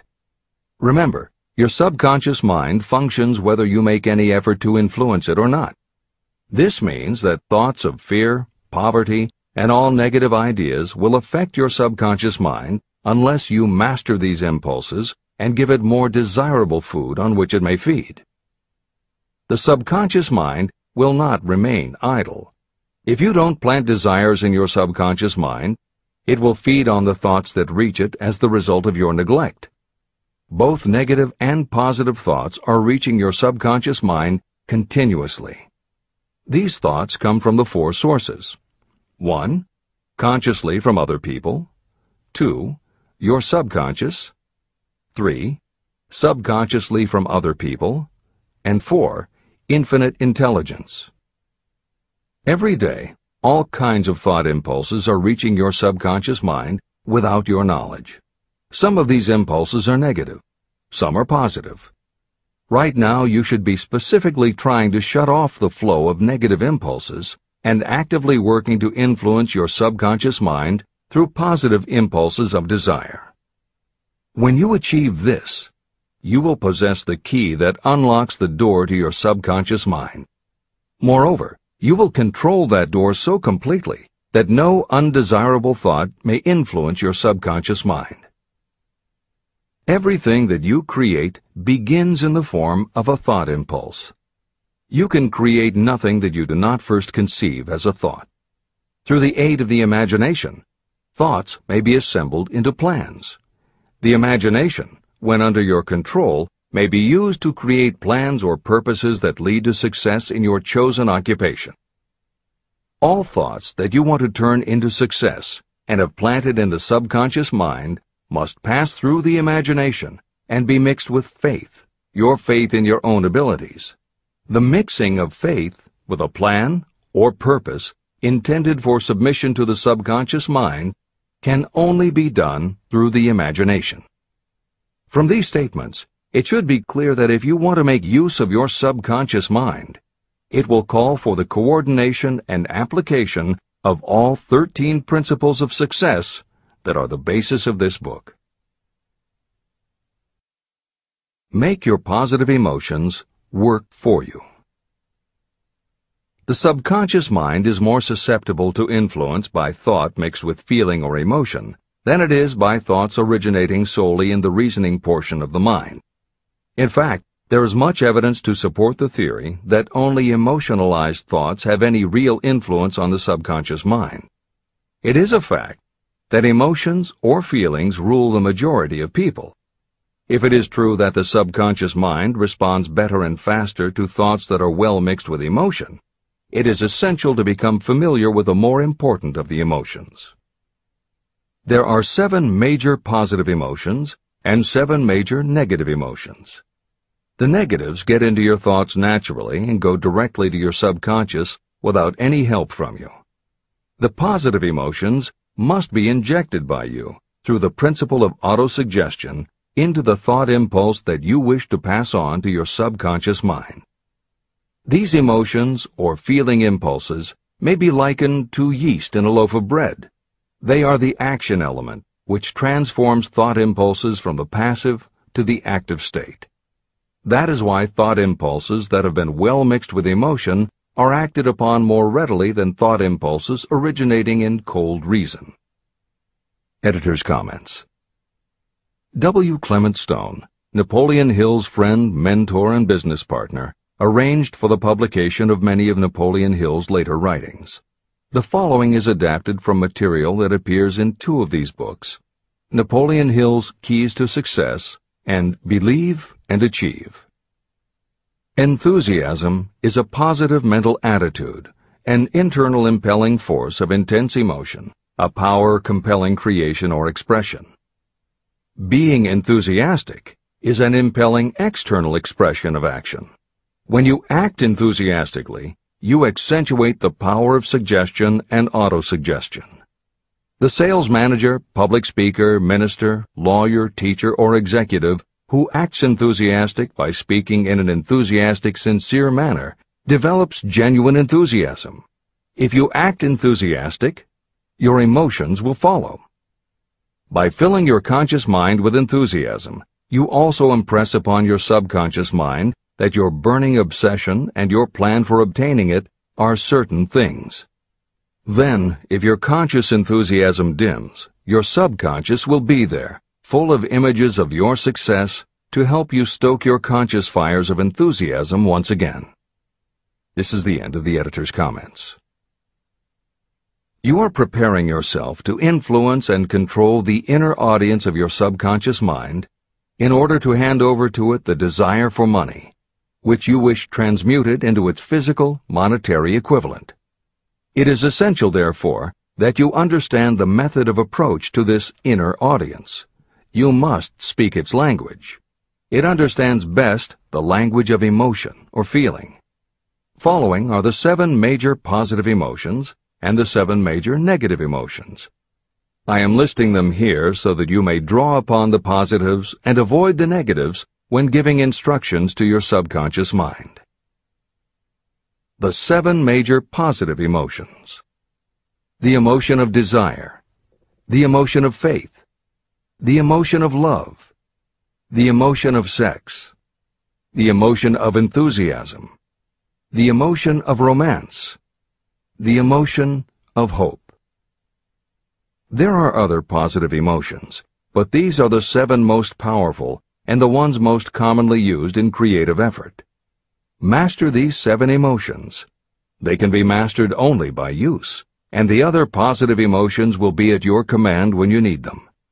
Remember that you are studying a book that is intended to help you develop a money consciousness by filling your mind with positive emotions.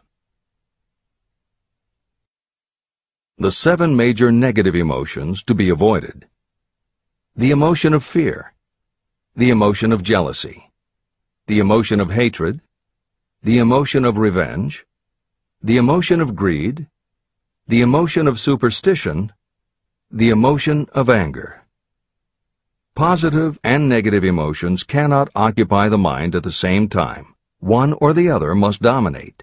It is your responsibility to make sure that positive emotions constitute the dominating influence of your mind. That is where the law of habit will help you. Form the habit of applying and using the positive emotions. Eventually, they will dominate your mind so completely that the negatives cannot enter it. Only by following these instructions literally and continuously can you gain control over your subconscious mind.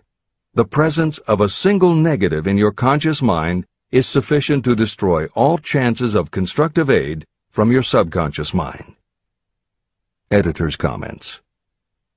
Napoleon Hill's concern about the susceptibility of the subconscious mind to negative thoughts, emotions, and comments is well known to professionals who work with these techniques. In clinical hypnotherapy, there is an axiom referred to as the law of reversed effect, which states that whenever there is a conflict between imagination and willpower, the imagination wins. When you attempt to plant an idea, if the subconscious already harbors a negative, trying to force the new idea has the reverse effect, because the subconscious becomes obsessed with defending its established negative idea. And the harder you try to do something, the more the subconscious resists, and the more difficult it becomes. Even the use of the word try is warned against, because it gives the suggestion to the subconscious of a preconceived failure. The concept of trying implies an ongoing effort. You don't want to try. You want to succeed. If you ask your subconscious to help you try, it may do just that. It may help you try, but it will prevent you from succeeding. Because if you did succeed, then it could no longer help you try, which is what you asked it to do. The cautionary note about using the word try is just one example of the care that should be taken when formulating affirmations and using autosuggestion. The following are some other rules of thumb that most modern experts agree on. 1. Affirmations should always be stated as a positive. Affirm what you do want, not what you don't want. 2. Affirmations work best when they are short and very clear about a single desired goal. Take the time to write, rewrite, and polish your affirmation until you can express your desire in a short statement of precise and well-chosen words. 3. Affirmations should be specific about the desired goal, but not about how to accomplish it. Your subconscious knows better than you what it can do and how it can do it. 4. Do not make unreasonable time demands. Your subconscious can't make anything happen suddenly or now. 5. Just saying the words will have little effect.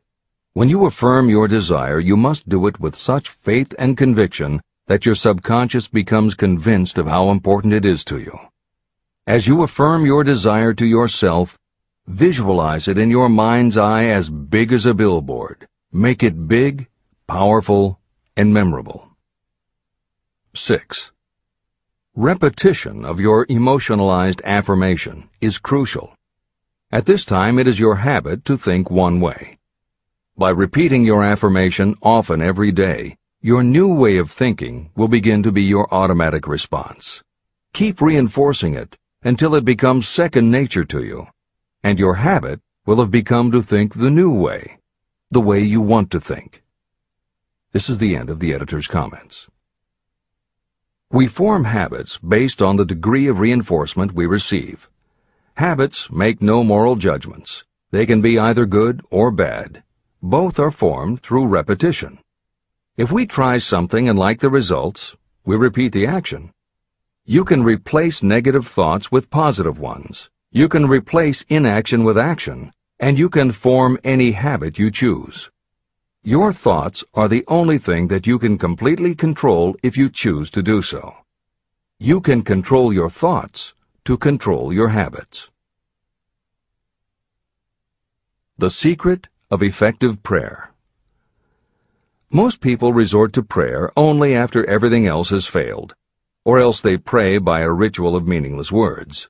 And because most people who pray do so only after everything else has failed, they go to prayer with their minds filled with fear and doubt. Because fear and doubt are the emotions that are mixed with their prayer, these are the emotions the subconscious mind passes on, and these are the emotions that infinite intelligence receives and acts upon.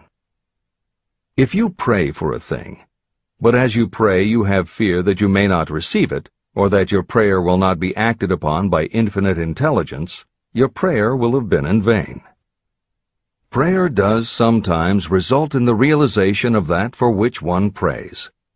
If you have ever had the experience of receiving something for which you prayed, go back in your memory and recall your actual state of mind while you were praying, and you will know for sure that the theory here described is more than a theory.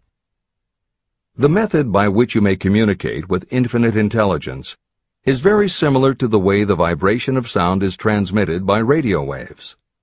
Sound cannot be transmitted through the atmosphere until it has been changed into a very high rate of vibration. The radio station takes the sound of the human voice and modifies it by stepping up the vibration millions of times. Only in this way can the energy of sound be sent over distances. After this transformation has taken place, the energy, which originally was in the form of vibrations of sound, is broadcast or transmitted as a radio signal. When a radio set receives the high-speed transmission, it then reconverts that energy back to its original slower rate of vibration. And when it is stepped down to its original rate, it vibrates the diaphragm of the speaker, which reproduces the original sound of the voice. The subconscious mind is the intermediary that translates prayers or desires into terms that infinite intelligence can receive. The answer comes back to you in the form of a definite plan or idea for procuring the object of your prayer. When you understand this principle, you know why mere words read from a prayer book cannot serve as an agency of communication between the mind of man and infinite intelligence. Do not expect troubles, as they have a tendency not to disappoint. Chapter 14. The Brain. A broadcasting and receiving station for thought. The 12th step toward riches. It was while I was working with the late Dr. Alexander Graham Bell and Dr. Elmer R. Gates that I first proposed the idea that every human brain is both a broadcasting and receiving station for the vibration of thought. In some way similar to the principle behind the operation of a radio receiver, every human brain is capable of picking up vibrations of thought that are being released by other brains. These are received as hunches and flashes of intuition. As was explained in previous chapters, it is your creative imagination that is the receiving set of your brain, which receives thoughts from your subconscious and, under certain circumstances, receives thoughts released by the brains of others. Your creative imagination is the interconnection between your conscious or reasoning mind and the four sources from which you receive thought stimuli.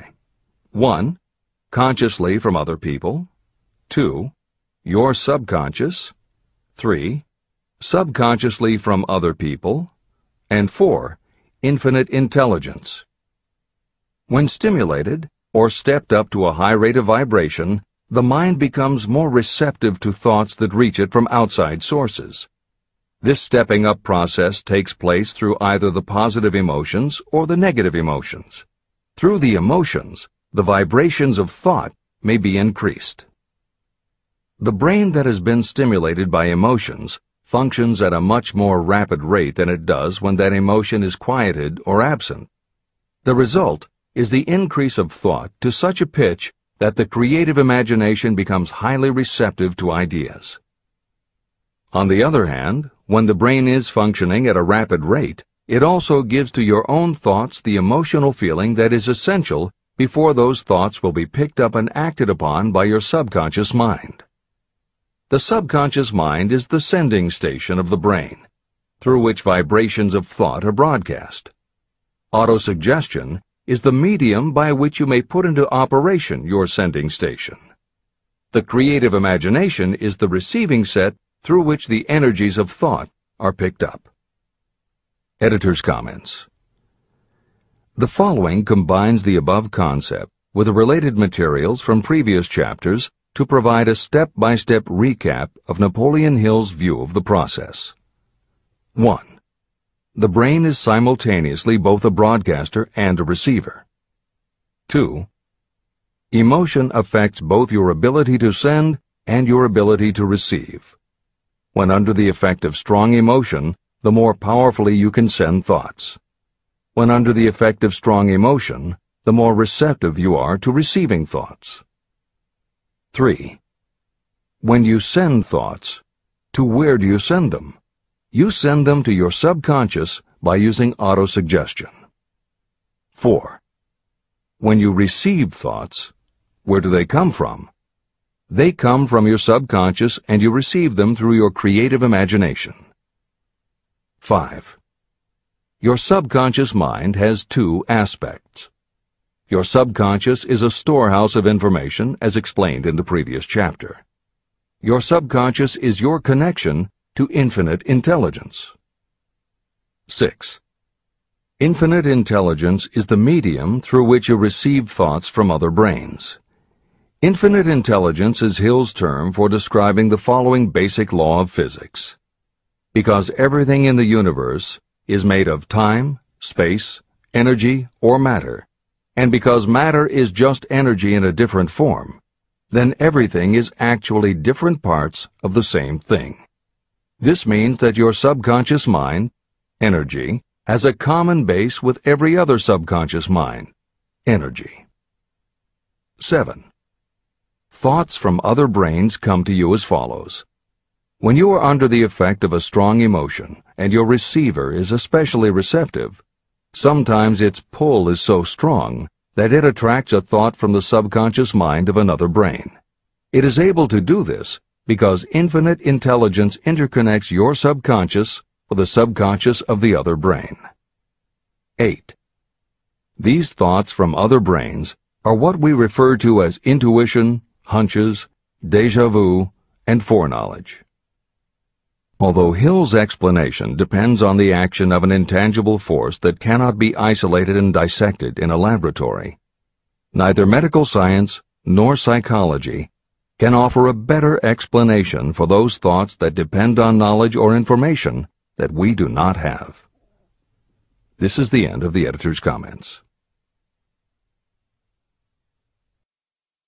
The greatest forces are intangible. In the past, we've depended too much on our physical senses and have limited our knowledge to physical things that we could see, touch, weigh, and measure. I believe we have entered the most marvelous of all ages, an age that will teach us more about the intangible forces of the world about us. Perhaps we shall learn that there is an other self that is more powerful than the physical self we see when we look in a mirror. Many people do not take seriously such intangibles, the things that they cannot perceive through any of their five senses. However, to belittle the idea of forces that are intangible or cannot be explained is to ignore the fact that all of us, every day, are controlled by forces that are unseen and intangible. The whole of mankind has not the power to cope with nor to control the intangible force wrapped up in the rolling waves of the oceans. We still do not fully understand the intangible force of gravity, which keeps this little Earth suspended in space and keeps us from falling from it, much less have the power to control that force. We are entirely subservient to the intangible force that comes with a thunderstorm, and we are just as helpless in the presence of the intangible force of electricity. We do not understand the intangible force and intelligence wrapped up in the soil of the earth, the force that provides us with every morsel of food we eat, every article of clothing we wear, and every dollar we carry in our pockets. Last but not least, with all of our culture and education, we still understand little or nothing of the greatest of all the intangibles, thought. However, we have begun to learn a good deal about the intricate workings of the physical brain, and the results are stunning. We know that the central switchboard of the human brain, the number of lines that connect the brain cells to each other, is written as the figure 1, followed by 15 million zeros. Dr. C. Judson Herrick of the University of Chicago says, "The figure is so stupendous that astronomical figures, dealing with hundreds of millions of light years, become insignificant by comparison. It has been determined that there are from 10 billion to 14 billion nerve cells in the human cerebral cortex, and we know that these are arranged in definite patterns. These arrangements are not haphazard. They are orderly. It is inconceivable to me that such a network of intricate machinery should be in existence for the sole purpose of carrying on the physical functions connected with the growth and maintenance of the physical body. Is it not likely that the same system, which gives billions of brain cells the media for communication, one with another, also provides the means of communication with other intangible forces?" Editor's comments. In the time since Hill wrote the above comments, we have learned a great deal more about the physical brain and how it operates. We understand much about the chemistry of the brain.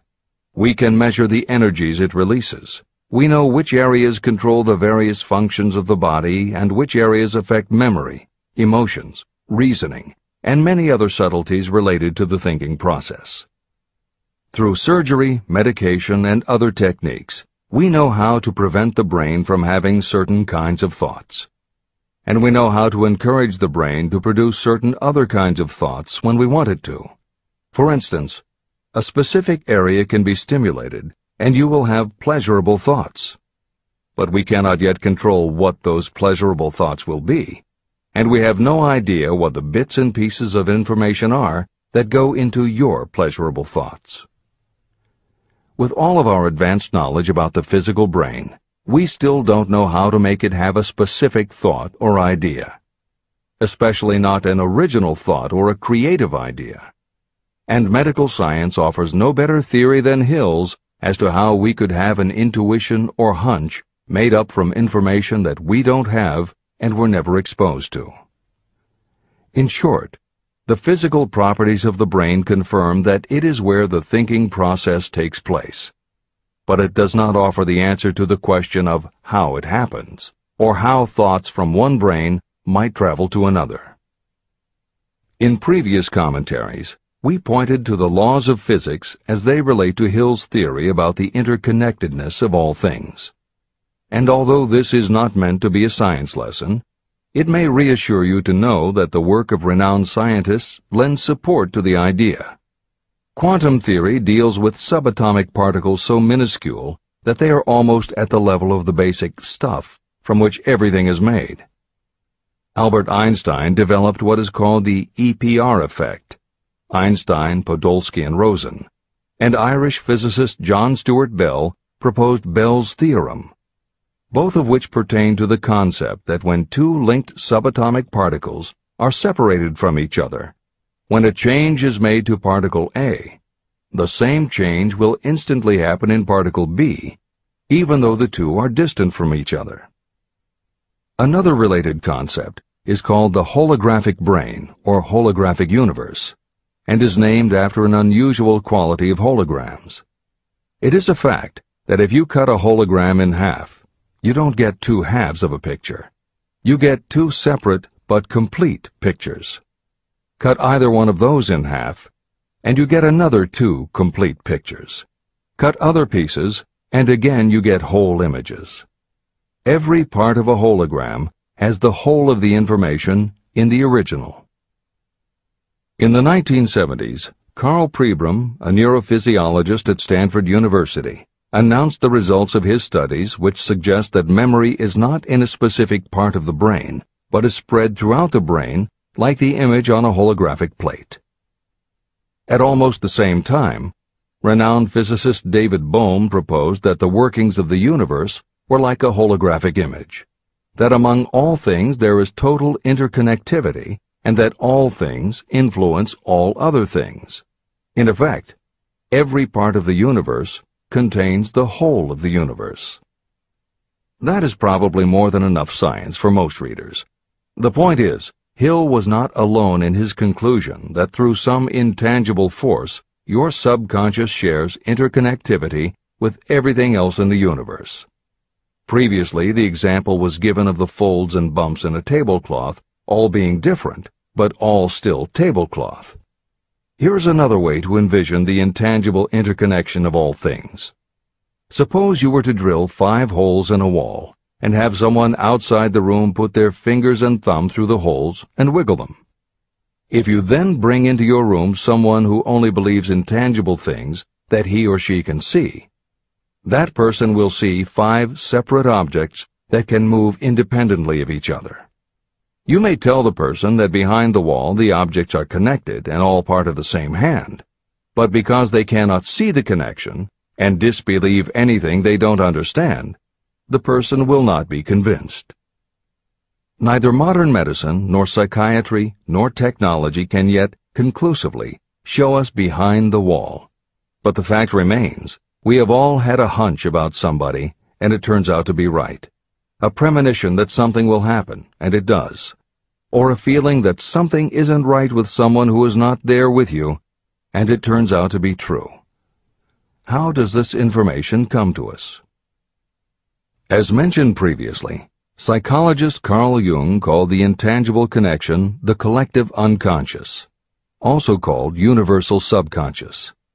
Others call it the totally unified theory, the great first cause, the universal mind, or spirit, and some see it as another way of describing God.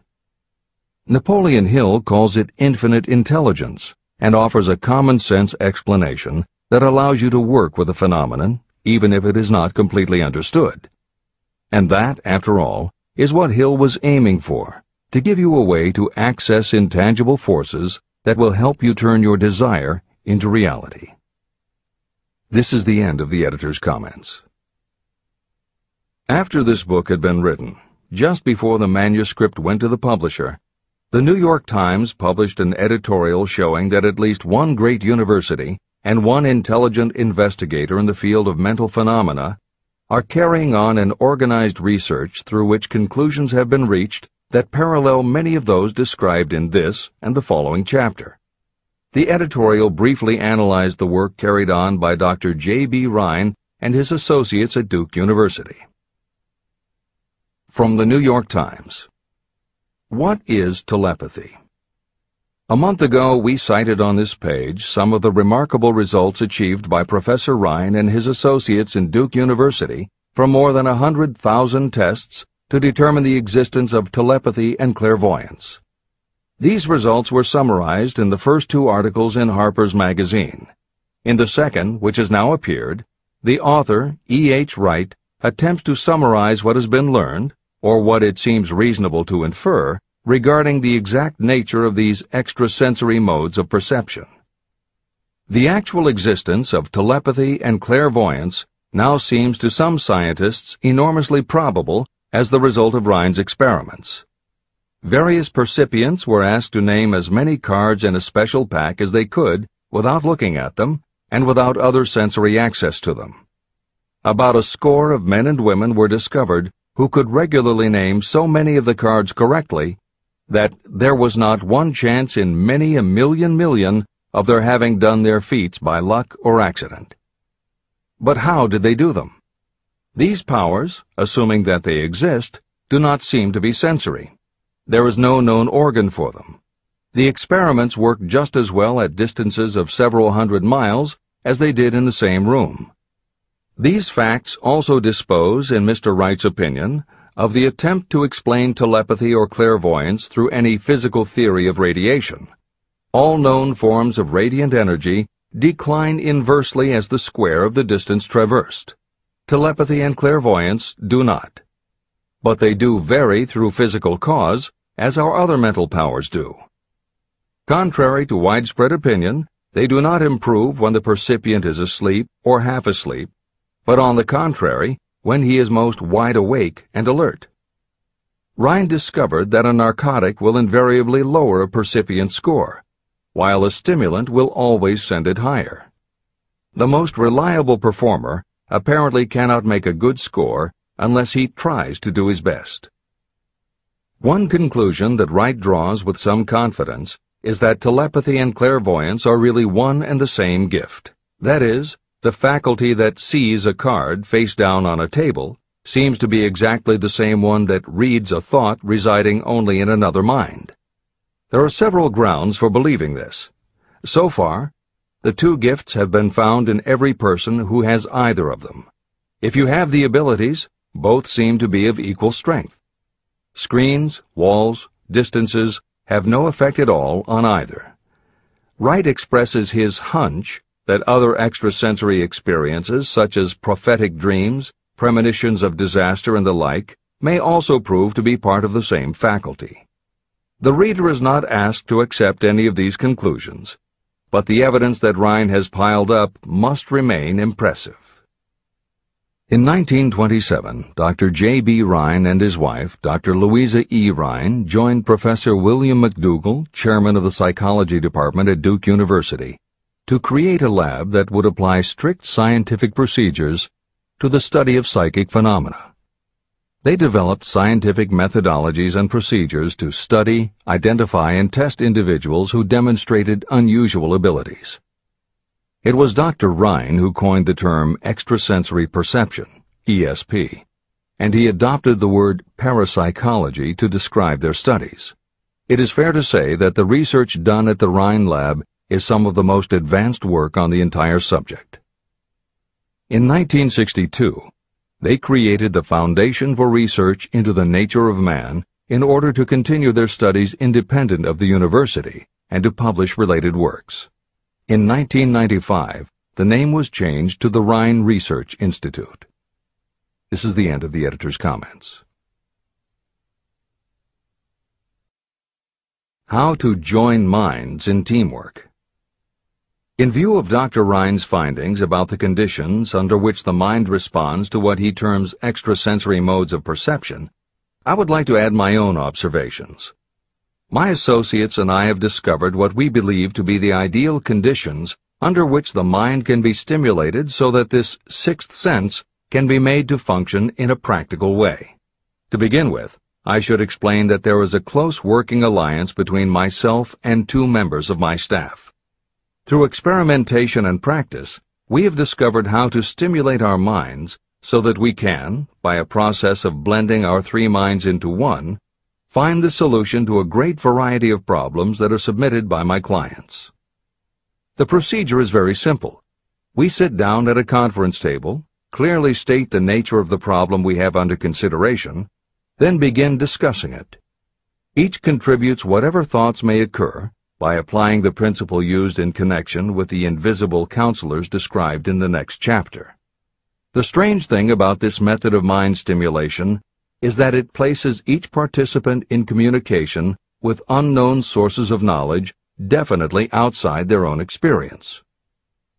If you understand the principle described in the chapter on the mastermind, you of course recognize the round table as being a practical application of the mastermind. This method of mind stimulation, through the discussion of definite subjects between three people, illustrates the simplest and most practical use of the mastermind. When you tap into the power of your mastermind group, you will find that the more you work together, the more each member will learn to anticipate the ideas of others and to connect immediately with their intense enthusiasm and inspiration. You cannot completely control this process, but the more you use it, the more it will come into play. By adopting and following a similar plan, you will be making use of the famous Carnegie formula described in Chapter 1. If it means nothing to you at this time, mark this page and read it again after you have finished the last chapter. Great achievement is usually born of great sacrifice and is never the result of selfishness. Chapter 15. The Sixth Sense. The Door to the Temple of Wisdom. The 13th Step Toward Riches. The 13th principle is known as the Sixth Sense, through which infinite intelligence may and will communicate voluntarily without any effort from or demands by the individual. This principle is the apex of the philosophy of success. It can be assimilated, understood, and applied only by first mastering the other 12 principles. The sixth sense is that portion of the subconscious mind that has been referred to as the creative imagination. It has also been referred to as the receiving set through which ideas, plans, and thoughts flash into the mind. The flashes are sometimes called hunches or inspirations. The sixth sense defies description.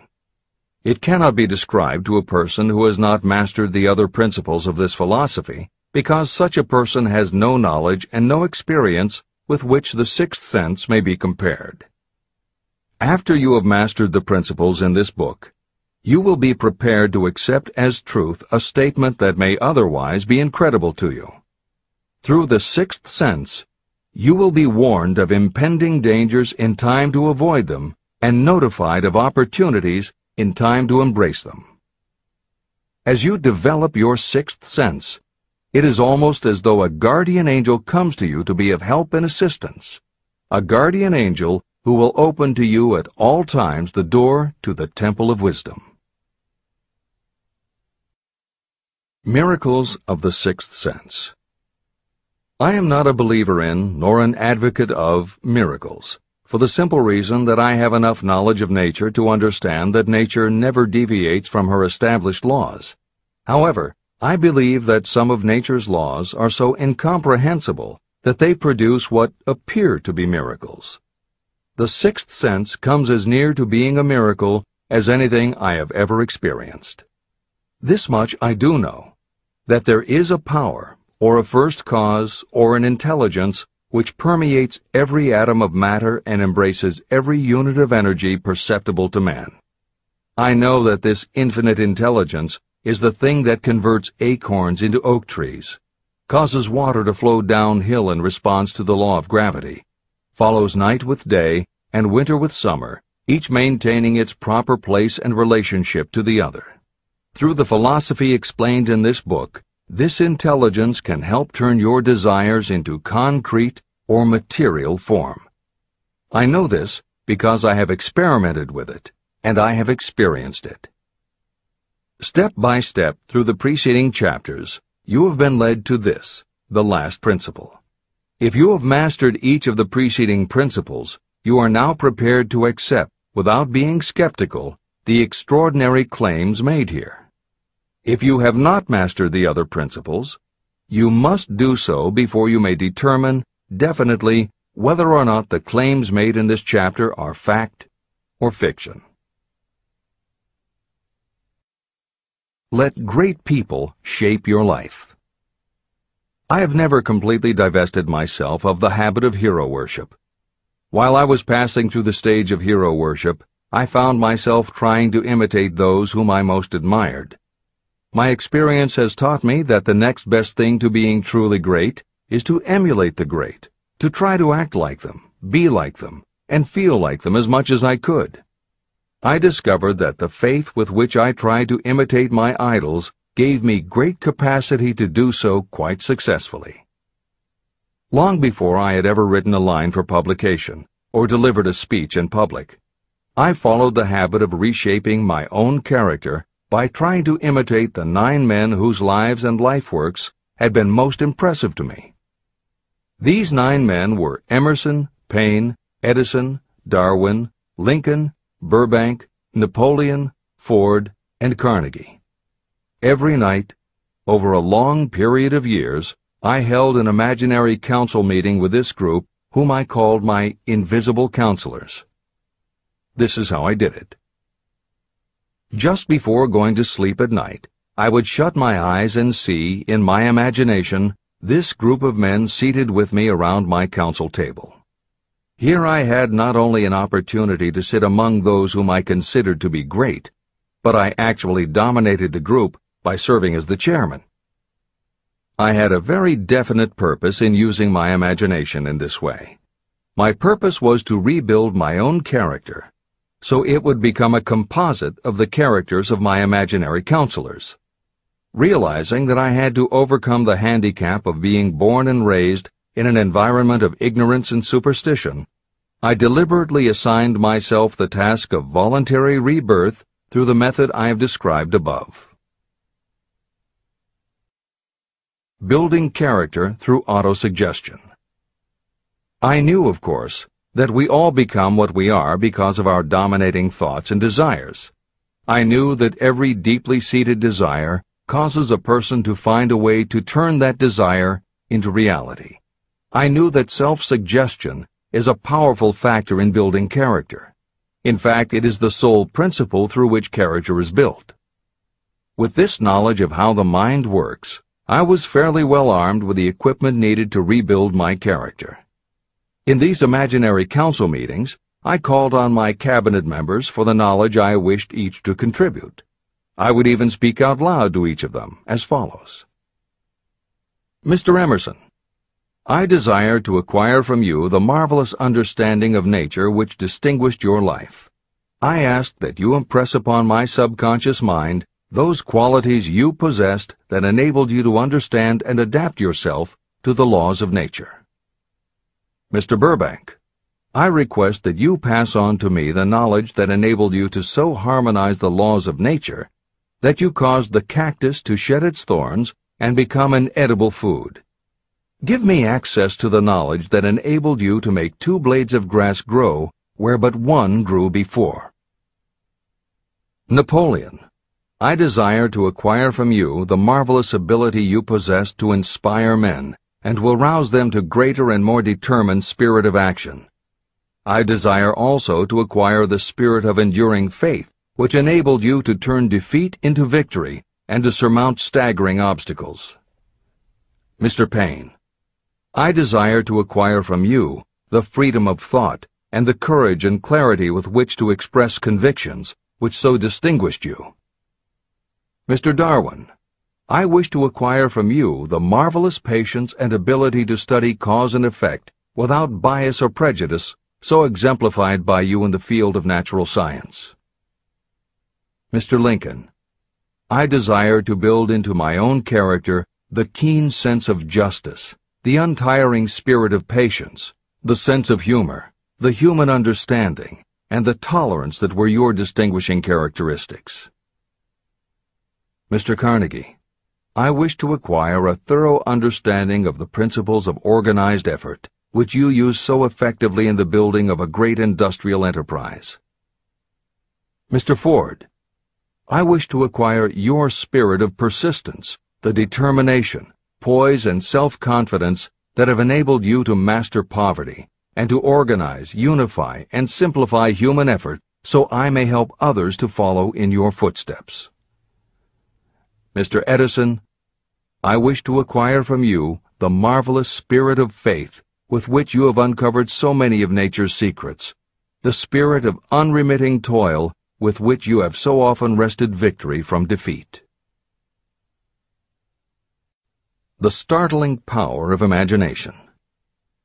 My method of addressing the members of my imaginary cabinet would vary according to the traits of character I was most interested in acquiring.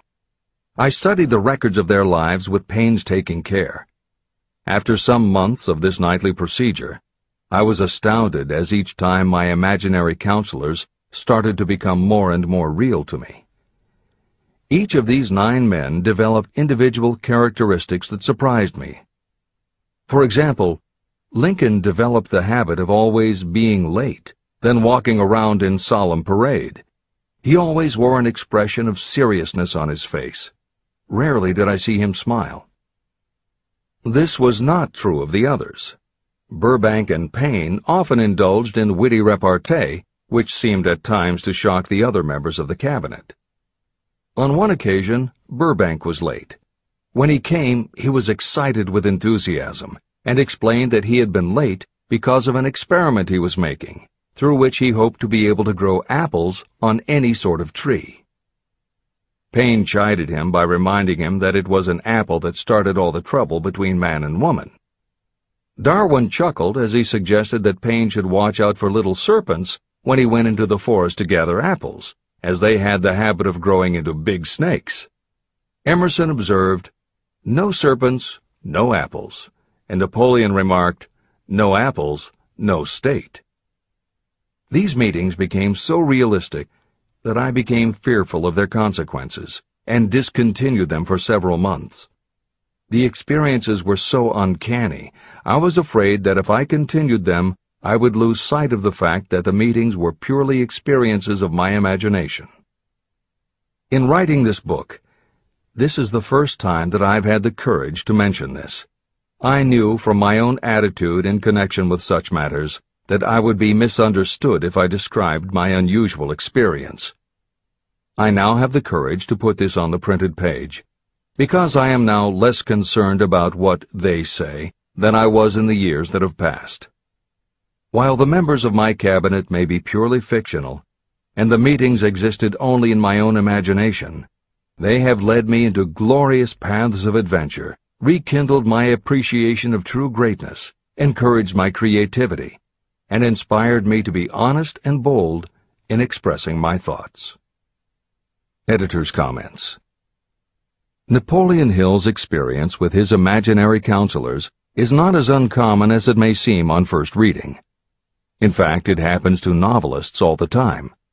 As an author proceeds with the writing of a book, there will come a point when the characters in the novel become so well defined in the author's mind that the personalities of the characters themselves begin to suggest plot points and dialogue that the author never planned. Often the thoughts that come to the author when he or she is in the character are completely original, and in real life would never have occurred to the author. Psychiatrists, therapists, and motivational experts also use this phenomenon when they work with role-playing. The usual procedure is to ask 2 people to act out a scenario as if they were in each other's shoes.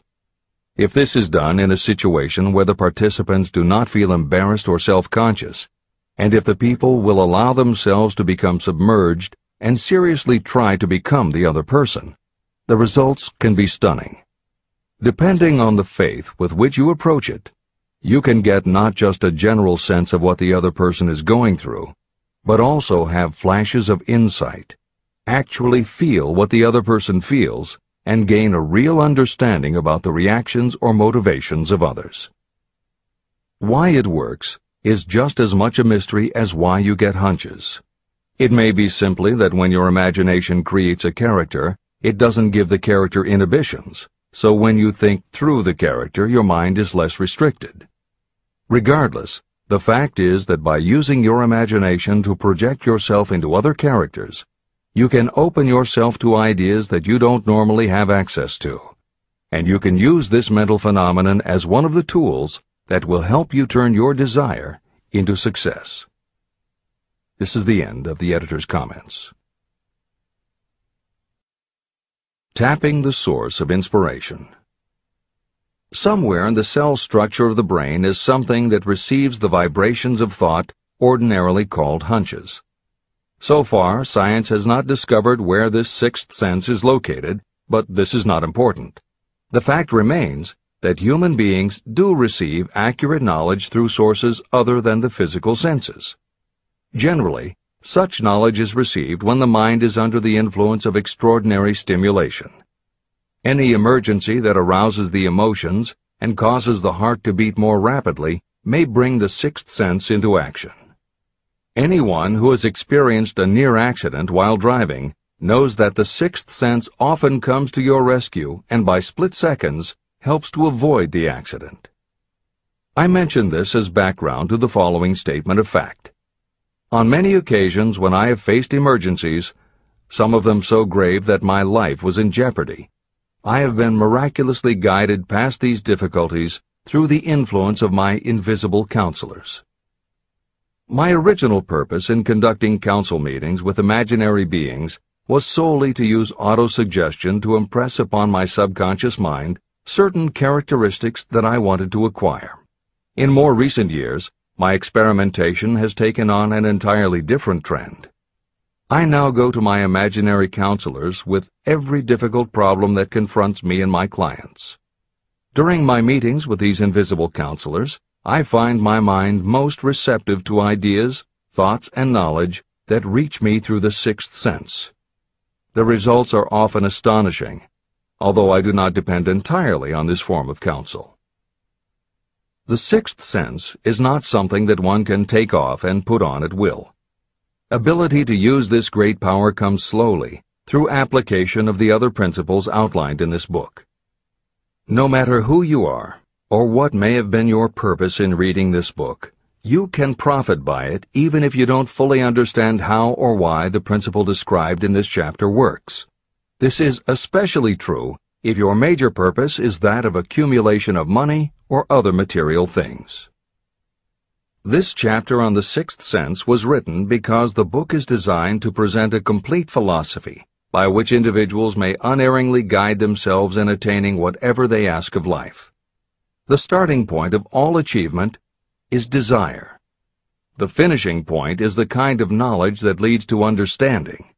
Understanding of yourself, understanding of others, understanding of the laws of nature, and the recognition and understanding of happiness. Full understanding of this comes only through familiarity with and use of the principle of the sixth sense. In reading this chapter, you may have found yourself lifted to a high level of mental stimulation. Splendid! Come back to this again a month from now, read it once more, and observe that your mind will soar to a still higher level of stimulation. Repeat this experience from time to time, giving no concern as to how much or how little you learn at the time. Eventually, you will find yourself in possession of a power that will enable you to throw off discouragement, master fear, overcome procrastination, and draw freely upon your imagination. Then you will have felt the touch of that unknown something that has been the moving spirit of every truly great thinker, leader, artist, musician, writer, or statesman. Then you will be in a position to transmute your desires into their physical or financial counterpart as easily as you may lie down and quit at the first sign of opposition.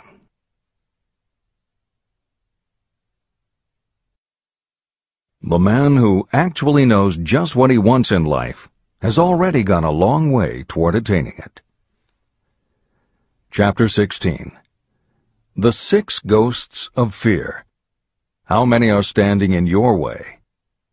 Take inventory of yourself as you read this closing chapter, and find out how many of the ghosts are standing in your way.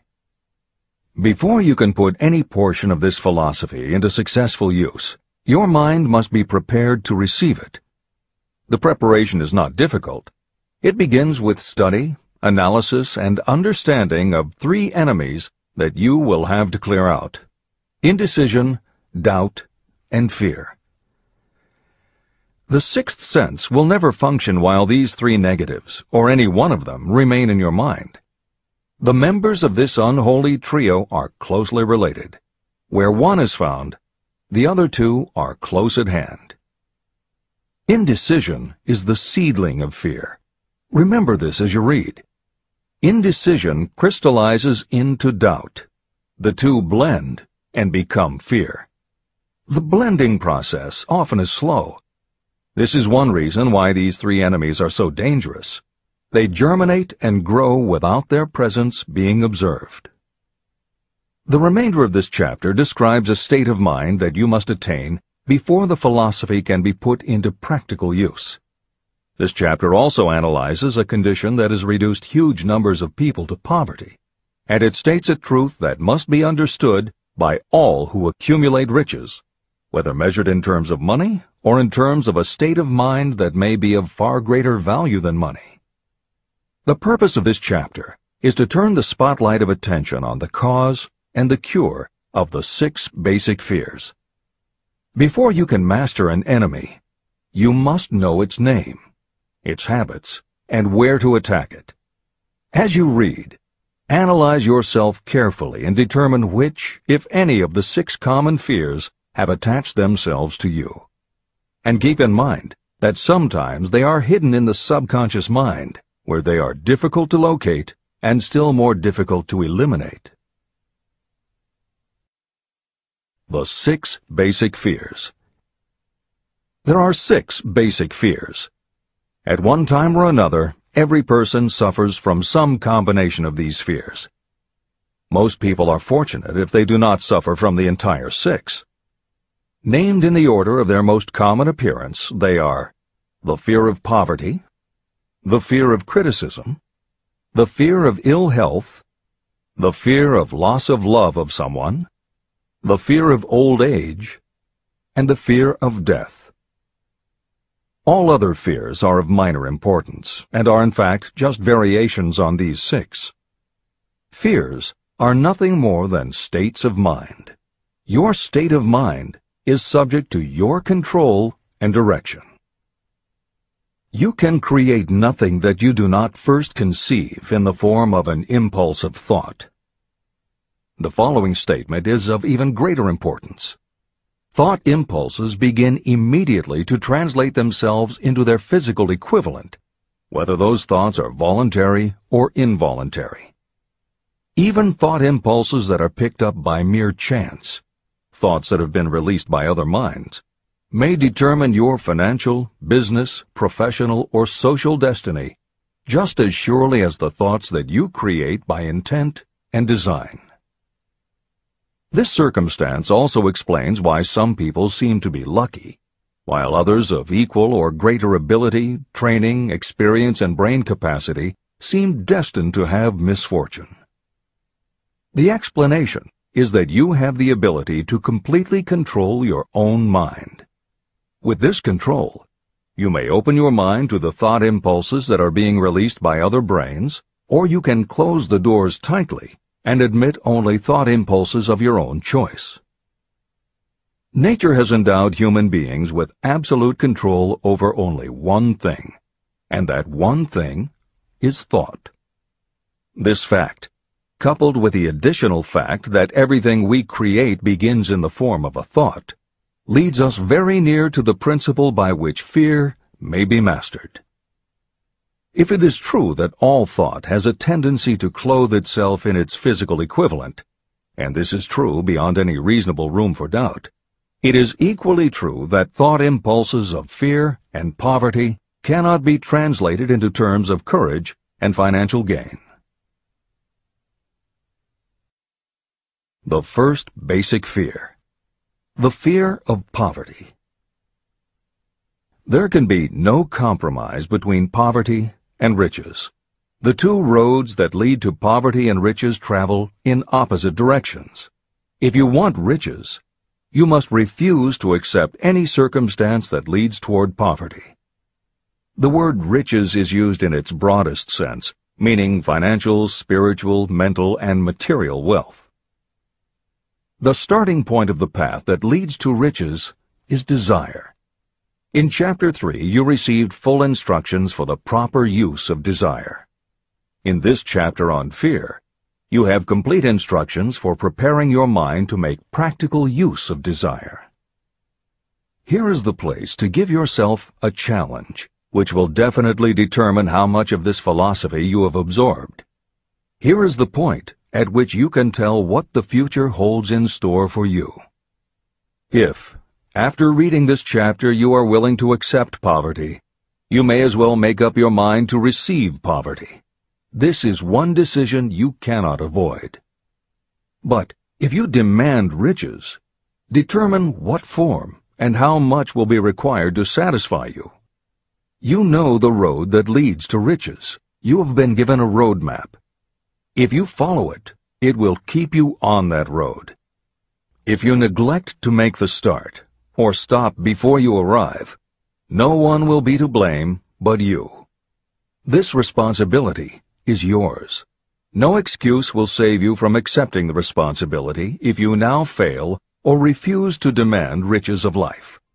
All you need is one thing. Incidentally, the only thing you can control, and that is a state of mind. A state of mind is something that is up to you. It cannot be purchased. It must be created.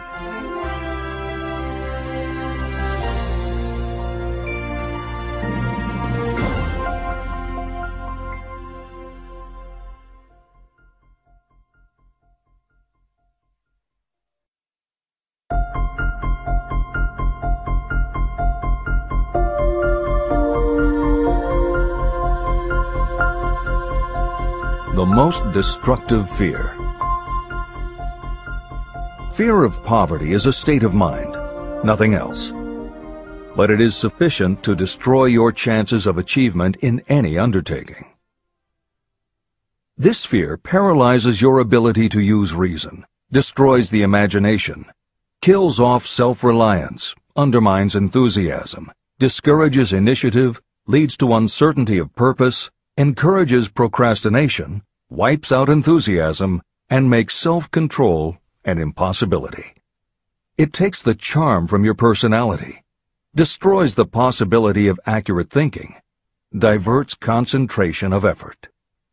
It defeats persistence, turns willpower into nothingness, destroys ambition, clouds the memory, and invites failure in every conceivable form.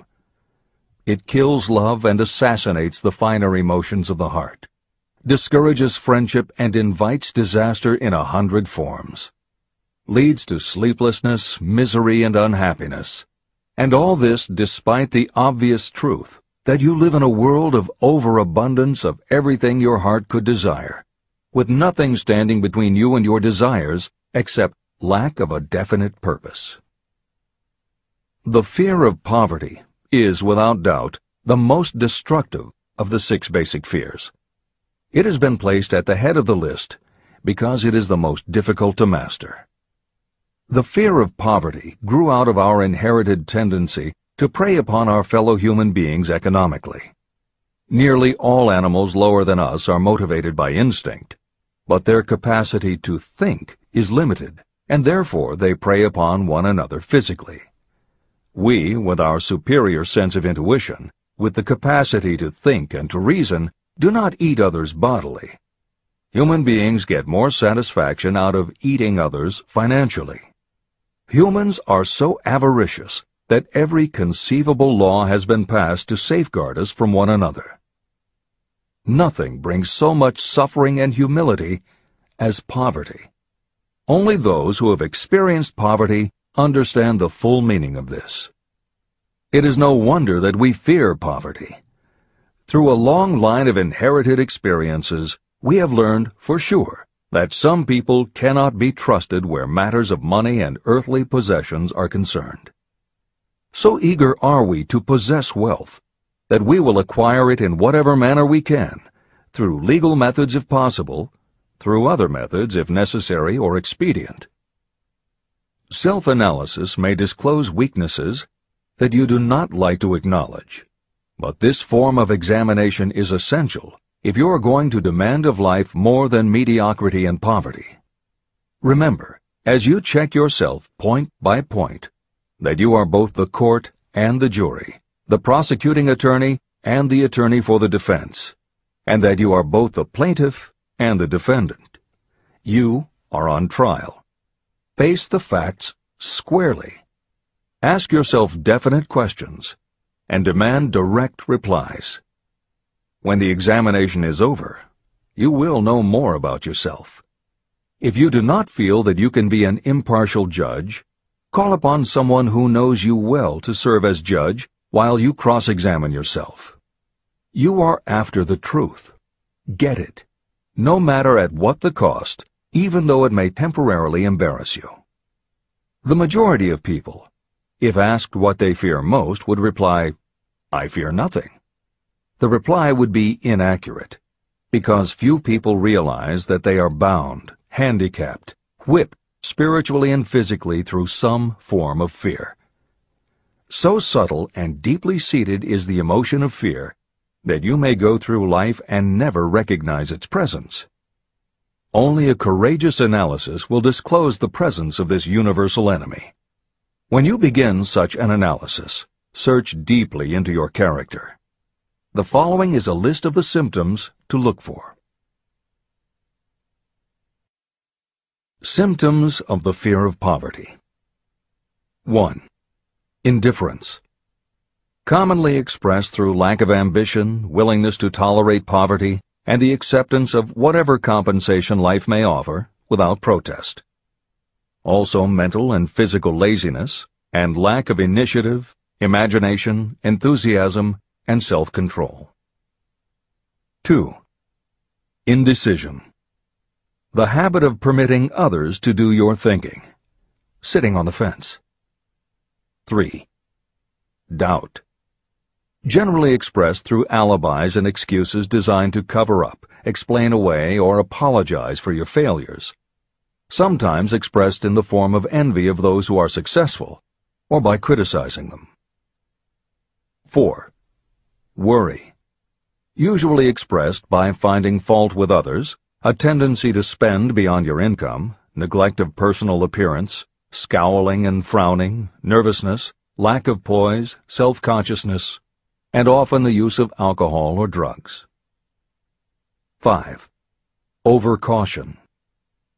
The habit of looking for the negative side of every circumstance, thinking and talking about possible failure instead of concentrating on succeeding, knowing all the roads to disaster, but never searching for the plans to avoid failure, waiting for the right time to begin until the waiting becomes a permanent habit, remembering those who have failed and forgetting those who have succeeded, seeing the hole in the donut, but overlooking the donut around the hole. 6. Procrastination. The habit of putting off until tomorrow that which should have been done last year, spending more time in creating excuses than it would take to do the job. This symptom is closely related to overcaution, doubt, and worry. Refusal to accept responsibility. Willingness to compromise rather than put up a fight. Compromising with difficulties instead of harnessing and using them as stepping stones to advancement. Bargaining with life for a penny instead of demanding prosperity, opulence, riches, contentment, and happiness. Planning what to do if you fail instead of burning all bridges and making retreat impossible. Weakness of, and often total lack of, self-confidence, definiteness of purpose, self-control, initiative, enthusiasm, ambition, thrift, and sound reasoning ability. Expecting poverty instead of demanding riches.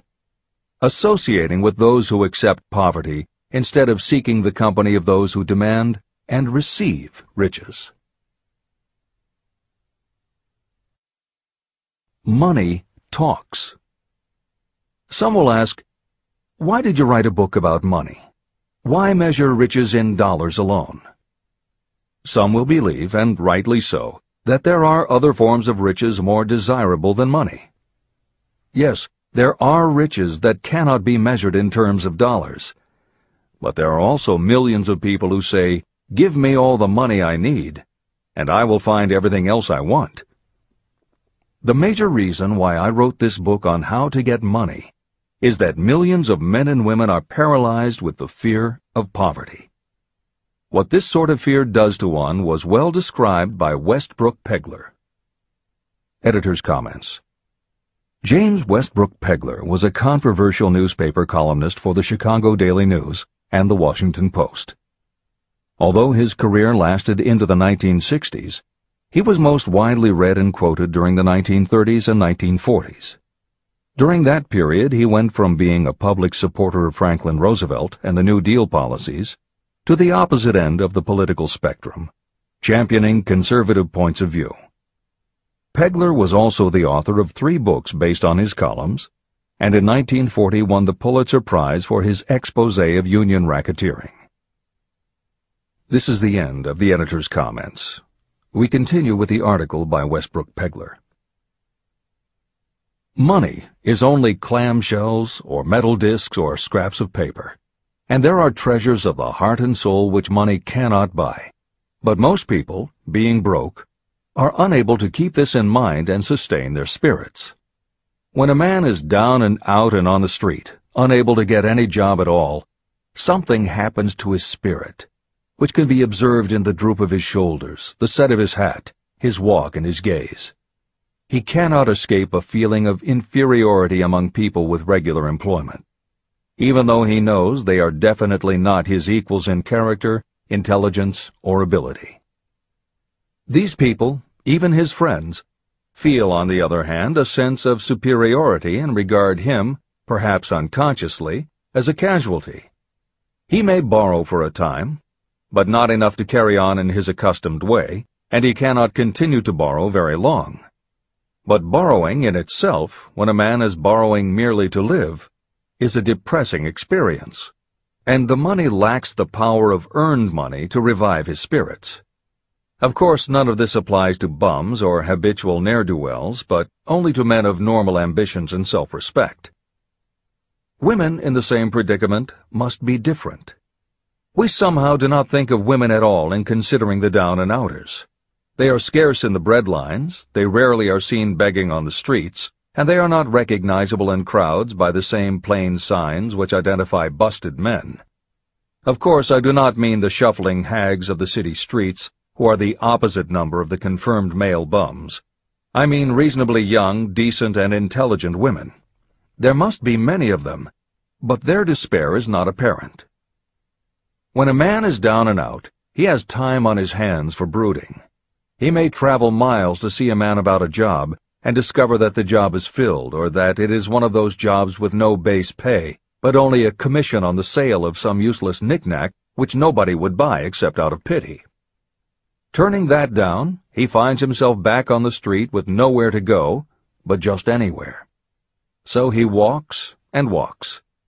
He gazes into store windows at luxuries which are not for him, and feels inferior and gives way to people who stop to look with an active interest.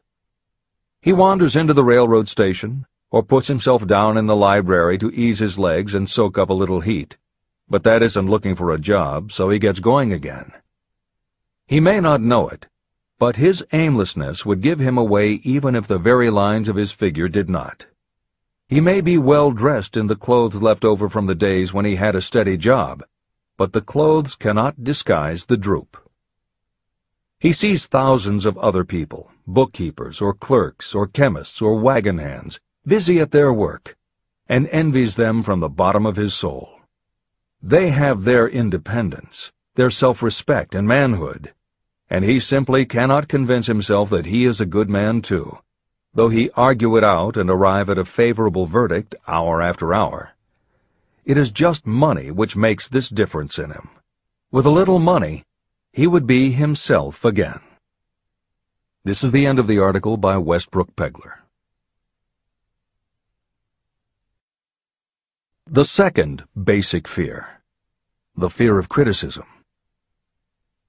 Just how we originally came by this fear, no one can say definitely, but one thing is certain. we have it in a highly developed form. I am inclined to attribute the basic fear of criticism to that part of our inherited nature that prompts us not only to take away other people's goods and wares, but also to justify our actions by criticism of the character of others. It is well known that a thief will criticize the man from whom he steals, that politicians seek office not by displaying their own virtues and qualifications, but by running negative campaigns against their opponents. Designers and clothing manufacturers have not been slow to take advantage of this basic fear of criticism. Every season, styles change. Who establishes the styles? Certainly not the purchaser. It is the designers and manufacturers. Why do they change the styles so often? The answer is obvious. They change the styles so they can sell more clothes. The fear of criticism robs people of their initiative, destroys their power of imagination, limits their individuality, takes away their self-reliance, and does them damage in 100 other ways. Parents often do their children irreparable injury by criticizing them. The mother of one of my friends used to punish him with a switch almost daily, always completing the job with the statement, "You'll land in a penitentiary before you are 20. He was sent to a reformatory at the age of 17. Editor's comments. Modern psychotherapy is well aware of the circumstance that Hill describes in the preceding paragraph. In the chapters on autosuggestion and hypnosis, reference was made to childhood traumas that result in phobias, compulsive behaviors, fixations, or complexes. However, there are instances in which the implanting of a suggestion is much more subtle. Hypnotherapists have found that common phrases such as, "Don't you ever say no to me again," "I'm afraid she'll never get over it," or "You're just like your father," can hamper a person's abilities later in life if such phrases were said often enough, or at a time when a child was particularly vulnerable. This is the end of the editor's comments. Criticism is the one form of service of which everyone has too much. Everyone has a stock of it, which is handed out gratis whether called for or not. Your nearest relatives are often the worst offenders. It should be recognized as a crime. In reality, it is a crime of the worst nature for any parent to build inferiority complexes in the mind of a child through unnecessary criticism. Employers who understand human nature get the best there is in people not by criticism, but by constructive suggestion. Parents may accomplish the same results with their children. Criticism will plant fear in the human heart, or resentment, but it will not build love or affection. Symptoms of the fear of criticism. This fear is almost as universal as the fear of poverty, and its effects are just as fatal to personal achievement, mainly because this fear destroys initiative and discourages the use of imagination. The major symptoms of the fear are 1.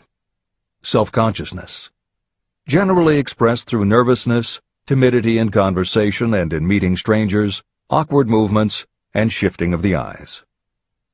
2. Lack of poise, expressed through lack of voice control, nervousness in the presence of others, poor posture, poor memory. 3. Personality weaknesses, lacking in firmness of decision, personal charm, and ability to express opinions definitely, the habit of sidestepping issues instead of meeting them squarely, agreeing with others without careful examination of their opinions. 4. Inferiority complex, the habit of expressing your own self-approval as a means of covering up your feeling of inferiority, using big words to impress others, often without knowing the real meaning of the words, imitating others in dress, speech, and manners, boasting of imaginary achievements, and acting superior to cover up the fact that you feel inferior. 5. Extravagance, the habit of trying to keep up with the Joneses and spending beyond your income. 6. Lack of initiative, failure to embrace opportunities for self-advancement, fear to express opinions, lack of confidence in your own ideas, giving evasive answers to questions asked by superiors, hesitancy of manner and speech, deceit in both words and deeds. 7. Lack of ambition, mental and physical laziness, lack of self-assertion, slowness in reaching decisions, being too easily influenced, the habit of accepting defeat without protest, or quitting an undertaking when opposed by others. Also the habit of criticizing others behind their backs and flattering them to their faces, suspicion of other people without cause, lack of tactfulness of manner and speech, and unwillingness to accept the blame for mistakes. The third basic fear, the fear of ill health. This fear may be traced to both physical and social heredity. It is closely associated with the causes of fear of old age and the fear of death. We fear ill health because of the terrible pictures that have been planted in our minds of what may happen if death should overtake us. We also fear it because of the economic toll that it may claim. One reputable physician estimated that 75% of all people who visit doctors are suffering with hypochondria, imaginary illness. It has been shown that the fear of disease, even when there is not the slightest cause for fear, often produces the physical symptoms of the disease feared. Powerful and mighty is the human mind. It builds or it destroys. Through a series of experiments, my staff proved how susceptible people are to the power of suggestion. We asked 3 acquaintances to visit separately with the victim. They were instructed to pose the question, "What ails you? You look terribly ill." The first questioner provoked a grin from him and a nonchalant, "Oh, nothing, I'm all right." The second questioner was answered with a statement, "I don't know exactly, but I do feel badly." The third questioner was met with the admission that the victim was actually feeling ill. Editor's comment. Hill's experiment is one that you do not want to carry too far. It is not that different from the principle behind certain religious sects whose members take vengeance on their enemies by hexing or placing a spell on a victim. The spell only works because the victim believes that spells can be cast and that it is possible he or she could be hexed. When the hex victim is informed that someone has cast a spell on them, they accept that it is possible, and their mind does the rest. The same theory operated when Hill's associate was told 3 times that he looked ill. He believed it was possible. Being told 3 times was convincing, and his mind went to work and made it so. This is the end of the editor's comment. There is overwhelming evidence that disease sometimes begins in the form of negative thought impulse. Such thoughts may be planted in your mind by suggestion or created by you in your own mind. Doctors send patients to new climates for their health because a change of mental attitude is necessary. The seed of fear of ill health lives in every human mind. Worry, fear, discouragement, or disappointment can cause this seed to germinate and grow. Symptoms of the fear of ill health. The symptoms of this almost universal fear are 1. Autosuggestion. The habit of negative use of self-suggestion by looking for and expecting to find symptoms of all kinds of disease. Enjoying your imaginary illness and speaking of it as being real. The habit of trying fads and isms recommended by others as having therapeutic value.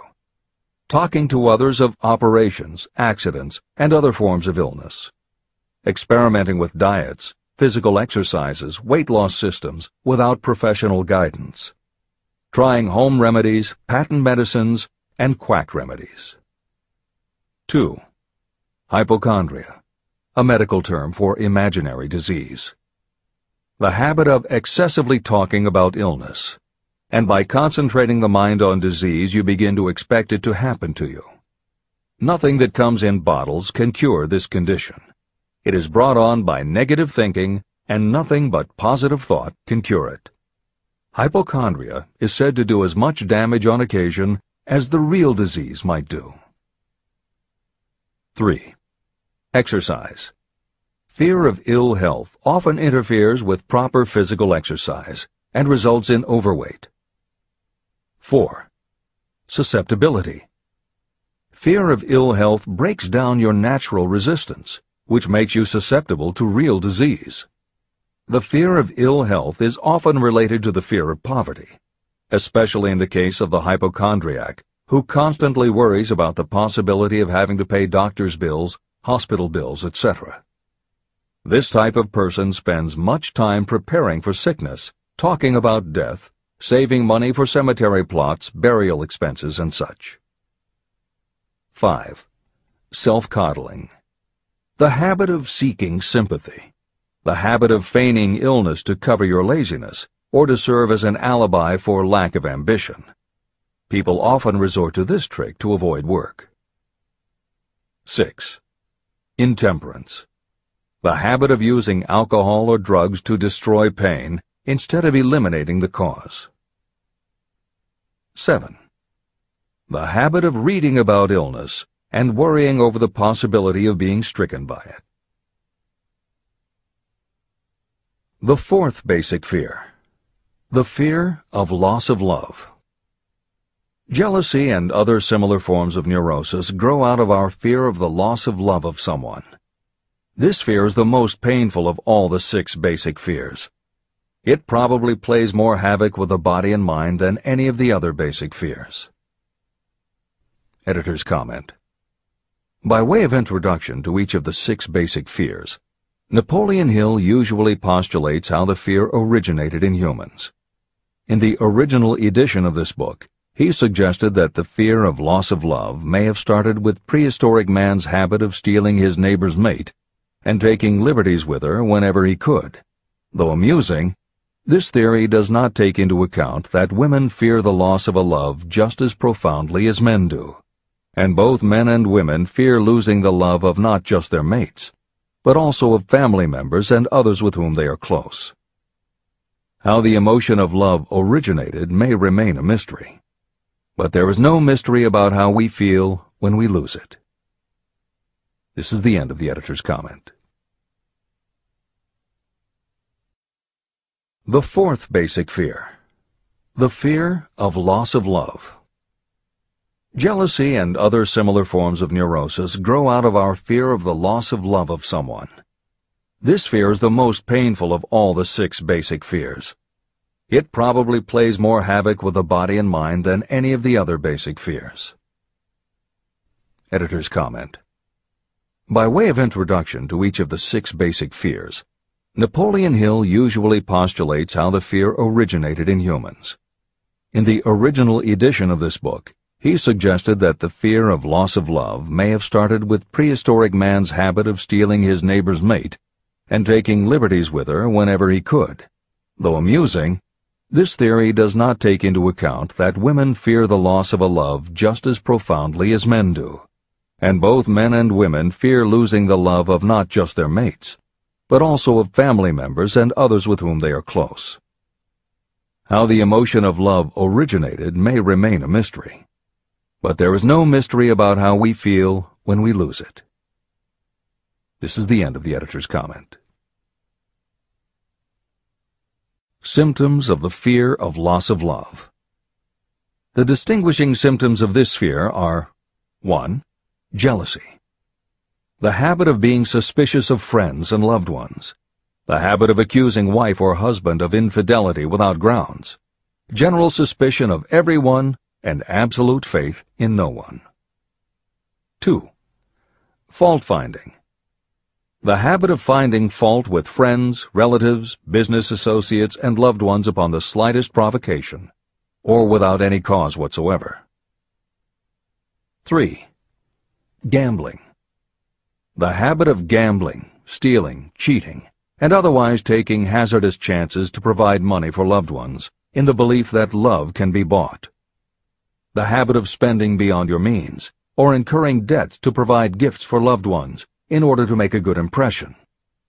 Also insomnia, nervousness, lack of persistence, weakness of will, lack of self-control, lack of self-reliance, bad temper. The fifth basic fear: the fear of old age. In the main, this fear grows out of two sources. First, the thought that old age may bring with it poverty. Second is the concern that many have for what may await them in the world beyond. The most common cause of fear of old age is associated with the possibility of poverty. Poorhouse is not a pretty word. It throws a chill into the mind of every person who faces the possibility of having to spend declining years having to live on some form of charity. The possibility of ill health, which is more common as people grow older, is also a contributing cause of this common fear of old age, as is concern about diminishing sexuality.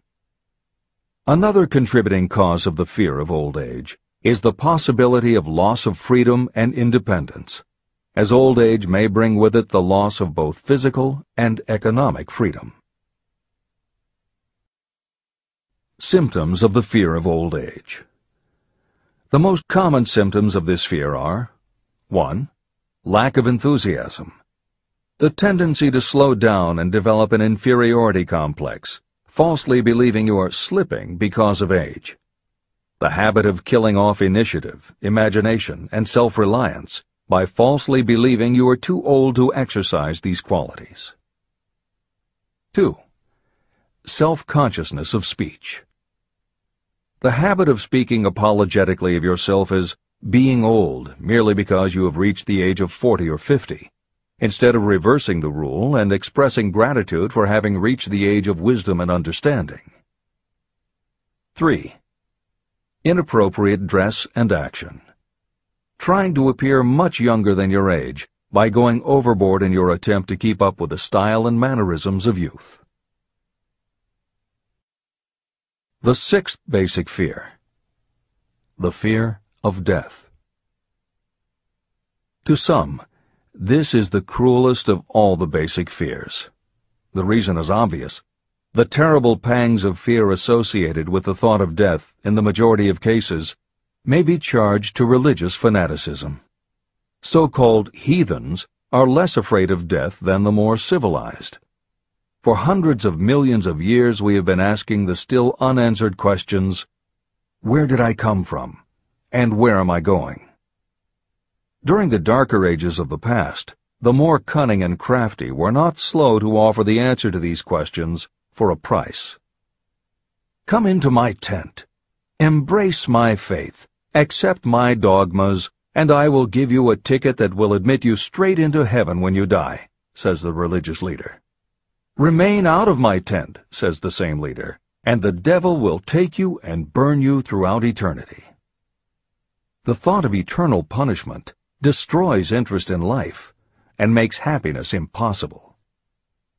While the religious leader may not actually be able to provide safe conduct into heaven or send you to hell, the possibility of the latter seems terrible.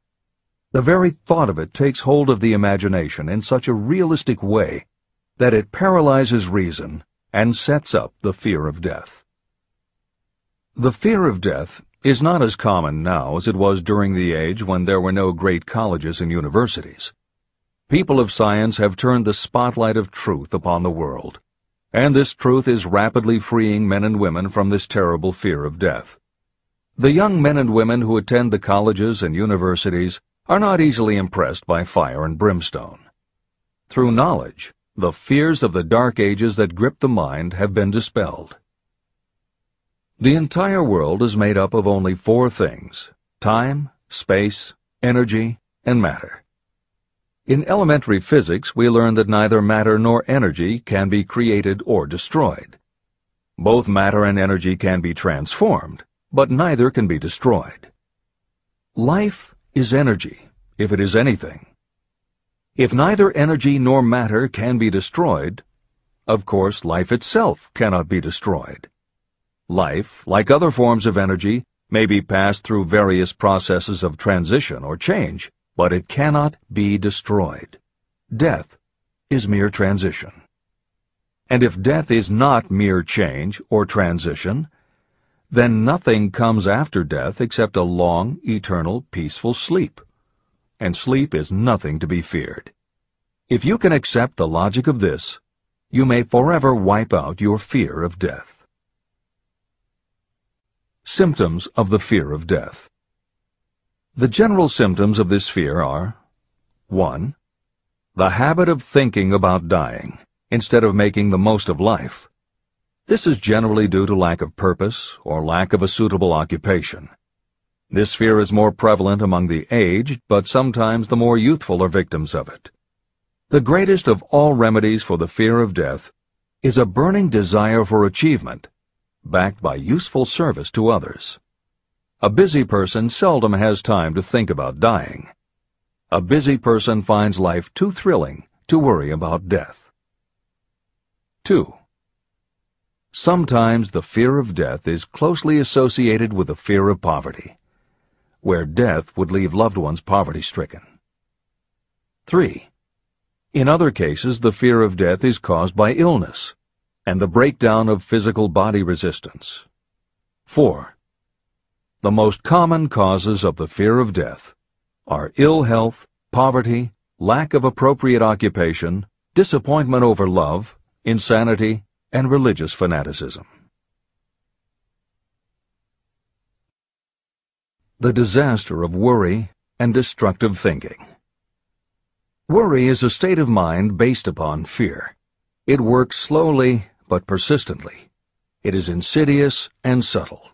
Step by step, it digs itself in until it paralyzes the reasoning faculty and destroys self-confidence and initiative. Worry is a form of sustained fear caused by indecision. Therefore, it is a state of mind that can be controlled. An unsettled mind is helpless. Indecision makes an unsettled mind. Most individuals lack the willpower to reach decisions promptly and to stand by them after they have been made. We do not worry over conditions once we have reached a decision to follow a definite line of action. I once interviewed a man who was sentenced to be electrocuted 2 hours later. The condemned man was the calmest of the 8 men who were in the death cell with him. His calmness prompted me to ask him how it felt to know that he was going into eternity in a short while. With a smile of confidence on his face, he said, "It feels fine. Just think, brother, my troubles will soon be over. I've had nothing but trouble all my life. It has been a hardship to get food and clothing. Soon, I will not need these things. I have felt fine ever since I learned for certain that I must die. I made up my mind then to accept my fate in good spirit." As he spoke, he devoured a dinner sufficient for 3 men, eating every mouthful of the food brought to him, and apparently enjoying it as much as if no disaster awaited him. Decision gave this man resignation to his fate. Decision can also prevent one's acceptance of undesired circumstances. Through indecision, the 6 basic fears become translated into a state of worry. Relieve yourself forever of the fear of death by reaching a decision to accept death as an inescapable event. Eliminate the fear of old age by reaching a decision to accept it not as a handicap, but as a great blessing that carries with it wisdom, self-control, and understanding. Master the fear of loss of love by reaching a decision to get along without love, if that is necessary. Defeat the fear of criticism by reaching a decision not to worry about what other people think, do, or say. Overcome the fear of ill health by the decision to forget symptoms, and whip the fear of poverty by reaching a decision to get along with whatever wealth you can accumulate without worry. Kill the habit of worry in all its forms by reaching a general blanket decision that nothing life has to offer is worth the price of worry. With this decision will come poise, peace of mind, and calmness of thought, which will bring happiness. If your mind is filled with fear, you not only destroy your own chances of intelligent action, but you transmit these destructive vibrations to the minds of all who come into contact with you, and you destroy their chances too. Even a dog or a horse knows when its master lacks courage. It will pick up the vibrations of fear given off by its master and behave accordingly. The vibrations of fear pass from one mind to another just as quickly and as surely as the sound of the human voice passes from the broadcasting station to a radio receiver. The person who constantly speaks of negative or destructive thoughts is practically certain to experience the results of those words in the form of destructive feedback. But even negative thoughts without words will come back to you. The release of destructive thought impulses alone also produces feedback in more ways than one. First, and perhaps most important to be remembered, the person who releases thoughts of a destructive nature must suffer damage through the breaking down of creative imagination. Secondly, the presence in the mind of any destructive emotion develops a negative personality, which repels people and often converts them into antagonists. The third source of damage is that negative thoughts not only affect others, but they also embed themselves in the subconscious mind of the person releasing them and there become a part of that person's character.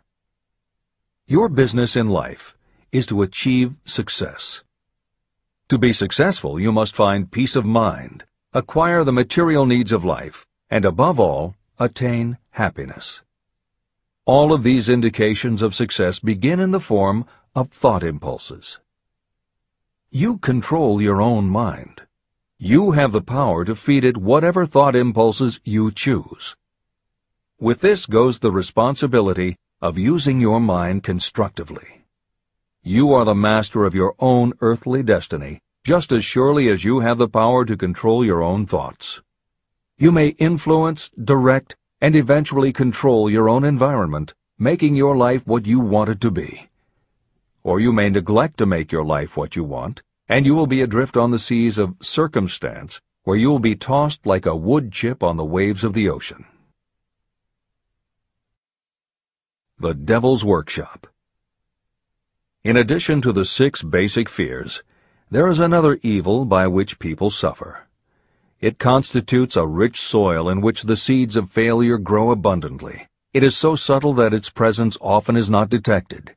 It is more deeply rooted and more often fatal than all of the 6 fears. For want of a better name, let us call this evil susceptibility to negative influences. Those who accumulate great riches always protect themselves against negative influences. The poverty-stricken never do. Those who succeed in any calling must prepare their minds to resist such influences. If you are reading this book to learn how to grow rich, you should examine yourself very carefully to determine whether you are susceptible to negative influences. If you neglect this self-analysis, you will give up your right to attain the object of your desires. Make your analysis searching. As you read the following questions, be tough on yourself. Go at the task as carefully as you would if you were searching for any other enemy you knew was waiting to ambush you. You must deal with your own faults as you would with a real and serious enemy. You can easily protect yourself against real enemies because there are laws, police, and courts to deal with them. But this 7th basic evil is more difficult to master because it strikes when you are not aware of its presence, when you are asleep and while you are awake. Moreover, its weapon is intangible because it consists of merely a state of mind. Negative influences are also dangerous because they come in so many different forms. Sometimes they enter the mind through the well-meant words of your friends and relatives. At other times they come from within, through your own mental attitude. Always it is as deadly as poison, even though it may not kill as quickly.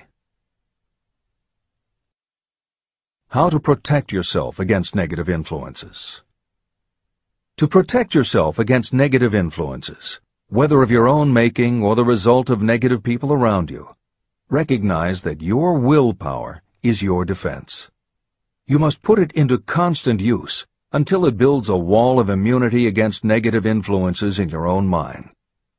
Recognize that you and every other human being are, by nature, lazy, indifferent, and susceptible to all suggestions that reinforce your weaknesses.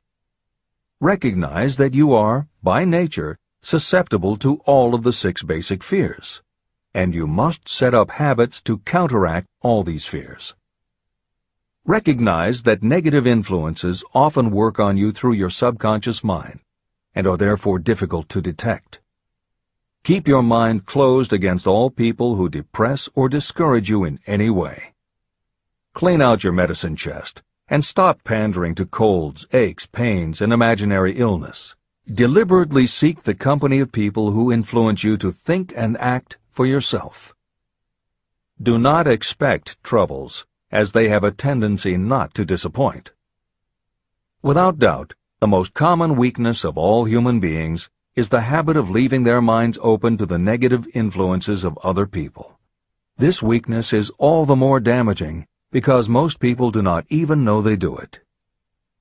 The following list of questions is designed to help you see yourself as you really are. You should read through the list now. Then set aside a day when you can give adequate time to go through the list again and thoroughly answer each question. When you do this, I advise that you read the questions and state your answers aloud so you can hear your own voice. This will make it easier for you to be truthful with yourself.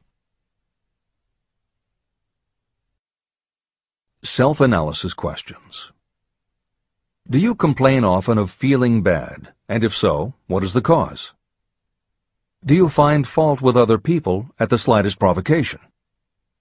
Do you frequently make mistakes in your work, and if so, why? Are you sarcastic and offensive in your conversation? Do you deliberately avoid the association of anyone, and if so, why? Do you suffer frequently with indigestion? If so, what is the cause? Does life seem futile and the future hopeless to you? Do you like your occupation? If not, why? Do you often feel self-pity? And if so, why?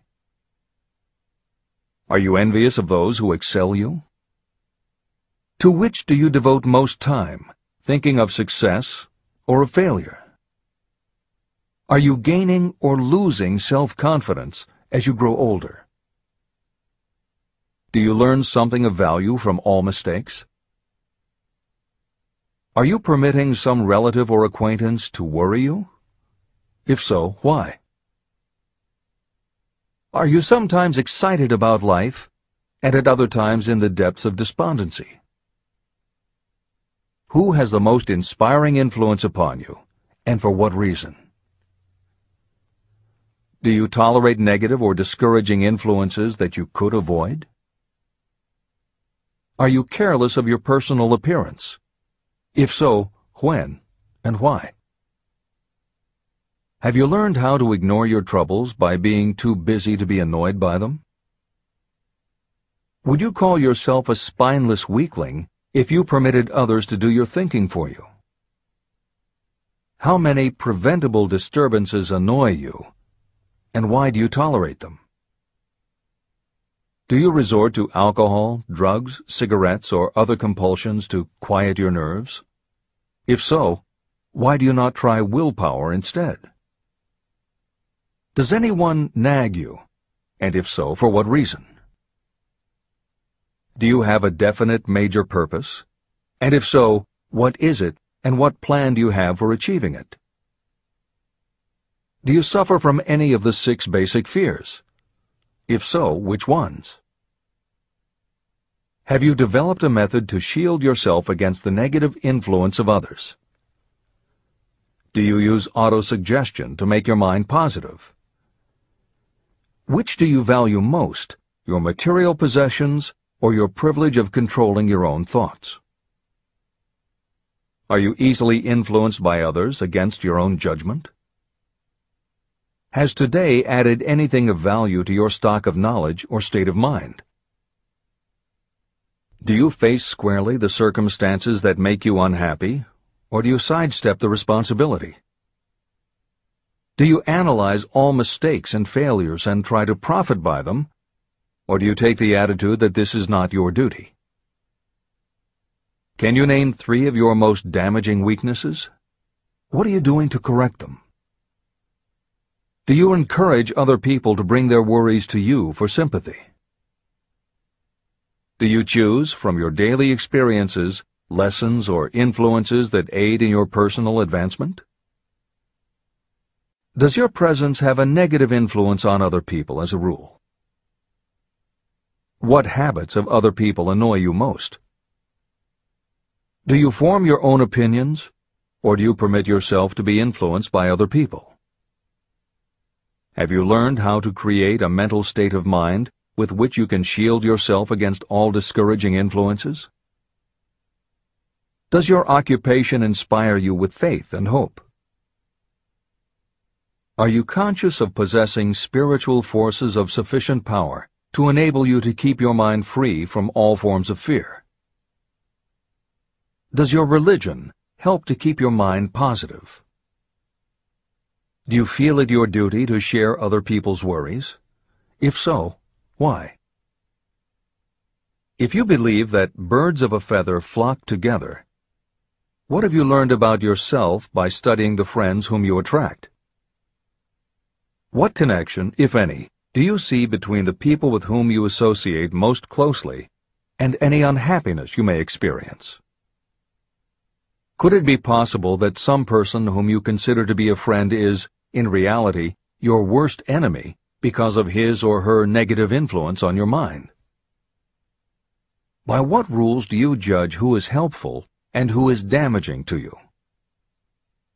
Are your intimate associates mentally superior or inferior to you? How much time out of every 24 hours do you devote to your occupation, sleep, play and relaxation, acquiring useful knowledge, plain wasted time? Who among your acquaintances encourages you most, cautions you most, discourages you most? What is your greatest worry? Why do you tolerate it?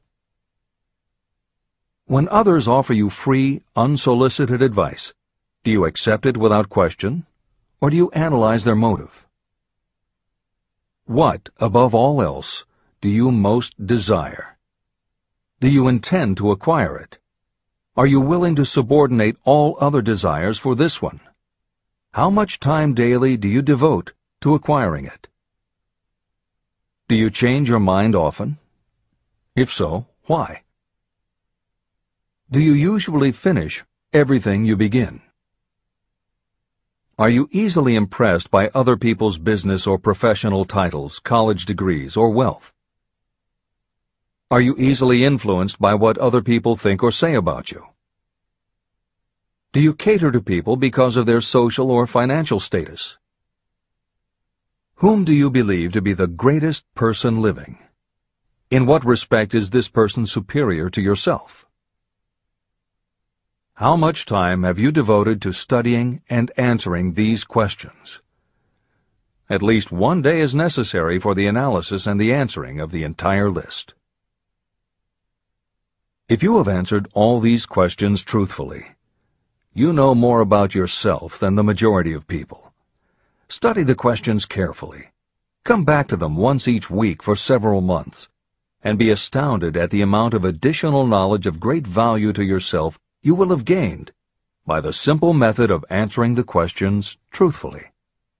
If you are not certain about the answers to some of the questions, seek the counsel of those who know you well, especially those who have no motive in flattering you, and see yourself through their eyes. The experience will be astonishing. The one thing over which you have absolute control. You have absolute control over only one thing, and that is your thoughts.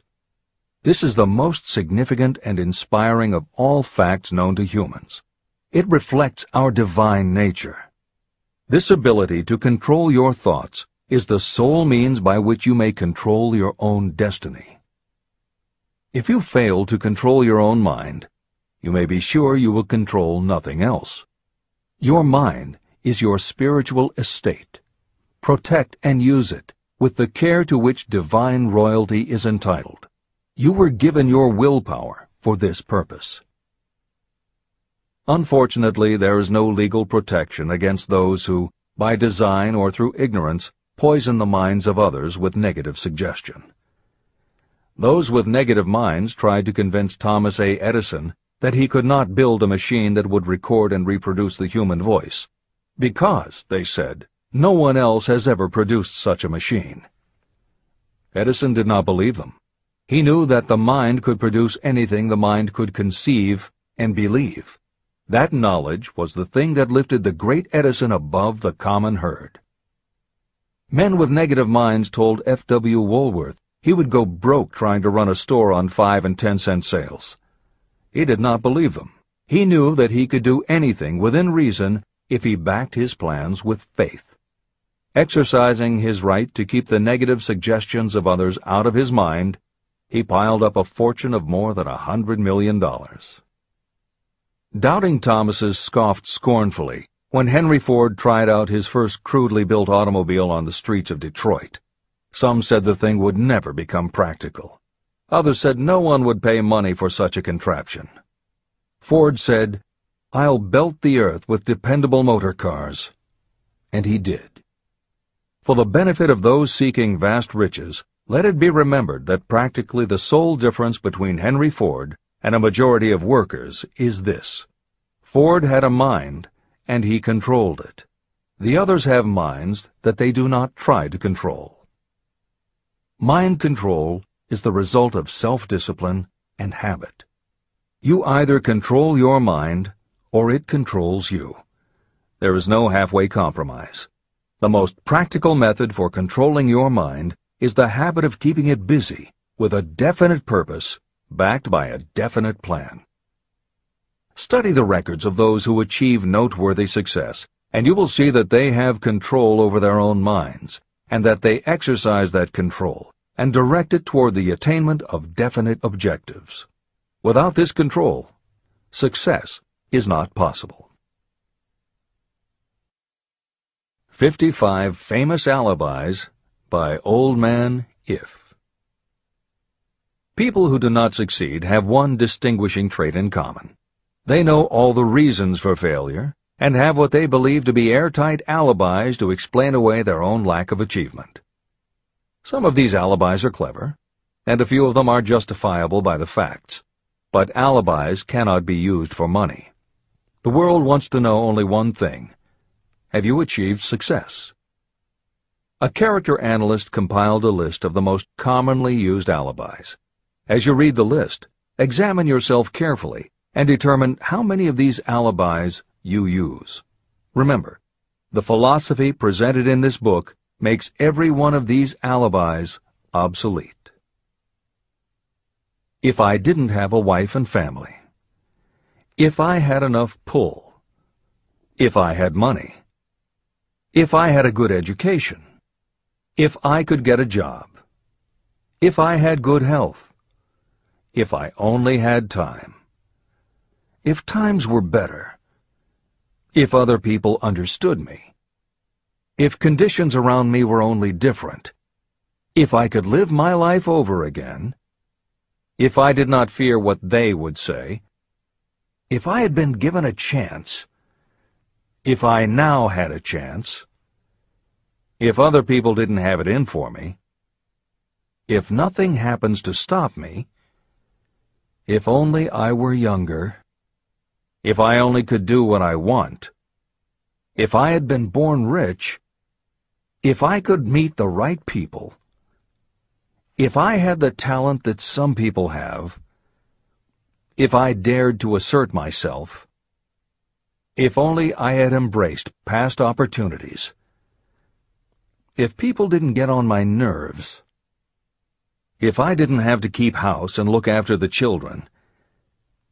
If I could save some money. If the boss only appreciated me. If I only had somebody to help me. If my family understood me. if I lived in a big city, if I could just get started, if I were only free, if I had the personality of some people, if I were not so fat, if my real talents were known, if I could just get a break, if I could only get out of debt, if I hadn't failed, if I only knew how, if everybody wasn't against me, if I didn't have so many worries, if I could marry the right person, if people weren't so dumb, if my family were not so extravagant, if I were sure of myself, if luck were not against me, if I had not been born under the wrong star, if it were not true that what is to be will be, if I did not have to work so hard, if I hadn't lost my money,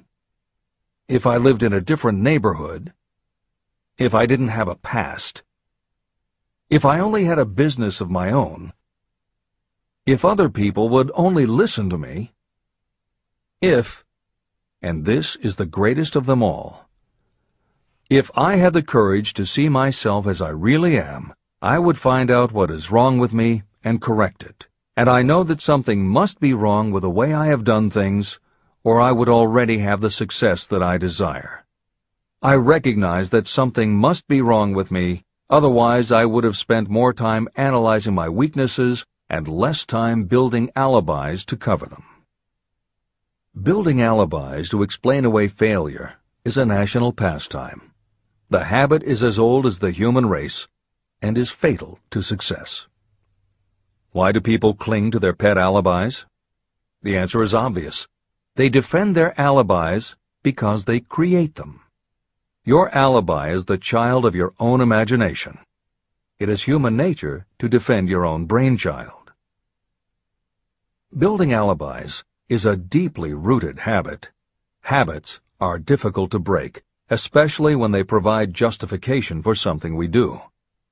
Plato had this truth in mind when he said, "The first and best victory is to conquer self. To be conquered by self is, of all things, the most shameful and vile." Another philosopher had the same thought in mind when he said, "It was a great surprise to me when I discovered that most of the ugliness I saw in others was but a reflection of my own nature." Elbert Hubbard, philosopher, author, publisher of the Fra magazine, and founder of the Roycrofters Community of Artists, said, "It has always been a mystery to me why people spend so much time deliberately fooling themselves by creating alibis to cover their weaknesses. If used differently, this same time would be sufficient to cure the weakness. Then no alibis would be needed." In parting, I would remind you that life is a checkerboard, and the player opposite you is time. If you hesitate before moving, or neglect to move promptly, your men will be wiped off the board by time. You are playing against a partner who will not tolerate indecision. Previously, you may have had a logical excuse for not having forced life to come through with whatever you asked. That alibi is now obsolete, because you are in possession of the master key that unlocks the door to life's riches. The master key is intangible, but it is powerful. It is the privilege of creating, in your own mind, a burning desire for a definite form of riches. There is no penalty for the use of this key, but there is a price you must pay if you do not use it. The price is failure. There is a reward of stupendous proportions if you put the key to use. It is the satisfaction that will come to you when you conquer self and force life to pay whatever is asked. The reward is worthy of your effort. Will you make the start and be convinced? "If we are related," said the immortal Emerson, "we shall meet." In closing, may I borrow his thought and say, if we are related, we have, through these pages, met. Remember that your real wealth can be measured not by what you have, but by what you are.